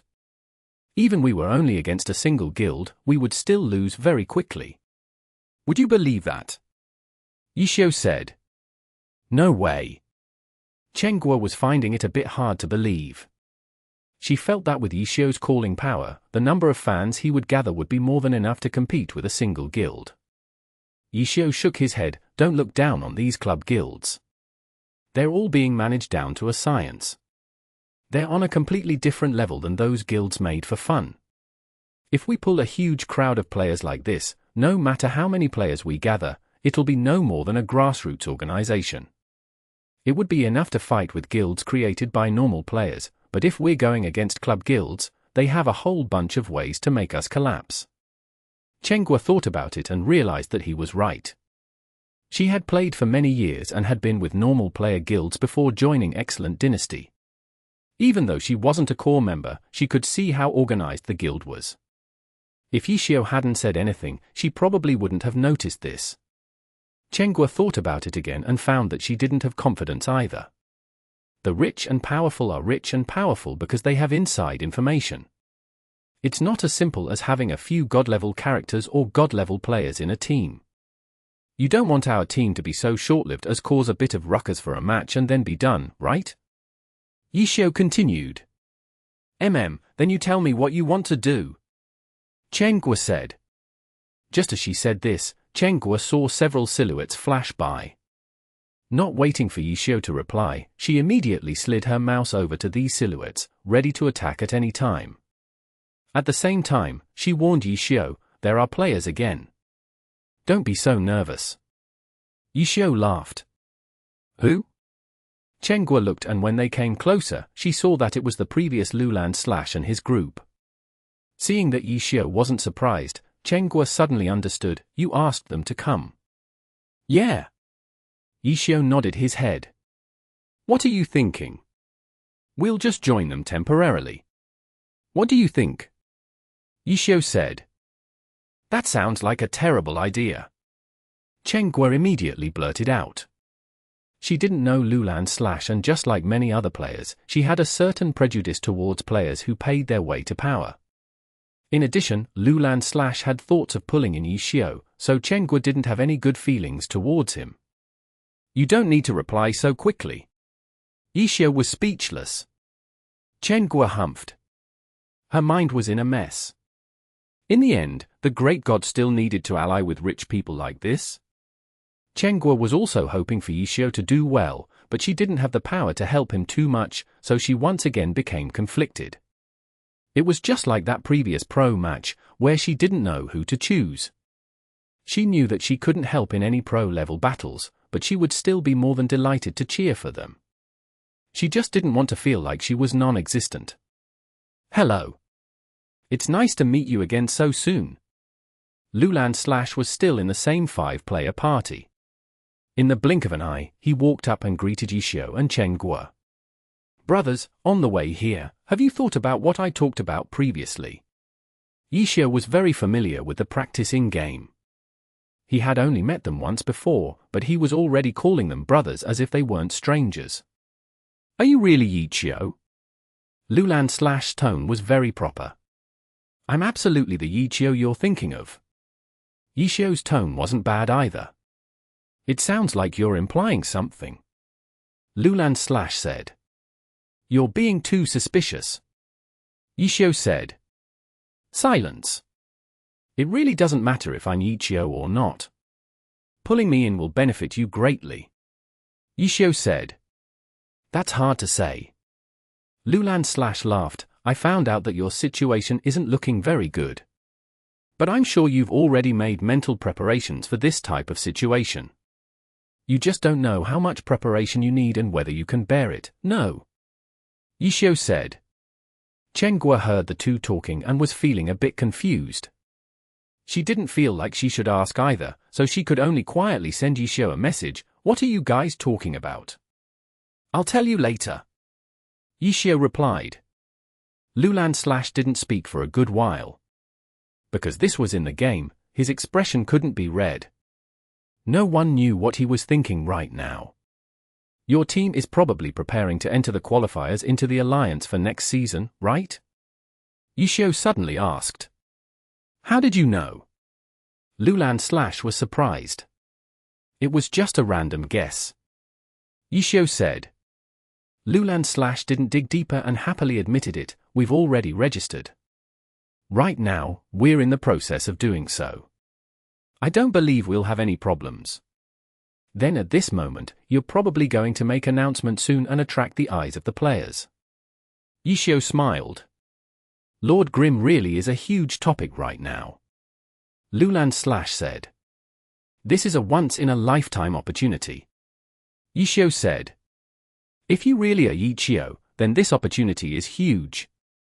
Loulan said. I am. But I thought God Yi Qiu never publicized himself. Loulan said. I don't think I ever said I'd help you with that, no. Yi Qiu said. Yes. Having your name is already more than good enough. Loulan said. Yi Qiu had finished saying what he wanted to say. Now it was his turn to be silent. On the side, Cheng Guo didn't need Yi Qiu to explain any further and finally understood his intent. Loulan was planning on creating a team and needed to create a commotion for it. Yi Qiu would be losing money instead of being paid in order to help Loulan use his current popularity. Lord Grimm was currently the most watched character in Glory. Players had already been guessing which team he would be pulled into. If Loulan's team announced that they had gotten him, his team would immediately attract everyone's attention. This was exactly what Loulan needed. As for whether or not Yi Qiu would become a member of his team or not was only secondary. For joining Loulan's guild, Yi Qiu would have the guild's protection. However, would they be reliable enough? Cheng Guo thought about it for a bit and suddenly panicked. She couldn't take the time to type it out and directly glanced at Yi Qiu. Will this be okay? What? Yi Qiu carefully covered his headphones a bit to remind Cheng Guo. Cheng Guo directly threw his headphones to one side. If you sell yourself to them, after they're done using you, they might kick you away. What then? Even if they don't kick me, I'll leave. I'm not going to join their team. We'll be making our own team. Yi Qiu said. The words "we'll be making our own team" made Cheng Guo's heart soften, but this wasn't the time to be happy. I'm worried about the present. After you join them and he uses your current popularity, if the other guilds come looking for you, he'll immediately kick you. What then? Cheng Guo said. Yi Qiu smiled. If it was that easy, he wouldn't be pondering over it for so long. He would have agreed to it immediately. Burning the bridge right after crossing it would cause their reputation to plummet. They would be attracting everyone's attention to themselves and then throwing dirt onto themselves. Wouldn't that destroy their entire purpose for making a commotion? Yi Qiu said. Ah. That's true. Cheng Guo muddled. In addition, afterwards, they'll pretty much be on the same page as us. There's no need to cast us away like that. Yi Qiu said. What do you mean? They'll be creating a team too. Do you really think these club guilds are only focused on us? It's not because I'm Yi Qiu. An expert alone wouldn't make them act. The key reason is because I'm planning on creating a team. They see that I'd be their direct competitor in the future, which is why their actions are becoming more and more serious. They'll certainly have the same attitude towards Loulan too. The Glory esports scene isn't like a normal sport.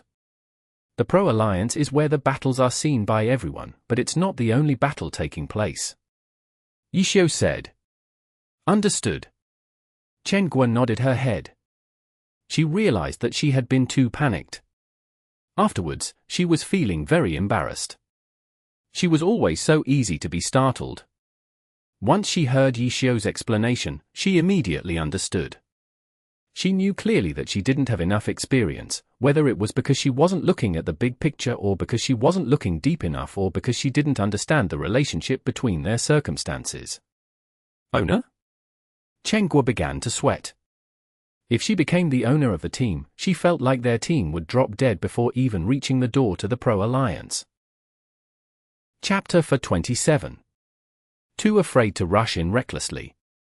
After her doubts were dispelled, Cheng Guo waited with Yi Qiu for Loulan's response. Loulan had been silent ever since Yi Qiu finished speaking without any signs of movement. It was the same for the other 4 players behind him. Their 5 characters blended into the background scenery. Only their clothing showed signs of movement, fluttering in the wind. During these types of moments, Cheng Guo was obviously less patient than Yi Qiu. Waiting without seeing any response made her uneasy. She really wanted to shoot a few shots at them and see if they were still going to stay silent.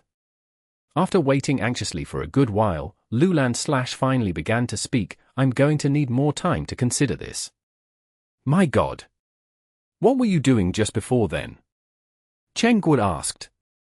We came to the conclusion that we needed more time to consider it. Loulan said. Why does this have to be so troublesome? Cheng Guo said. What are you so anxious for? If you're so anxious, you can join in. Loulan laughed, while sending a guild invite to chasing Haze. Cheng Guo fiercely rejected it. On the other hand, Yixiao calmly replied, I'll be waiting for your reply. Then, the 5 players quietly left just like in their first meeting. How is it? Cheng Guo asked Yixiao. They're quite cautious. But the more cautious they are, the more we can expect from them. Yixiao said. Do you think he'll accept? Cheng Guo asked. I'm not sure. I don't know to what extent they've prepared. I'm guessing that's why they need more time to consider it. Yixiao said. Cheng Guo turned her camera and watched as the 5 players left. Yixiao had his Lord Grim look around in a circle when he suddenly said, It's so empty. Do you want an emptier place for peaceful leveling or lively place with everyone attacking you? Cheng Guo asked. Loulan found us pretty quickly. Excellent errors people found us very quickly as well. Tell me, do you really think the other guilds don't know where we are? Yixiao said. I'm getting so much focus trying to get 1 level. I'm really good at getting a crowd, aren't I? Yixiao mocked himself, while having Lord Grim pull a monster to kill. If these guilds know where you are, then why haven't they moved? Cheng Guo said, while controlling chasing Haze to help. I'm guessing it's because I've been getting a lot of attention recently. Yixiao said, as guilds, they have to consider the overall player base's influence. Even if they're operating in secret, they still have to be more careful. For this type of issue, they hope to eliminate their opponent without any noise, so it's making it quite difficult for them because of the attention I'm getting. Did you cause such a storm with your heavenly challenge intentionally? Cheng Guo said. If I hadn't created a storm, it would have been intentional. Yixiao said honestly. The truth made Cheng Guo speechless for a good while.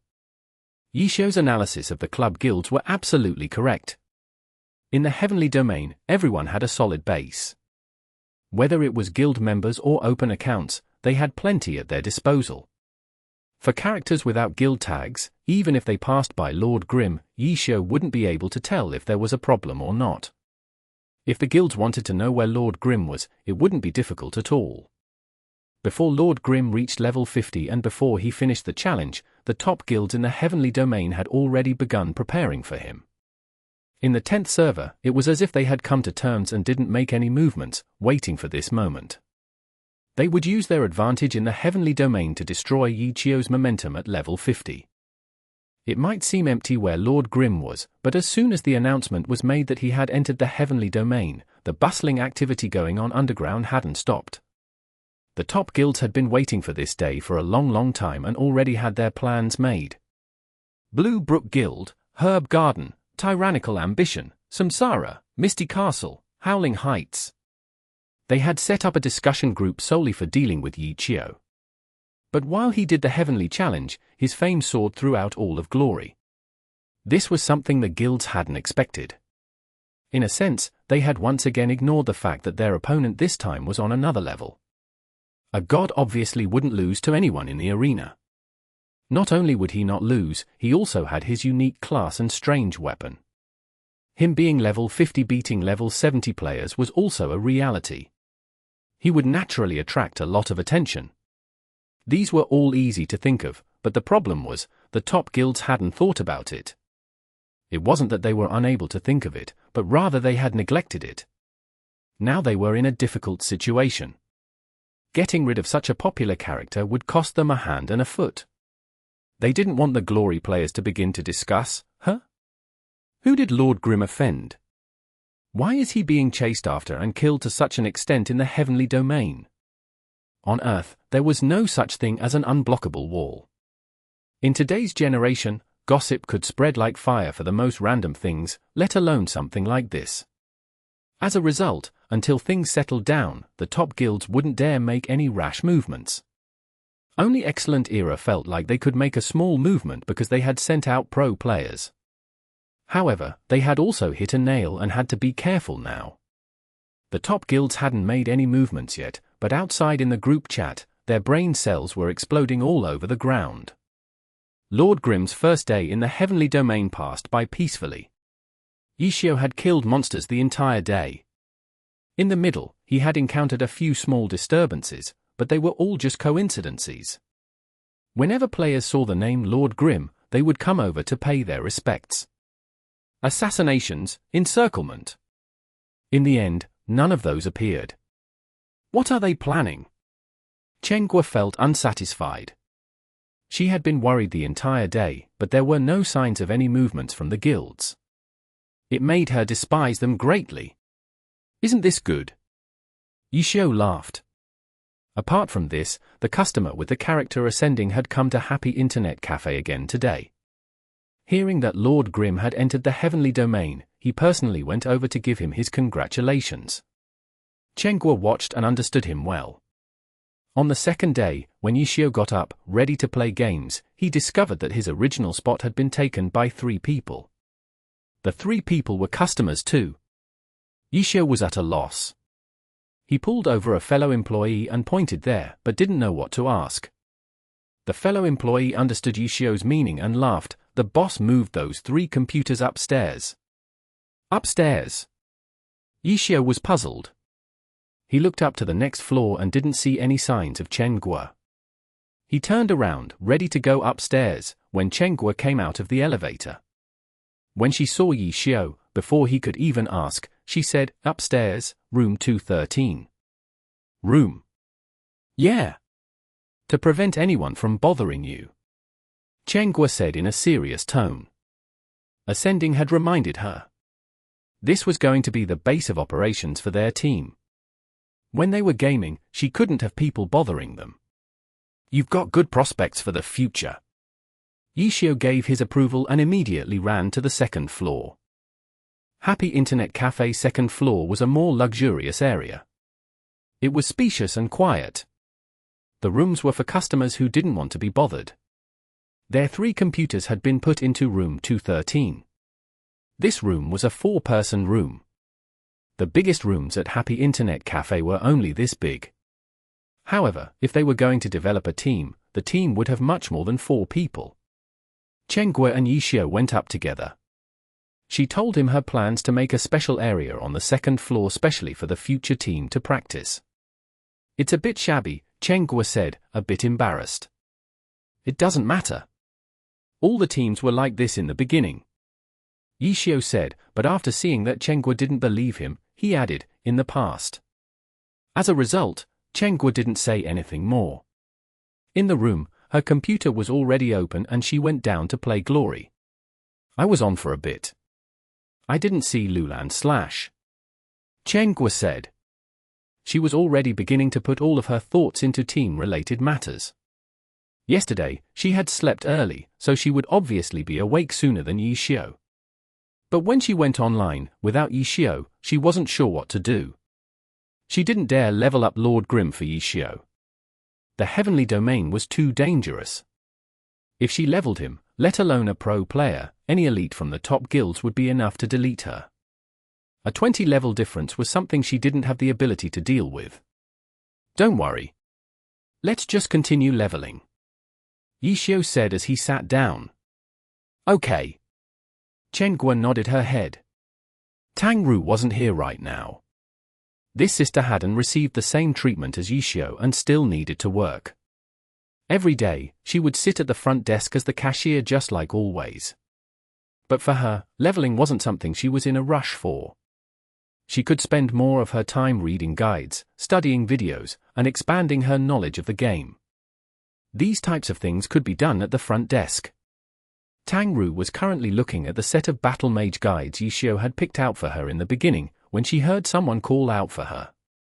When she turned around to look, she saw that there were 2 customers who wanted to use the computer. She didn't pay too much attention and after seeing their credentials, she opened up 2 computers for them.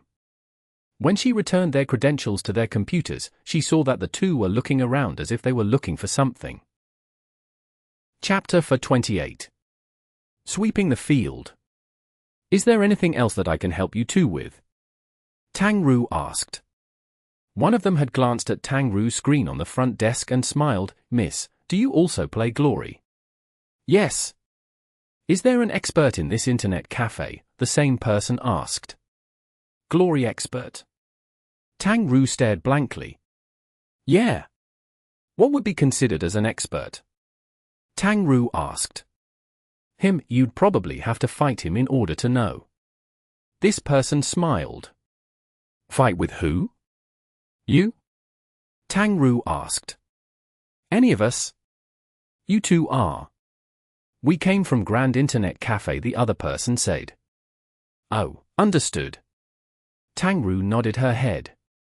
Even though she hadn't been playing Glory for too long, she had been in Happy Internet Cafe for quite a while. She knew about some of the things going on between the internet cafes. Glory was currently an incredibly popular game. If you looked in any internet cafe, over half of their customers would be playing Glory. Every internet cafe would naturally borrow Glory to do some events and pull in customers. For example, the cafe could hold Glory tournaments or broadcast pro matches like what Mucheng was doing. These were all done to win the favor of Glory players.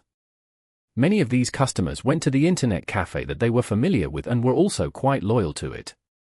Just like pro teams or in-game guilds, Glory players also formed their own group for their favorite internet cafe.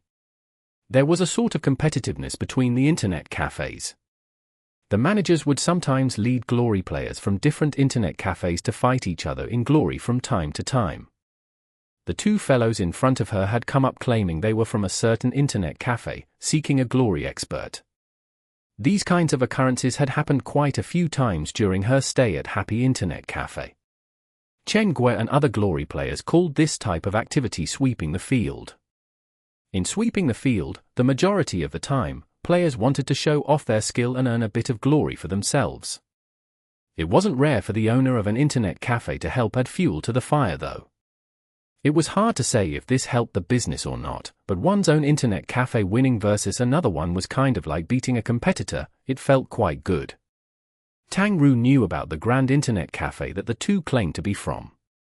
It wasn't too far from Happy Internet Cafe and was quite a good cafe as well.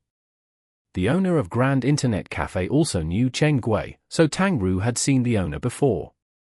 It had been very obvious that the owner was very envious of Happy's location. Happy was right next to Club Excellent Era. This location made it a huge attraction to Glory players. The owner of Grand didn't have as good of a location as Happy, so he had always wanted to beat Happy Internet Cafe in Glory skill to let others know that the Internet Cafe next to Excellent Era was nothing special. Unfortunately, the owner never got what he hoped for during his several years of fighting. Mucheng's business strategy had helped her lure quite a few Excellent Era fans. Players who were fans of a team were undoubtedly big fans of Glory. Their skill level wouldn't be bad either. Even though no earth-shattering expert had ever appeared, Grand Internet Cafe was the same. None of their customers were exceptionally skilled, so dropping by to play sweeping the field would just be laughed at. As a result, even though Grand Internet Cafe was fighting, they never used such an intense method like sweeping the field. Grand usually held tournaments and invited Happy to play. The tournaments had solo, King of Fighting, and team tournaments, making it seem very official. However, after many years of battling, neither side had been able to beat the other. However, if they used a point system like in the pro scene, Happy would have a slight advantage, which made the owner of Grand quite sad. Grand Internet Cafe sending people to try sweeping the field was a first. Sweeping the field was a double-edged sword. A successful sweep would give you boundless glory. But if you lost, then it would be very shameful. As a result, anyone who dared to try sweeping the field was either very arrogant or had the skill to back it up.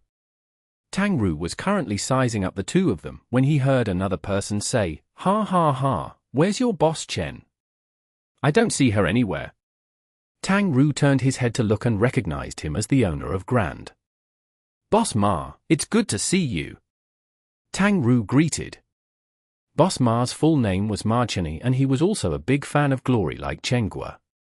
His internet cafe and Happy Internet Cafe competed in glory skill, which sometimes made it difficult to tell if they were business competitors or glory competitors. "Oh, it's little Tang. Where's old Chen?" Mucheng said loudly on purpose and intentionally called Chen Guo old Chen. Women were usually more sensitive to age than men. The bad blood between Mucheng and Chen Guo had already spread to every aspect of their lives. "She's upstairs. Would you like me to call her over?" Tang Ru said. "Call her. Of course you have to call her. Hurry up and call her to come down. There will be a good show to see." Mucheng looked to be in a very good mood today. "Hold on." Tang Ru smiled. This boss had personally come to try sweeping the field, which meant that this time, he was very confident. Tang Ru knew Chen Guo cared a lot about this. Tang Ru wasn't worried though. Right now, Happy Internet Cafe housed a god. Who could be more skilled than Yi Xiu? Anyone who could actually match Yi Xiu would be among the gods in the pro scene. He'd have immediately gathered a huge amount of attention as soon as he walked in.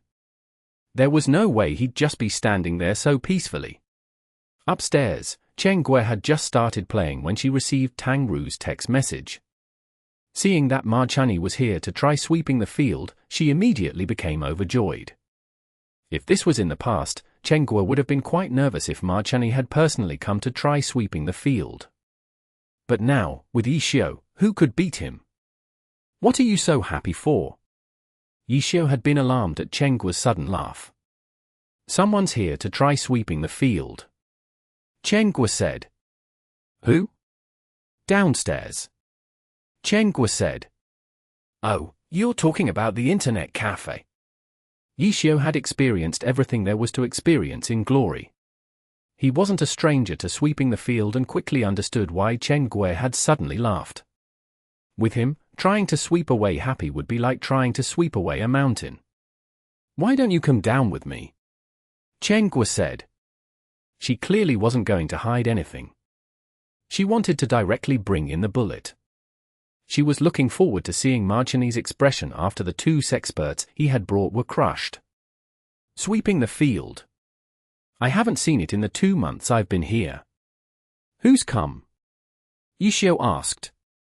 "Someone I know well.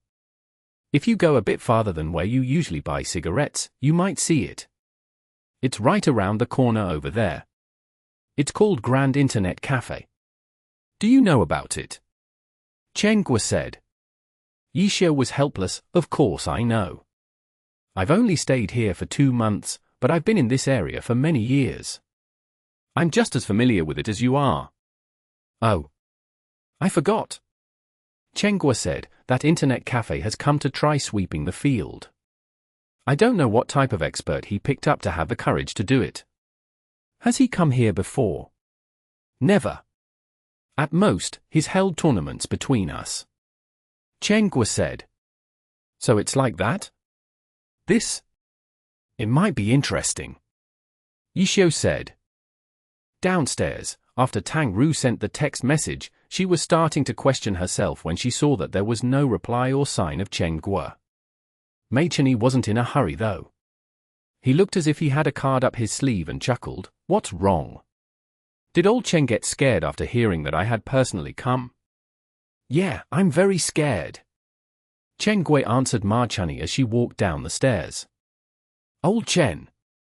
Mucheng immediately greeted. "Long time, no see. How was your break?" "Sigh. Another year has passed in the blink of an eye and you've grown older a year again. We're now in our 30s.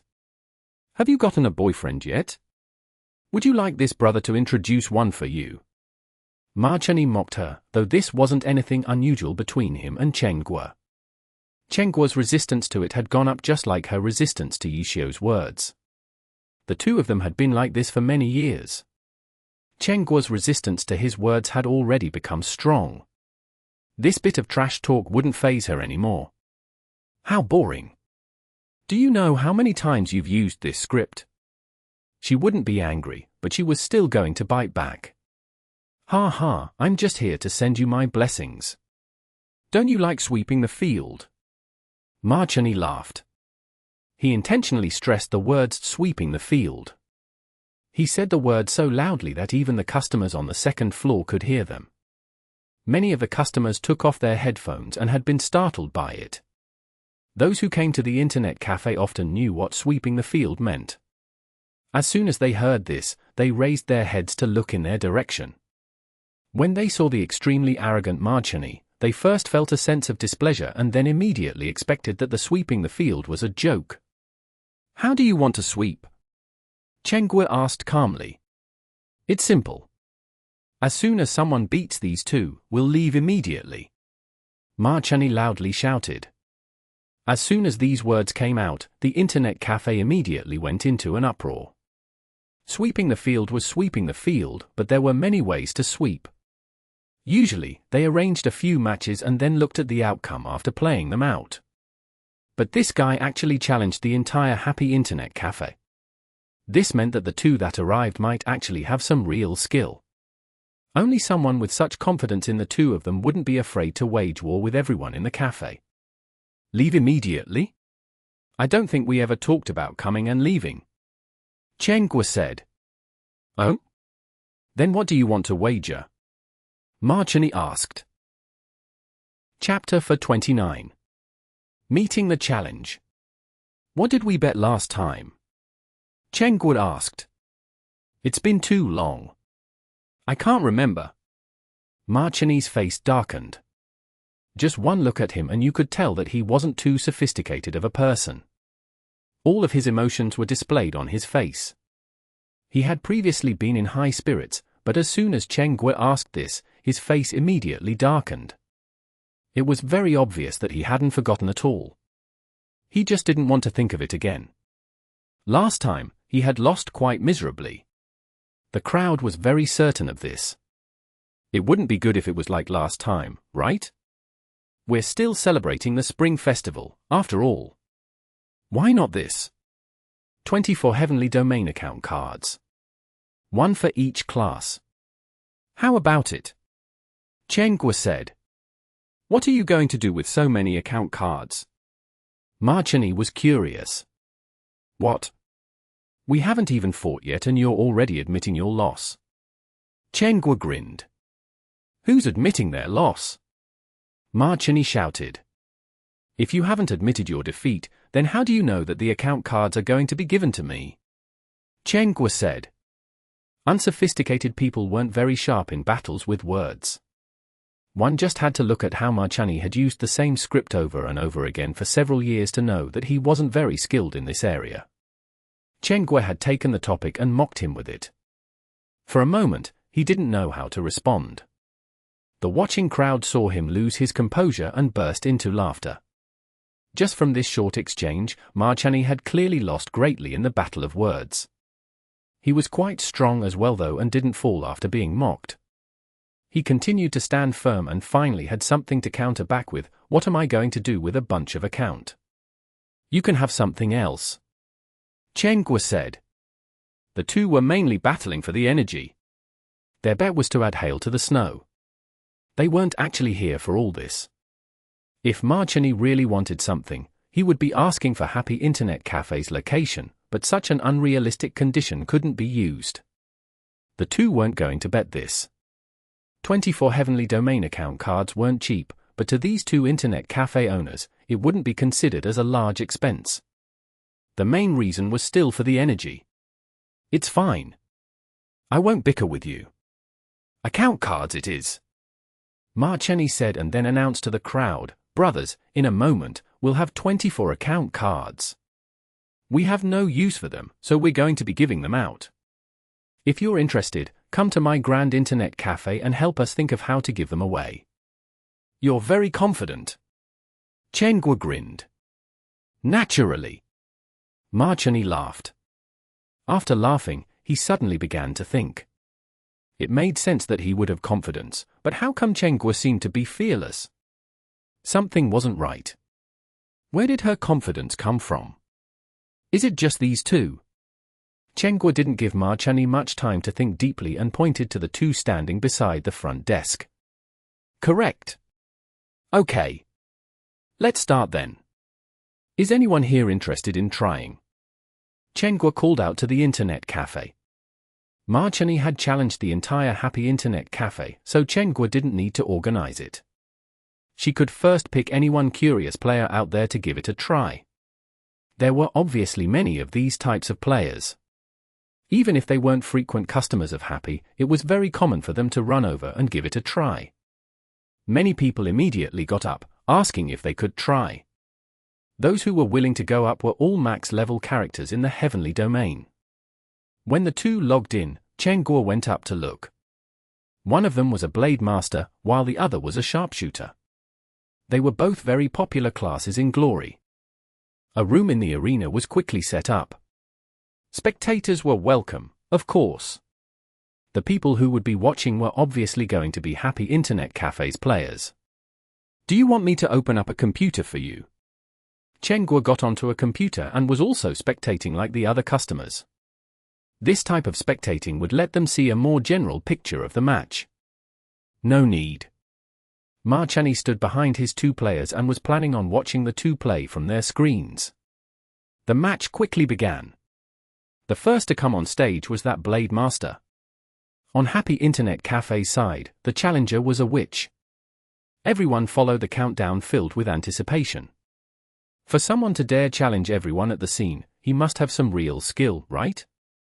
The reality wasn't too far off. This Blade Master really did have some skill. Both of the participants were Heavenly Domain players. Unless they had bought their accounts, they wouldn't be noobs.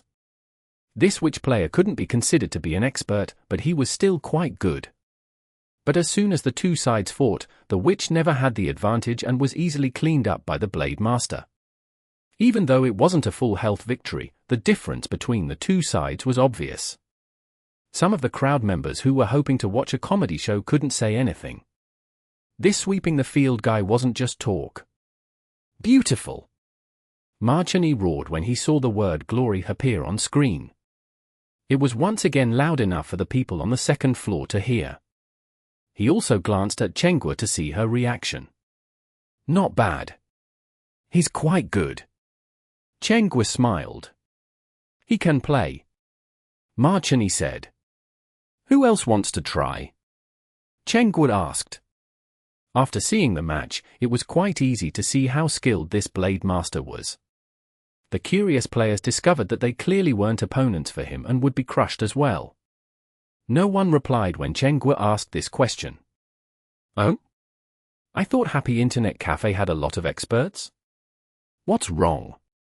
Did they all disappear? Ma Chunyi taunted.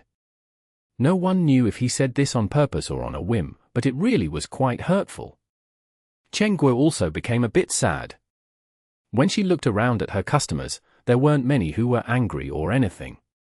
She also didn't recognize any of the faces in the crowd. Chen Guo knew that in the past, the experts that helped her at Happy were huge fans of Excellent Era. Ever since she refused to stream Excellent Era's matches, many of them were offended and had stopped coming. After that day, many of the faces she was familiar with had disappeared from Happy Internet Cafe. HMPH, what's there to be arrogant for?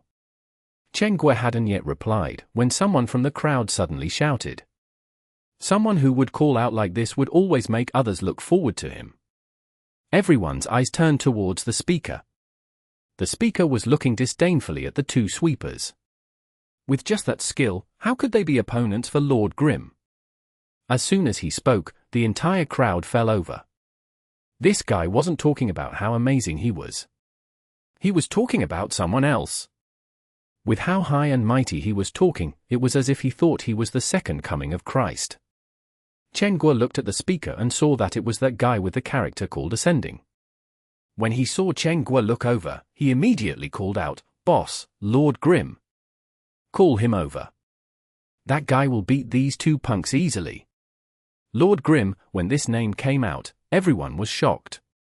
In Glory, there were very few players who didn't know the name Lord Grimm.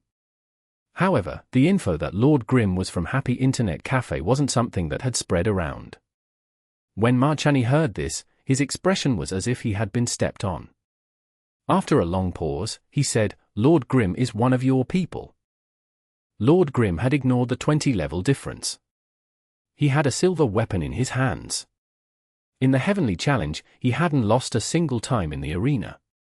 He had already become a legend. Mucheng finally understood why Qiu was so fearless. She was hiding such an incredible expert. "What? You admit your loss?" Qiu laughed. Mucheng really was afraid because the tales of Lord Grimm's deeds were unprecedented in glory history. The crucial point was that he had never lost a single round. This was a true sweeper. But since things had already gotten to this step, going back on his word would be more embarrassing than losing and then leaving.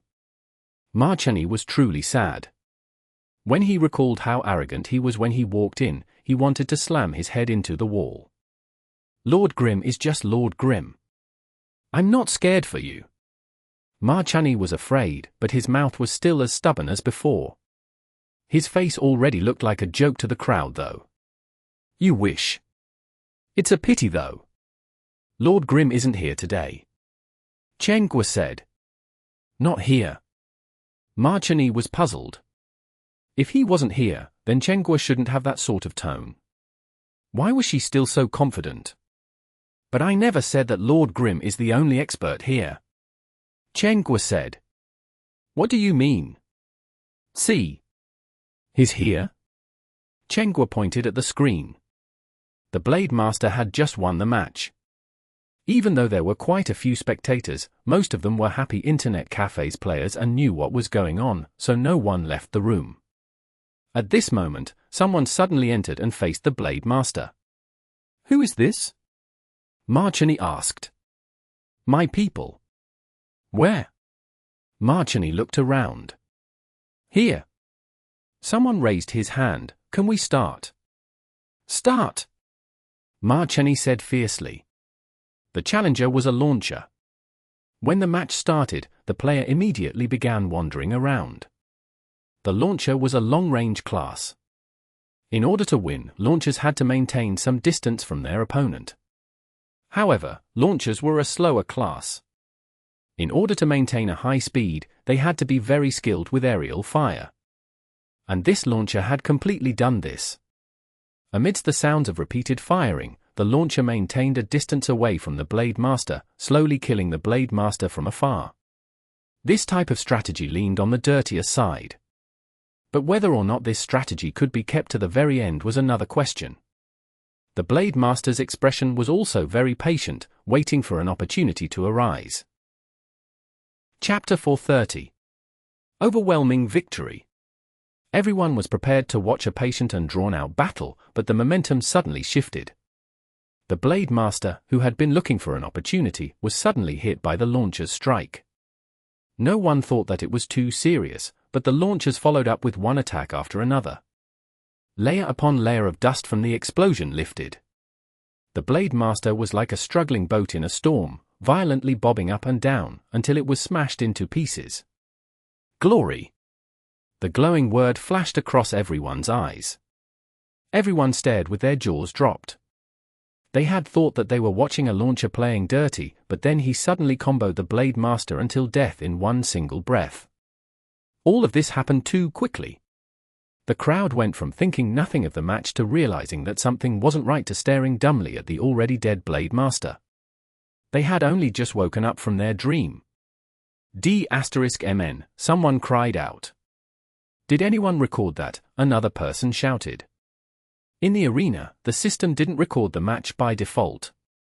Someone had to choose the record option for it to work. In addition, the room owner had the right to prohibit recording. Most players didn't use this right though.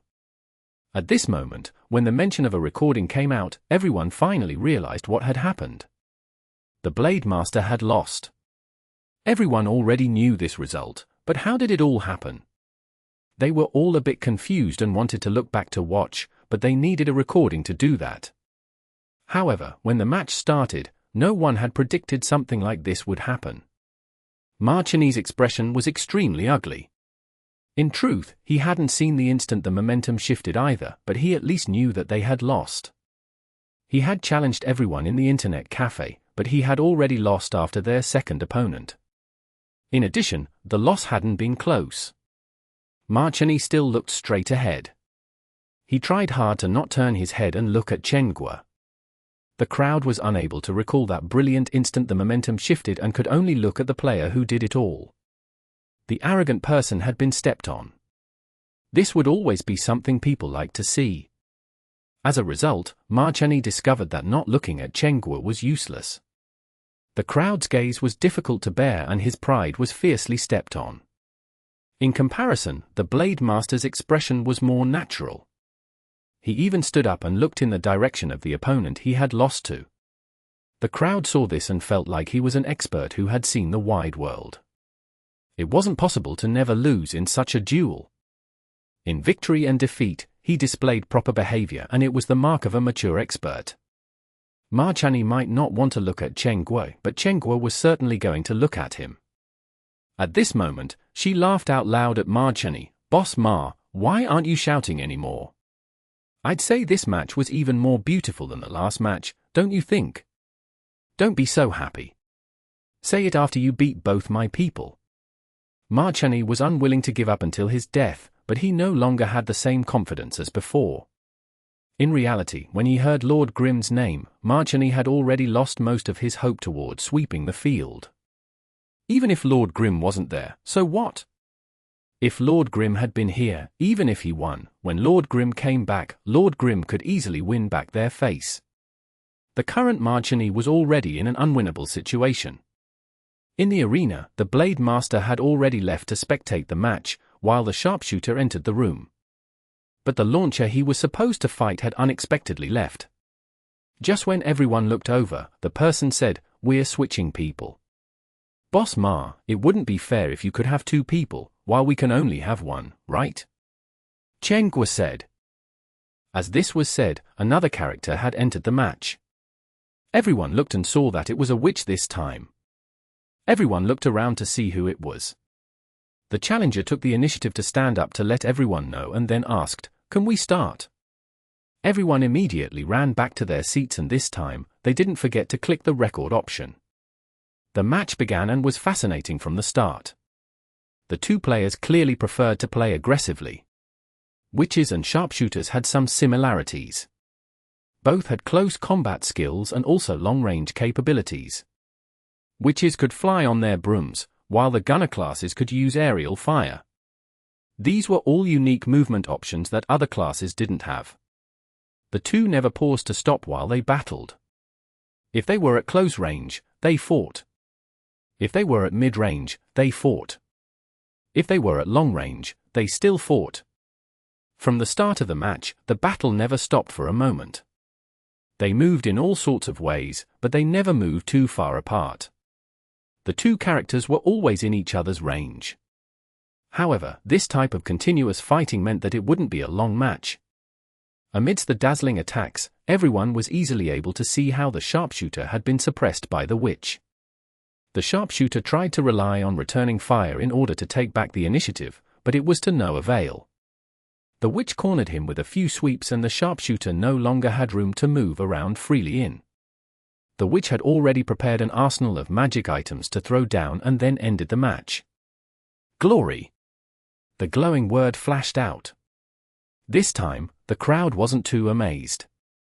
This was because the match had been exceptionally clear. From the beginning to the end, every detail in the match was easy for everyone to understand. The launcher had suddenly comboed his opponent to death in one breath, which made everyone feel something wasn't right. But there was nothing to say for this match. It was clear and obvious that the reason the witch won was because he was better. Every part of the match was visible. Everyone could understand what had happened at a glance. Not many people went back to watch the recording. When the match ended, Mucheng had thoroughly withered away. No matter how stubborn his mouth was, Mucheng couldn't say anything that wouldn't make him lose face. In the end, he could only quietly say, "I'll send you the account cards in a bit." "You're going to leave just like this?" Qiu laughed. Mucheng was about to say something when the Blade Master suddenly said, "No hurry." Everyone was startled at this, including Mucheng. This sweeping the field could be looked on as a joke, but the two sweepers were very calm. They didn't look as ashamed as Mucheng. The Blade Master continued, "We can't sweep this field, but the expert you have here really is incredible. We want to ask him for some advice. You don't mind, right?" "Of course, I don't mind." Qiu smiled and then looked towards Mucheng. "Boss Ma, would you like to stay and continue watching the show?" Mucheng stared blankly, but he felt like this way, his originally very embarrassing situation wouldn't be embarrassing. His two guys lost in style. With their modest attitudes, the crowd couldn't despise them. "Then I'll stay for a bit longer." Mucheng nodded his head. "You two, how do you want to fight?" "The two from before?" Qiu asked. The expressions of the two moved. "Boss, do you have any other experts?" "If it's convenient, let us have a try." At this moment, they weren't the only two who wanted to see any other experts. Mucheng, as well as the crowd, was very curious to see what other incredible experts Happy possessed. "Okay." Qiu nodded her head and an assassin entered the arena room. Assassins and Blade Masters were both close combat characters. In comparison to the two previous matches, the strikes were powerful and their blades were soaked in blood. Amidst the blossoming blood, the match was still as clear as the last match. Not longer after the match began, the assassin clearly held the advantage. Seeing this match, if that Blade Master hadn't crushed the very first match and shown his skill, no one would have thought that he was any expert.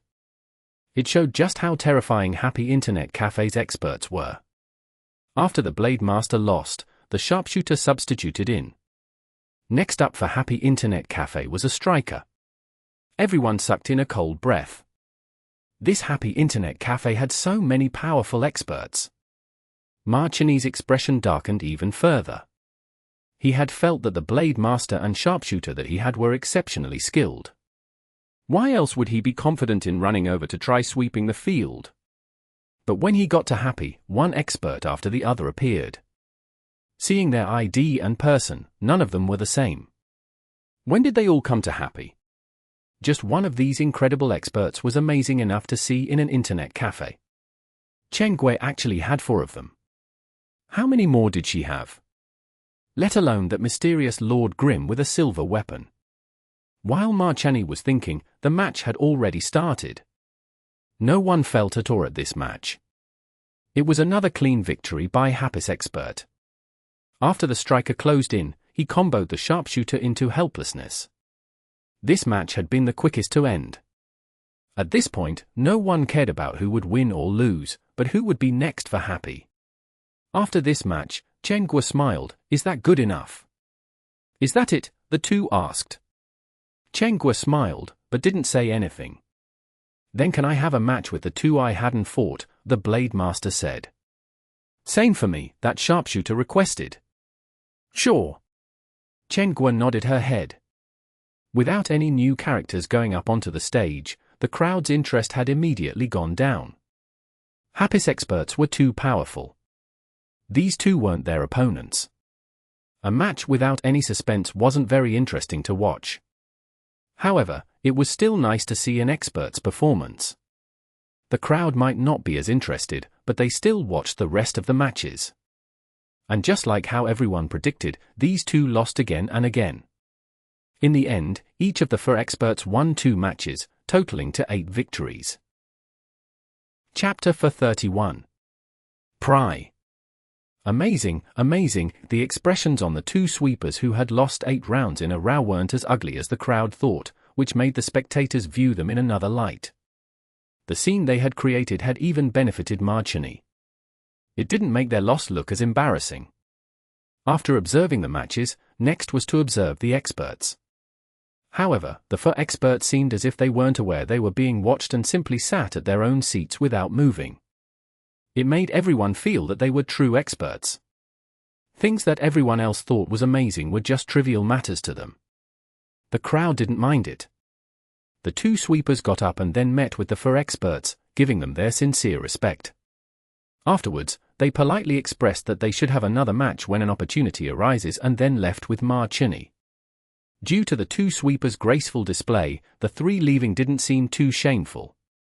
Some people even sympathized with them. Under this sort of circumstance, Chen Guo wouldn't mock them as they left like villains. Mucheng may have lost this time, but he hadn't lost face. Once the three left, the four experts gave Chen Guo a look and then returned to their seats to continue playing. Quite a few curious players wanted to have a match with the four experts, but the four politely refused them. There was nothing that they could do. The sweeping the field crisis passed by just like this. Tang Ru had been operating the cash register at the front desk, so she couldn't log into the game to watch the matches because her character was still in the 10th server. The sweeper battles had been done by Heavenly Domain characters and had taken place in the Heavenly Domain arena.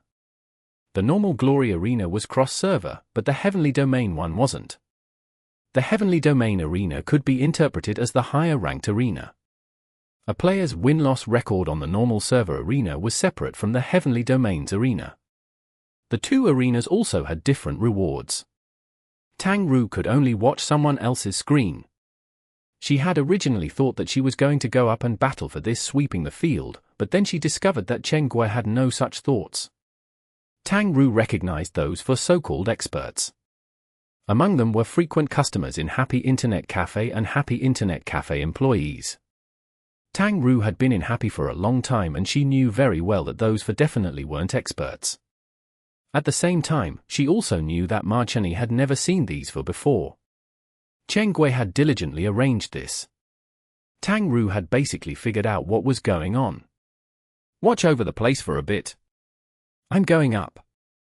Chen Guo knew that Tang Ru had probably guessed what had happened. She gave her an eye and then ran upstairs. At room 213 on the second floor, Chen Guo pushed open the door and her first thought was, the ventilation in this room isn't good enough. I need to make it stronger. She hadn't left for long. How many cigarettes had he smoked?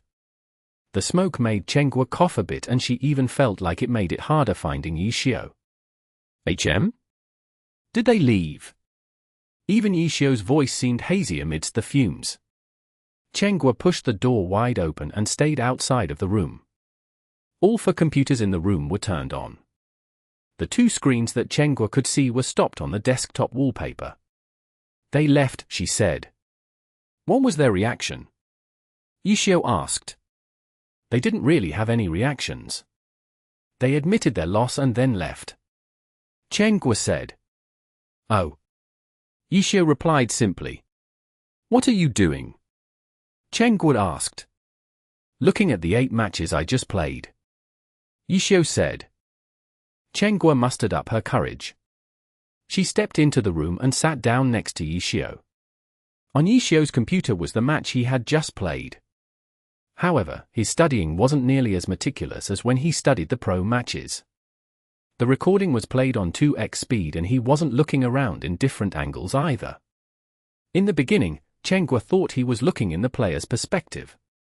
She wasn't wrong, but it was in the opponent's perspective, not his. How are these two? Chen Guo asked. They're not bad, but they're still far from being at the pro level. Yixiu said. Of course, they're not at the pro level. Why would a pro player go to an internet cafe? Chen Guo said. It doesn't matter who it is. Did they record it? Yixiu asked. They did. Chen Guo, every single match. It seems like my guess is correct. Yixiu nodded his head. But how did Grand Internet Cafe get mixed up with them? Chen Guo said. That doesn't really matter, does it? It was just a reason to come over and do this. Yixiu said. How did you play these 8 matches? Chen Guo asked. For different styles. Yixiu said, a normal person might not feel it, but if a pro player analyzed it, he would definitely think that they were done by different people. Excellent errors people should be very familiar with you though. Chen Guo said. They're only familiar with one autumn leaf. Yixiu said bluntly. Could you be just as proficient with other classes as your battle mage? Chen Guo asked in astonishment. It was true that Yixiao was called a Glory textbook, but this was mainly because he had been playing Glory since the start of the game. At that time, the Pro Alliance hadn't even been created yet. Glory was still purely an online game. In those days, he was already an extremely popular player and had a lot of influence on the meta. After the Pro Alliance was created, he had used the Battle Mage 1 Autumn Leaf for around 7 years. His nickname of being a textbook stuck around, but the majority of people knew him as the Battle God. Not at all. Yixiao replied, which made Chengguo relax a bit. But they're close. These added words from Yixiao made Chengguo stir again. If they were close, then didn't that mean he was at a pro level with all of the other classes? You can't have that much time. Chengguo exclaimed. With 24 classes, if he practiced each class for an hour, he wouldn't have any time to do anything else. Over time. Yixiao said. Chengguo nodded her head. And of course, talent. Yixiao added. Chengguo's gaze returned to her screen. She didn't want to bother with him. However, she had to admit that all of these top-tier gods in Glory had to have talent. I really want to see their reactions when they see those recordings. Chengguo clicked in boredom at the desktop icons. It had taken her quite a bit of effort to borrow these accounts and organize everything, but she wouldn't be able to see the results. It was quite depressing to think about. Club Excellent Era. After the two sweepers left Happy Internet Cafe, they apologized to Mucheng. What could Mucheng say? He had personally witnessed their skill and had thought that challenging the entire Happy Internet Cafe wouldn't be a problem. How could he know that Happy had so many freaks these days? If he had to blame anything, he would have to blame not scouting out his opponent first and just charging in to try sweeping the field. Moreover, the two might have lost, but their performance made it so he didn't lose any face.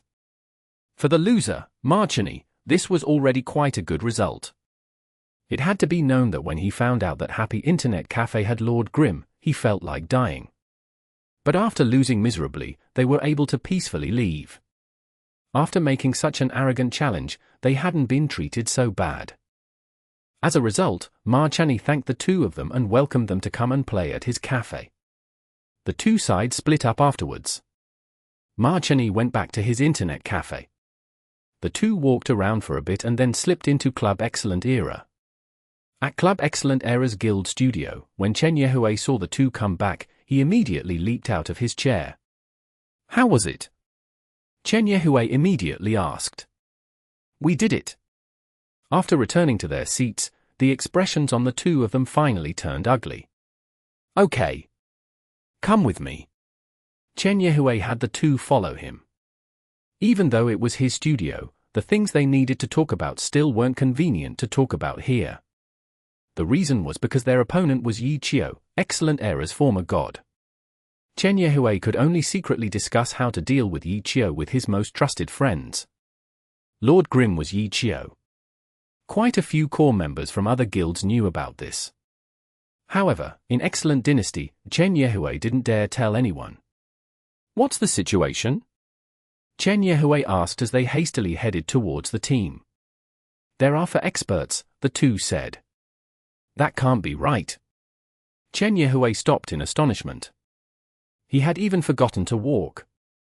Both of us saw it, the two swore. Chen Yehue hesitated, but then continued walking until they met with Liu Hao. We've scouted Happy. Chen Yehue went right to the point. Oh. Liu Hao was quite interested. Chen Yehue didn't continue and had his two trusted friends say the words for him. Happy Internet Cafe has for experts, the two immediately said. Experts? How good. Liu Hao was more calm than Chen Yehue when he heard this. A pro player had seen more things, after all. The game had too many so-called experts, but in the pro scene, these so-called experts would just be like fleeting clouds. We have recordings, the two said. Let me see. Liu Hao said. One of them went to use the computer and logged into an online file hosting service. He had saved all the recordings here. The recordings were quickly downloaded. This person got up and moved to the side, one launcher, one witch, one assassin, and one striker. Is the launcher chasing Haze? Chen Yehue interjected. No. All for a male. When the two were assigned with this task, Chen Yehue had talked to them that chasing Haze was important to ask about. But they didn't even figure out who chasing Haze was, and there were 4 more experts. Liu Hao had already opened up one recording. It was the launcher match. Chapter 432. The experts behind the scenes. Chen Yehue stood to one side and watched carefully with the other 2. However, with a pro player like Liu Hao here, the 3 knew that they didn't have the qualifications to express their opinions, so they stayed silent. On the other side, Liu Hao had watched until about halfway through when he suddenly grabbed his phone and sent a text. As he put down the phone, he rewound the recording back to the beginning and then began to contemplate. Chen Yehue and the other 2 looked at one another but didn't say anything. Not long afterward, the room to the door was pushed open. The 3 turned their heads and saw He-Ming and Wang Ziyi walk in. They had seen Chen Yehue call for them, and then they went over the videos together. Watch this match. Liu Hao told the 2 who had walked in. Chasing Haze? He-Ming asked. First look. Liu Hao said, and then watched the match again from the beginning. The room fell silent. Liu Hao wasn't wearing headphones, so the match didn't have sound. Everyone watched the screen quietly. Once the recording reached a certain spot, He-Ming's and Wang Ziyi's expression changed. Chen Yehue and the other 2 knew that they wouldn't be able to figure out much from the match, so they weren't nearly as focused as the 3 pro players. From time to time, they would glance to see the expression of the 3 pros. They quickly caught the reason for their change in expression. In the match, it was the moment that the Blade Master exposed an opening and began being comboed to death by the launcher. When the match ended, Liu Hao turned around. First, he gave He-Ming and Wang Ziyi an eye before looking at the other 3, who fought this match. I fought it, the Blade Master player replied. Do you know where you made a mistake? Liu Hao asked.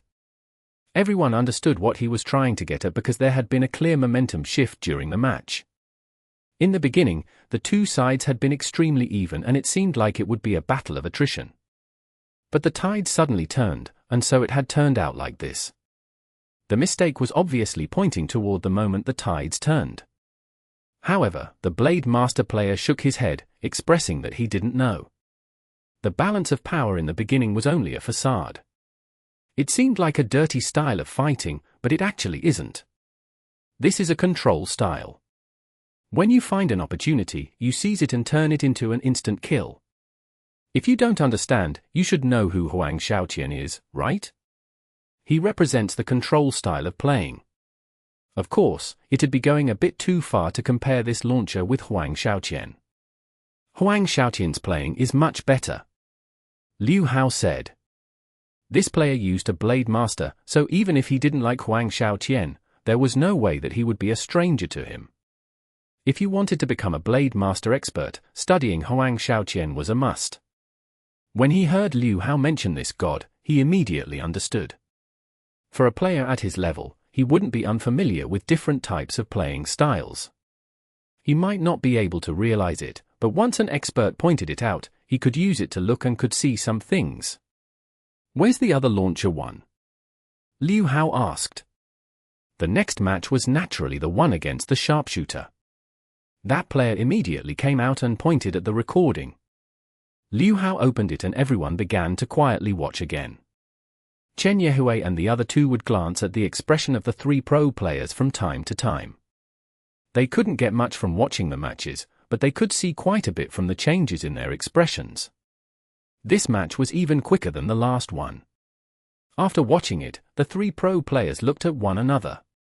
This time, Liu Hao didn't speak and looked at Wang Ziyi to explain. Wang Ziyi was a sharpshooter player, so after seeing Liu Hao's intentions, he immediately spoke. Compared to the last match, his play style is smarter. Chen Yehue and the other 2 didn't dare interrupt and just listened carefully.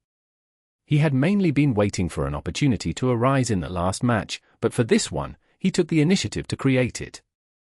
Wang Ziyi said. This has to do with the opponent. He-Ming added, The previous opponent was a mainly close-range Blade Master. The launcher has the range advantage, so if he maintained a distance and fought, the Blade Master would certainly begin to lose his patience. Waiting was a good choice. But for this match, his opponent was a sharpshooter. Sharpshooters don't have as much range as launchers, but it's only a slight difference. It isn't easy to grasp that difference. As a result, waiting would make him fall from an active position to a passive position, so this time, he took the initiative and created his own opportunity. His decision was correct as well. That's right. Liu Hao nodded his head at the two's analysis, but the problem is that the two sides have a clear strength gap. Don't you think that his meticulous planning and playing, depending on the different classes, feels a bit strange? Maybe he's just being cautious, or perhaps it's a type of attitude. He Ming said. Liu Hao didn't say anything and didn't look at any other match recording. Instead, he went online and took out the match between Chasing Haze and Poplar Beach. In this match, Chasing Haze was being played by Yi Qiu. Chen Yehue said. Yes. You've said this. However, you can't ascertain that Yi Qiu really was the one sitting behind the screen controlling Chasing Haze, right? Liu Hao said. Yes, Chen Yehue nodded his head. This match progressed a bit quicker. The two sides didn't really fight much before Poplar Beach was exploded to death.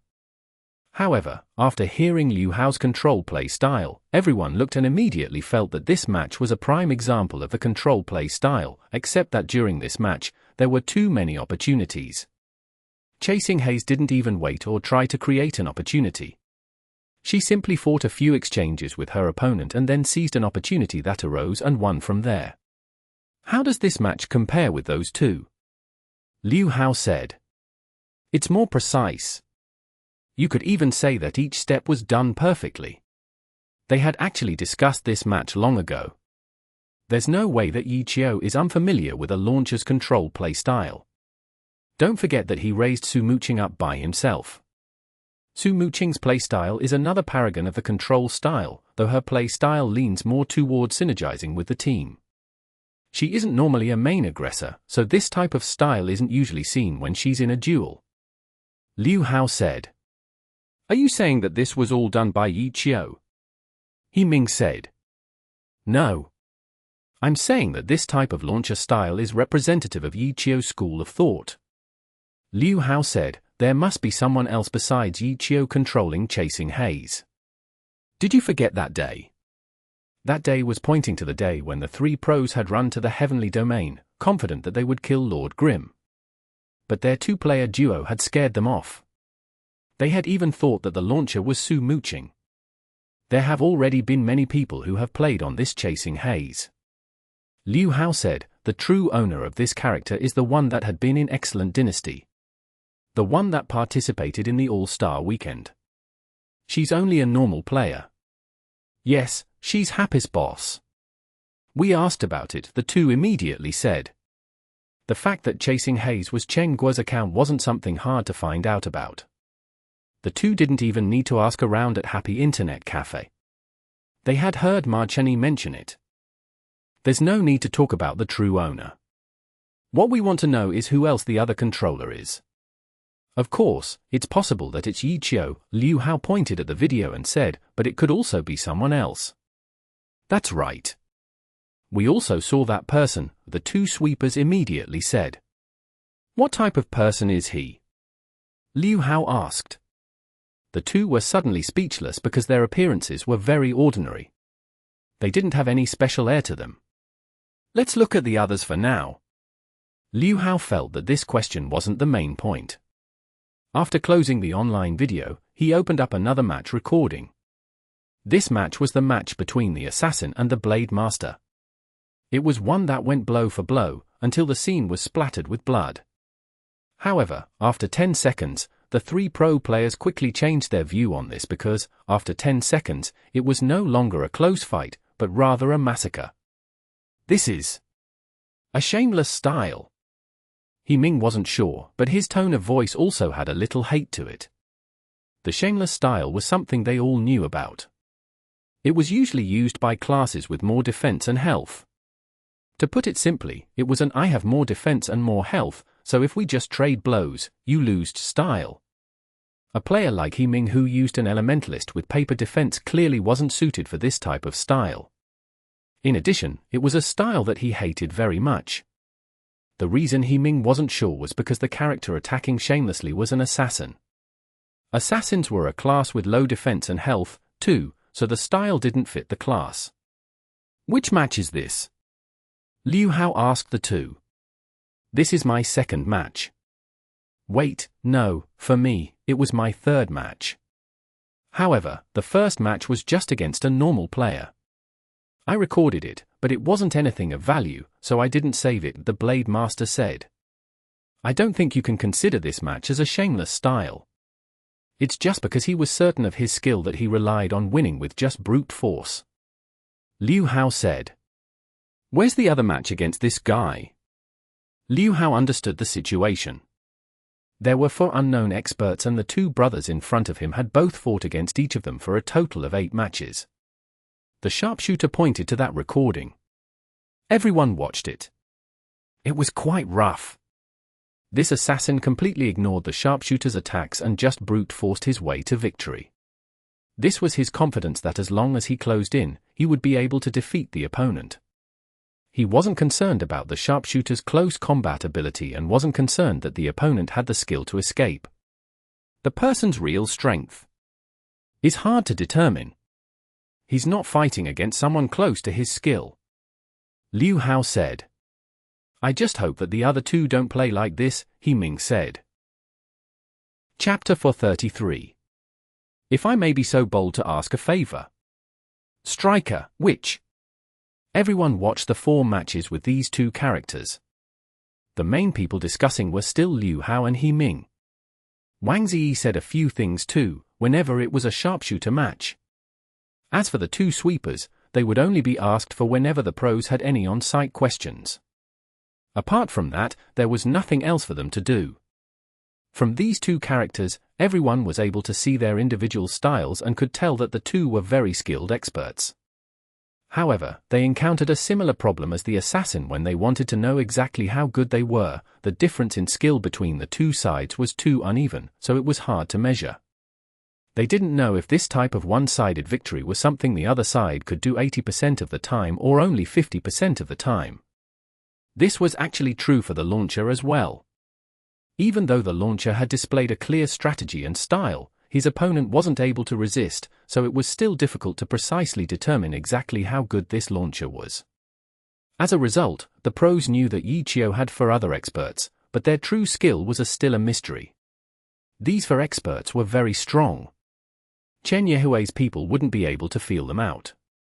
However, Liu Hao and the other pros had no way of running over to the internet cafe themselves.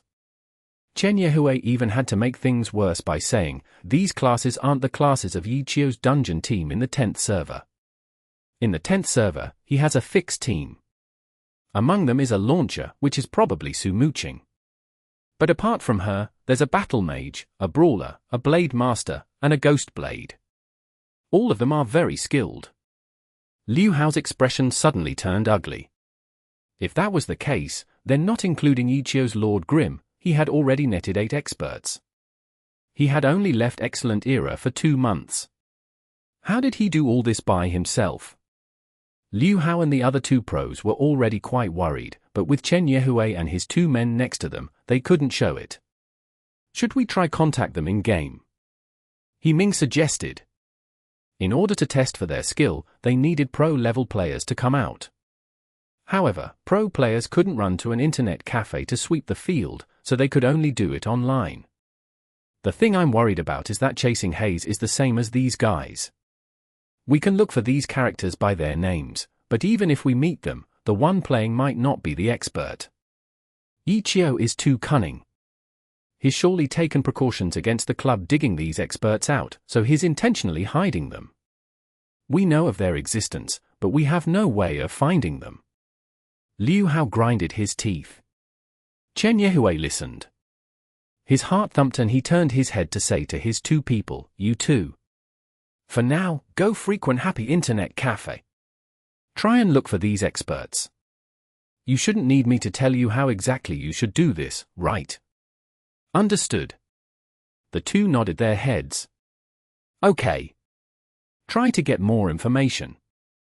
Find more recordings to get back to us. That way, we'll be able to know their skill. Liu Hao accepted Chen Yehui's plan. We can try contact them in-game too. After all, the things you talked about are only a possibility and not a fact. He Ming said. Liu Hao nodded his head and then told Chen Yehui, find out where these characters are and then we'll personally meet up with them. Okay. Chen Yehui nodded his head. Soon afterwards, Chen Yehui left with his two men. The remaining Liu Hao and the two pros looked at each other and then exposed their true feelings. Dismay. They were in absolute dismay. Yixiao only had one helper and that was enough to scare the three of them from making any hasty movements, let alone another four. They might not know exactly how skilled these four were, but the two weren't weak to dominate those two sweepers. The pro players already had some idea of their level though. If these four helpers were under the lead of a god like Yixiao, the three of them definitely wouldn't win. I remember that when we met them. It wasn't just the two of them. There was also a battle mage with them. Wang Zi recalled. As a result, the three immediately thought of the experts in the 10th server that Chen Yehui had talked about. There was a battle mage among them. A battle mage trained by Yixiao. Would definitely be terrifying, He Ming muttered. The three had never been concerned with characters. This was because glory characters weren't bound to anyone. Anyone could use the character as long as they had the card. This was why chasing Haze was such a mystery. She had displayed different skill levels several times, making it so no one had any idea who was behind the character. They didn't care who the real owners of these cards were. They wanted to know who the player that displayed such skill was. For a moment, the room was silent. Liu Hao stared at his computer screen. Who knew what he was thinking? Meanwhile, in Happy Internet Cafe, after the sweeping the field, the customers in the internet cafe had returned to playing their own game. The previous commotion had quickly turned into the past. As for those four experts, two of them had already left. They were now with Cheng Gui and Yixiao in a room. Apart from them, there were two other people. The owners of two of the four characters. Sorry for troubling you. Cheng Gui poured water for the four of them. It's nothing. Thank you, boss. The four didn't object. The four of them were quite close with Chen Gui, which was why Chen Gui had asked them for help. Even though they were a bit puzzled, they happily agreed. Afterwards, they couldn't help be curious and wanted to know what Chen Gui had been up to. There's one more thing I want to trouble you for with. Chen Gui said with difficulty. What is it? Tell us. The four were quite happy. Can you sell me your accounts? Chen Gui said. What? The four stared dumbly. What are you trying to do? The four hadn't gotten their previous questions answered yet and now another thing had come up. The four weren't willing to sell their accounts. They were all old players. Their characters had been bitterly trained up. They weren't in need of money either. Why would they sell their accounts? Or maybe switch? I'll trade the accounts for accounts with the exact same character. Your original equipment, money, materials, quest progress, arena record, I'll do my best to match them. I'll guarantee that besides the character's name, everything else will be basically the same as before. Chen Gui said. All of those might be the same, but what about our friend? Our guild? One person said. This? I'll have to trouble you with figuring that out yourself, but everything I can do, I'll do well. Chen Gui said. The four looked at each other. They couldn't understand Chen Gui's intent. One person shook his head. Boss Chen, we've all been playing at your internet cafe for a long time. Our relationship isn't bad either. We can be considered friends. For a small matter like that, we can help you out, no problem. We didn't really mind that you didn't give us an explanation. But now, your offer is really odd. If you don't tell us the reason for doing all this, we can't feel comfortable agreeing. That's right. Another person nodded his head. Chen Gui knew that it wouldn't go smoothly. She turned her head and gave Yixiao a death glare. These four were frequent customers. Yixiao had come 2 months ago, so they recognized him. Right now, he was sitting right next to Chen Gui and looked as if he was the boss. They had been puzzled about this when they first arrived in the room. When a critical point in their discussion had appeared, Chen Gui had unexpectedly looked towards him. The four were filled with doubts. They were currently wondering whether this guy had somehow seduced Boss Chen and had now become the owner of Happy Internet Cafe. But when he spoke, his words made them completely shocked. To tell you guys the truth, I'm Yixiao. That person said. What? The four were doubting whether they had heard correctly. Yixiao. Did you not hear him? Chen Gui said. Which Yixiao? The four were clearly in disbelief. If this was in a normal situation, Chen Gui would definitely be enjoying this scene, but today, they were discussing serious matters, so Chen Gui didn't laugh out loud. She just stayed silent, letting the four know they hadn't heard wrong. God Yixiao, how could you be here? One person said. After I retired, I came here to find work. Yixiao told the truth, but the four facing him were all showing an expression that they didn't believe him. I'm planning on using this year of rest to create a team. Yixiao said. Ah. So the rumors were true. One person said excitedly. Another person blurted out, did you see our characters and want to buy them to use in the Pro Alliance? You're thinking too much, brother. Yixiao didn't know whether to laugh or cry. This person had realized this and his face went red. Are you really Yixiao? One person was still doubtful. He really is. How could I lie to you guys?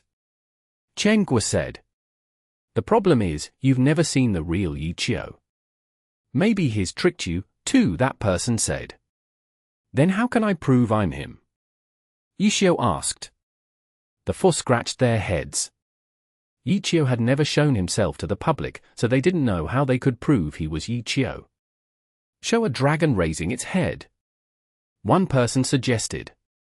What if he just flukes it? I'd like to see you fluke it. I'm not afraid of 10,000, I'm only scared of one. The four began to argue with each other. How about I find someone you guys recognize to do a video chat and have them verify that I'm Yixiao? Yixiao said. People we recognize? Like who? The four were puzzled.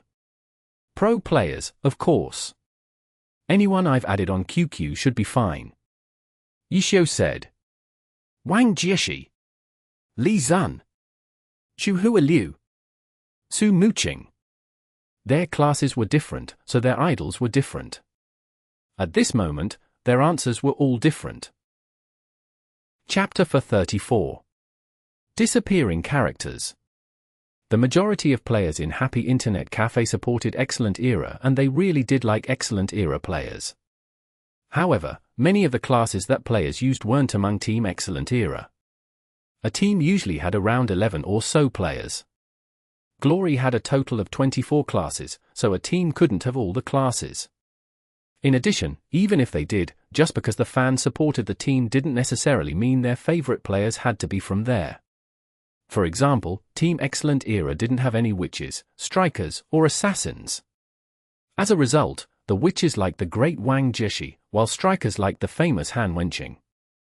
However, because of the rivalry between Excellent Era and Tyranny, Excellent Era fans generally didn't like Tyranny, so fans who played strikers wouldn't like Han Wenqing, but rather Shuhua Liu, a very outstanding player in Team Royal style. From this, it could be seen that all-star players were certainly popular, but it didn't necessarily mean that everyone liked them. First-string and second-string players also had their own loyal fanbases.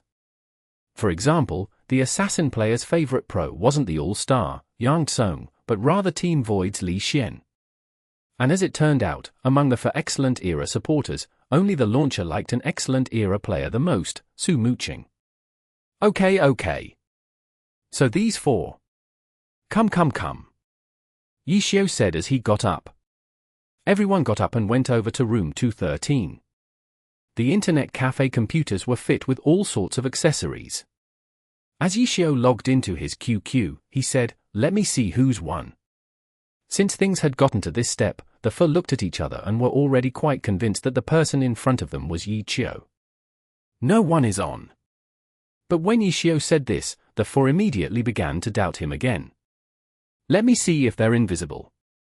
As a result, Yixiao clicked on 4 names from his friends list and sent them each a message. None of the 4 replied. The 4 players behind Yixiao didn't say anything. They had already decided that if there was no video proof, then they wouldn't believe him. Who knew if this guy had just found 4 ghost accounts to put up an act? Lend me your phone. Yixiao asked Chengguo. You're going to call Moo Moo? Chengguo asked. Yeah. The call went through. Yixiao said a few words on the phone. The 4 once again began looking at each other, becoming convinced again. Suddenly, one of the 4 chat windows on QQ replied and directly sent a video call request. Yixiao accepted and then moved away to let everyone see. The face on there was clearly Su Mucheng's. She waved her hands and smiled at them. Seeing that no one was replying, Su Mucheng typed, "Hi everyone. I'm Su Mucheng. The person you're looking at is Yixiao." Ah. The 4 were completely convinced now. That Su Mucheng fan was so excited that he didn't know what to say. Eyeing the headphones on the desk, he was hesitant on whether he should go and grab it or not. But during this moment of hesitation, Chengguo grabbed it and put it on, "Hey, Moo Moo." Chengguo also waved her hands. Afterwards, the 2 began chatting. The first 3 sentences were about their current situation. After 5 sentences, they began going off topic, and after 10 sentences, none of the 5 brothers knew what they were chatting about. Everyone, Yixiao could only ignore Chengguo and look towards the other 4. The 4 had only just regained their composure. They were completely convinced. Their expressions of doubt had changed into expressions of excitement and shock towards Yixiao. After a moment of silence, one of them finally spoke, "God. Signature. No problem. Let's leave for now to talk." Yixiao suggested. Okay. The 4 nodded their heads. As they left, that Su Mucheng fan looked at the smiling Chengguo with a face full of envy. HM? What? Done? Wait for me. Chengguo immediately called out when she saw they were leaving. She said bye to Su Mucheng and then stopped the video call. They returned to the living room. After verifying Yixiao's identity, their attitudes were completely different. They had no idea what to do with their hands and feet. Their favorite players might not be from excellent era, but their favorite team was absolutely excellent era. It was easy to see just how much they respected Yixiao. When they arrived at the living room, at first, they were cautious, but they soon began to open up. All sorts of crazy questions began being asked. Everyone, let's first talk about the previous matter." Yixiao switched topics. "There's no need to talk about that. If it's to help God Yixiao, I have no problem with it." One of them vouched. Afterwards, another one nodded his head. The remaining 2 were still conflicted. Discarding an account they had put in so much time and effort into wasn't so easy. It was true that Chengguo promised she would do everything she could to keep their equipment, items, quests, and even records as close as possible to the original. Their friends list and guilds were a bit troublesome, but they could be dealt with. However, something like a name, which didn't have any influence on anything in the game, was what was stopping them from agreeing. A different name made it feel like the character was completely different. Because Yixiao and Chengguo understood this, which was why they didn't say that it was all the same. They could only quietly wait for their decisions. After a long moment of silence, seeing that the 2 were still conflicted, Yixiao also sighed. He told them all of the difficulties he had come across. The 4 listened in shock. No matter what, a team trying to suppress their former god and captain into the grave was something they couldn't accept. Their image of excellent era crumbled and the 4 were no longer fans anymore. At this moment, the 4 hoped that the god would successfully form a team, return to the Pro Alliance, and give Excellent Era a good beating. Take it! The two conflicted players directly put their account cards onto the table. Thank you. God, good luck. The other two also took out their cards and said, Of course. Yixiao said, We'll definitely support your team. Thank you. The four happily handed over their account cards and gave their blessings. Of course, they weren't going to refuse Chengguo's compensation. Chengguo handled matters cleanly too and immediately went online to search for appropriate cards. The Glory player base was massive. Finding for appropriate cards wouldn't be too difficult. After all, these four characters weren't anything incredible. However, no matter how easy it would be to find one, there was no way she could be quicker than the four of them handing over their cards. With the business finished, the four couldn't help but pay their respects to the god before leaving in satisfaction.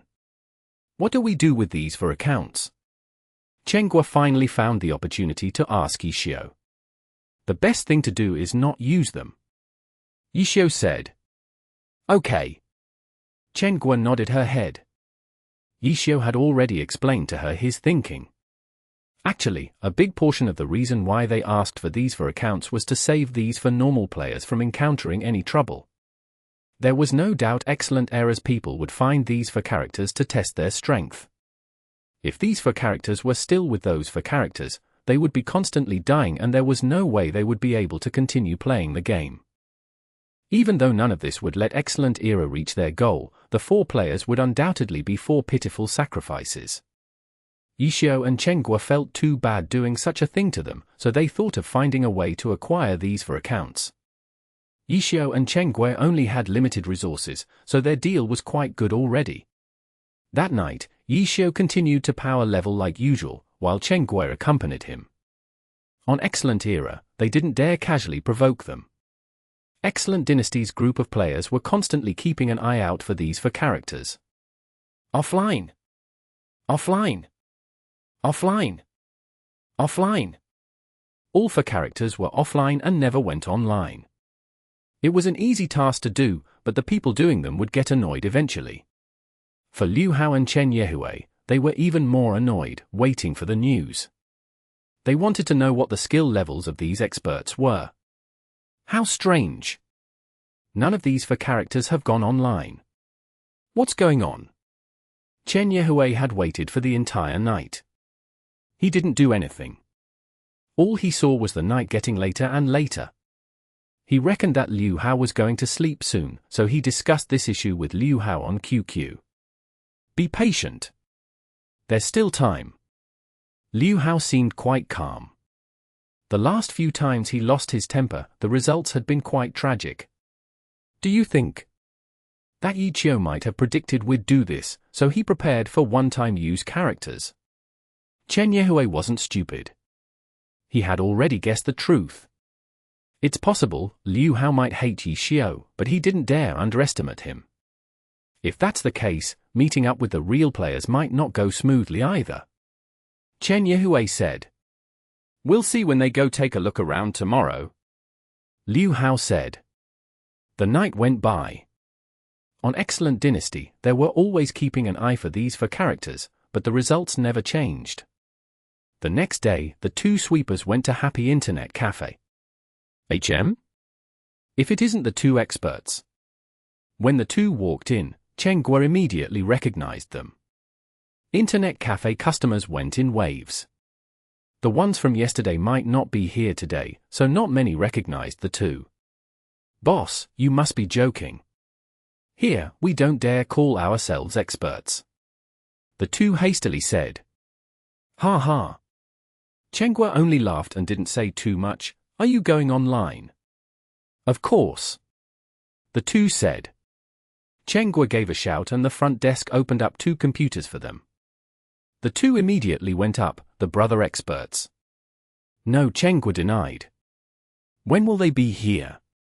The two asked after being a bit startled. Chengguo said with a face full of astonishment, how would I know? They're all customers. How could I know who comes at what time? Chapter 35. Whoever moves first loses.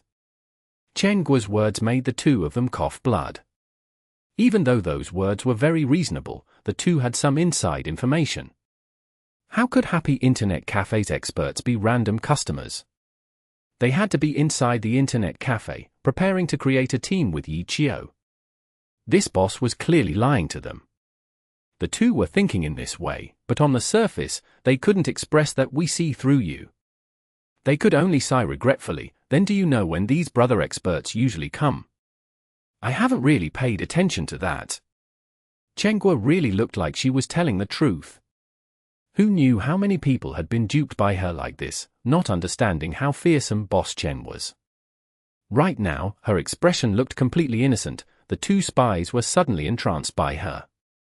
They felt as if this sister couldn't say anything wrong and they must have made a mistake. Luckily, the two quickly had reason take over, and after regaining their composure, they calmly spoke, "Are the computers ready?" Area 14, number 15. Chen Guo pointed to where the computers were located. If the experts weren't there, they could only wait, while talking with the other Internet Cafe guests to see if they knew anything. The majority of the people in the Internet Cafe played Glory, and there were many like-minded people. If they wanted to, making Glory friends in the Internet Cafe was very easy. However, nowadays, computers were essential to households, so those who came to the Internet Cafe were usually already in a group with 3 or 5 other friends. As a result, there weren't too many who would actively look for friends when they were already with a group of friends. These two spies had come with a different purpose though, so they were different. After sitting down, the people to the left and right of them were playing Glory. The two quickly logged into the game and looked at their neighbors with a smile. The two took the opportunity to go and chat with them. Unfortunately, their neighbors weren't frequent customers of Happy Internet Cafe. They had simply come on a whim. It would be hard to get any useful information from these type of people. Thus, as the two played Glory, they would look towards Happy Internet Cafe's entrance to see if those for experts would appear. But after sitting for an entire day, there were no signs of them appearing. 2 of those for fake experts were Happy Internet Cafe employees. If Chen Guo didn't want them to appear, all Chen Guo needed to do was tell them not to appear. The other 2 might not be her employees, but because they had already changed to Yi Qiu's side, as supporters, they would cooperate in earnest. The 2 spies weren't able to get anything out of today. The 2 couldn't just live in the Internet Cafe, so when it was time to go, they could only pay the bills and leave. Do you know these 2? Meanwhile, Chen Guo had secretly taken a picture of them and gave them to Yi Qiu to look at. Of course I don't know them. If they sent 2 people who I recognized, wouldn't that just be asking to be exposed? Yi Qiu didn't even look. Oh, that's true, Chen Guo said, these 2 will definitely be coming often. What's wrong with having 2 fixed customers? Yi Qiu smiled. With their eye shifting about, I really want to treat them like little thieves and beat them up. After knowing their identities, Chen Guo couldn't like them. Any action they did made Chen Guo want to vomit. Don't be in such a rush. Let them suffer. Yi Qiu didn't care. What about Loulan / Is there any news from them? Chen Guo asked. There hasn't been any for now. Yi Qiu said. It's been so long. Why are they so slow? Slow? It's only been 2 days. Yi Qiu said. How is that not slow? This isn't just about a game. This is a business deal and a gamble. Wouldn't you want to be careful? Yi Qiu said. TCH. Chen Guo clearly didn't care. The 2 spies went to QQ and reported the situation to Chen Yehui. There was nothing Chen Yehui could do. In the game, they had watched for an entire day again, but the characters of the 4 experts never appeared. In order to be experts, there was no way they wouldn't be playing a lot. Chen Yehui felt that his initial thoughts were correct. Yi Qiu might have prepared for them long beforehand. If that was the case, the 2 spies definitely wouldn't be able to get anything. Thinking of this, Chen Yehui discussed this with Liu Hao and dispatched more spies. Apart from the 2 who went to the cafe like usual, they added more people to keep watch on Happy Internet Cafe 24/7. This arrangement wasn't difficult for Chen Yehui to do. Their work was done through the game, so if he sent people to go to Happy Internet Cafe, they would be playing the game too. It wouldn't delay their work. It was just that there were no results after 3 days. In-game, their characters had disappeared and the experts from outside of the game were nowhere to be seen. Chen Yehui was anxious. Liu Hao was anxious. The entire club guild was anxious. These past few days, there were no signs from Excellent Dynasty nor any of the other club guilds. One reason was because Lord Grimm's popularity was still on fire. They really couldn't make any movement with so many people watching him. In addition, they knew that Lord Grimm was Yi Qiu, so the club guilds were very fearful. They wanted someone else to test it out for them and die a few times before they moved. There was also one other reason. Tyrannical Ambition was a good example of this. Tyrannical Ambition's guild leader Jiangyu was calm when Yi Qiu entered the heavenly domain. Their guild had only gossiped and chatted about it like everyone else and didn't make any movements. This was because Jiangyu was still confident about his previous judgment. There had been some sort of inside conflict when Yi Qiu left Excellent Era, so Excellent Era definitely wouldn't want Yi Qiu to return. Thus, Guild Excellent Dynasty would definitely go all out to suppress Yi Qiu and they should just wait to watch the show. As for Tyrannical Ambition, Yi Qiu fighting Excellent Dynasty was simply too good of a show. Both sides suffering would be a delight to see. Jiangyu's thoughts weren't complicated or anything. He had talked about it in the 10th server with many other guilds before, so many of the other guilds had this type of thought too. They really didn't want to move. It would have been so nice if Yi Qiu hadn't come to play the game. Many people shared this wish. Thus, if it was highly probable that a guild would stand out, everyone was more than happy to wait a bit. However, on the first day, Excellent Era had only sent out Liu Hao and 2 other pro players to move. Their scale was too small. The other guilds hadn't known about it. As a result, it seemed like Excellent Era was only observing too and couldn't help but feel a bit worried. These days, the spies in Excellent Era were having a tough time. They were trying all sorts of ways to get information on how Excellent Era was going to deal with Lord Grimm. The peaceful leveling these past few days had made Chen Guo feel astonished. She discussed it with Yi Qiu and after hearing Yi Qiu's thoughts, she understood that ever since Yi Qiu had stopped the ambush from the 3 pro players, his plan had already begun. This was because the Heavenly Challenge had caused his fame to soar, making the guilds unable to do any large movements and were waiting to see what Excellent Dynasty was going to do. Excellent Dynasty didn't dare make any large movements either, but the club behind them helped out by directly sending them pro players. With a 20-level suppression, let alone 3 pro players, a single pro player would be difficult for Yi Qiu to beat. However, Yi Qiu's deception had caused Excellent Era to be completely uncertain to how many helpers he had and how good the helpers were. As a result, these past few days had dragged on in this way. During this time, Yi Qiu had come into contact with Loulan /. After another contact with each other, Loulan / said that he would have his answer today. If Loulan / agreed, then Yi Qiu wouldn't be alone anymore. How is it? Do you find it fun? Yi Qiu laughed. The top guilds are currently playing a game where whoever moves first loses, but if no one moves, then they will also lose. You really are. Chen Guo couldn't find the words to describe her feelings. Those powerful guilds had been played by Yi Qiu. He had completely figured out their weaknesses and forced them into a tough situation. However, he also had to have the skill to do so. Without enough skill, how could this situation have happened? During these past few days, Yi Qiu had went back to the 10th server for 1 day. The Heavenly Domain and the 10th server were in different servers, so players couldn't just switch whenever they wanted to. Right now, the game restricted it so that the player could only switch servers once every day. In other words, since he switched from the Heavenly Domain to the 10th server, he had to wait until tomorrow to switch back. However, Yi Qiu had used these 24 hours well and with the 4 players in Happy who had reached level 50, he formed a team and set records for a bunch of level 50 dungeons.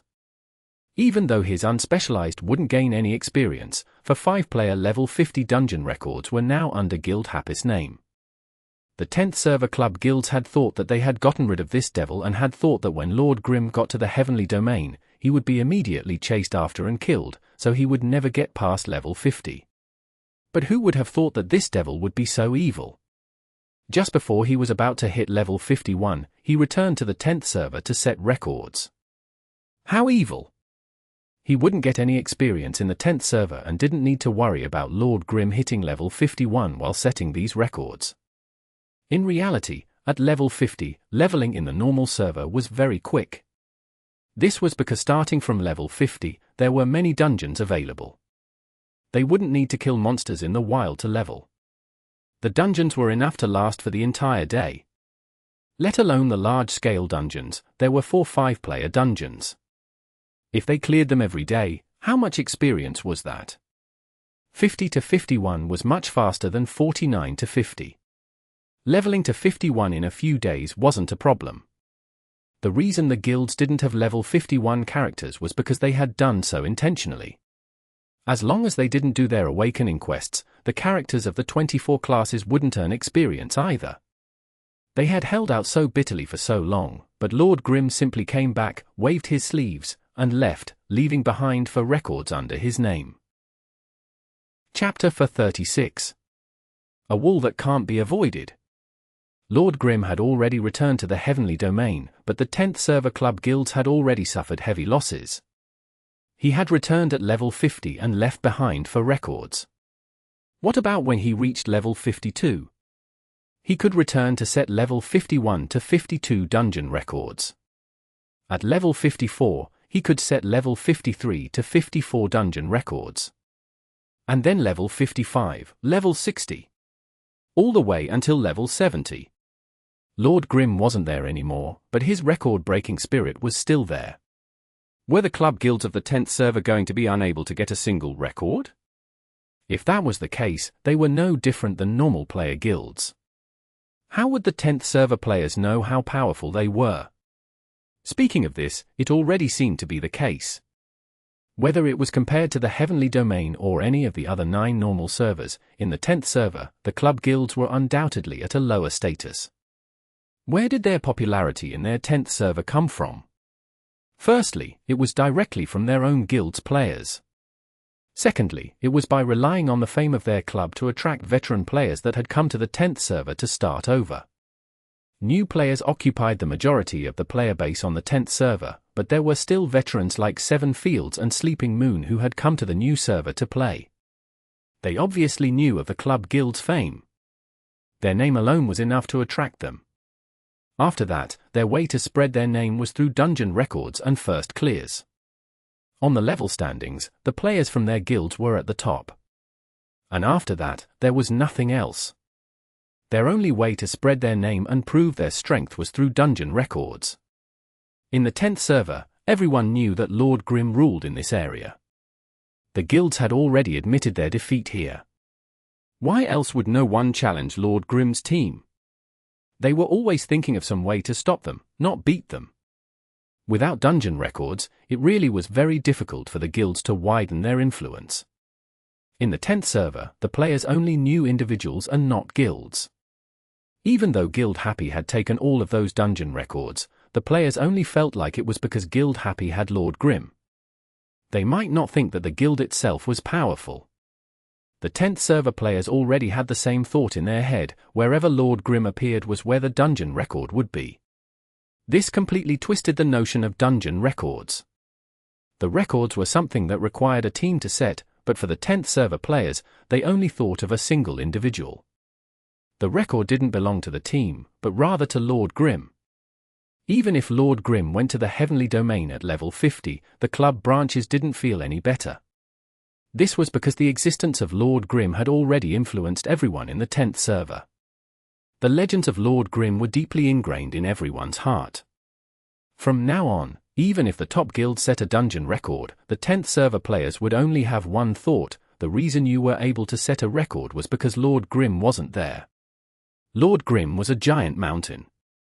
No matter how hard you tried to go around it, it would be of no use. The mountain would always stand there, looked up at.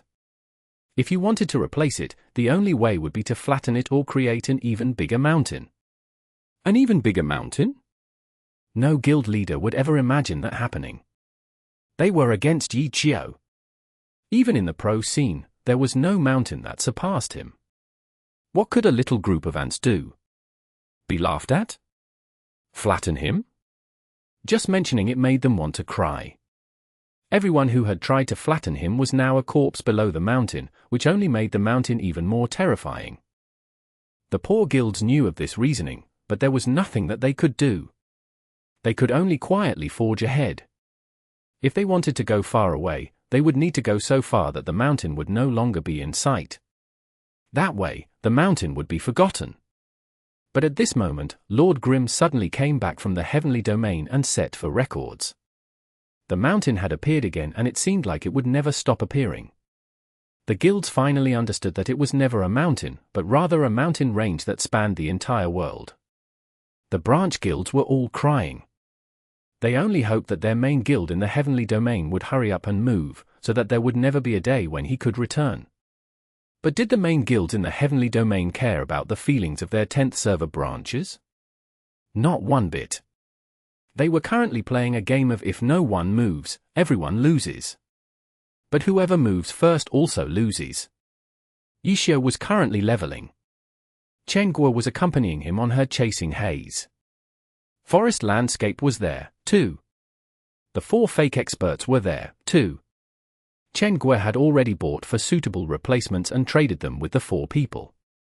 The 4 people took the accounts, contacting their former friends to add them again, while chasing after their god's footsteps.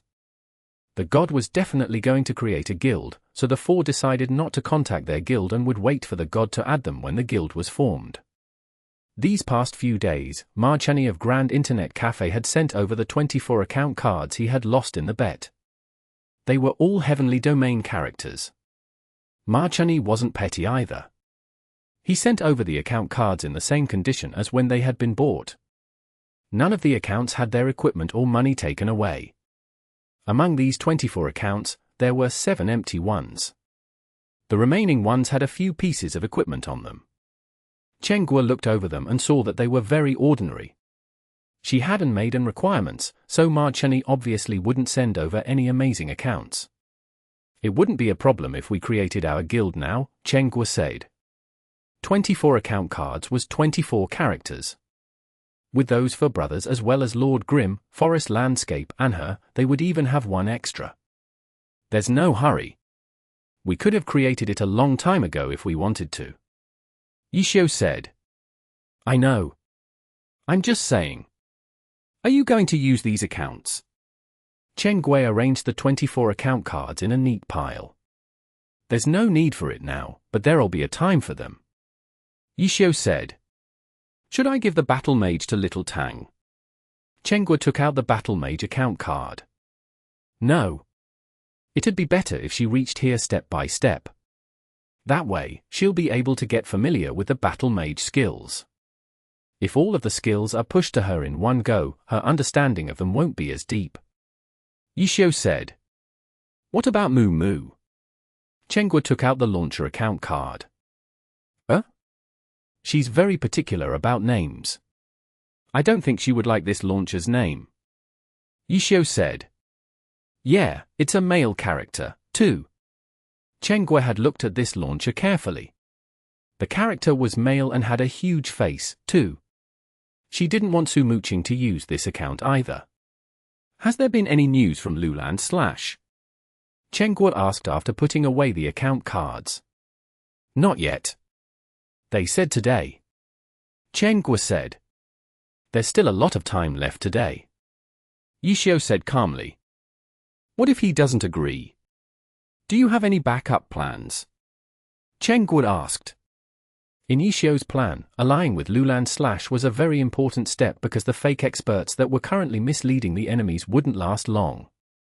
There would be a time the guilds would have to move. For example, for Liu Hao's group, in the worst-case scenario, they would have to charge in and perhaps die a few times, but they would at least be able to figure out how many helpers Yi Qiu had at his side. This was something that Yi Qiu didn't want to see because he didn't actually have any helpers. He had always been playing alone. If he declines... Yi Qiu was just about to say something when his chat box flashed. He checked it and saw that it was from Loulan /. Yixiao immediately replied, while Chenghua came over to look at his screen. After thinking about it carefully these past few days, Loulan messaged. Just get to the point. Chenghua slammed the table. Yixiao was smiling though, it's probably good news then. Sure enough, Loulan expressed his approval to working with Yixiao. I'd be happy to cooperate. Yixiao replied. After thinking carefully about it these past few days, we think that a cooperation will definitely be something to be happy about. Loulan replied. What do you plan on doing next? Yixiao asked. We're going to drag you to our guild, of course. Where are you? Loulan asked. The two sides agreed on a location and met up. Loulan was leading the same 4 players from before, giving Chenghua another reason to despise his ostentatiousness. Soon afterwards, Yixiao's Lord Grim joined Loulan guild, Heavenly Justice. Chenghua listened to Yixiao's arrangement and didn't join for now. She and Forest Landscape continued to be free. If you two have time, you guys should check out the Glory forums and the esport websites. Loulan said to Yixiao and Chenghua. You're going to begin announcing your team. Yixiao smiled. Yes. Could we trouble you to have a spar with our brothers? Loulan said. You still want to test if I'm real or not? Yixiao said. A bit, but more importantly, we would like it if you could measure our skill level, and we also hope God could give us a few pointers as well. Loulan was quite modest. By calling him God, it was already clear that Loulan believed that Yixiao was Yixiao. No problem. What class would you like to play against? Yixiao asked. What class? Loulan stared blankly. Yeah, any class is fine. Yixiao said. Because you're unspecialized. Loulan said. No. It's because I have 24 account cards of each class with me right now. Yixiao said, while indicating Chenghua to bring over the stack of account cards. So you really are going to use them? Chenghua was speechless. Loulan stared stupidly for a bit, and after a brief pause, he spoke, then let's go to the arena and make a room. God, could you give me your contact information? That way it'll be easy to find you when you switch accounts. Okay. Yixiao nodded his head, and the outside of the game, the two added each other on QQ. Chapter 37. What class would you like to play first? The Heavenly Domain had a huge world and thus had many cities. The experience loss and equipment drop chance was higher here than in the normal servers as well. The official statement was that it was done to increase interactions between players, but in reality, it was to increase competitiveness. In Glory, equipment could be bound. However, from a monetary perspective, binding the item wasn't good. If the item was bound and one wanted to switch equipment, the player wouldn't be able to sell his old equipment for money. This made binding equipment a difficult choice. Choosing to bind the equipment would guarantee safety, but it also meant a loss in money. From the system's perspective, the system encouraged players to bind their equipment. Bound equipment would lose their value in their market, which meant that the system had taken it back. If the equipment was kept circulating, then the equipment would only continue to lose value with each new one that appeared out in the market. Loulan took Yixiao's group to the City Sword Shadow, which was where their guild, Heavenly Justice's, headquarters was located at. In the Heavenly Domain, guilds could possess a certain amount of territory. Of course, the prerequisites for this were power and wealth. As a result, most player guilds wouldn't ever think of having their own territory. This wasn't a problem for club guilds, and Loulan guild had money to strengthen their power, so they had a much easier time developing than normal players. After entering the city, they entered the arena. For top-level cities, there was practically no difference in facilities inside the city. All the necessary ones were there. The only difference would be the amount of small buildings. Each city only needed one arena. It was the equivalent of a teleport device. How about fixed field? The equipment on the account cards I have aren't very good, Yixiao said. Oh. Loulan was a bit surprised. Wasn't he a god? God's request seemed a little weak. We're testing skill anyways, so equipment isn't important. Yixiao said. That's true. Loulan said. An equipment's quality could be directly observed. All one had to do was look at the stats. Loulan was looking to test skill level, so equipment wasn't important. What class do you want me to play first? Yixiao asked. Battle Mage, of course. Loulan laughed. No problem. Yixiao also laughed. Lord Grim logged out and logged into the Battle Mage account. He didn't head toward Sword Shadow City and just went to the nearest arena. He logged onto QQ, asked for the room number and then joined the room.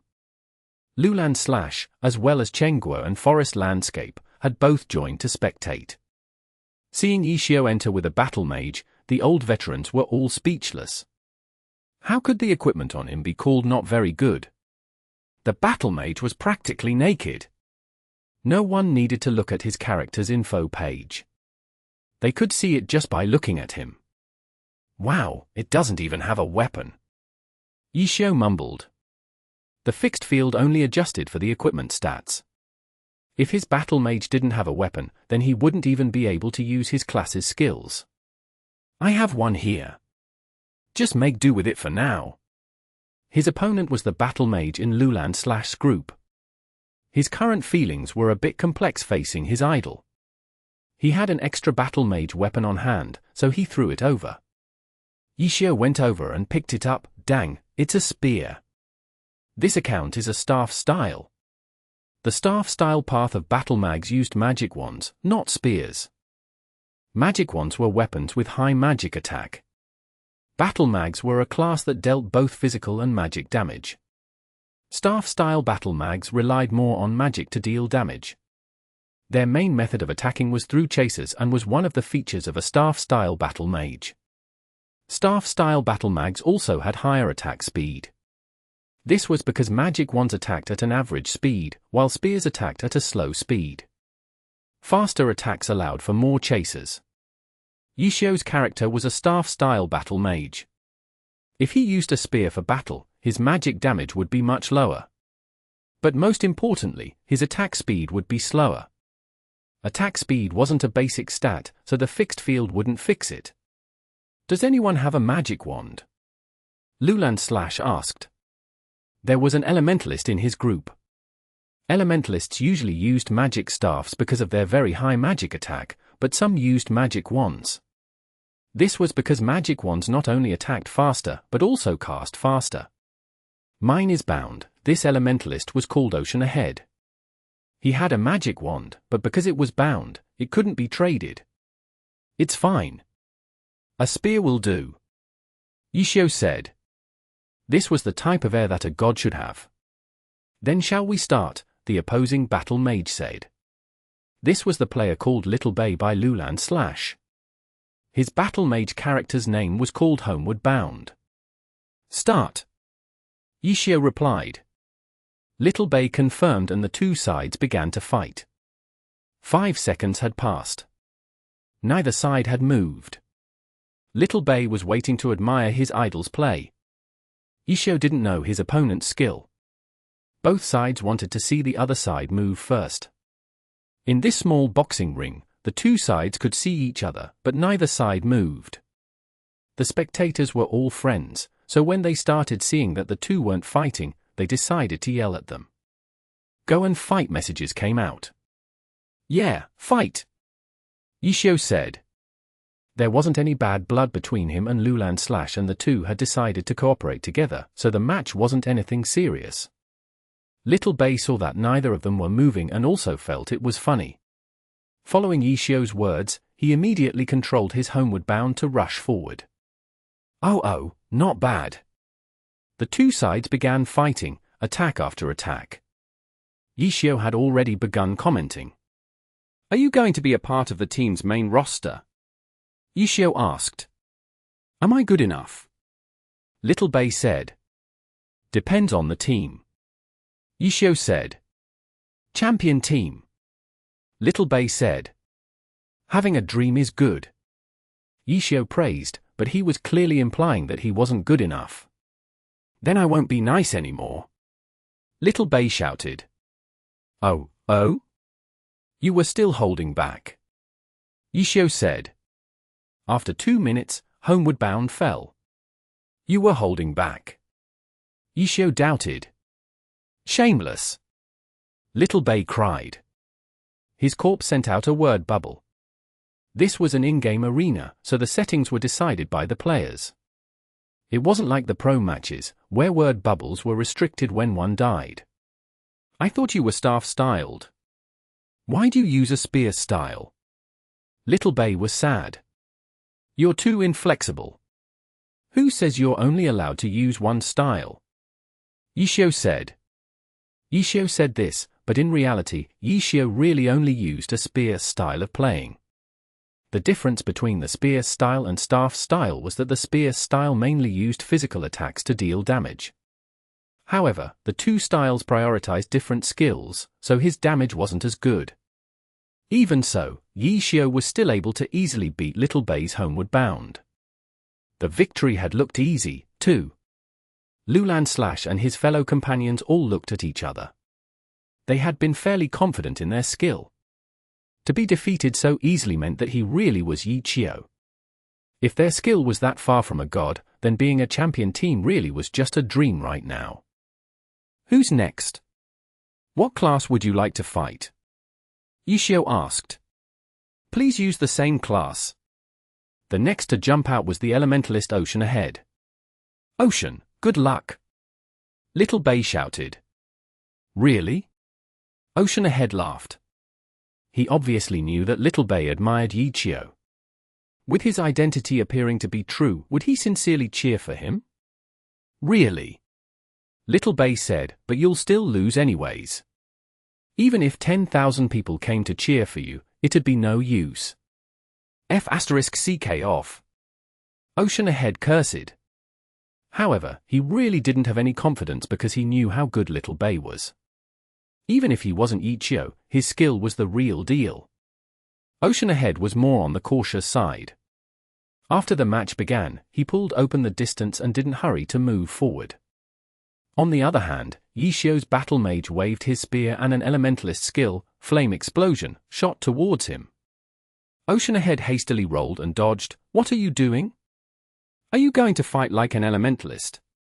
Just as he said this, he heard a bow, as he got up from his roll. For an elementalist, he was very familiar with this sound. It was the sound of a frost ball hitting. So unlucky. Ocean Ahead thought.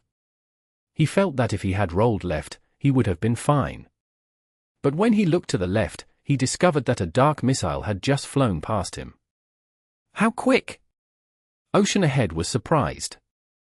The opponent had cast 3 spells one after the other. These low-level spells had a low cast time. His opponent had covered all of his options, so he would have been hit by a spell if he went left or right. If Ocean Ahead had rolled right, he would have been hit by a frost ball. If he had rolled left, he would have been caught by the dark missile. Staff styles will learn lots of elementalist and witch skills. Didn't you know that? Yixiao said. His character flicked his sleeve and a purple shadow came out and wrapped around Ocean Ahead. Sure enough, it was the witch skill, Shadow Cloak. Right afterwards was the battle mage skill, Sky Strike. Ocean Ahead was launched into the air. A magic chaser flew out and exploded. The explosion blasted Ocean Ahead towards the ground. Who would have thought that at this moment, Ocean Ahead would fly back up into the air again? Impossible! Ocean Ahead was startled. Sky Strike's cooldown wasn't that quick. But when he looked again, he saw an elemental wave above his head and understood what had happened.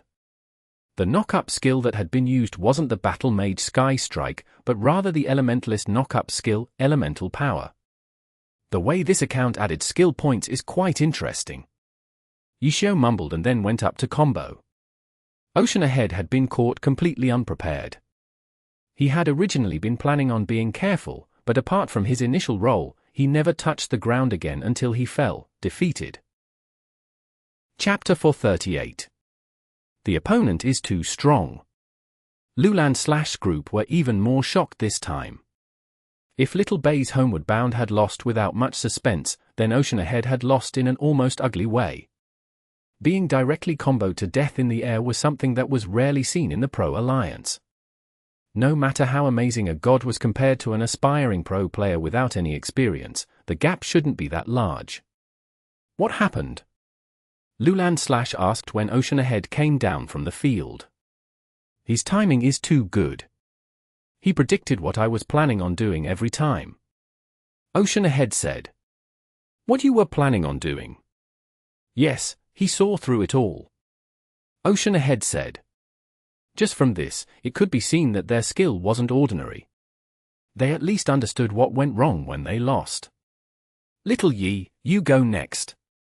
Loulan/ said in a heavy voice. Whether they won or lost wasn't something they cared about, but losing 2 matches in a row so miserably was a bit shameful. Even if their opponent was a god, they weren't regarding themselves as normal players. Their goal was to become pro players.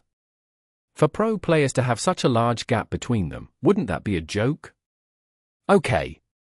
The player called Little Yi played on a grappler called Night Tide. Little Yi, good luck. Little Bay cheered. Night Tide didn't make any small talk with Qiu like Ocean Ahead before him. He entered the match and the two quickly began fighting. For this match, Night Tide had completely eliminated his attitude of just playing for fun and giving it a try. He was taking it seriously as if it were a real match. Grapplers were a class that required to be in a close range to do anything. Qiu continued his previous strategy when he was against Ocean Ahead. He used Elementalist and Witch low-leveled skills to maintain a distance between them, while being prepared to use Battle Mage attacks at any moment. This match wasn't as lopsided as the previous 2 matches. Loulan/ could finally relax. Little Bay and Ocean Ahead were feeling a bit embarrassed. Night Tide wasn't any better than them. It was clearly a matter of attitude. If they had taken it seriously, they wouldn't have lost so easily to the god. Of course, their unpreparedness was another important reason. In a situation where both sides lacked information, Qiu's experience as a god was a huge advantage. Although Night Tide had lost, he had lost in an acceptable manner. After he came down, Loulan/ personally went up to fight. There was still one more player in their group of 5 called Thousand Falling Leaves, a female. Her class was a cleric and it didn't seem like she was going to go up and fight. This meant that she was a support cleric. Fighting 1v1 was pointless. God, please instruct me. Loulan/ said. Sure. In the fixed field, your sword point is a bit of a waste. Qiu said. In the fixed field, the stats of each character were adjusted, so both sides were at the same level.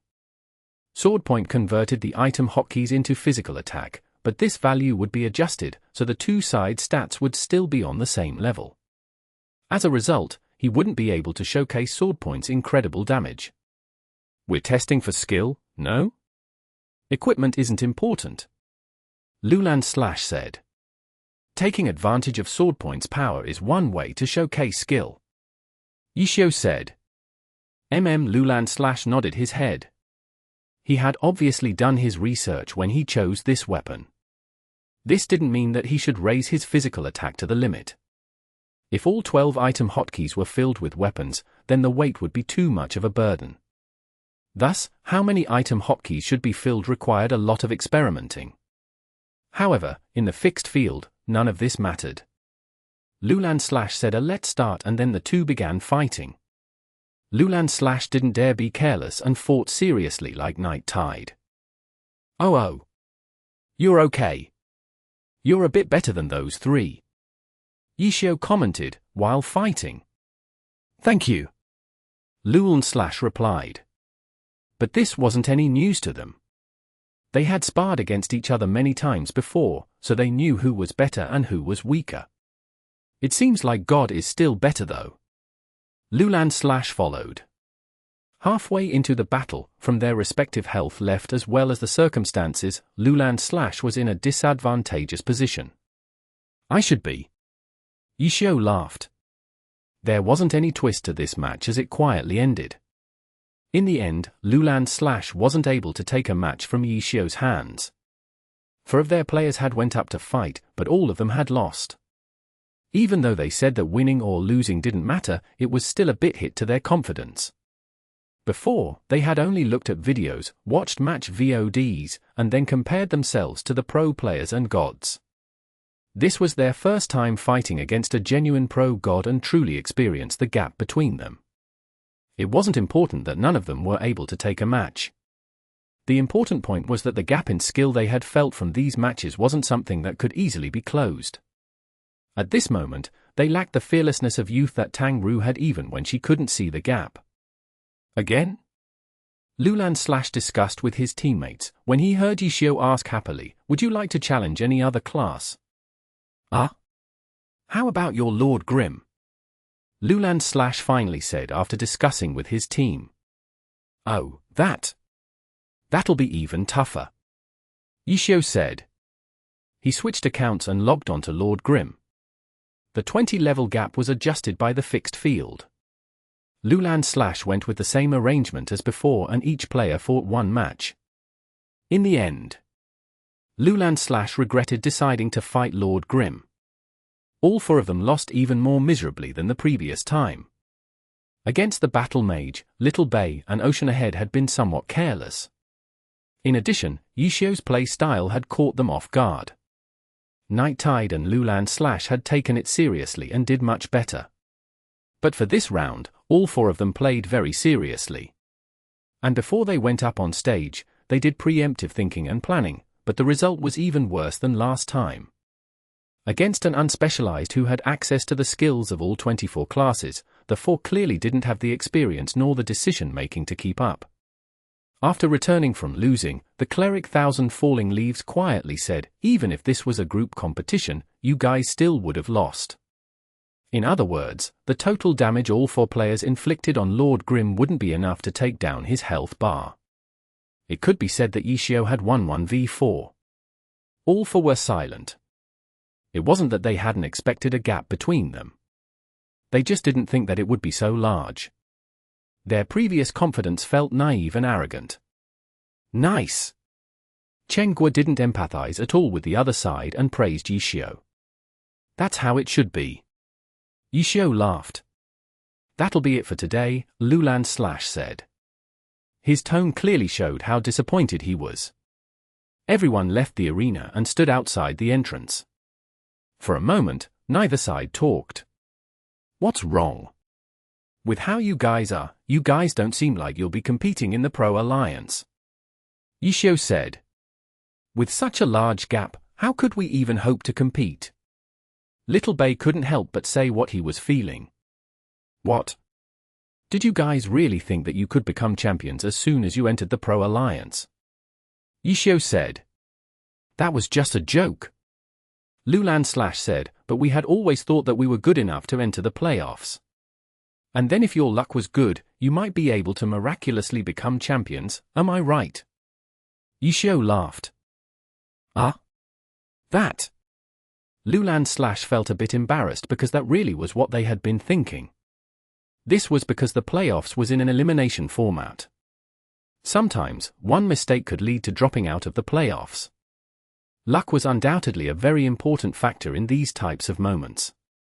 If one's luck was really good, then winging one's way to becoming champions really was a possibility. As a result, they had a lot of these types of dreams when they privately spoke to each other.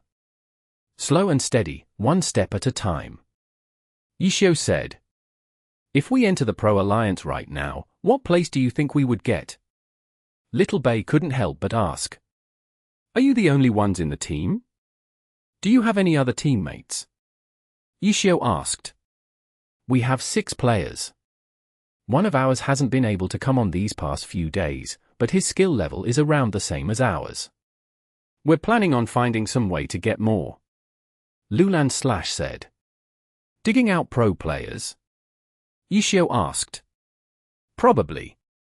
Loulan said. Which pro players are you looking at? Yixiu asked. Loulan hesitated. With the team's preparations at this stage, they already had a list of players they wanted. After their application into the alliance was completed, they would immediately begin getting in touch with them. However, this sort of thing was more of a secret. Loulan wasn't sure if he should tell Yixiao or not. Yixiao didn't wait for him to reply and continued, "You'll definitely need pro players and they must be veterans. Please don't think of using U6 as the main roster. Afterwards, you can find 4 or 5 others to be reserve players and then switch them around every match." Ah? The 5 were all sweating like mad. That was clearly what they had been planning. "In the Pro Alliance, you're all just people," Yixiao said. "You need to find veterans and from them, you'll learn a lot of things." "Okay," Loulan replied. "There's more," Yixiao said. The 5 listened carefully. "Don't take today's matches too seriously," Yixiao said. "It's not that you guys aren't good, it's just that your opponent was too strong." The 5 cried. They even forgot to put out emojis for it. Chapter 39. A Strong Alliance. Yixiao's habit of predicting everything was something Chen Gui had experienced many times before, and it didn't feel like it was strange anymore. However, seeing the dead-like reaction from Loulan group, she felt quite delighted looking at their misfortune. Chen Gui couldn't feel happy about how Loulan was running his operation and felt very happy after Yixiao gave them a good beating. Yixiao's comforting wasn't very helpful. These 5 were still in low spirits. They had once been looking forward to it, but after the battle was fought, it all became a nightmare. There was even a bit of lingering fear when they thought about it. They were secretly celebrating that they had only been talking about it amongst themselves before. If they had announced how extraordinary their team would be, then when they entered the Pro Alliance, people would treat them like a joke. After all, in esports, most players were young, especially in the pro scene. Loulan group wasn't old either and also had youthful thoughts. They had thought of hiding their true strength, and then when they entered the Pro Alliance, they would scare and astound everyone, knocking those pro players from their feet. It would feel great. But now, they finally realized that their thoughts were too naive and ignorant. When they watched the matches, they hadn't felt like pro players were a big deal. They could do everything the pros could do. Things like hand speed had been practiced until they weren't a problem. They hadn't thought that when they fought a real god, it wouldn't be like how they had imagined it to be. In practice, they could easily reach 200 or 300 APM, but in a real battle, they weren't able to put it to use. The combos they had practiced so thoroughly had been broken in a few moves by their opponent. Loulan group wasn't able to escape their crushed morale, but the announcements that they had planned had already begun. The news first spread through the Glory forums. In these forums, quite a few discussions concerned Lord Grimm. In these discussions, messages popped up pointing out Lord Grimm's circumstances and whereabouts. Lord Grimm had joined Guild Heavenly Justice. Even though Heavenly Justice didn't have branch networks in the normal servers like clubs, they were already a huge name in the Heavenly domain. In reality, many players felt that once they had reached the Heavenly domain, the normal servers would be things of the past. Any achievements made in the normal server weren't worth bragging about. Thus, the long-term plans of the club guilds in the new servers were mainly ignored by the vast majority of players. They only cared about the Heavenly domain. And here, Heavenly Justice was a rare player guild that had the power to compete with the club guilds. On one side was a very famous player guild. On the other side was an immensely popular mystery character. With the two combined, they immediately began stirring up the forum users who were slowly beginning to lose interest in Lord Grimm. Gossip immediately began to fly around. The clubs quickly received this news. They didn't even need to look through the forums. For a guild like Heavenly Justice, even though they weren't considered main competitors, they still had to take precautions against them if they suddenly jumped out. The club guilds were responsible for their image and the balance of power between themselves. But how could a player guild care about this? They simply did something if they thought it was cool, so their movements couldn't be predicted. For a ticking time bomb like this, the club guilds would plant a few spies there and gather some intelligence. Members like these could see guild announcements, so they quickly sent the news to their guilds. After observing for several days, the club guilds hadn't thought that there would be such a result.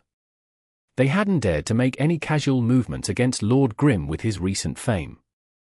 Now that he had joined the famous guild Heavenly Justice, moving against Lord Grimm would be even more troublesome. The information coming out of the forums was attracting everyone's eyes and leading everyone's discussions.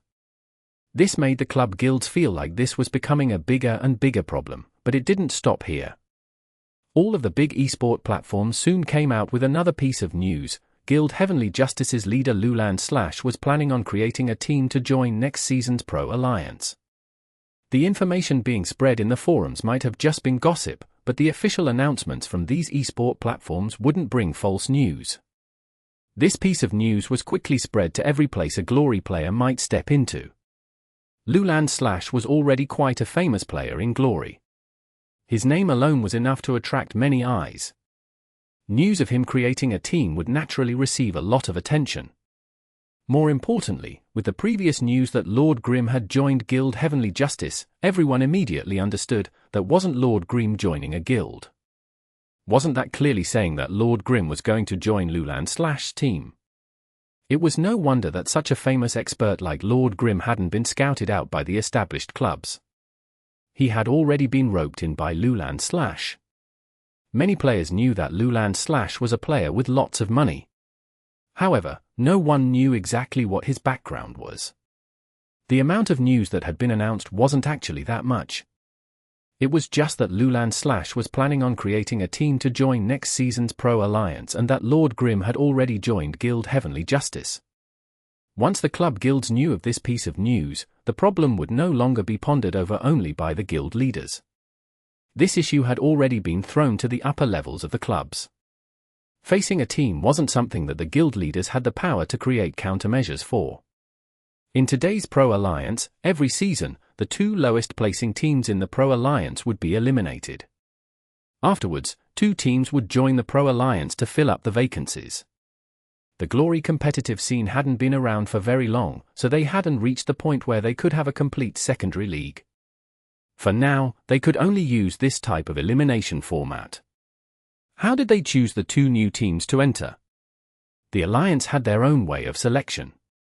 The clubs obviously knew what the requirements were. With the season at this stage, it was about time for next season's team selection to be done. An announcement at this time was quite reliable. Moreover, these clubs had their channels and contacts. After inquiring about it, they confirmed that this news could be trusted. The clubs didn't dare stay idle facing a team. In today's alliance, a new team didn't necessarily mean a weak team, especially if was supported by strong investment. With the power of money, it was very possible to directly create a luxurious team. At the same time, they would make the market a mess as well as disrupt the alliance's structure. The new team's leader, Loulan, was a famous player known to have lots of money. Moreover, no one knew exactly how deep his pockets were. The clubs had no choice but to be wary, especially since Loulan had somehow pulled in Lord Grimm. The players didn't know who was behind Lord Grimm, but the clubs knew this very clearly. That was Qiu. If it wasn't for his retired status, he would have definitely broken the headlines. Even though Loulan couldn't use him in the next season, creating a powerful team wasn't just a possibility with the ability of a textbook and God by his side. After this news was verified, the clubs immediately held an emergency meeting. Qiu alone was something they had to be wary of, but it wasn't anything scary. However, now that he had actually found a powerful backer, they immediately became uneasy. Some were even beginning to wonder whether Qiu suddenly retiring from Excellent Era was because he had already made an agreement with Loulan. Loulan planning on creating a team and applying wasn't something that could be done in a day. Reaching the requirements necessary for applying wasn't work that could be accomplished in a short amount of time. They wouldn't be surprised if Loulan had already been planning for a year or two. When did Qiu make an agreement with him? To make Qiu give up on Excellent Era, which he had led for 7 full years, and to even make Qiu retire in such a fashion, just how attractive was Loulan's team? The clubs thought too far into it and had come up with all sorts of conspiracy theories for the entire thing. Only Excellent Era knew the inside story behind Qiu's retirement and as a result were able to keep a clear mind. However, Qiu rising back with such momentum was something they didn't want to see either. Moreover, on Excellent Era's side, through Liu Hao's and Chen Yehui's efforts, they had received information the other clubs didn't have. Qiu had already netted a group of powerful experts, and it was very likely that this group was Loulan's team. As a result, the club wanted Chen Yehui to gather information on Loulan's guild and begin analyzing which of those from the guild might be the hidden experts. Witch, Striker, Assassin, Launcher. Every Heavenly Justice player that used these classes were watched. Club Excellent Era's experts were currently wondering if they should use an open account and test them out. The problem was that Heavenly Justice was also a guild with the maximum 10,000 players. If they averaged all the classes, every class would have around 400 players. With 4 classes, that totaled around 1,600 players. If they went to test them, the amount of work would be too much. Not only that, their movements would be too large. Loulan had just announced that he was going to create a team. If this Heavenly Domain guild suffered an ambush, it would definitely attract a lot of unwanted attention. No club would want to attract the public's eye in this way. They had to think of a way to create a conflict. Excellent Era was trying hard to think of a countermeasure against the newly rebooted Qiu. Chapter 40. Team Feature. All of the clubs were worried because of this. Meanwhile, at Happy Internet Cafe, Qiu and Chen Guo were also looking at the news and the discussions that were being spread around by the players. They were being a bit naive with their team roster, but they're being pretty mature in hyping the team up. Qiu commented, "What do you mean?" See, they intentionally broke the message into 2 parts. First, they announced that I had joined Guild Heavenly Justice through the forums. Then, they released news that they were creating a team through the esport platforms. But did they ever say that I joined their team? No, right? Qiu said, this is to protect them from any form of criticism down the line. If they had said that I had joined their team, they would clearly be lying. But they're intentionally misleading everyone. Chen Guo said. Obviously. They've thought a lot about it. Chen Guo disdained. If they don't take their time to think, they won't be alive for very long. Qiu said. How come I didn't really see any thought being put into their team roster? Chen Guo said. Youngsters are quite naive. Qiu said, but if they were thinking about amazing the world as soon as they had began, don't you think they would put quite a lot of thought into it? Is their skill really not that good, or were you intentionally provoking them? Chen Guo asked. Am I really that mean? Qiu was speechless.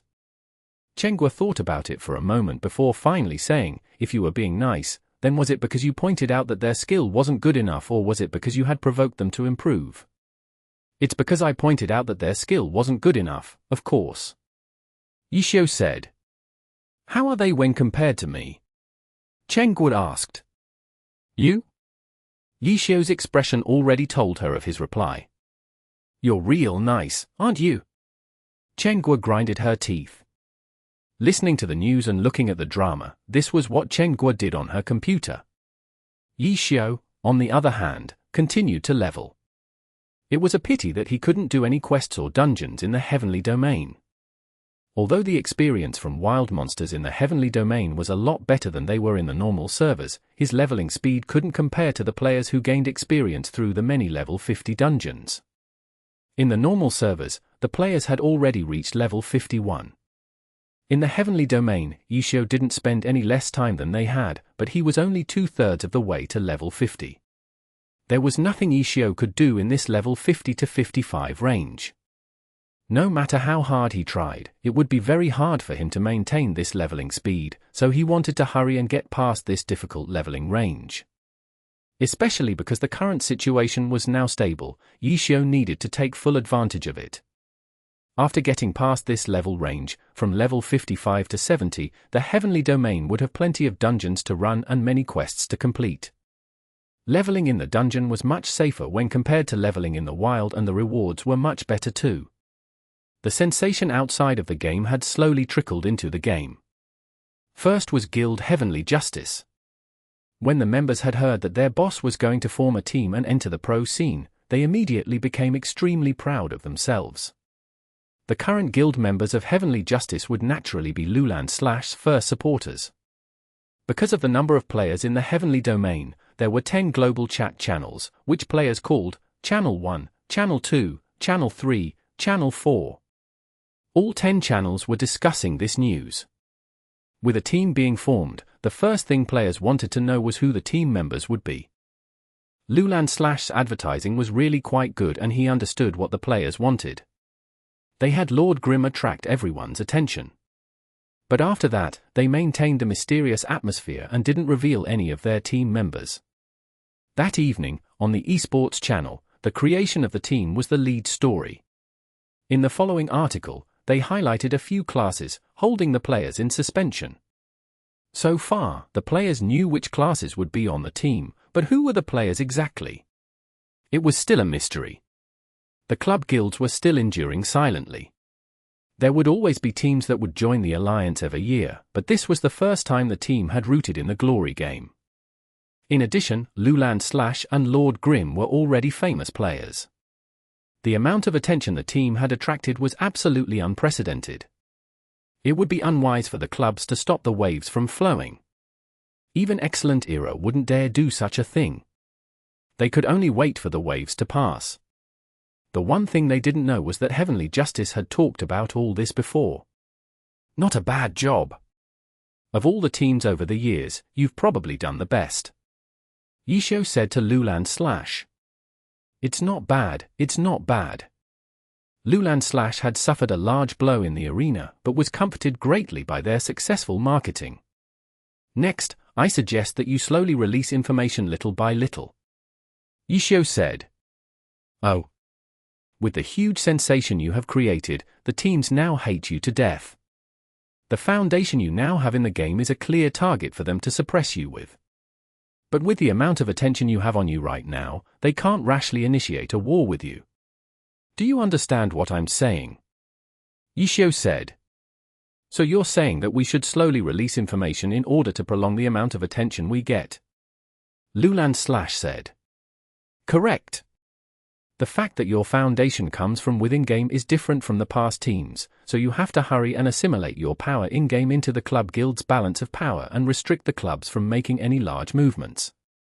Only by doing this will you be able to develop smoothly. Qiu said.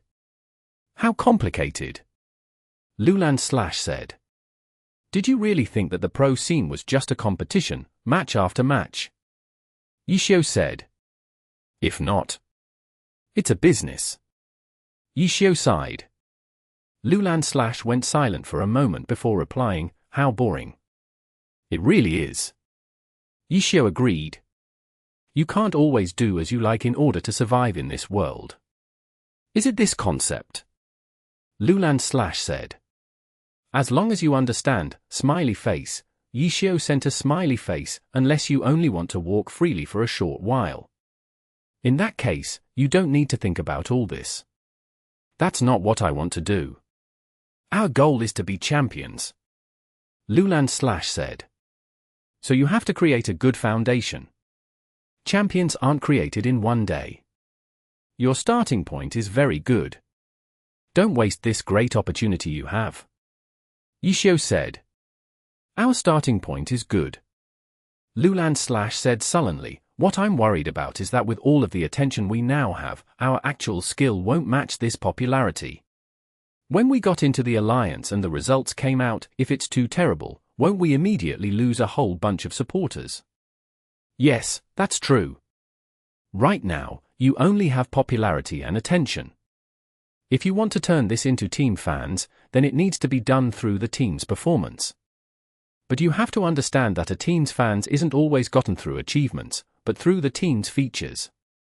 Features? It could be a feature that players can resonate with or a unique feature that no other team has. I'll give you an example, land. The land your base of operations is located is a feature that many players can resonate with. Qiu said. That counts too. Loulan/ began to sweat. Of course, City H clearly has a lot of Excellent Era fans. City S, where the All-Stars took place, has a lot of Samsara fans. Where do you live? Yixiao asked. I live in City B. Loulan said. City B. Yixiao sent a helpless emoji. It seemed like everything he said was for nothing. Loulan also understood City B already has 2 teams. If you go, you'll be the 3rd. One of them is even Tiny Herb, the champion team. We will have to try and win over Tiny Herb fans. Loulan wanted to cry. It's very challenging, isn't it? Yixiao said. Too challenging. Loulan was already choking. Land is an intrinsic feature. It's a relatively simple one. The others, such as ace players or characters, are also a type of feature. Among these, there's actually one class that's missing. I don't know if you've noticed it or not. Yixiao said. Oh. Did you watch this year's All-Star Weekend? Yixiao asked. Of course.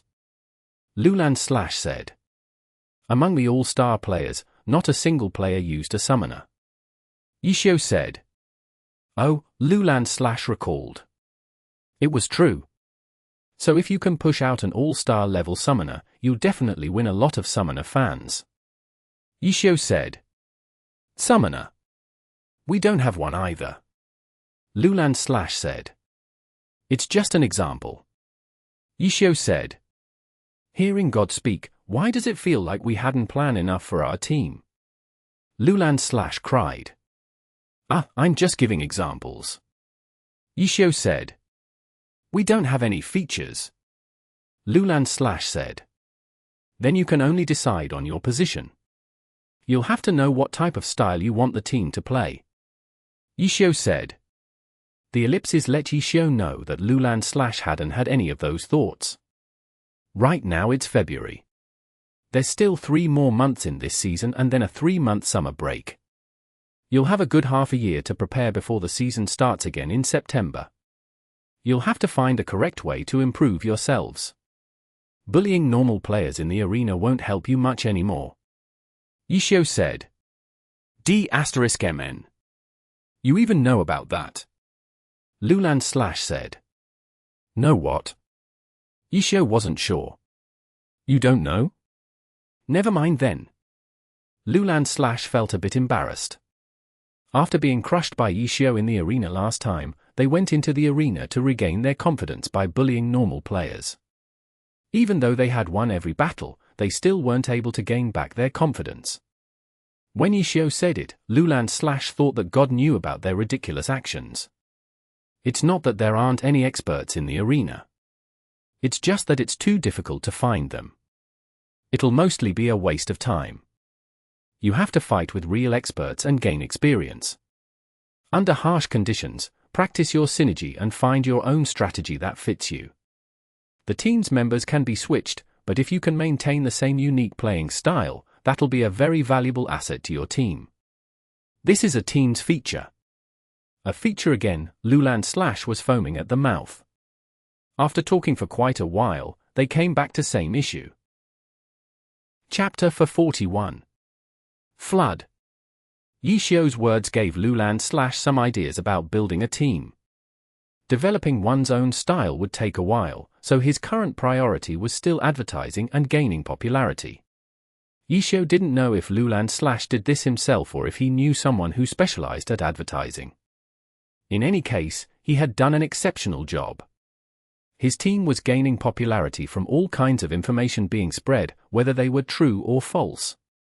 No matter who had done the job, that person had proven himself to be a master at advertising online. The clubs became aware of this very quickly. After making a big entrance that grabbed everyone's attention, the team was steadily gaining popularity.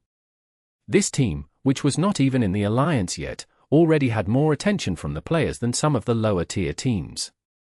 This team definitely wasn't inexperienced. Once they came to such a conclusion, they immediately began to be looked down on. With Yixiao's help, even the most inexperienced team would be experienced. Yixiao. He was the source of all their problems. Even back when he was in the Alliance, he was one of the biggest headaches for every team and every club. And he was still giving them trouble despite not being in the Alliance anymore. The club's information webs were not as powerful as they believed. Due to this lack of information and that perfect advertising, the clubs all believed that their sudden rise to fame was because of Qiu. After all, Qiu was extremely familiar with how the Alliance worked. The clubs were all guessing Qiu's position in the team. Was he the manager? Or the director? For less developed clubs, there were no such positions. This was especially true during the early stages of the Alliance. Besides the owner, the only person who would have any real decision-making power was the team captain. As the Alliance grew, organizations continuously developed and gradually, other positions began having executive powers such as the manager and the director. At this point, the team captain would still have some influence, but he or she would not be the one making final decisions anymore. The team captain's responsibilities was reduced to the team alone. With Qiu's knowledge and experience, Qiu could fill in for any of these positions and would be a very terrifying opponent. In fact, the clubs felt that Qiu being in one of these positions would be even more difficult to deal with than him competing directly in the matches. What trick hadn't Qiu seen in the pro scene? What strategies would work on him? He had been there since the creation of the Alliance. Facing such a formidable opponent, everyone immediately felt like they had a headache. Loulan maintained the steady growth in popularity and the clubs were unable to come up with a solution. It was the same in the game. They could do nothing but watch as Lord Grimm reached level 52. Qiu was still leveling up his character. To the clubs, this was a clear signal. This god wasn't satisfied with scheming behind the scenes. He wanted to step onto the stage with his Lord Grimm. He was already in the declining years for a pro player. Where did he get all of that motivation and willpower from? Lord Grimm's identity was no secret to the clubs. Consequently, it wasn't a secret to the pro players of these clubs either. Lord Grimm was a huge topic among them, especially in places where pro players gather together. What does he want? A pro player yelled in one group chat, opening a new topic. Drag him out and ask. Is he still in this chat? Ah. Here he is. Someone sent a screenshot to prove Qiu was still in the group chat. What is he doing? Pretending to be dead. Qiu! Come out, come out, come out, come out, come out, come out. Who else but Huang Shaoqian would type out so many repeating words? Worshipping God, a few lower-leveled pro players greeted Huang Shaoqian. Who can see if he's invisible? The conversion had sped up the moment Huang Shaoqian showed up.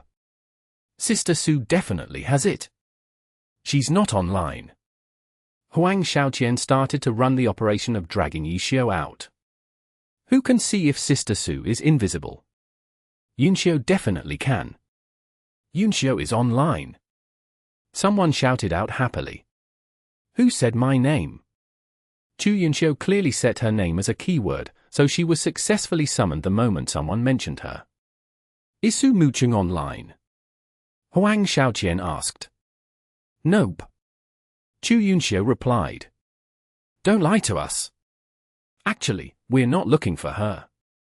We just wanted to know how our friend Qiu is doing nowadays. Huang Shaoqian said. Why not try mentioning Qiu? Chu Yunxiu suggested.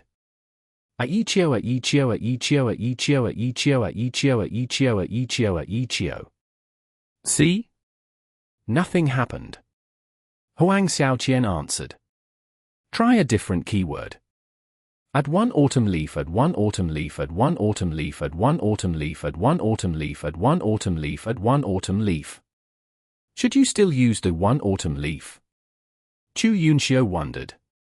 The conversation quieted down a bit. Parting from one's own character was always a sad and painful thing. Qiu was no longer one autumn leaf. Everyone grieved for him when the topic was brought up. Who called me? In the end, it was Sun Srong who showed up. Everyone was speechless. As of this moment, the only ones sending messages were the god-level pro players. The other pros had all taken their seats and grabbed their popcorn as they watched the show unfold. I didn't call for you. I'm looking for Yi Qiu. Huang Xiaoqian quickly answered the question. Yi Qiu? He's still in the group even though he's retired. Su Xiong was curious. Careful. Huang Xiaoqian warned, the admin might kick you out. I've never seen the admin come on. Su Xiong retorted. Of course, the admin is also retired. Just like you said, he shouldn't be here. Huang Xiaoqian explained. Try at Lord Grim. Chu Yunxiu pulled everyone back to the original topic. Hey! Who called me? Yishio immediately popped up. F***ck me. You were pretending to be dead. Shameless. Huang Xiaoqian followed. Hi everyone. Long time no see. Yishio greeted everyone. Immediately, a huge wall of messages popped up, giving their respects to the god. F***ck me. There were so many pretending to be dead. Huang Xiaoqian shouted. Okay. Done greeting. Bye. Yishio spoke. You only said any sentence. Huang Xiaoqian howled. I'm not you, Yishio began mocking him. The others all responded with an emoji of a person laughing hysterically while hammering the table. A long train of these emojis formed as a result of the fast typing speed of pro players. Juzakai? What are you laughing at? Huang Xiaoqian saw that even the leader of Samsara, who was known for his quiet personality, was in the train, laughing at him. Ha ha. Juzakai laughed back. Hey! Don't you dare run away. Huang Xiaoqian was almost overwhelmed. After all, trying to make sure that Yishio didn't disappear while dealing with the train of mockery was no easy task, even for him. Here. Yishio replied. What have you been up to recently? Huang Xiaoqian asked. Leveling up, Yishio replied. Another train of hysterical laughter started up. Everyone knew what Huang Xiaoqian meant, but Yishio's answer wasn't wrong. It was a classical example of an irrelevant answer. Bastard! Who asked you about that? Huang Xiaoqian cried.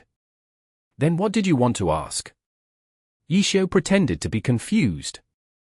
What are you trying to do by joining that heavenly justice? Huang Xiaoqian asked again.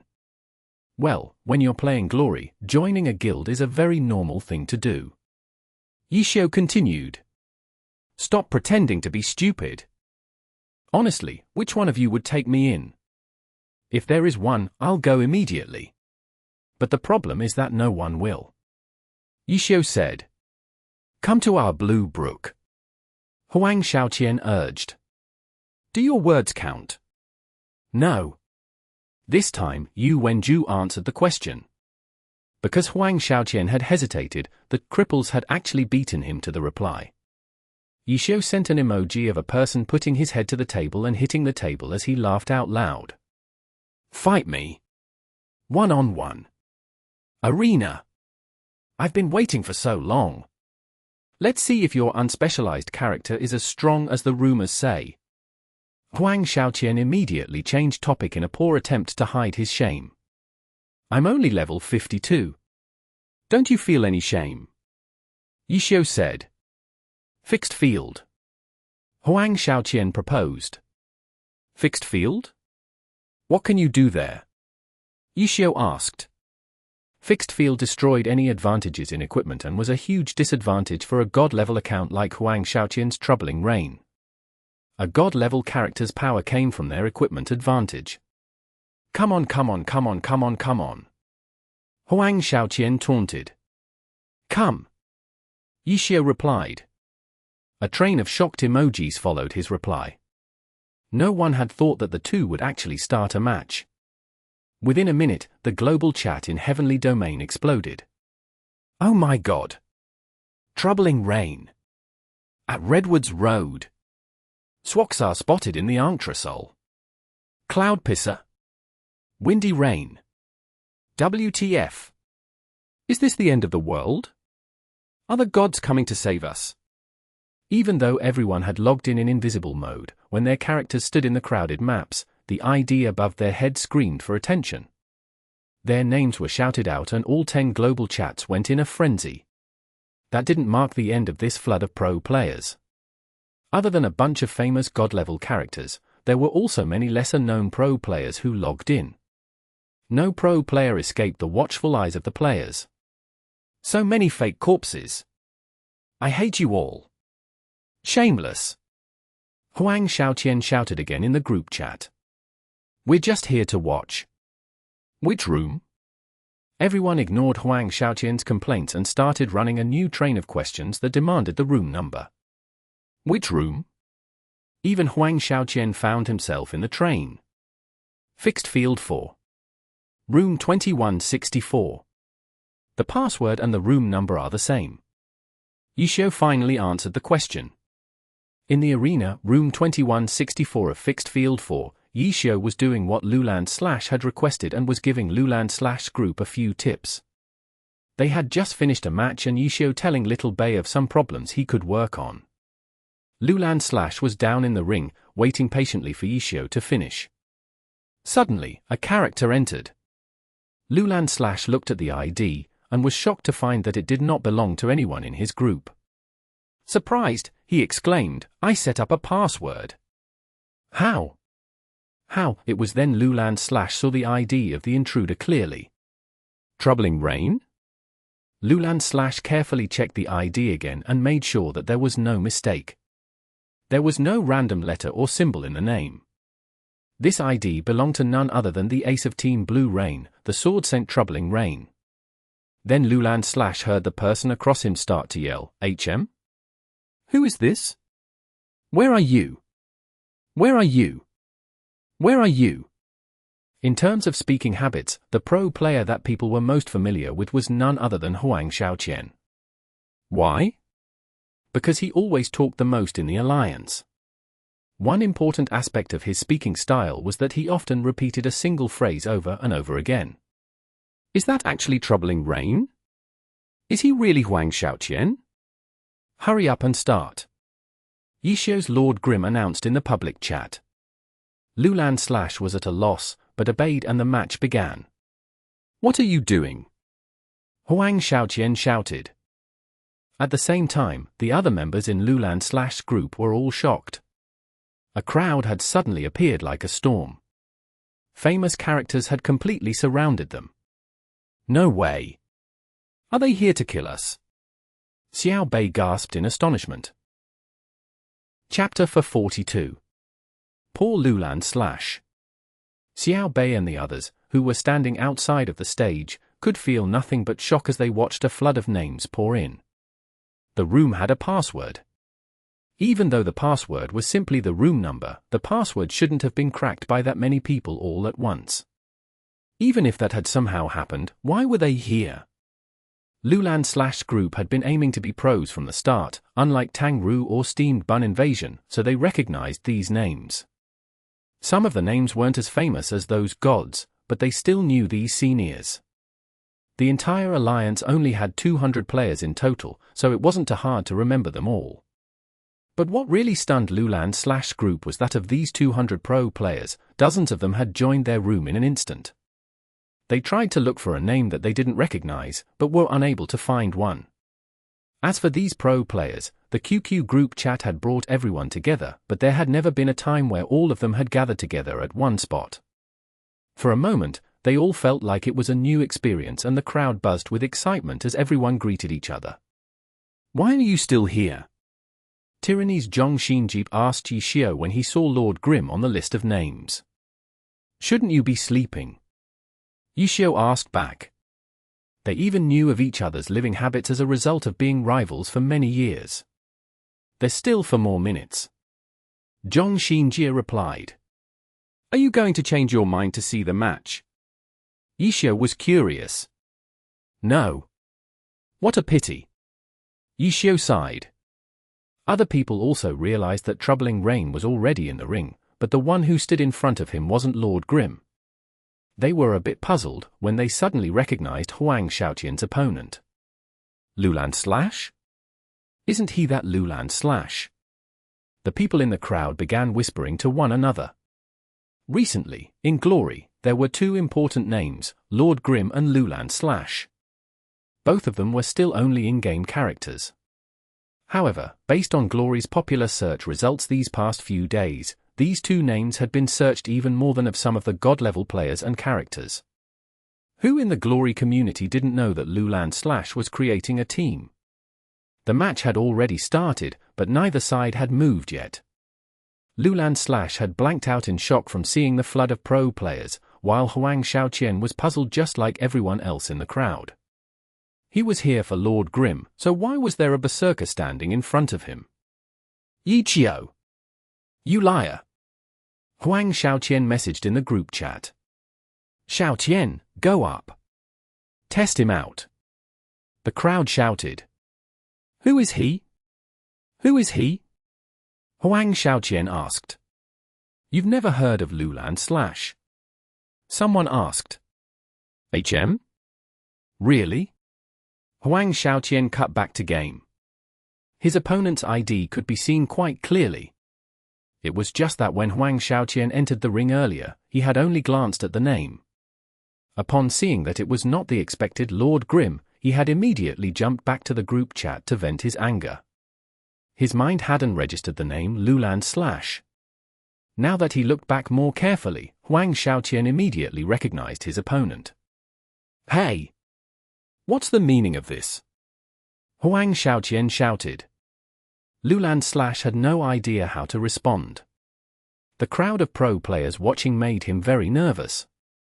His usual agile hands had turned stiff. Why aren't you talking? AFK? If you're AFK, how do you start the match? Is it automatic? Huang Xiaoqian continued to chatter. I'm still here, Loulan slash muttered weakly. Start? Start. Huang Xiaoqian said.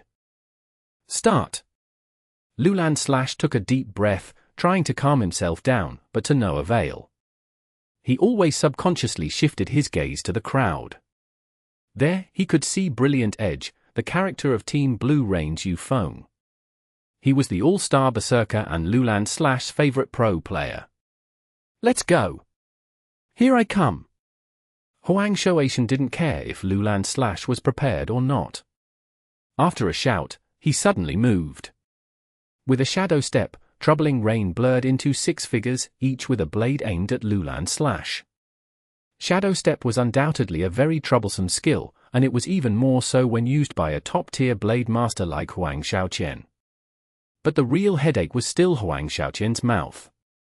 Huang Xiaoqian never stopped moving his mouth as the 6 shadows rushed towards Loulan slash. I heard that you're building a new team. That's pretty amazing, you know? Is that the account you'll be using? Ah. Sword point. Luckily, this the fixed field. Otherwise, it'd be very scary. When the first syllable slipped out from Huang Xiaoqian's mouth, 6 shadows had blurred into existence. When the last syllable came out, the 6 shadows had surrounded Loulan slash from 6 different directions. Loulan slash wasn't even able to gather his thoughts together in time, but as an experienced player, he was still able to react out of instinct. He immediately jumped up and crashed down with a falling light blade. Ah! How quick! This is hard to dodge. How unlucky! Huang Xiaoqian continued to blabber. It looked as if he really wasn't going to be able to dodge. The shadows were hit by the shockwave from falling light blade. However, the shockwave only passed through them, making the shadows flicker for a moment. All of the ones hit were shadows, so where was the real one? Loulan slash was completely surrounded. If all of the shadows in view were fake, then where was the real body? He didn't have enough time to differentiate them apart. At this moment, he could only rely on his experience. Loulan slash immediately jumped forward. He believed that the real one must have circled around behind him. He jumped up and turned 180 degrees in midair, but then a sword light suddenly flashed in front of him. Too fast. Loulan slash's original plan was jump forward, turn around, and then counterattack with a collapsing mountain. He didn't think that his opponent's attack would come so quickly. Collapsing Mountain was too slow and would definitely be interrupted. Loulan's slash immediately guarded and his sword swung up. A metallic ring resonated as the attack was deflected. You blocked it? You really do have some skill. But I haven't gone all out yet. Brother, be careful. Huang Shaoqian continued to chatter. His talking never interfered with his attacks. When he gave the warning, he had already begun moving with a triple slash and quickly arrived in front of Loulan's slash. Loulan's slash rolled away, just barely dodging the attack. When he stood up, his opponent was nowhere in sight. On top of your head. Loulan's slash heard the warning and looked up, but the tip of his opponent's sword had already stabbed through his head. Loulan's slash was already crying inside. It hadn't been a warning. It was just Huang Shaoqian narrating his moves. Huang Shaoqian was an expert at seizing opportunities. His offense wouldn't simply end with just that single attack as an unceasing torrent of skills followed. Loulan slash watched anxiously as the number of combos leaped up. But the more anxious he was, the harder it would be to find the RHTHYM. In Glory, combos weren't guaranteed. They depended entirely on the player's skill. Thus, in theory, there was no such thing as an unbreakable combo.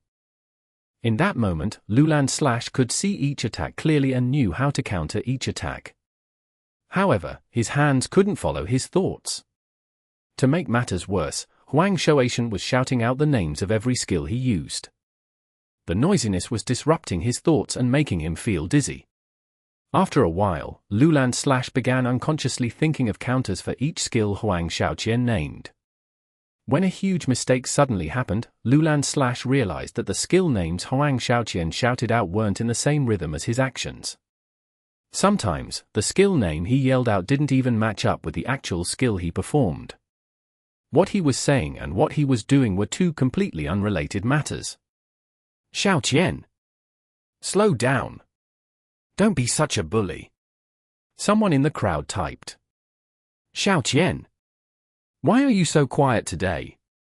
Where are your speech bubbles? Another person shouted. This is the in-game arena. The room shouldn't be muted, right? Someone pointed out. As a result, someone checked the settings in this room. The person came back with a solemn news for everyone: the room isn't muted. Poor guy. Everyone offered their grievances to Loulan slash. Because of how the match was progressing, no one really cared about the results of the match. The reason was that Huang Shaoqian had taken control of the match from the very start, so they weren't able to what type of skill Loulan slash possessed. Of course, his first few responses weren't bad, but if he couldn't even do that, then he wouldn't have any chance in the Pro Alliance. In comparison, Xiao Bei and the others were all sweating like mad.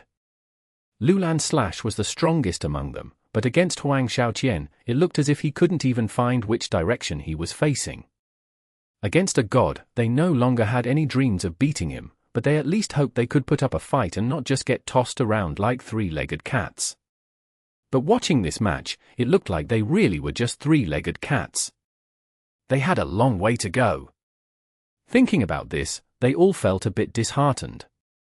Suddenly, the clear sound of a dragon's howl thundered across the stadium. A beautiful circle of swords spread out from around troubling rain as Loulan slash flew through the air.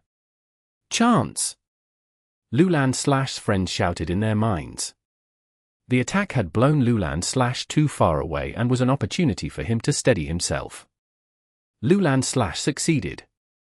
He stabilized his position and camera. However, they were unable to celebrate because they discovered that Huang Shaoqian's troubling rain hadn't chased after him to follow up. This meant that his mistake was an act of mercy. He had intentionally let Loulan slash get away. Any thoughts, brother? Huang Shaoqian asked. You. So noisy, it wasn't that Loulan slash had no respect for the god. He was just feeling too unhappy not to spit it out, especially when he was directly asked to say his feelings. F*CK. Did Qiu throw you here for me to completely crush your confidence? Are you two even friends? Huang Shaoqian said. Loulan's heart tightened. Lord Grim really was Yi Qiu. Even though he had already been convinced, hearing a god say it eliminated any remaining doubts. The appearance of this crowd of pro players must have had something to do with Yi Qiu. What exactly did Yi Qiu want to accomplish? Chapter 43. A Berserk 20 seconds. Huang Shaoqian was already about to slice him to death, but Loulan was still unable to free himself from the shock of seeing so many people watching him. During the match, he was unable to focus despite his constant self-reminders. These thoughts couldn't be controlled and he couldn't help but keep the crowd in mind. What are all these people here for? Finally, in the end, Loulan was able to focus his thoughts. God, what are you doing? Loulan didn't think about it for himself and directly asked Lord Grim. You're not busy? You still have the time to chat with me. Yi Qiu replied. Ah. It's a rare opportunity. Don't waste it. Yi Qiu said. Ah. You found these guys for us? Loulan felt moved. No, Yi Qiu explained the misunderstanding. Huang Shaoqian came over to look for me. The others weren't busy and ran over to watch. I saw a rare opportunity and let you guys have it. Can we fight all of them? Even though the opportunity had been made in passing, Loulan was still very moved. That depends on whether they're willing or not. Give a good performance. Yi Qiu replied. A good performance. Loulan felt upset. He only had 1/5 of his health left and hadn't been able to give Huang Shaoqian's troubling rain any significant damage ever since the start of the match. Such a poor performance made him look like a complete noob. Would all of the momentum he had gained from his advertising disappear just like this? Why aren't you talking? What are you doing just standing there doing nothing? You're not my opponent. Give me Yi Qiu. Huang Shaoqian blabbered. Once the crowd realized that Huang Shaoqian's opponent was someone to be noted, the pro players began discussing amongst themselves. The players they discussed with were from the same team, of course. How is this Berserker? In Team Blue Rain's group, Captain Yu Wenju asked the all-star Berserker Yu Feng. He wasn't able to do anything. As soon as the match started, Huang Shaoqian suppressed him. His awareness isn't bad though. He had the right idea in a lot of places, but he just wasn't able to grasp the rhythm. Yu Feng replied. Yes. A common weakness among rookies. Moreover, the current environment is only making it worse for him. Yu Wenju said. Let alone Loulan, even these gods had never been in such an environment before. What do you think? On Team Tyranny's side, Han Wenqing had been quietly watching up until the two sides stopped. Only now did he ask his vice-captain Zhong Xinjie's opinion. It's only been 2 minutes. Zhong Xinjie said, his performance is even worse than most rookies. The opponent's circumstances should be considered. Han Wenqing said. True. And the room isn't muted either. Zhong Xinjie said. On Team Tiny Herb's side, Wang Jieshi thought about it alone. He didn't have anyone to discuss his thoughts with. Each of the 20 teams had a few players there and were all discussing amongst themselves while the two weren't fighting. Little Bei and the others were feeling somewhat uneasy. After another half a year, they would be a part of the pro scene, but now that they were mingled in with them, they suddenly felt like they were a bunch of children in a group of adults. They couldn't help but feel weak and helpless. Loulan's performance didn't help their morale either. As time passed, they felt more and more cornered. I'm going to kill you now and then have Yi Qiu come up. Don't be shameless. Huang Shaoqian made a proposal to Loulan. He was here to witness an unspecialized character. He had only patiently fought a match because he realized that his opponent was Loulan. But now that the fight had reached this stage, Huang Shaoqian felt that it was enough. He didn't want to be bothered with him anymore. Loulan couldn't refuse him, so he replied with an okay. Then, he raised his greatsword and his character began to shake with rage. He had used the Berserker skill in rage and entered a Berserk mode. The Berserk mode lasted 20 seconds. His strength, attack speed, and movement speed would be greatly increased, but his defense and resistance would be decreased. In normal circumstances, against a stronger opponent, Berserkers would use this skill with caution. However, Loulan only had 1/5 of his health left. He was clearly planning on risking everything for this one move. Whoa! You're putting everything on the line. How fierce! Huang Shaoqian obviously recognized this skill. He mumbled how fierce his opponent was, but he didn't say that he was going to run from the fight. Roar! After a Berserker turned enraged, the aura around him would thicken. It looked as if the air around him had transformed into a dense mist of blood. Loulan leaped into the air and pounced forward with a collapsing mountain. This skill was extremely tyrannical, and in a Berserk state, his skill would have super armor. You could attack to deal damage, but your attacks wouldn't interrupt him. Huang Shaoqian naturally wouldn't receive the attack directly and jump back gently. When the collapsing mountain crashed to the ground, a shockwave rippled out. Huang Shaoqian's jump had dodged the shockwave with pinpoint accuracy. Who? Loulan got up and quickly followed with a backward slash.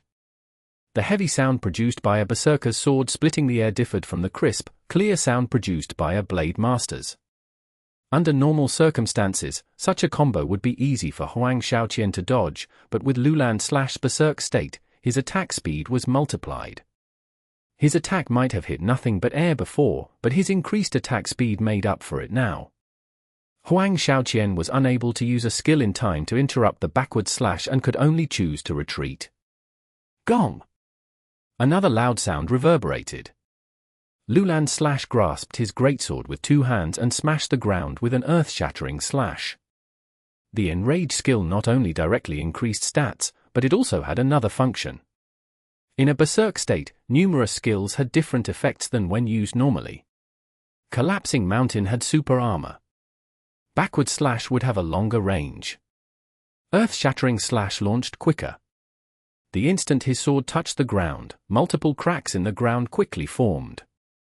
Huang Shaoqian didn't have any time to do any careful thinking and hastily jumped again, just barely dodging the earth-shattering slash. But following afterwards, Loulan left hand swiped across sword point and a blood arrow shot out. Berserker skill, Blood Sword. According to Glory's class description, Berserkers were bloodthirsty warriors and sacrificed everything for victory. Using their own blood to make their moves stronger was nothing to them. Blood Sword came out quickly in an artful angle and was extremely difficult to guard against, let alone in this type of situation. Huang Shaoqian's reaction speed truly was exceptional. The instant he jumped, he raised his sword up and blocked the incoming Blood Sword. Under such circumstances, he had actually been able to successfully complete a guard. Loulan let out a gasp of admiration. Even with all that he did, he had still been unable to hit his opponent. He could only admit that his opponent was far more capable than him. His little tricks didn't work on his opponent. Loulan rushed forward and attacked again twice. The Blood Sword had forced Huang Shaoqian to act, and this time he was unable to adjust in time. The 2 attacks connected. However, these 2 attacks were like little presents and wouldn't impact the overall situation in any significant way. After these 2 attacks hit, Huang Shaoqian was able to easily escape from any further pressure and was even able to make a counterattack. Even though Loulan was able to avoid it, his Berserk state had ended and he had returned to his normal state. Oh? That wasn't bad. Just when Loulan was feeling sad, the watching pro players gave a round of praise. The Berserker's Enrage skill only created 20 seconds of a Berserk state. Defeating the opponent in these 20 seconds obviously wasn't possible. The most optimal result would be to pressure the opponent, seize the initiative, and bring the opponent into one's own tempo during those 20 seconds. Loulan wasn't able to obtain the most optimal result, but his opponent was Huang Shaoqian, after all. Let alone a rookie like him, no Berserker in the Alliance would be able to completely suppress Huang Shaoqian during those 20 seconds. Against a god-level player, pressuring the opponent and dealing some damage, while not receiving any, was already quite a good result. Loulan had undoubtedly accomplished this. Unfortunately, Loulan's slash had succeeded with an attack with only a fifth of his health left. With the difference in health and skill between the two, these two attacks wouldn't affect the overall situation. After turning enraged, you played quite well. What do you think? Aren't you sad that you only have 20 seconds? Ha ha ha ha, I recommend that you don't run because you won't have any chance to wait for your skills to go off cooldown. During this time, I'll end you. Huang Shaoqian was talking to himself again. He had already begun moving when he said, "What do you think?" When he said don't run, he had already swung his sword 4 times. Loulan slash hadn't intended to run away to stall for his cooldowns, but Huang Shaoqian chattered as if Loulan slash was Gore cross. Colliding stab. Turn around heavy hit. Loulan slash didn't run and instead used low-leveled skills to stall. Without much health left and against a strong opponent, he didn't dare use any powerful skills because they were easier to interrupt. He had already put his feelings in order. He focused and thought about his actions carefully as he stalled against Huang Shaoqian. Huang Shaoqian wasn't wrong either. Loulan slash wanted to wait for Enrage to come back off cooldown. But instead of running, he was stalling by defending against his opponent. Chapter 44. Round Robin. Loulan slash. You can do it! Upon seeing Loulan slash's revitalized performance, Little Bay and the others became all fired up. They jumped out of the corners and shouted wildly in the public channel, cheering for Loulan slash. 20 seconds. 15 seconds. 10 seconds. Loulan slash observed his opponent carefully, paying very close attention to the smallest of details. He fought extraordinarily well during this short amount of time and there were no mistakes. Every attack he made was just right. He neither get hit nor did step into Huang Shaoqian's traps. His only wish was for Enrage to come off cooldown. Other than troubling Rain's movements and the cooldown for Berserk, there was nothing else in his mind. Only 5 more seconds. In that moment, a spark of excitement ignited in Loulan slash's heart. He had survived. He had actually survived this long without taking any damage. And my opponent is Huang Shaoqian. Loulan slash felt quite proud of himself. If I can do it once, then I can do it twice. I have to value these 20 seconds of being in Berserk state. I'll have to be careful, just like before. If I continue to do this, maybe I can even win? Loulan slash's confidence was reignited instantly. 5 seconds passed in the blink of an eye. Enraged cooldown had come off. Loulan slash knew he couldn't afford to be reckless. After a few more carefully played exchanges, Loulan slash saw a chance and activated Enrage. The air around Loulan slash shook. His character was engulfed in an eerie crimson light. Loulan slash felt like he could feel the power and the promise of the skill. It was as if he could feel his boundless strength. In that moment, he felt as if he were invincible. With a turn of his camera, Loulan slash was ready to unleash his planned attacks, when suddenly a storm of blades covered the sky in welcome. No words could describe Loulan slash's emotions in that split second. The icy blade froze all of his boiling ambitions and recklessness faster than he had ever thought was possible. In that next moment, everything shattered into oblivion. Loulan slash had lost. With the reduction in defense due to the Berserk state, Loulan slash had no chance of withstanding such a powerful attack. He hadn't even lasted long enough to see the last strike. Huang Shaoqian didn't need to finish this formless phantom blade either. Right after the killing blow landed on Loulan slash, Huang Shaoqian stopped the frozen sword in his hands with pinpoint precision. Ice Rain. Loulan slash knew the name of troubling Rian's silver weapon. Although the fixed field would balance their equipment stats, Loulan slash could still see the extraordinary icy glare from the frozen blade as his character fell limply. Which did this glare belong to? The sword? The character wielding the sword? Or even further? Like the one behind the screen? You're not bad, but I'm better. This final sentence was surprisingly short for Huang Shaoqian. There were actually no repeated words or phrases. Loulan felt as if he had suddenly awoken from a dream. My opponent is Huang Xiaoqian. Loulan had the exact same thought just moments ago when he was doing well. This thought granted him a lot of confidence and ambition. Now, after his dream had been choked into nothing, he had the exact same thoughts once again. My opponent is Huang Xiaoqian, the most famous opportunist in the alliance. Loulan was still too careless in the most critical moment. That chance that he took to use Berserk, was it really a chance for him? Apparently not. It was a trap through and through. In front of Huang Xiaoqian, whenever a chance appears, one always has to consider the question, is this chance for me? Or is it a chance for him? Huang Xiaoqian. How dominant! People yelled in the public chat. Because this wasn't an official competition, most people did not take sides. Aside from getting to know Loulan, everyone was there just for fun. Upon seeing Huang Xiaoqian win the match, the audience gladly sent their congratulations. Ha ha ha. It's nothing. Yiqiu. Where are you? Why aren't you down here yet? And this brother here, stop pretending to be a corpse. Hurry up and make room. Don't go and miss the next match. It will really help you improve. Ha ha ha. Huang Xiaoqian replied energetically. Loulan wasn't holding the space grudgingly. It was just that after he had lost, Little Bei and the others sent messages in order to comfort him. He had been way too busy replying to the messages that he forgot to step out of the ring. When Huang Xiaoqian started to taunt him, Loulan immediately left the ring without making any objections. As a result, Loulan stepped out and Little Bei's homeward bound entered the ring. Battle Mage. Huang Xiaoqian was confused. Yiqiu. Why did you come with a battle mage? Who the H*LL wants to fight your battle mage? I want to vomit just thinking about it. Get your Unspecialized out.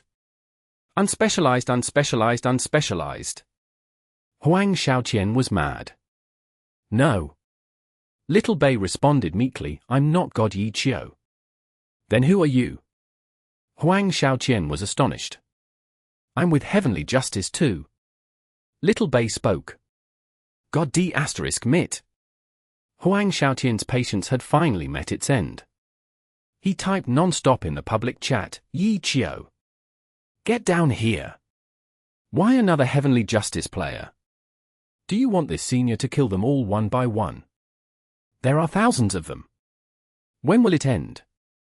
There were tons of emoji in the game too. All at once, another long train of laughing wildly emojis followed Huang Xiaoqian's message. It's a round robin. Xiaoqian, accept your fate.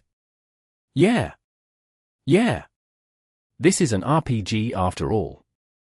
The final boss should only reveal itself when you've cleared all the levels. Good luck. Xiaoqian. Everyone is watching. Try not to embarrass yourself. Godcho, how many levels are there? 5 or 6? Yiqiu replied calmly as if this situation had nothing to do with him. Isn't that too little? There are 10,000 players in Heavenly Justice. Even if it's 1%, there still should be 100 levels. Yeah. 100 levels. 100 levels. 100 levels, no excuses. 100 levels plus 1, no excuses. 100 levels plus 2, no excuses. The number pulled up with astonishing speed. All of these messages were posted by pro players, all of whom possess nimble hands. In just a few seconds, the message already said 100 levels plus 50, no excuses. No matter how fast Huang Xiaoqian could talk, he still couldn't match up to the speed at which the messages were sent. The anger filling up inside of him made him want to cough blood. The shy Little Bei watched, unsure about what to do. I say you should hurry up. Look how much time you're wasting. Zhong Xinjie has already left for bed. Yiqiu said.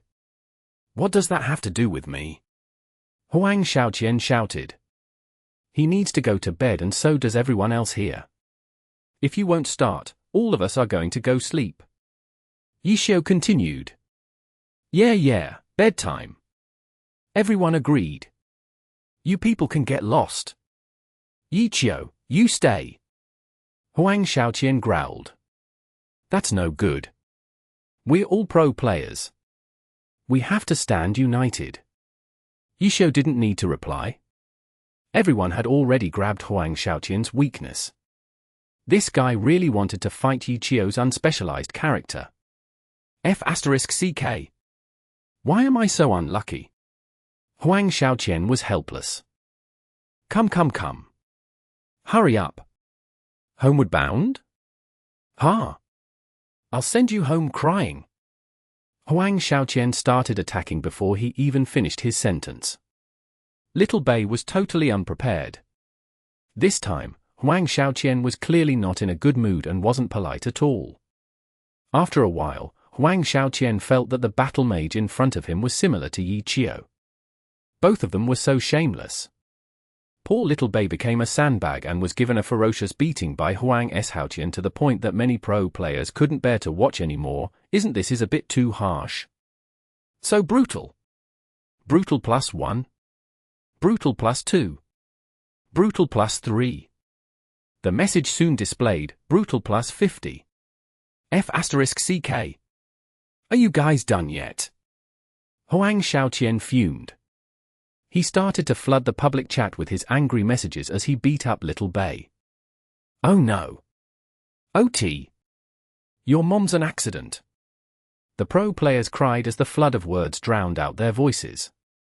The words on their screens were rapidly scrolling up.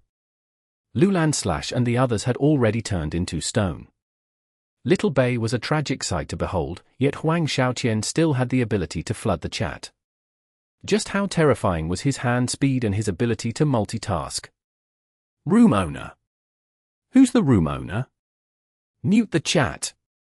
Someone finally remembered the ultimate solution and called out constantly in the channel. The pro players who saw it understood right away and joined him. No matter how amazing Huang Shaoqian was, there was no way a single person could match the united efforts of so many. Seeing his entire screen filled with demands, Loulan / felt his head going dizzy. He didn't dare delay and muted the chat as fast as he could. Everyone breathed a sigh of relief, but they soon realized that without the public channel they couldn't discuss anything together. Watching the match by themselves without any discussion was a bit boring. We can continue here. Someone suddenly messaged. Oh. Yeah. We still have here. The message came from the group chat in QQ. The pro players turned off full screen for the game. This way, they could watch the match and chat simultaneously with no issues at all. On the other hand, Huang Shaoqian definitely wouldn't be able to switch between chatting and battling at the same time. We should have done this earlier. After a few chats, everyone turned their attention back to the match. This little battle mage isn't that good. It's because Huang Shaoqian is being too fierce. He's venting out all his anger onto him. Poor guy. That's why he's a brute. TSK. Hey. What are you people talk about? There were a few confused newcomers. We're watching a show. Log into the game. Someone directed the newcomers. Consequently, there was another wave of pro players who logged into the game. By the time that second wave found the room, Huang Shaoqian had already defeated Loulan / group. The pro players finally gathered their thoughts together and stopped horsing around. This was because they saw that Lord Grimm, a character with a class that had never appeared before in the pro scene, had finally entered the ring. At this moment, Loulan / and the others finally figured out why so many professional players had decided to gather here. Loulan / reopened the public chat and told everyone so. He hoped that he could see the pro players discuss the match here. It's about time. Ready to go to bed. The first one to speak up was Yixiao. F***CK. I will fight you. Huang Shaoqian shouted as he unsheathed his sword. Chapter 45. The real deal. Getting ready to go to bed was just a joke. If Yixiao had actually wanted to go to bed, he wouldn't have gone to fight. The match began. Huang Xiaoqian wasn't sure if the guy he was facing would be so shameless as to ignore the rules and immediately leave the match, so he stabbed forward with his blade. He would fight for as long as he could. The public chat had been opened up by Loulan again, but after Yixiao made the joke, no one followed up with any jeering. Everyone was completely focused on the match. Yixiao's Lord Grim jumped in order to dodge and stab back. His 1000-chance umbrella was only the length of a sword, but with a flip, it suddenly changed into a spear. Huang Xiaoqian hadn't done anything yet, but all the spectating pro players sucked in a breath of cold air. They had heard about Lord Grim's silver weapon. The reports had come from the branch guilds in the 10th server. However, no one there was a worthy opponent for a god, so the information on the silver weapon gave them a general understanding of it, but no one knew exactly how extraordinary it was. The 1000-chance umbrella's feature was its ability to transform. This unprecedented function attracted everyone's attention. They didn't really care about the actual stats of the silver weapon. What they wanted to know was, how did this weapon transform? How long does it take for the weapon to transform? Was there a cooldown? The guilds had tried to find an answer to these questions, but they couldn't get a precise answer. Today, under the watchful eyes of these pro players, the 1000-chance umbrella had completed a transformation. Their first reaction to it was fast. The transformation from umbrella to spear happened in the blink of an eye. A weapon suddenly elongating could already be considered as a terrifying skill. Huang Xiaoqian had dodged it, but how many had the reaction speeds and hand speeds like Huang Xiaoqian? If we can't get a good understanding about this weapon, we'll definitely suffer the consequences. Only a short moment had passed and everyone was already thinking this thought. In the match, Huang Xiaoqian had avoided the attack. He had an opportunity to strike back, but he didn't choose to go for it. He was clearly very curious about an unspecialized character and his 1000-chance umbrella. He wanted to see just what kind of tricks it could pull off, so there was no need to rush. No rush at all. But during the next 2 minutes, all he saw was Lord Grim use his spear and use the same 5 low-level battle mage skills over and over again. There were quite a few times where those 5 skills were all on cooldown. If he didn't transform his weapon, he would just be asking for a beating. However, Huang Xiaoqian also stubbornly waited. "Is your toy broken?" Huang Xiaoqian couldn't help but ask. The reply came in the form of a falling flower palm. Huang Xiaoqian dodged it. "Say something." "Dragon tooth." "Hey hey hey hey hey hey." Huang Xiaoqian shouted. "Sky strike." He probably took off his headphones. Huang Xiaoqian thought as he grinded his teeth. However, sound was very important to pro players. How loud or how soft a sound was indicated how close or how far the opponent was. This could all be accomplished in glory. The Pro Alliance had prohibited talking partially for this reason. After another minute, Yixiao was still using his spear. The crowd was getting a bit tired of it. Huang Xiaoqian was already at the end of his patience. He clearly didn't want to show his strength for everyone to see. If he was going to show them a battle mage and one that was only using level 20 and under skills at that, then there would be no point in watching anymore. Huang Xiaoqian thought as he cursed out loud. Even though he had his suspicions that Yixiao wasn't wearing his headphones, he also had suspicions that he really was listening, but was just acting as if he wasn't listening to make him give up on his sound attacks. Huang Xiaoqian didn't mind. Talking while fighting was a habit of his anyways, so he continued to blabber while he attacked with his sword. Upward slash. The sword arced in a beautiful half circle. After several follow-ups, Yixiao was finally unable to dodge and the sword launched Lord Grim into the air. If a pro player launched into an opponent the air and didn't follow up, then the pro player should feel ashamed for being called a pro. Huang Xiaoqian wouldn't miss an opportunity. His troubling rain shot forward like an arrow and slashed across with his sword as if he were going to directly slice Lord Grim into 2 halves. Bang! There was no gunfire, but there was the sound of a gunshot. Huang Xiaoqian deserved to be called a god. As soon as he heard the sound, he immediately began to dodge. However, without any gunfire, it was hard to distinguish which direction the gunshot was coming from, so Huang Xiaoqian could only pray for good luck. Pu! A spurt of blood flew through the air. In real life, a single gun wound could be fatal, but in the game, the damage didn't matter too much. Huang Xiaoqian was a bit sad though because his luck wasn't that good. From where the gunshot had hit, if he had ignored the gunshot, then he might not have been hit by it. His awareness was too good, which actually made it a weakness. The opponent aimed where Huang Xiaoqian might have dodged to.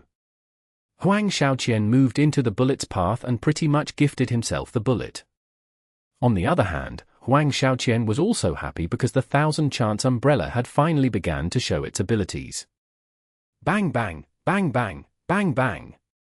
Rapid gun firing. The 1000-chance umbrella had transformed into a rifle. The attacks would come in waves of 2 or 3. It wasn't like a revolver or an automatic pistol where they only shot one bullet at a time. From the rhythm of the 1000-chance umbrella's firing, it was clearly a 2-shot rifle.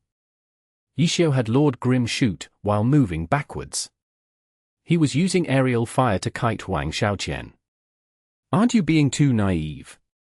In Huang Xiaoqian's eyes, this was a kindergarten-level move. Using such a move against a god like him was disrespectful. Huang Xiaoqian watched Lord Grimm's movement. He dodged several bullets and then suddenly used a triple slash. In a single breath, Huang Xiaoqian completed the triple slash, while dodging bullets at the same time. Afterwards, a sword light flashed out. The low-leveled skill sword draw came out quickly and had a long range too. No expert would give up on such a useful skill. Huang Xiaoqian had closed the distance with the triple slash. He had calculated the sword draw so that no matter where the opponent moved, his opponent would be in his attack range would have nowhere to run. Thus, Yixiao didn't dodge. The smoke and fire from his rifle was still up in the air when he suddenly pulled out a tachi. He raised the sword up horizontally and guarded against the slash. Right after, he turned his hands over and sent out his own sword draw. Other skills might not matter, but Huang Xiaoqian felt that if he were hit by a Blade Master skill, then he would lose too much face. As soon as he saw Yixiao come out with a Blade Master skill, Huang Xiaoqian couldn't help but start to focus. Yixiao had blocked his move with a guard. Huang Xiaoqian felt like he should be using more high-end skills. He couldn't use the same level 20 and under skills as this little unspecialized character. As a result, against the sword draw, Huang Xiaoqian countered with a rising dragon slash. Troubling rain was like a firework and he suddenly rose, dodging the sword draw perfectly. Following afterwards, he transitioned from a rising dragon slash into a falling phoenix slash downwards. Lord Grimm was cut into 2 halves, making the delighted Huang Xiaoqian stare dumbly. Shadow clone technique. The experienced god instantly recognized it. However, why hadn't he seen it? It was because when falling phoenix slash came out, the user would turn around. In that short instant, his camera would turn away from the target. During that time, Lord Grimm left a shadow clone for him. Where was his real body then? Huang Xiaoqian had a premonition. Without hesitation, he immediately used a falling light blade. Troubling rain crashed to the ground like a meteor. Not stopping to pause, he rolled forward. Only then did he turn his camera behind him. Sure enough, Lord Grimm had fallen from the air. As he landed, the earth shook around him. A wall of clapping emojis filled the public chat. That truly was a brilliant exchange. Only an experienced god like Yixiao would be able to grasp the short instant Huang Xiaoqian would turn around due to falling phoenix slash, allowing him to use a move without the opponent knowing. And only a nimble god like Huang Xiaoqian would be able to realize that something wasn't right and immediately use a falling light blade to avoid Lord Grimm from landing an eagle stamp on his head. Yixiao's move was something the onlookers saw more clearly than the person on the spot. Huang Xiaoqian might not be aware that Yixiao had used the shadow clone technique the instant he had a blind spot in his camera view. On the other hand, Huang Xiaoqian's move was something the person on the spot knew more than the onlookers. This was because even though Huang Xiaoqian had made such a decision, in reality, he hadn't known that Lord Grimm was above him. Sure enough, a battle between two gods at the peak was the real deal. The pro players were extremely excited. Boom! There wasn't too much noise, but there had clearly been a small explosion. Where did the explosion come from? Huang Xiaoqian was at a loss. The crowd was also at a loss. Only players of the corresponding class were able to recognize the skill. It's a mechanical seeker. Mechanical seeker was only a level 5 mechanic skill. It let out a kamikaze robot, which would move on its own and look for a target. This skill was within the level range for an unspecialized character to learn, but when had he used it? How did the crowd not see it? They would have to study the recording to answer this question. After the mechanical seeker exploded on Troubling Rain, Lord Grimm immediately followed up. The grenade that was thrown out seemed to have been flying in the air before he had even landed. This shouldn't have been a threat, but once the mechanical seeker had found Troubling Rain, everything changed. Chapter 46. Dying Brain Cells. All attacks had a stun effect, but the amount differed depending on the attack. For example, skills like Dragon Tooth had a stun that could be counted in seconds and were clearly pointed out in the skill description. The majority of skills didn't mention a stun effect because the hit stun was pretty much instantaneous. It depended on the player's experience to seize it. The difference between normal players and experts were clearly reflected in places like these. Why were experts able to complete combos using a certain chain of moves, while normal players were always easily interrupted by experts using the same chain of moves? It was because experts had a good grasp of the skill's rhythm. Every time an attack hit, they would always be on point. In theory, true combos that couldn't be broken existed, but they were too difficult to perform. No matter how great a player was, the player could only try his best. It wasn't possible to grasp every attack perfectly 100% of the time. Yixiu's attack succeeded this time. Huang Xiaoqian hadn't taken the grenade seriously, but after the mechanical seeker exploded, even if he took it seriously now, it was already too late. The brief hit stun, which to most people was non-existent, allowed the grenade to hit Troubling Rain's body. No matter how fast his reactions were, it wasn't possible to do anything at this point. The grenade exploded and the blast sent Troubling Rain flying. Yixiu had clearly calculated this. The positioning created by the explosion was what he needed. Lord Grimm rushed towards that position. Huang Xiaoqian wouldn't just let it happen and put up a struggle. However, unfortunately, his movement skills, Falling Phoenix Slash and Falling Light Blade, had just been used and were on cooldown.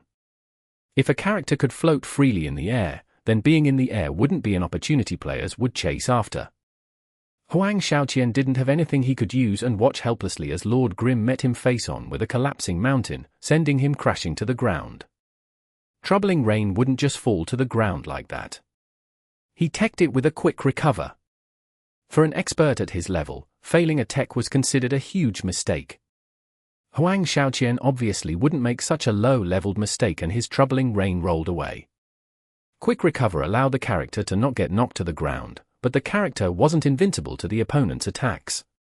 In a match at this level, an opportunity to counterattack had to be found while teching in order to turn the situation around. Huang Xiaoqian's Troubling Rain hadn't even rolled one body unit away when he leaped into the air.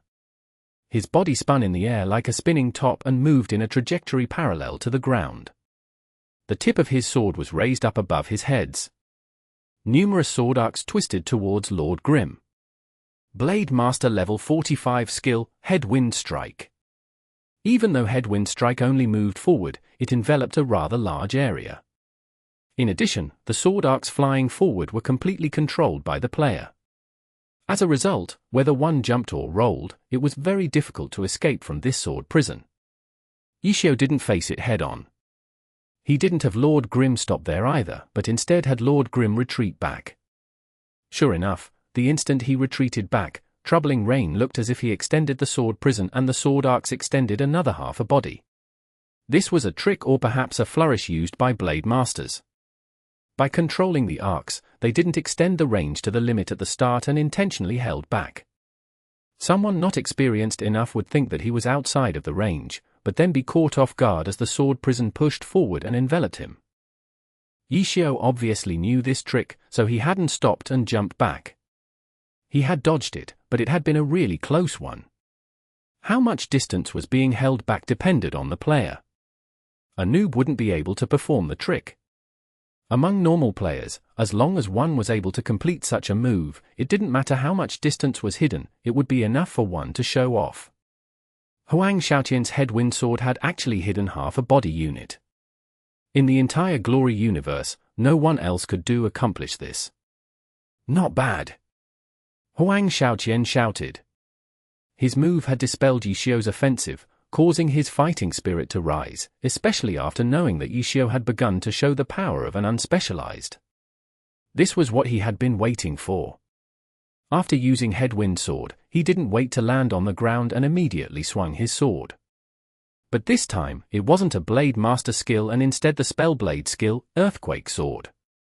This low-leveled skill wouldn't do much damage. Blade Masters also weren't a magic-based class either.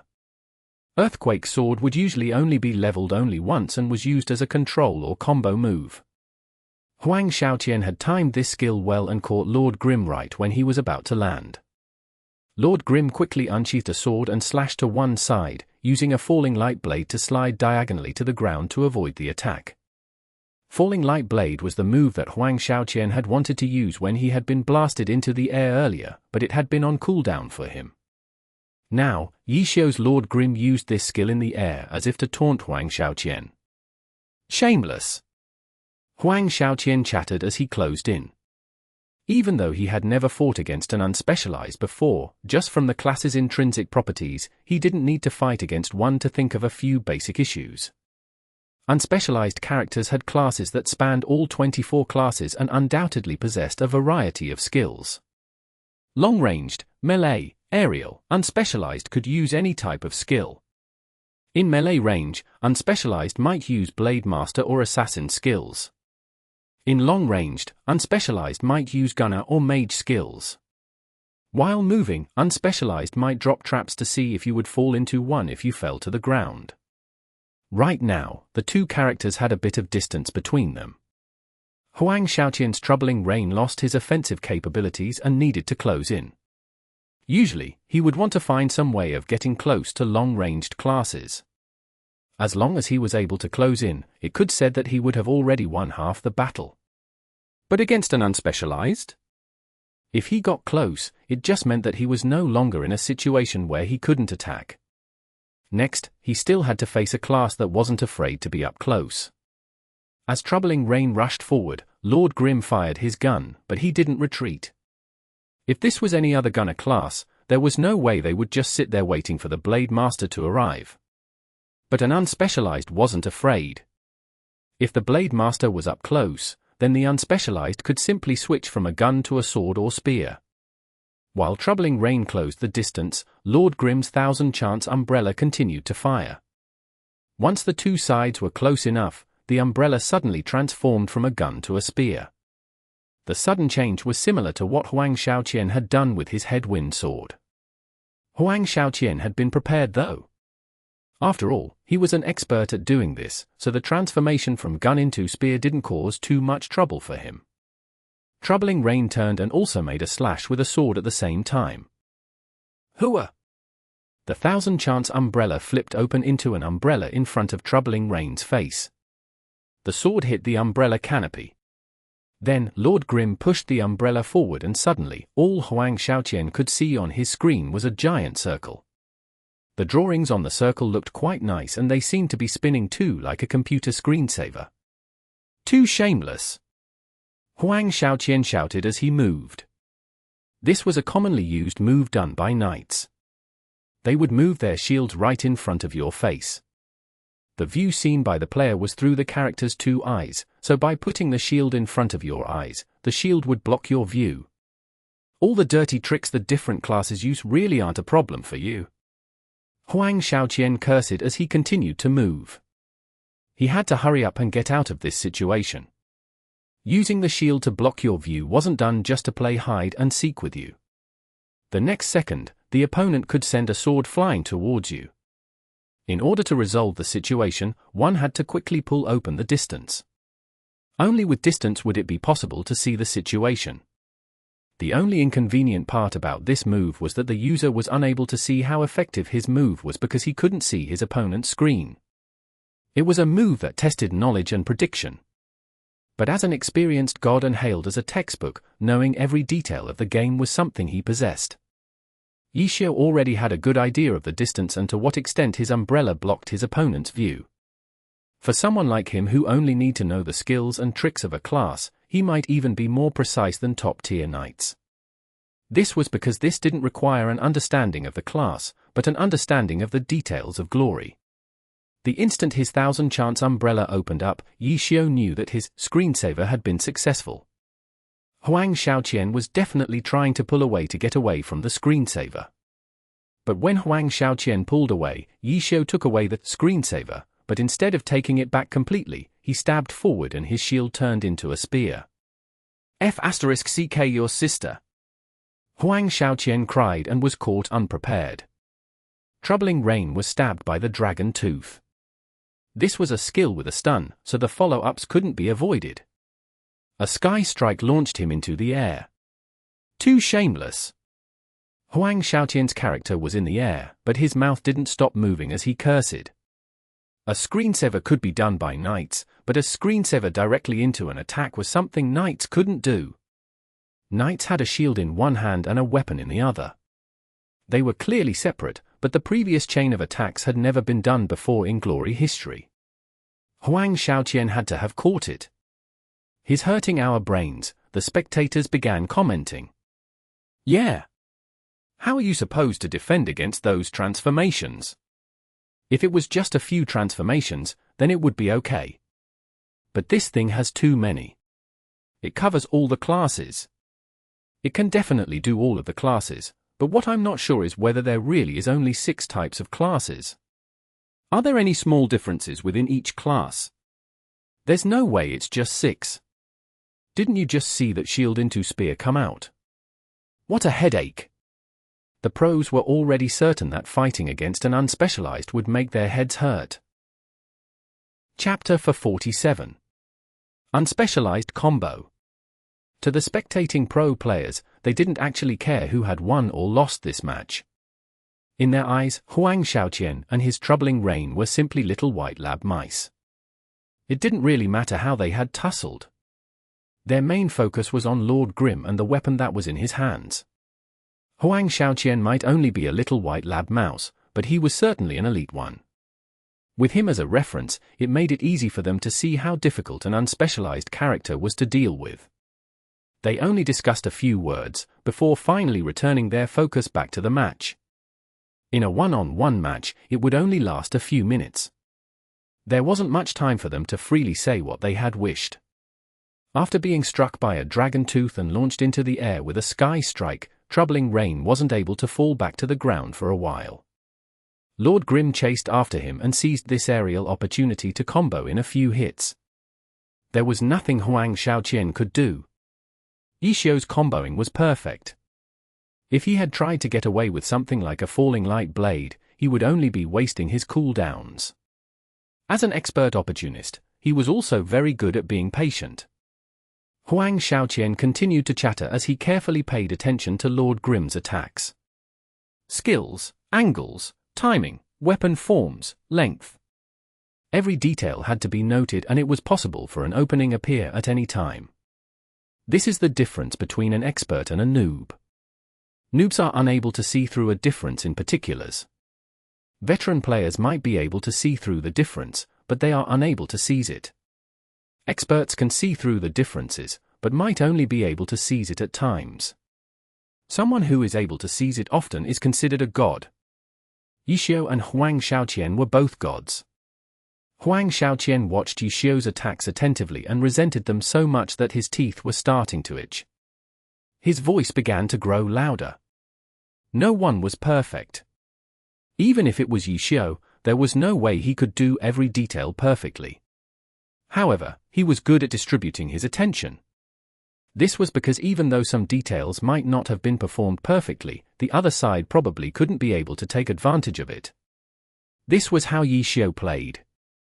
It could even be said that his combos were full of holes. However, if a hole can't be taken advantage of by the opponent, then it couldn't really be considered a hole. His combo didn't stop, however, giving the crowd some time to discuss amongst themselves. He's not going to just get comboed to death, right? Unspecialized have so many options. The pro players went into a discussion. They could understand the reason why Huang Xiaoqian was unable to escape from the combo. For this to be possible, it had to be an advantage in the classes. Unspecialized characters had numerous skills at their disposal. Moreover, they were all low-leveled skills with quick startup times and short cooldowns. By using these skills to create combos, the comboing was very flexible and adaptable. For example, in some cases, a regular class only had one option to continue the combo. If the skill was on cooldown, the combo would naturally stop. Or perhaps if this skill needed a certain setup to use, then the combo would also stop. On the other hand, unspecialized characters would rarely come into these types of situations because they had so many skills to use. In any situation, they had multiple options they could choose from. Most of the time, the unspecialized could just pick whichever one was most convenient to keep the combo going. You can say that in theory, but with 120 different skills, who could create such an unbreakable combo without needing to take time to think? Someone asked. The public chat suddenly went quiet. Someone sent out an injured emoji, making everyone start a train of messages again. Pro players wouldn't be a stranger to any skill in the game. Because of different amounts of experience, everyone had different understandings of how to use a skill in real battle. Knowing these skills and stringing them all together were two completely different matters though. Huang Xiaoqian, show some more spirit. People began cheering for Huang Xiaoqian. This didn't necessarily mean they wanted Huang Xiaoqian to win. The more they watched, the more they felt like they needed to study the unspecialized character. They hoped to see more from this match and hoped that Huang Xiaoqian could force Yi Xiu to reveal more things.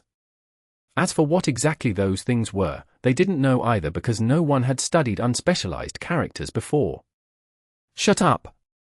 You come down and show some spirit. D*MN, you still have time to look at the chat? You must not have much to do. You think this is relaxing. The current taunting wasn't simply there for fun. This type of agitating could be considered a type of trash talk, but it was also being done in hopes of encouraging Huang Xiaoqian. Brother Yu, losing like this is too unsightly. Punish him. Some even complained to Yu Wenju. Ha ha. Yu Wenju only laughed, but didn't say anything. He had been watching quietly the entire time and had only talked privately with his teammates sometimes. He hadn't said anything in the public chat. Brother Yu, what do you think of this match? Some directly asked him. Yu Wenju truly was someone worth asking. For one, he was a very experienced and qualified glory player, and two, he was extremely familiar with Huang Xiaoqian. Xiaoqian is probably going to lose. Yu Wenju didn't hide and replied. Why? The asker continued to ask. The others stopped what they were doing, waiting for the reply. Unspecialized characters have so many options. Experience will be needed to deal with one. But who has experience fighting an unspecialized? That's why Xiaoqian probably won't be able to keep up. Yi Xiu isn't a noob either. He surely knows this well. Did you guys notice? Not one of his combos are conventional ones. Aside from a dragon tooth into a guaranteed sky strike, have you seen two skills from the same class being used one after the other? Yu Wenju slowly typed. Yu Wenju might not have been the only one to notice this, but quite a few hadn't. Everyone listened and took note. Soon, quite a few of them made sounds of them understanding it. Huang Xiao, your captain is giving you advice. Did you hear it? Someone took the chance to taunt him. F*CK off. Huang Xiaoqian wasn't like Yu Wenju and gave a prompt reply. Brother Yu, he actually dares to tell you to F*CK off. That person turned his head to report it. Yu Wenju didn't take note of these jokes and didn't reply. He continued to watch the match very carefully. Huang Xiaoqian already knew about all of this. This was why, as he watched, he thought to himself, looking for possible ways for these low-leveled skills to be used. Once he understood the reasoning, he could then make a prediction. If his prediction was correct, he might be able to break the combo. If this was during the season, a lot of time would have been taken to study this opponent. But Huang Xiaoqian was already being comboed up in the air before he began doing this work. It was very likely that he wouldn't be able to get anything out of it before he died. As a result, Huang Xiaoqian wouldn't hurt his head over this and memorized the previous sequences. He thought about what openings might appear in these sequences and prepared for them. Next, he needed some luck. He needed Yixiao to repeat a combo sequence, which would then give him an opportunity.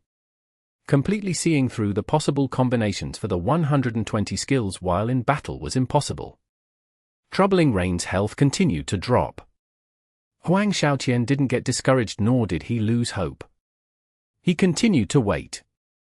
When he needed to be patient and when he needed to concentrate, he could still blabber and trash talk.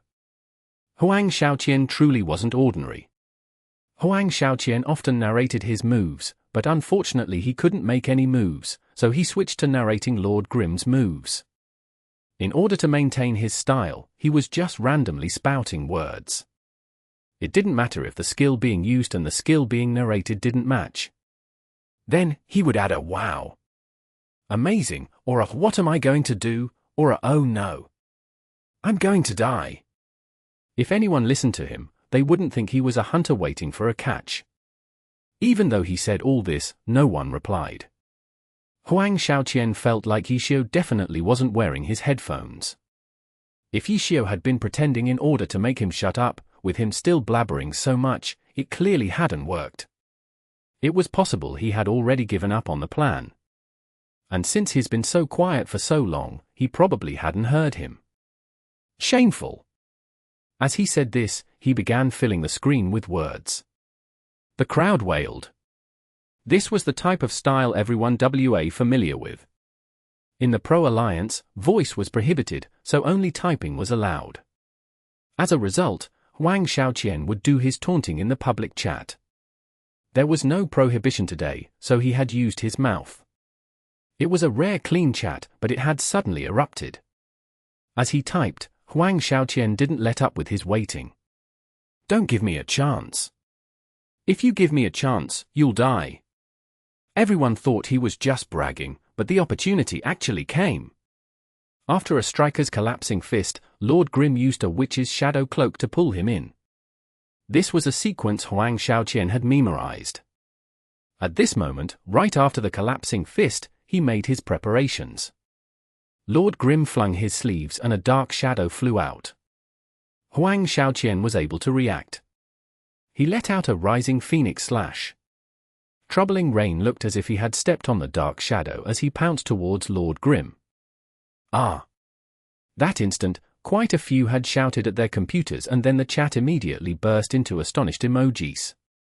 Everyone had thought that Huang Xiaoqian would be comboed to death by the unfamiliar Unspecialized.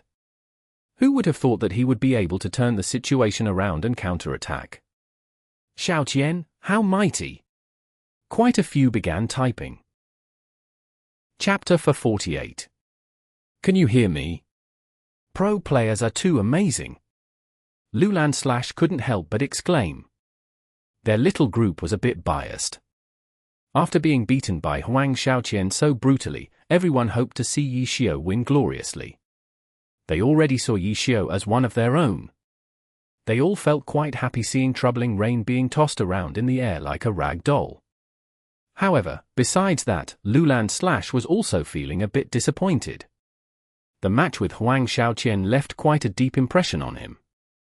He had played Glory for a long time and had experienced many PvP matches, but none of them had moved him so much like that match. The sudden retaliation that reversed the situation, the sudden drop from heaven to hell. Even though Loulan / was the one being pushed around, which had made him very sad for a while, he had to admit that Huang Xiaoqian's finishing blow had been brilliant. He had not only won the match, but he had also devastated his morale. If this was the Pro Alliance final, an abrupt reversal would feel worse than death. Who knew how long it would take the person to recover? Thankfully, it had only been an ordinary spar. Loulan wouldn't feel depressed enough to cough up blood. In that moment, Loulan suddenly had an epiphany. It was no wonder Tiny Herb hated Blue Rain so much after getting robbed of their champion title.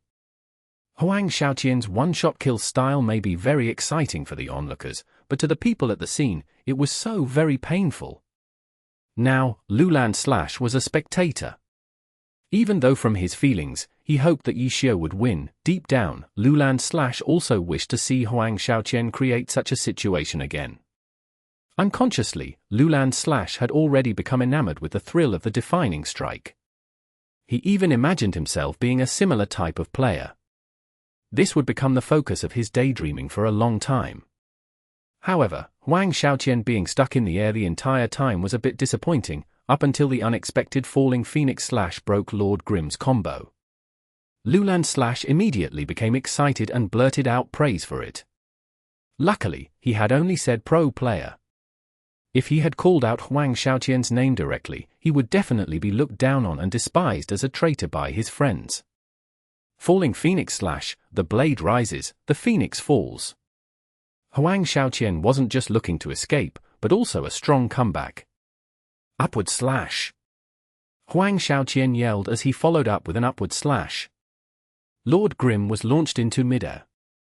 However, Huang Shaoqian didn't rely on the opponent being airborne. Combos didn't require the subject to be in the air. Being airborne just made it harder for the opponent to break free. An unspecialized character like Lord Grimm had a wealth of skills to break free from the combo. For Huang Shaoqian, being airborne wasn't important. What was important was his ability to keep hitting Yixiao. Triple slash.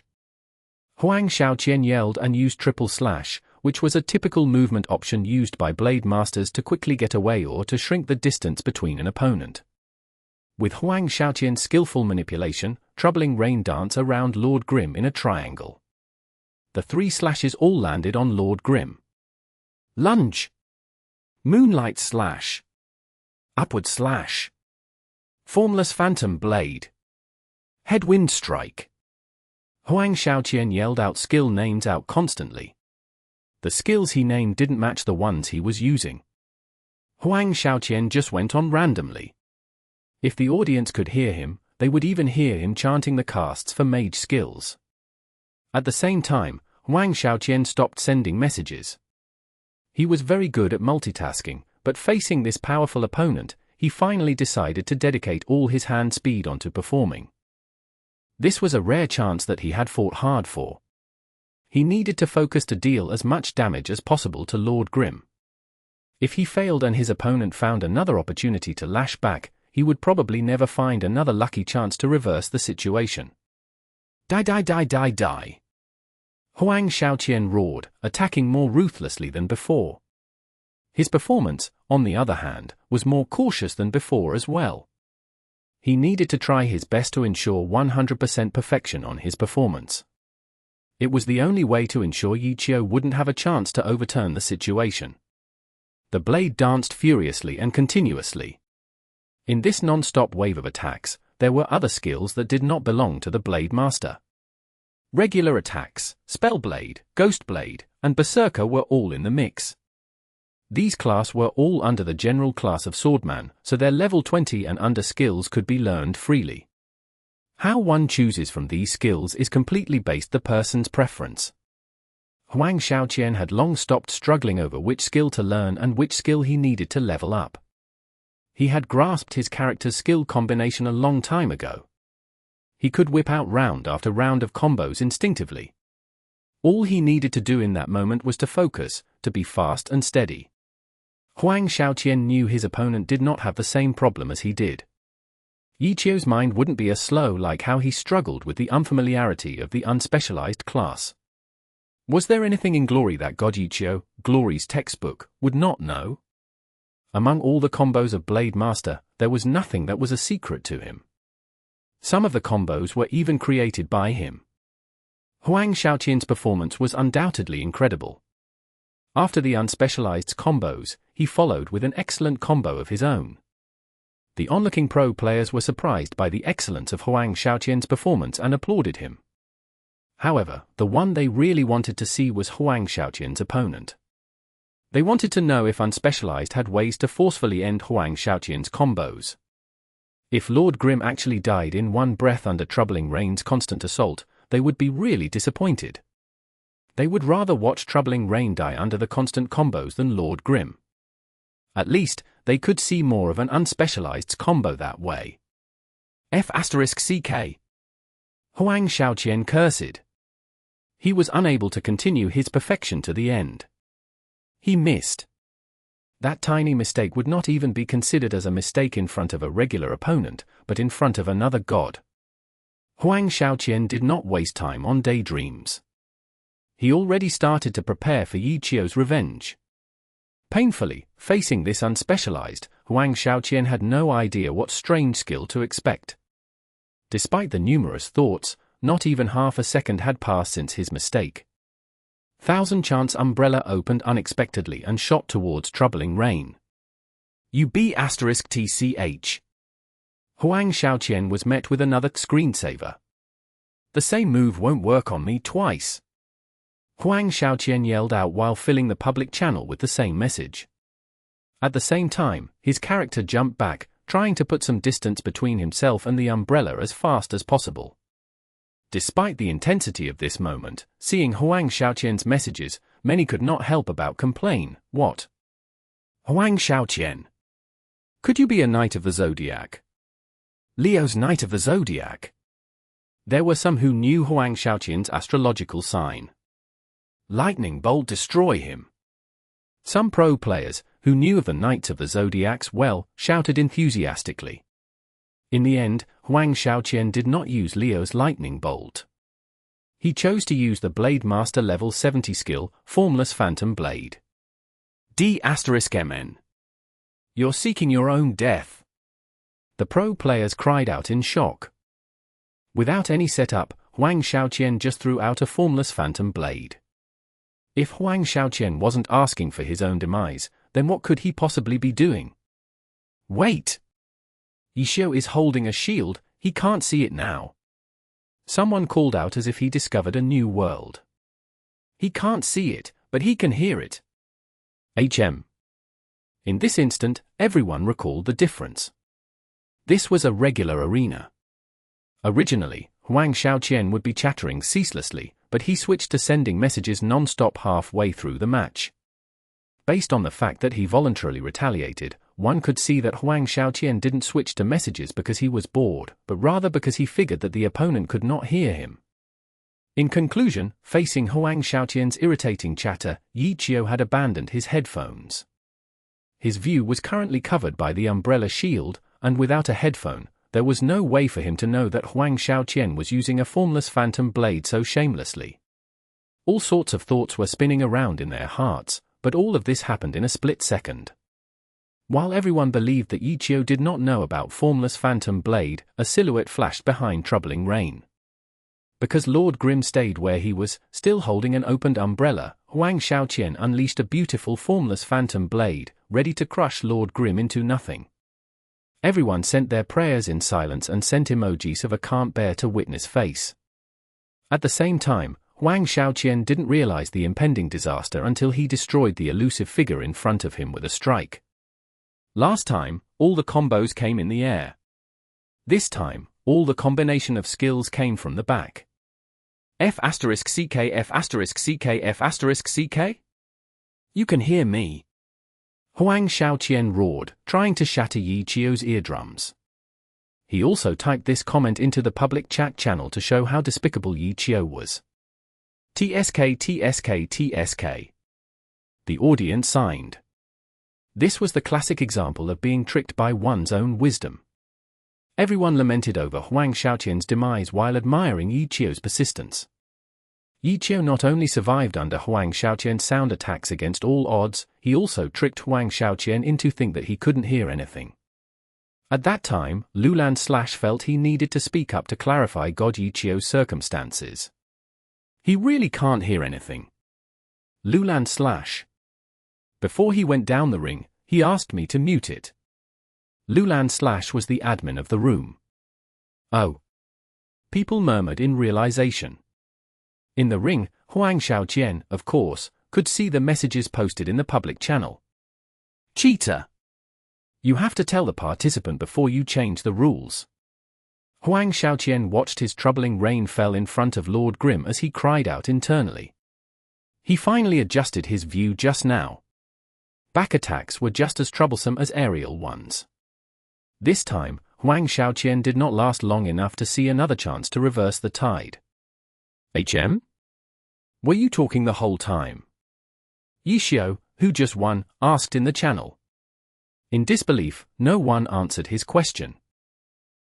Chapter 49. Each with their own thoughts. For a guess at whether or not he could hear or not would decide the match made the crowd somewhat speechless because this was something that would never happen in an official match. Just like Huang Xiaoqian's blabbering, in an official match, the rules would be clearly shown. However, this wasn't an official match. And against Huang Xiaoqian, muting voice communication was something that would certainly be supported by the crowd. It was just that Huang Xiaoqian wasn't notified of this. Again. Just when everyone was thinking, Huang Xiaoqian had already stood back up, shouting for another match. F***CK, you're still going? Go stand in line. Yeah. You should be at the back of the line. My turn. My turn. A bunch of pro players were eager to give it a try. Many curious pro players couldn't be satisfied with just watching. Quite a few wanted to personally experience an Unspecialized.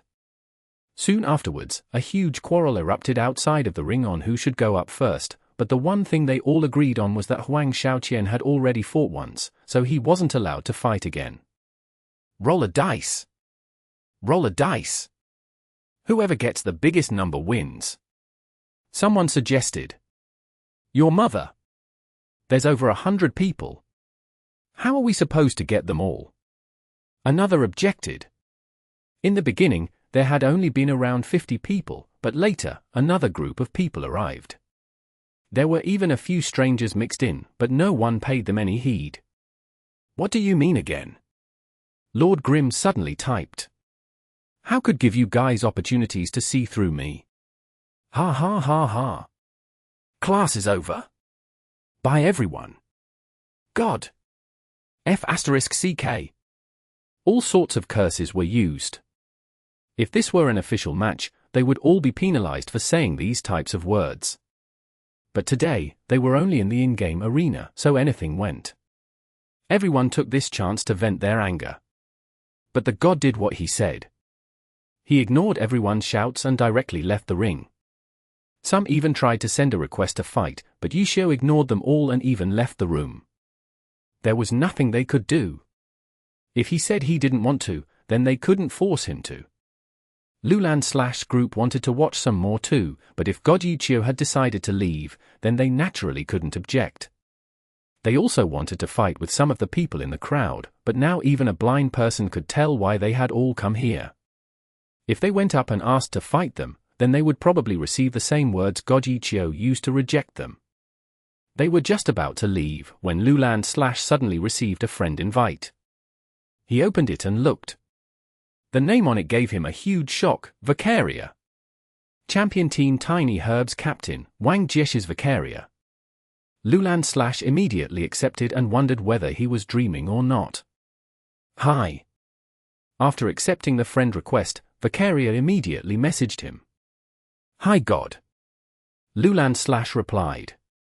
If this was before, when he had been a famous money warrior, he wouldn't have taken pro players very seriously.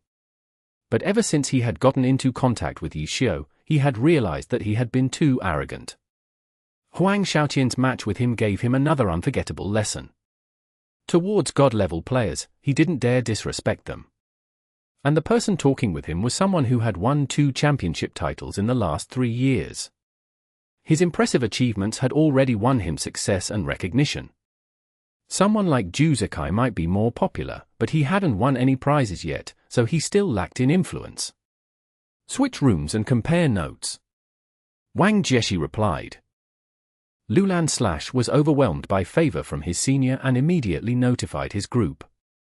When the rest heard this, they all felt quite excited. After being crushed by Huang Xiaoqian, they all felt like they had been left ignored in a corner. A god had actually noticed them? At the same time, Loulan told what had happened to Yi Xiu, asking if Yi Xiu wanted to come too. Oh? He's inviting you guys, so you guys go. I won't be going. Yi Xiu said. Okay, we'll be going then. Loulan replied to Yi Xiu. He had already given his reply to Wang Jieshi long ago. Wang Jieshi had already created the room. After the reply came, Loulan called his friends to go over. As for Yi Xiu, he had already left the room and the arena, so the arena invites naturally wouldn't work anymore. Huang Xiaoqian refused to give up. He tried adding Lord Grimm as a friend, but the other side closed it without even looking at it. Yi Xiu had received too many friend requests when he stepped into the heavenly domain and had already closed off the function. Yi Xiu couldn't be contacted in-game, so Huang Xiaoqian could only spam him in QQ. He knew that Yi Xiu was online, so he didn't spam it in the group chat. He sent him a private message and spammed him repeatedly. He finally received a reply, "I'm going to block you." The instant the other side went online on QQ, Huang Xiaoqian went into a fury. QQ trembled. He barraged Yi Xiu with video chat requests, voice chat requests, and all sorts of pictures to show his unwavering determination, until Yi Xiu finally replied, "So noisy. I'm logging off."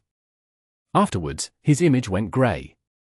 Huang Xiaoqian didn't believe him and continued bothering him for another 5 minutes without any response, until he finally gave up. He switched back to the group chat, which was bustling with noise. It was late at night, yet no one had gone to sleep. They were all discussing the unspecialized problem. Some had only just learned of it and hastily asked around on information. They all wanted a recording to watch. Many of them had obviously recorded it. A few enthusiastic players shared it with everyone. Those who hadn't seen it immediately downloaded it. As the character who lost in the video, Huang Xiaoqian was naturally very sad. But even so, he had also recorded it. He opened it up and began slowly studying it. What did you think of it? On QQ, his team captain Yu Wenju messaged him. Very difficult to deal with.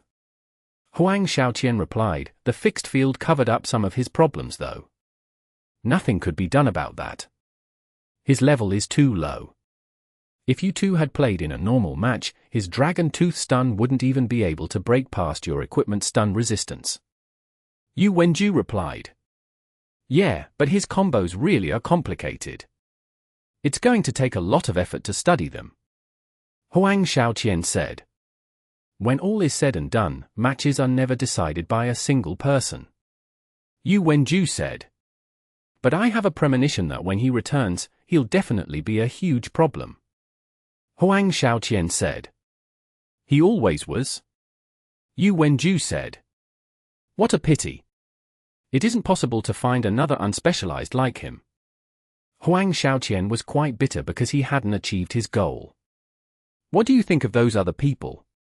Yu Wenju asked. He was obviously talking about Loulan/'s group. Their skill is okay, but they're too green. They're a quota team level. Huang Xiaoqian replied. A quota team level meant that they were around the same level as the last place team struggling to stay in the alliance. In the first half of the season, Team Excellent Era had perished into the quota team realm, making many drop their glasses in surprise. Don't come to a conclusion too early. They still have half a year before they enter the Pro Alliance. Yu Wenju said. Yeah. If they get Yi Qiu, then it'll be a huge help to them. Huang Xiaoqian said. Don't forget that Thunderclap without Xiao Shiqin is only at a quota team level. Yu Wenju said. But Yi Qiu will only be able to enter midway into the season. He can't come out in the first half. Huang Xiaoqian said.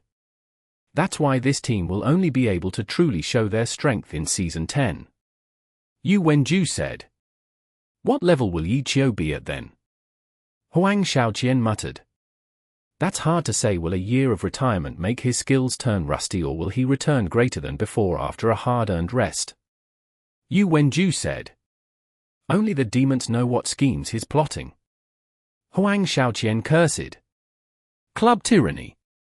The fascinating Unspecialized character wasn't able to move Zhong Xinjia's unshakable sleep schedule.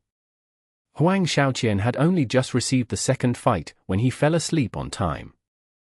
However, in Tyranny, Han Wenqing and he weren't the only two watching. At this moment, Han Wenqing was quietly watching the replay and hadn't looked for any other team's players to discuss things with. He hadn't participated in the pro player group chat's discussion either. On his screen played the part where Troubling Rain was being comboed by Lord Grim. Han Wenqing paid close attention to the screen, but his expression didn't seem too focused. But the moment Troubling Rain turned the situation around with a rising Phoenix Slash, he immediately rewinded the replay back to where Lord Grim had begun the combo with a Dragon Tooth to Sky Strike. He switched perspectives and continued to watch. Han Wenqing watched again and again. Suddenly, the light in his eyes suddenly blazed. After nodding his head slightly, he closed the recording, shut off the computer, got up, closed the lights, and went to bed. At Club Excellent Era, Sun Slong was also watching the recording. He didn't participate in the group discussion either. Just like Han Wenqing, he also watched again and again, but he watched the entire match. From start to finish, he only watched from one perspective, Huang Shaoqian's. As he quietly watched, his mouth seemed to be muttering something. All of the pro players who hadn't slept were doing the same thing, watching the recording. They might be discussing in a group with everyone, or they might be discussing with their own team members in private. Every team, every player was trying to find something from this recording. Yishio didn't have one. He hadn't recorded it. After leaving the match and arena, he went to level as if nothing had happened. This made Cheng Guo very unsatisfied. Beating Huang Shaoqian had made her blood boil. She had been excitedly waiting for Yishio to challenge every one of the pro players in the crowd and defeat them all. Even though that was a bit of a stretch, but the more of a stretch it was, the more exciting, no? But after beating Huang Shaoqian, Yishio just left. Loulan / group even went to fight Wang Jieshi, but he wouldn't even go to that. Go. Go. Why not go? Cheng Guo said. Because I don't intend on letting these people get a deeper understanding of me. Yishio said. Chapter 450. Diligence. Cheng Guo didn't have much of a temper towards Yishio. Seeing that he was just leveling, she wasn't going to watch that. Cheng Guo had remembered the match between Loulan / group and Wang Jieshi though. Why do you think Wang Jieshi looked for them? Could he have seen some talent in them and was looking to pull someone in? Cheng Guo knew about Wang Jieshi wanting to rope in Tang Ru, so she thought of this reasoning. No idea. I'll go investigate. Cheng Guo said. If you want to watch the show, just say it. Why make an excuse? Yishio disdained. Cheng Guo waved her fist at Yishiyu and then went to ask Loulan / Cheng Guo hadn't thought much of the money warrior, but after seeing the fight between Loulan / and Huang Shaoqian, she felt a bit touched and her views changed greatly. It was true that with money, a character could skip through many obstacles, particularly in the equipment area, but she couldn't ignore his efforts. Even though Loulan / had been a bit distracted fighting against Huang Shaoqian in the first half of the fight, later, he let everyone see his efforts. Cheng Guo couldn't help but feel upset at her previous judgment of him. She didn't need to say it out loud though. Even if she felt regretful, as long as they got along better in the future, it would be fine. Cheng Guo thought like this, so she was also interested in the spar between Loulan / group and Wang Jieshi. After asking Loulan / he immediately sent her their room number. Cheng Guo ran over to take a look and saw that they were currently fighting. This time, because Yishio's Lord Grim wasn't holding them back, they had switched to the normal mode.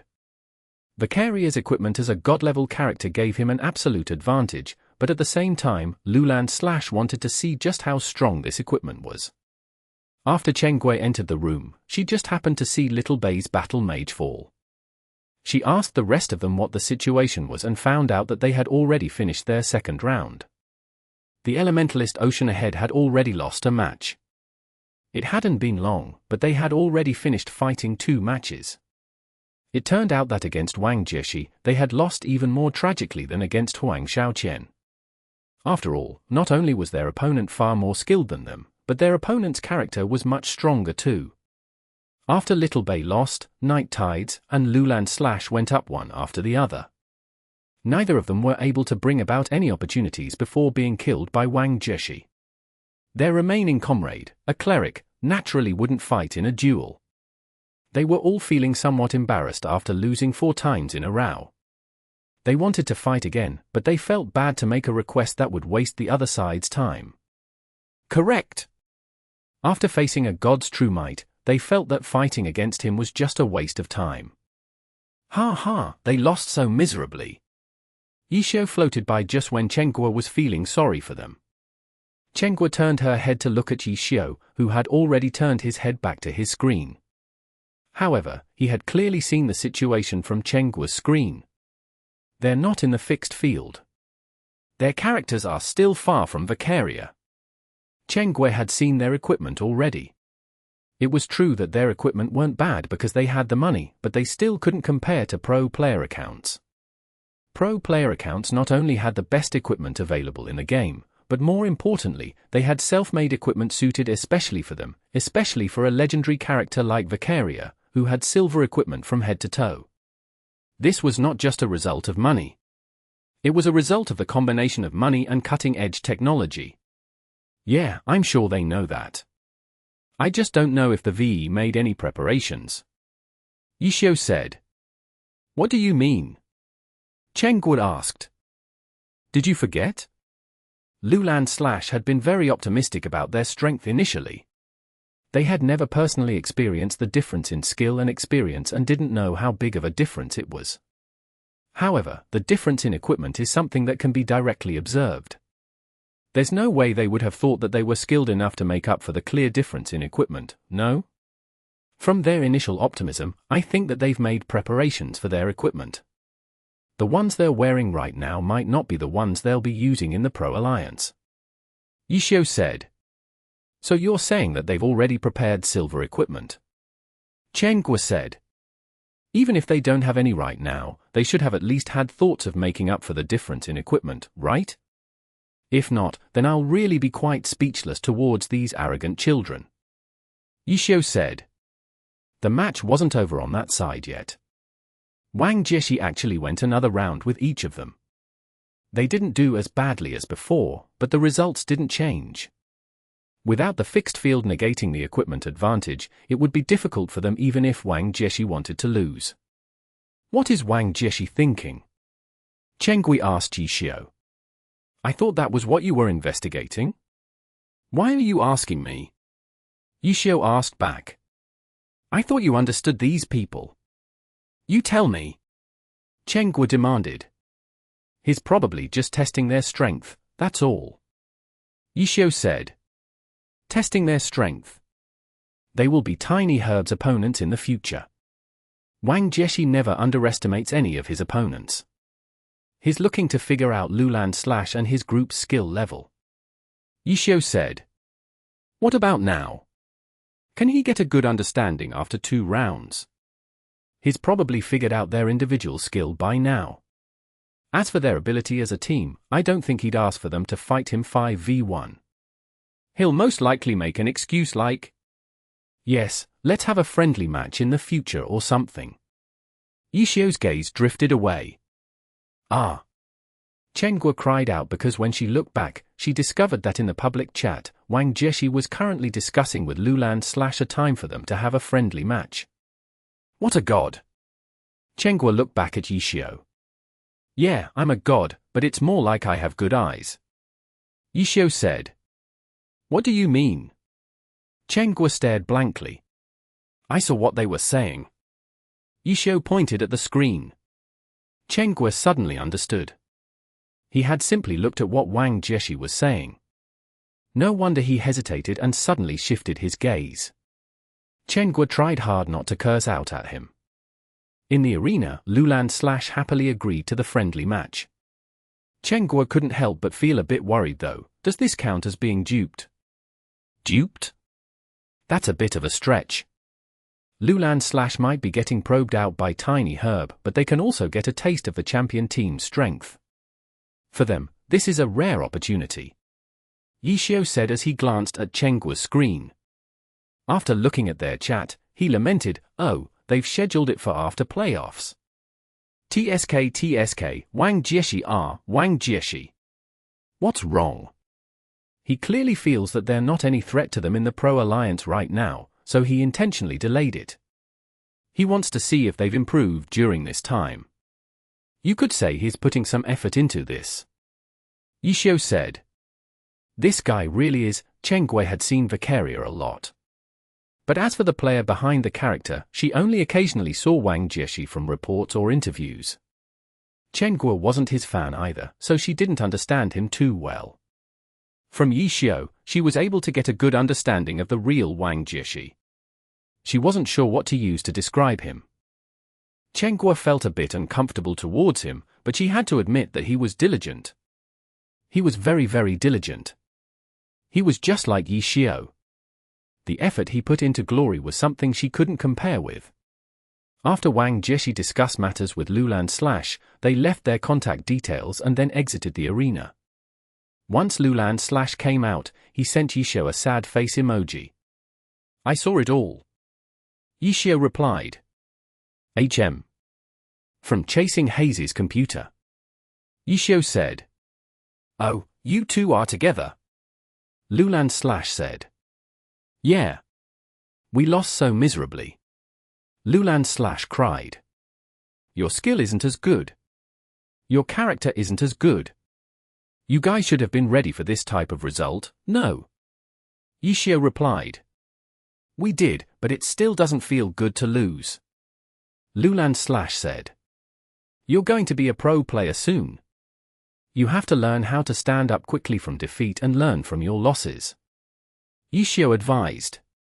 That's the theory, but it's not that easy to actually put it into practice. Loulan / continued to cry. You can do it. Yixiao said. Yes. Definitely. Loulan / sent a fighting emoji. After being crushed by Yixiao last time, he had received quite a bit of stimulation today. Soon afterwards, the two went on to do their thing and didn't talk anymore. The next day, on all of the esport platforms, from the internet to print media, all of them had the same headline: Pro players surround Lord Grimm, begging for a match. The 3 question marks sparkled on the media outlets. The content talked about the huge crowd of pro players that had swarmed the heavenly domain and then entered the same room in the arena. They weren't there to compare notes with each other, but rather there for a single person. In recent times, his popularity in glory has soared through the heavens. Carrying a transforming silver weapon and using an unspecialized, which had died out many years ago, the mystery man, Lord Grimm. PFT. Chen Guo was eating breakfast as she watched the next. She lost herself as she spat out her food in laughter at the description of the mystery man. Hey! Yixiao protested. Sorry. Cough cough. It really is. Cough. Chen Guo choked. Tang Ru was in a flurry. She handed Yixiao some napkins, while patting Chen Guo's back. Their reactions were only on a small scale. At the clubs, as soon as the reports came out, the pro players were given a furious roar. Those who hadn't woken up from that were directly flipped out from their nests, especially those whose names had been listed clearly in the reports. God d*mit. What the f*ck did you guys do? The directors and managers from every team might not have spat out their breakfast, but they certainly forgot themselves in a fit of anger.